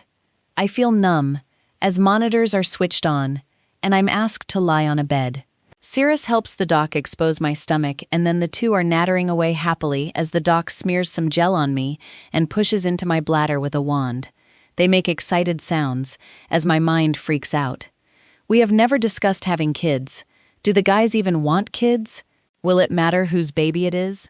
Will I ever find out who the father is? Fingers click in front of my face, and I focus on Cyrus's face. Look, sweetheart, he says, pointing to a screen. My eyes follow his fingers where there is a baby-shaped thing wriggling around. It's very healthy, Eve, but we need to do an amnio test to find out what side is dominant so we can work out a due date. You're currently registering as 16 weeks human, but shifter pregnancies are quicker than humans, and the other races vary in length. Will you allow me to do an amnio test? I nod, bewildered. I look at the being throwing itself around on the screen. Cyrus, hold the wand still so I can direct the needle. And Eve, big breath in and hold it. You will feel a slight prick. Good. Hold it. Hold it. Done. You can breathe normally now. I'll get the lab to fast-track it for you. Congratulations, and I'll send pictures through to the front desk for you all. He hurries out, and Cyrus wipes my stomach clean, pulling my clothes back into position. You okay, sweetheart? He asks gently, stroking my cheek. Dad, there's a baby inside me. He chuckles. Yes, there is. It looks like something out of Aliens, I say, horrified. But this won't burst out of your chest, he says, patting my hand reassuringly. No, it will just burst out of my vagina and destroy all future species. XY times, I bitch. Please do not talk about your vagina with me. Cyrus shudders. I'm going to be a mom. I panic, grabbing his shirt. I don't know how to be a mom. Hey, you are going to be a great mom. And you have a whole tribe of men who will look after you and help you, Cyrus says, kissing my forehead. And I'll be there to help you too. He pulls me out to the front desk where a nurse hands me information on what I can and can't eat. I scan the list. Ha! You owe me a coffee foo. Says right here that 1 a day is fine, or 2 decafs. I crow with joy. Fine. Cyrus says, accepting the photos from the scan. We will go get your damn coffee. Sorry for being so cautious. Sarcastic shit. He's not sorry in the least. He's kind enough to drag me to the nearest diner and order us a coffee each. Our waitress comes over and asks us if we would like to order any breakfast. I grin as the realization hits. I'm pregnant. I can eat anything I want and blame it on cravings. Phoo. Jay, yes! Cheesecake! I blurt. I haven't had cheesecake since the day I realized Max was my mate. I need to make up for all this lost time. The waitress grins and heads off. Biggest slice you've got, I holler after her. She chuckles and shoots me a thumbs up. So how do you feel, Eve? Really? Do you remember being dead? Did you feel any pain? How do you feel about the baby? When do you want to tell your men? Sheesh. Can't I drink my coffee in peace? I sigh. No, I don't remember dying, or being dead, or being in pain. I remember your father rushing at me, then nothing till I woke up starving. I'm still getting my head around the gremlin in my belly, and I'll tell the guys after the doc comes back to us with test results so we can give them a due date. I respond. No more questions. Let me drink my coffee in peace, old man. Cyrus bristles, but thankfully stops playing 20 questions. The waitress brings back a large slice of strawberry cheesecake. I wiggle excitedly in my seat at the beauty in front of me, while Cyrus chuckles at me. I grab my fork and grab a huge chunk, shoveling it in with all the grace of a pig. I chew with bulging cheeks while my father shakes his head at me. The flavors hit my tongue and I freeze. Oh boy, there's something wrong with this cheesecake. My stomach is doing the cha-cha. It's all wrong. The smell, the taste. Cyrus sobers as he sees my panic. He blurs away and returns with a small wastebasket, just in time for me to hurl into it. He strokes my back as I continue to dry heave, and the waitress brings me over a wet cloth to wipe my face and removes the remaining cheesecake from the table. Pregnancy sucks, she says knowingly. When I was pregnant, my baby wouldn't let me eat anything sweet. I nearly cried. No chocolate, ice cream, or cakes. It was a dark time. I stare at her in horror, but it wasn't for the whole time, right? I plead. Soon as the little shit was out, I gorged myself on chocolate. She reassures me. I gasp. No cheesecake the whole time. What cruel joke is this? Why would the fates do this to me? I sob.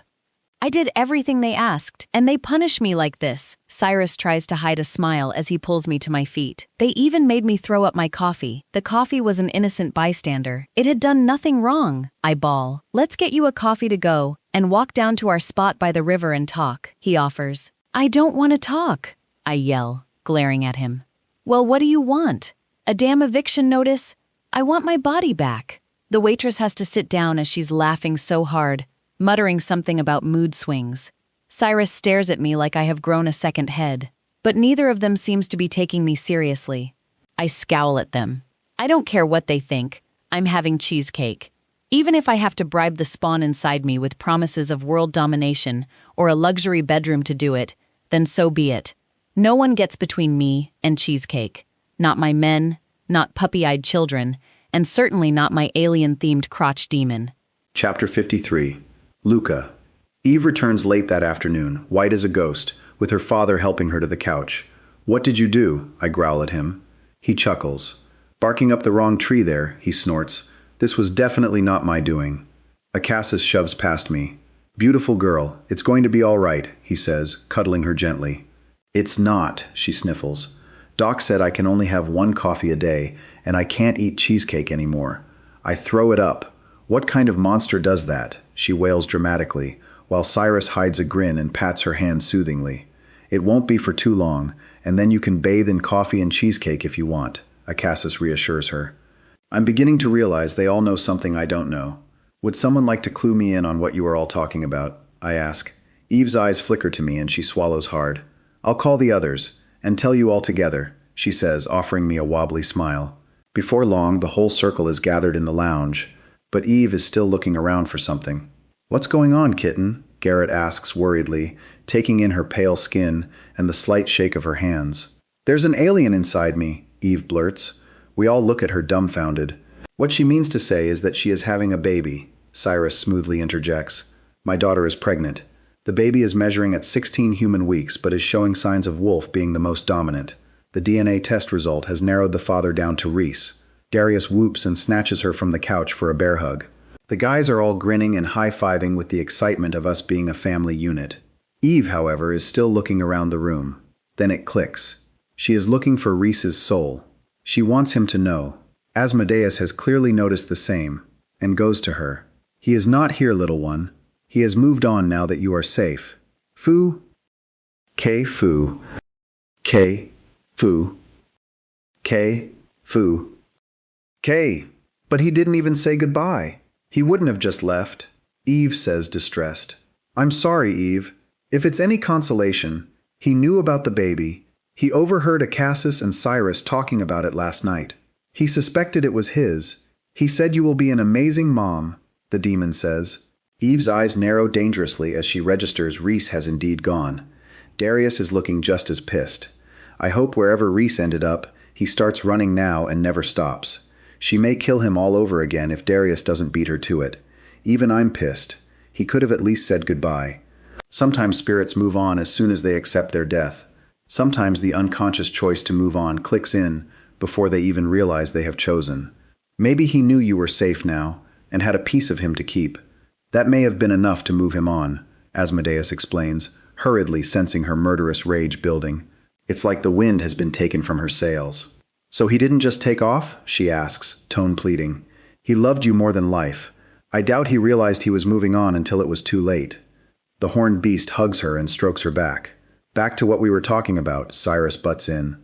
Eve is due in 8 weeks, so I suggest you all figure out where home is, sort out how the world is going to run now, and get cracking on that nursery you will be needing. Lesario jumps like someone has put a rocket up his bum, and rushes off to grab paper and pens. I pop my head over his shoulder and grin as I see him listing baby items that will be needed. Darius is cooing to Eve's stomach at their new link to Reese, and Garrett is wrapped around Eve whispering soothingly to her as he acknowledges this new loss. My mind is racing with what we need to put in place empire-wise in as stress-free of a way as possible. I grab my own paper and pen, listing suggestions down for Eve to go over in the next few days. Hopefully she likes some of them, and all she needs to do is choose what she wants to be done, leaving us to implement it all for her. I glance up and see Garrett wiping silent tears from Eve's eyes as they start to move her to a bed. We really do need to get settled in a room. She's going to have trouble getting out of a bed so low if we stay in the lounge. I will go and see what the new pack house is doing tomorrow as well. Lesario has pulled out a laptop and is in deep concentration adding every baby item under the sun to a virtual shopping cart, while Makita and Acassus excitedly point to things on the screen to add to the growing cart. I notice Cyrus discreetly bugger off after passing an envelope to Dev. Guys, look, Dev breathes in awe as he pulls photos out of the envelope. He holds up the first one and it registers it's a photo of our baby. I can feel the excitement thrum through my body. We are going to be parents. I'm going to be a dad. At that moment, I realize none of us care who the dad is as we ooh and ah over the photos. This baby is all of ours. I'm hoping it's a little girl, the spitting image of her mother. But then I remember how attractive Eve is and scowl. I would have to protect her from all the boys trying to get in her pants when she gets older. Maybe a boy would be the safer, less stressful option. With Eve and Reese being chimera, I worry that our daughter will also end up with a harem of mates. I shudder at the idea of our daughter being possessed by so many men. We are just lucky Cyrus is crazy. No sane parent would be okay with their child in a relationship like the one we have. We definitely need to pray for a boy. I put the pens and paper aside, stopping my feverish list of ideas. When I glance up, I find they've all fallen asleep. I turn off the light and settle into sleep. I'm just dozing off when I sense movement. I watch quietly as Eve extracts herself and tiptoes out the back door. I wait a moment before quietly going after her. She's kneeling at Reese's grave, talking lowly. I inch forward so I don't disturb her and catch her words. Gutted you couldn't say goodbye. I hope wherever you are happy and safe. Wait for me, my love, so one day we can be together again. We are going to have a baby, and I hope they have your beautiful eyes. Also, just a heads up, I'm going to kick your bum first before I smother you in kisses. I snort laugh before I can catch myself, and she startles. Sorry, I apologize, kissing the top of her head. I think he would expect nothing less from you. He will wait for you forever, you know. He better, she growls. Come on, Amor, let's get you back to bed. It's cold out here, and life is about to get busy now that Reese has left us a beautiful parting gift. She reaches down and strokes her flat abdomen. Hard to believe there's a mini Reese growing in there, she whispers. Won't be so hard to believe once your belly grows and you feel the baby kicking. Jesus, I'm going to be fat and eat my own body weight daily. Gross, she exclaims, wrinkling her nose. No, you are going to look beautiful, and we will all adore the changes in your body and our baby growing inside you. The idea of your swollen belly is so damn XY, I correct. You say that now. Wait until all the heartburn and farting side starts, she laughs. I halt in my tracks. Wait, how much farting are we talking about? I ask worriedly. Lots of farting, she laughs, heading for the back door as I wrinkle my own nose. Chapter 54. Eve. The weeks pass by quickly, and with Luca and the guys' help, we have painstakingly held elections for sub-leaders to rule the kingdoms. They are also now guided by newly elected councils. We will meet with them weekly via video calls to discuss issues and ideas, and they will attend summit meetings every 6 months. The people are content being ruled and guided by people they trust. It's also reassuring to them that they answer to me and my mates. I have zero tolerance for stupidity and unfit people being in power. Hell, I shouldn't even be in power with my psychotic mood swings running rampant, but everyone just takes them in their stride. Just this morning I cried because Lee gave me a coffee in a purple cup when I wanted the green one. Then I screeched like a banshee when he went to switch it because I decided I didn't mind that color, and he would deprive me of my one measly coffee for more seconds than I was prepared to wait. Asmodeus had gone and gotten the green mug, and tipped half of his coffee into it, and made me swear not to tell Cyrus. I was so excited to be having more than my one cup, and the acrobats the alien in my belly pulled after I'd finished told me it was excited too. I pat my belly happily as I head out to the training grounds. The little parasite is kinda growing on me now, even if it does make me feel like I swallowed a boulder, and waddle like a penguin. I feel huge, but the guys reckon I have such a cute little bump. Clearly a lie, since I can't see my toes anymore, and I've given up trying to shave my hoo-ha since I can't see it. Thank God Acassus gets a kick out of doing it for me. His obsession with testing the smoothness with his tongue, after the job is done, certainly isn't a hardship either. Max has been odd though, talks to himself a fair bit. I'm a bit worried we haven't completely fixed the problem. Just yesterday, I caught him having a whispered argument with himself. The weird thing is, he answers himself too. Can wolves have multiple personality disorders? Or something similar? I flop under a tree to watch the training. I'm so damn tired. You would think I would get plenty of rest, now I have lost my toned abdomen. Except the bigger my belly gets, the more they seem to want me. I don't think I got more than an hour's sleep, and am going to have to sneak off to hidey holes to nap today if I want to survive another night of their tender, loving care. I see the warriors sparring, and jealousy rears its head. I miss it something fierce, but the doctor is only allowing me to do light exercise, limiting my time on the treadmill, and encouraging me to do yoga. It's ridiculously boring, with zero adrenaline rush. I rest my tired, sore eyes to try and gain enough energy to stand back up, but promptly fall asleep. I wake to my body swaying and arms around me. I crack an eye to see my dragon carrying me upstairs to our new and bigger bedroom in the recently completely packed house. We did discuss moving to the dragon territory since it was central to everyone, but the idea of living in a castle turned me off. I may be their proclaimed queen of all, but I just want to live normally without the royal bullshit and privilege. Garrett purrs as I stretch and yawn. Good nap, Angel? He rumbles. The best. I don't even know how long I was out, I admit. A little over 4 hours. We repositioned you and put pillows down for you so you were more comfortable. You clearly needed it. We made sure you were safe and not disturbed. I actually feel like $1,000,000 after sleeping so long, and I'm grateful they left me to it. Thank you. I feel great. My belly jerks with a kick from inside as my gremlin agrees. Garrett grins like an idiot, feeling the kick smash into his own abdomen. He enters our room, and Darius is sprawled on the bed working on something on his laptop. He closes it and grins. Hey, Sleeping Beauty, feeling better? He asks. Very, I say with a grin, taking in the shirt riding up his sprawled form, exposing his delectable abs. If I'm to be honest with myself, I'm as insatiable as my men. My libido is through the roof, and I never say no to their advances because I want it as much as them. It's only the morning that sucks. Maybe even the queen can claim a sick day and sleep in?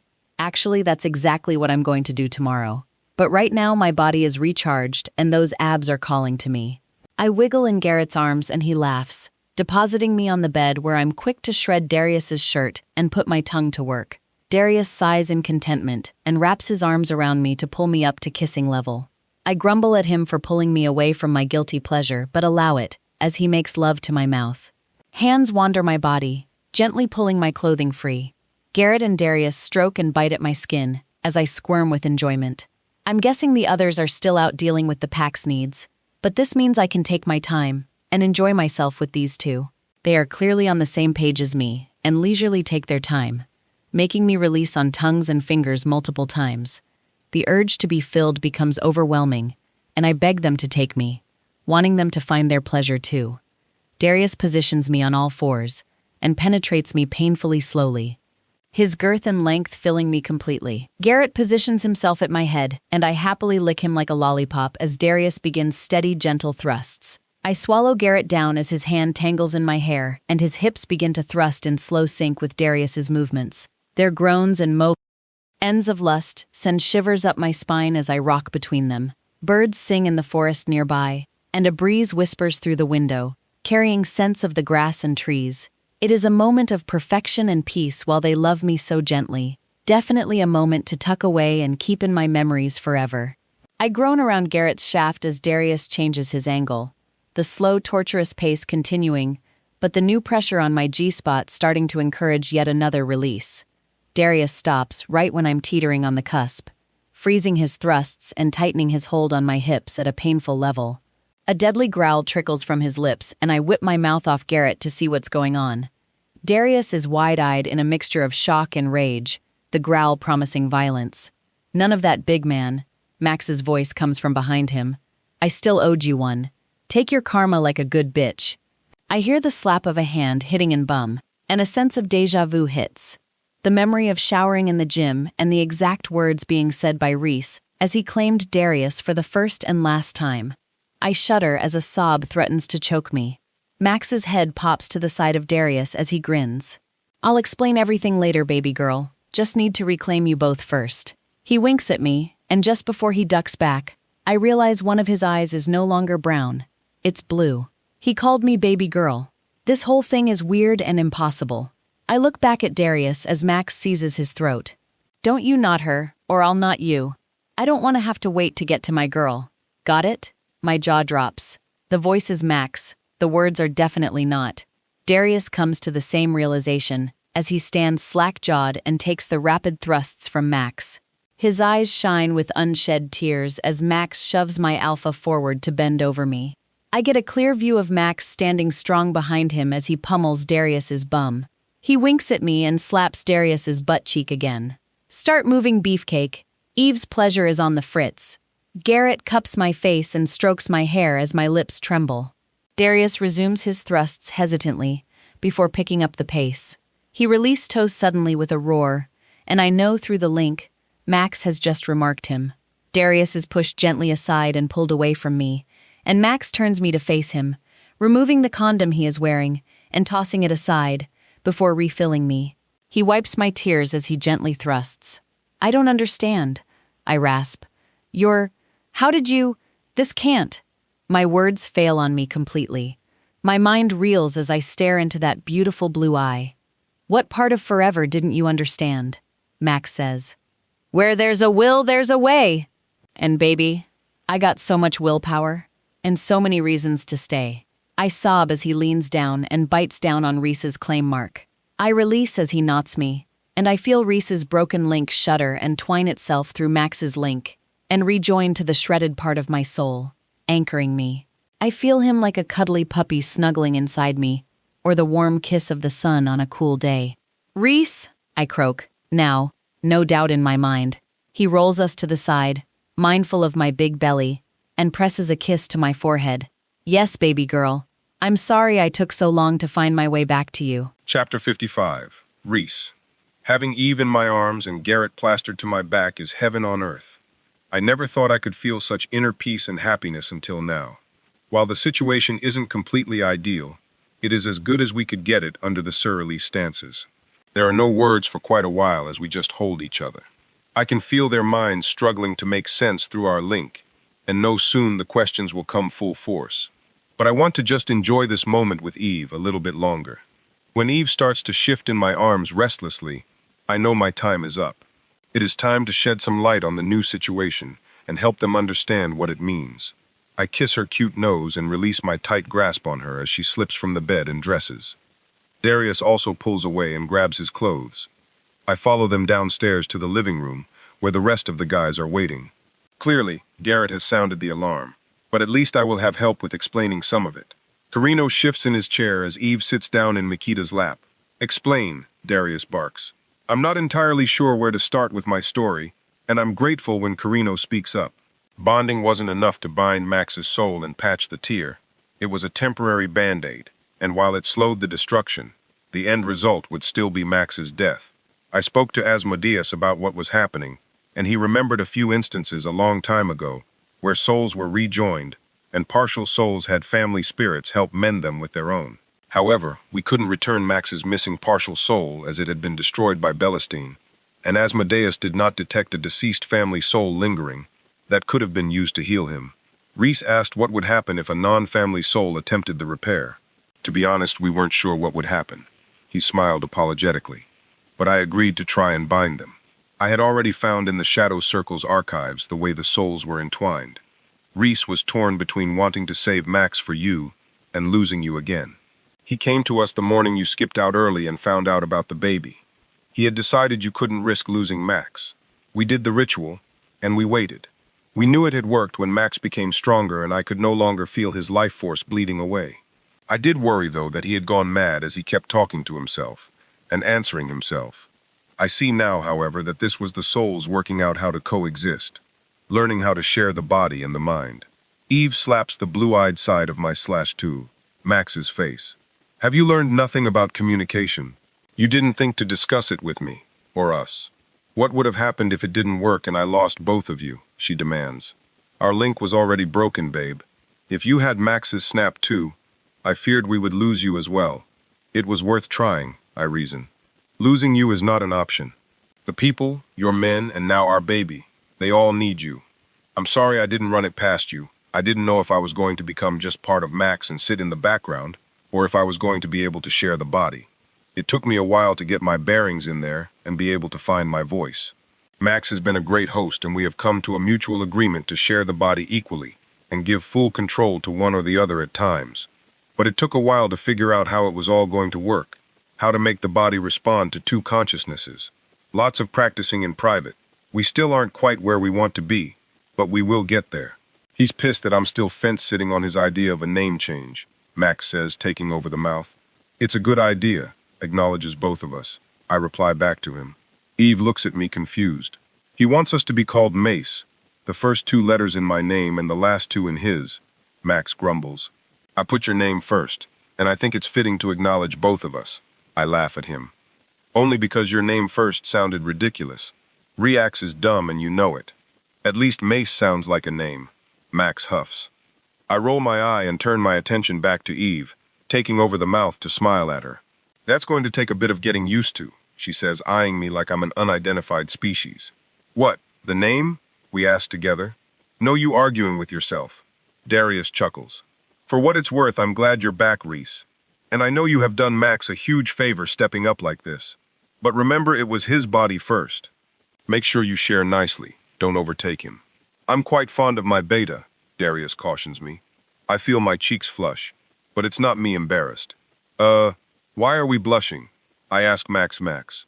You seem to forget it was my snake you used on my alpha. Are you saying you didn't like it? I ask. No, I'm fool. Kay, just forget it, he says, blushing harder while I laugh. That's cute as hell. Well, let us know if you decide to change names. Till then, you're Max, Cassis informs me, making me scowl while Max laughs. I guess this has worked out well enough, considering all the things that could have gone wrong, Eve says grudgingly. I'm glad we get to keep Max and get to have Reese back. We will get better at sharing my body, Max says. I'm hoping over time we will merge completely and operate as more of a combined individual, in which case Mace would definitely be more appropriate. The idea of being more merged does scare me a little. We wouldn't be us, just one heart, body, and mind with characteristics of both of us. Max seems content to go with the flow, but I worry about losing myself and the unique connection I share with Eve. But the reality is, if it does happen, it will be gradual and we won't be aware. It will just be. For now, I'll stick to my side of his body and see what happens. Cyrus announces dinner is ready. We sit at the tight dining table with Eve on my dominant side. I wait until she is halfway through before I let my hand wander under the table to play. Eve coughs and grabs her glass of water as my hand wanders up her thigh and taps at the apex for entry. Did she seriously think I could sit this close and not help myself? She glances at me as I tiptoe to the top of her spandex tights and wiggle my hand under the band. I grin at her and arch a brow, daring her to deny me. I feel her legs part and gently push a finger down to rub against her clit. Her hands grab the edge of the table white-knuckled as I coax her to release for me. Knives and forks are slowly put down around the table as the scent of her arousal reaches each man. I hear belt buckles go and zips go down as they enjoy the show. I continue to eat nonchalantly as Eve groans and her legs shake. The men groan as she peeks, her pleasure their undoing. She gasps as she releases nibble, and I continue to work her through it before reluctantly withdrawing my hand so she can finish her meal. I lick my fingers clean and wink at her as her chest heaves and she struggles to recompose herself. Holy shit, dude. The things I'm going to be able to do to her and blame on you. Max laughs. Foo. Come, that was hot. Don't you dare, or I'll ensure you are running the show when Darius claims your virgin bum the first time. I warn. I can feel Max pull back as he realizes what sharing with me is really going to mean. Eve is always mine first and foremost, but Darius is too. I certainly hope Max is going to be able to handle the mighty hammer in D's pants, because judging by the covert looks he's flashing my way, this shared bum will be losing its virginity sooner rather than later. The funny thing is, I feel Max's curiosity more than fear flit through his mind. Maybe we are a little more merged than we thought. Epilogue. Eve. Devario was born at 8:32 in the morning, 3 weeks after Reese came back to us. My men have taken my threats of castration in their stride. My pledge to turn celibate forever is deemed an empty threat, while the fast labor tries to rearrange my vagina and pull my pelvis to bits. It is all their damn fault, especially Reese's. I'd take 2 days of torture with Hardin over this shit any day. But once I take her tiny form in my arms, they are all completely and utterly forgiven. While Devaria's scrunched-up face does indeed remind me of a gremlin, I surprisingly fall head over heels for her the instant I gaze down at her. All it takes is for her beautiful blue eyes to look into mine, her tiny fingers to curl around my pinky, and I'm hooked. This is no alien. She is perfect, and mine/ours. The smushed-up face gives way over the weeks, morphing into a beautiful, sweet baby. I adore spending time with her. Except when she is crying or pooping, then she is one of her daddy's problem. One of my favorite pastimes is watching her as she sleeps in my arms, and marveling that I grew this beautiful being in my womb. Life gets simpler as time moves on. The stand-in rulers do their jobs, and my workload is minimal, with only our own pack to focus on for the most part. In saying that, it is a bloody giant pack, and a mixed-race one at that. Asmodeus's men are traveling the globe looking for their mates, and we have had the annual gathering of willing mating-aged females again. The feral demons were summoned, and the women could check to see if any belonged to them. We had a good success rate with only a couple of handfuls left to find their ladies. The light fae and lichens have decided to stay with us. The dark, the witches, wolves, and vampires return to their own lands, bar the ones that we had formed strong friendships with. There is a lot of mixed mating now, with fated mates making a comeback, many of different races. There are also more mixed chosen mates forming, amongst those who had lost their fated ones. The world is as the fates had wanted it, and now thankfully they have left me to my own devices. Max and Reese have indeed become one being. Mace still calls me baby girl, and is a unique mix of the two men. It hasn't been sad like I thought it would be, seeing the individuals come through less. They just seemed to slide into this new being over time, so slowly it was barely noticeable. Then one day I realized I was talking to both of them, and they were responding as one. They seem perfectly content and happy. It is Mace's idea to celebrate the 2-year anniversary of our new world that has me striding to the bar. Poppy is babysitting our wee girl since she is now pregnant. Part of me is relieved she and her mate aren't going to be there. They are disgustingly sweet to each other, and it makes me want to throw up in my mouth a little. Who in God's name calls their significant other snookums? Gross, A cheer goes up as I throw open the bar doors. Glasses are raised and people come up to greet me. I do the courtesy meet and greet and make a beeline for the bar, where Mace waggles his eyes at me and shakes the bourbon on the rocks in his hand. Foo. Okay, yes. I kiss his cheek as I accept his offering. I am absolutely getting trashed tonight, and I don't care how unqueenly I behave. I don't often escape my beautiful crotch gremlin overnight, so I am going to make the most of it. Hours pass and I drink, play pool, play spar on the top of the bar with some of the warriors, and dance a couple of times. One of my men is always within reach, or plastered to my side. I sneak a quickie with a Cassis in the bathroom, and make out with Carino on the dance floor. My legs get unsteady, so I claim a bar stool for the rest of the night to drink and talk until I am ready to call it a night. My equally trashed circle helps me home, and we have a few drunken fumbles till we pass out. All in all, it has been a fantastic, fun night. The next morning, the banging on the door downstairs matches the banging in my head. I squint at the clock and see it is just after 7 in the morning. What sadistic Key knocks on the door at this hour after a party like that. One I am going to murder, that's who. Lie, I croak. Pass the pills and water. A snore is his response. I grumble as I pull myself up to sit and glance at the bedside tables. Empty. My own fault. I am so used to Lee taking care of me, I hadn't thought to do it myself while he was as trolleyed as me. The banging continues downstairs, and I hear my father finally drag his bum to the front door and bellow at them to shut up before slamming it shut on whoever had been at the door. I chuckle. A man after my own heart. I clamber out of bed and grab water bottles from the fridge in our room and painkillers from the bathroom, putting them on the nightstands. It is nice to look after them for a change. I crack open a bottle for myself and pop some pills. I quickly shrug on one of the guy's hoodies that covers me to my knees, pull on some underwear, and head off to drown my hangover in a liter of coffee. I take my fresh brew out to the front of the house and flop onto the porch swing, momentarily regretting it as the motion makes my stomach roll. Once it is calmed and a few sips of coffee begin to chase the leftover booze in my gut, I light up one of Luca's smokes and relax, closing my eyes as the first warm rays of the sun reach me. A throat clears and I slit my eyes open to glare at whoever is stupid enough to interrupt my peaceful start to the morning. Morgan, one of our head warriors, stands there apologetically, with an unfamiliar man beside him. He's clothed strangely in plant-woven material and has vibrant blue hair. My nose twitches to read his species, but I can't get a bead on him. I snake my eyebrow. "Who's your friend Morgs?" I asked. "Your Highness, this man and some others arrived at our border this morning, wishing to speak to you. They claim to be another species. This is their leader, Guyan. This gets my attention, but I continue to sip my coffee as my vines shoot out for a closer look. However, they can't figure out what he is either. He is looking at me just as curiously. I guess it's not every day a queen greets someone in nothing but a hoodie and their hair a tangled mess.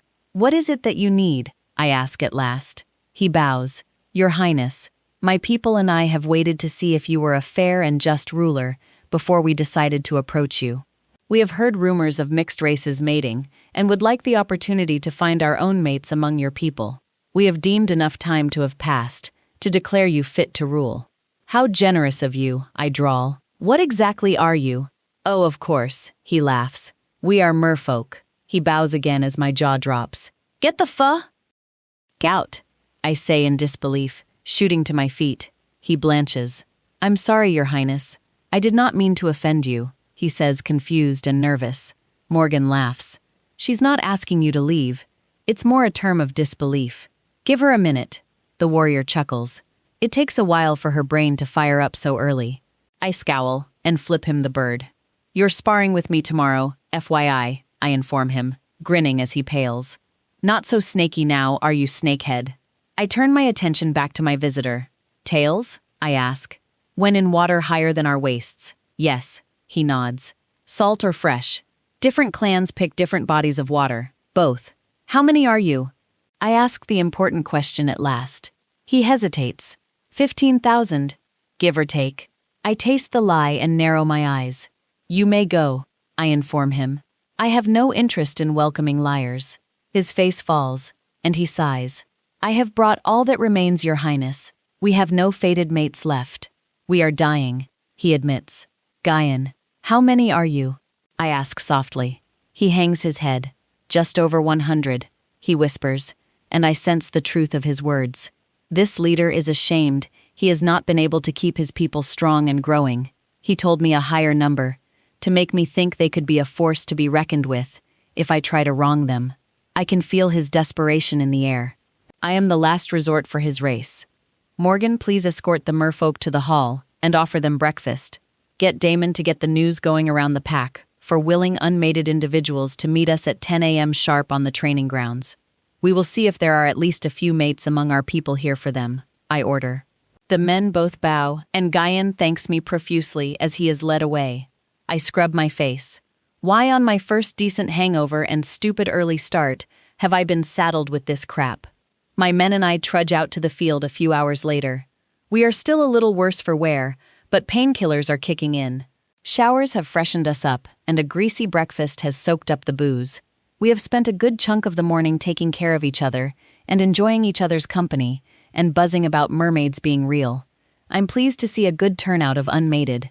Our people have formed a line on one side, and the merfolk have formed another. I approach Guyan. How do your people detect their mates? I ask, looking into their eyes and touch. Their senses detect it, he explains. I ask my people through our links to offer their hands and look into each merfolk's eyes. Men and women of every species make their way through in single file, offering hands and making eye contact. Guyan stands beside me, grinning as a few are found. I see the hope rising in his eyes. You should go down there too, I suggest. Rulers get lonely as well. He looks at my men fanned out behind me. Something you don't have to worry about, I'm sure. He chuckles. I scoff and shove him toward the lines of people. Guyan, a voice calls. I see a turquoise-haired man hurrying towards us. I've finished sending the messages through the water for any nomads. Guyan nods. Your Highness, please meet my brother Estrella, Guyan says, introducing us. I offer my hand to shake, and he grasps it with a warm smile. A pulse shoots up my arm in a rush. I look at him in surprise, and I fall into his gaze, much like I did with Luca when I first met him. Alarm bells ring in my head as Estrella stares at me in awe. I hear Darius laugh from behind me. $5 says she runs, I hear Mace whisper. I shake my head in denial. No, I am done. There was no subnote of a delayed +1 in the prophecy. I snatch my hand out of the merman's grip. I try to retreat, but Darius holds me in place. Bastard. Estrella regains his composure and bows. A pleasure to meet you, my mate. I feel lightheaded. This has got to be a cosmic joke. I hear Poppy's tinkling laughter. Don't worry, Eve. It's nothing sinister. Think of it as a bonus for a job well done. A thank you gift from the fates. He's the last one, I promise. Tell them it's paid in full. No more gifts required, I growl. She nods, grinning. Foo. Key the fates. The end. Please leave a like, comment, and subscribe. This helps others discover the story too. Hit the bell icon for the latest updates, and stay tuned for more thrilling books.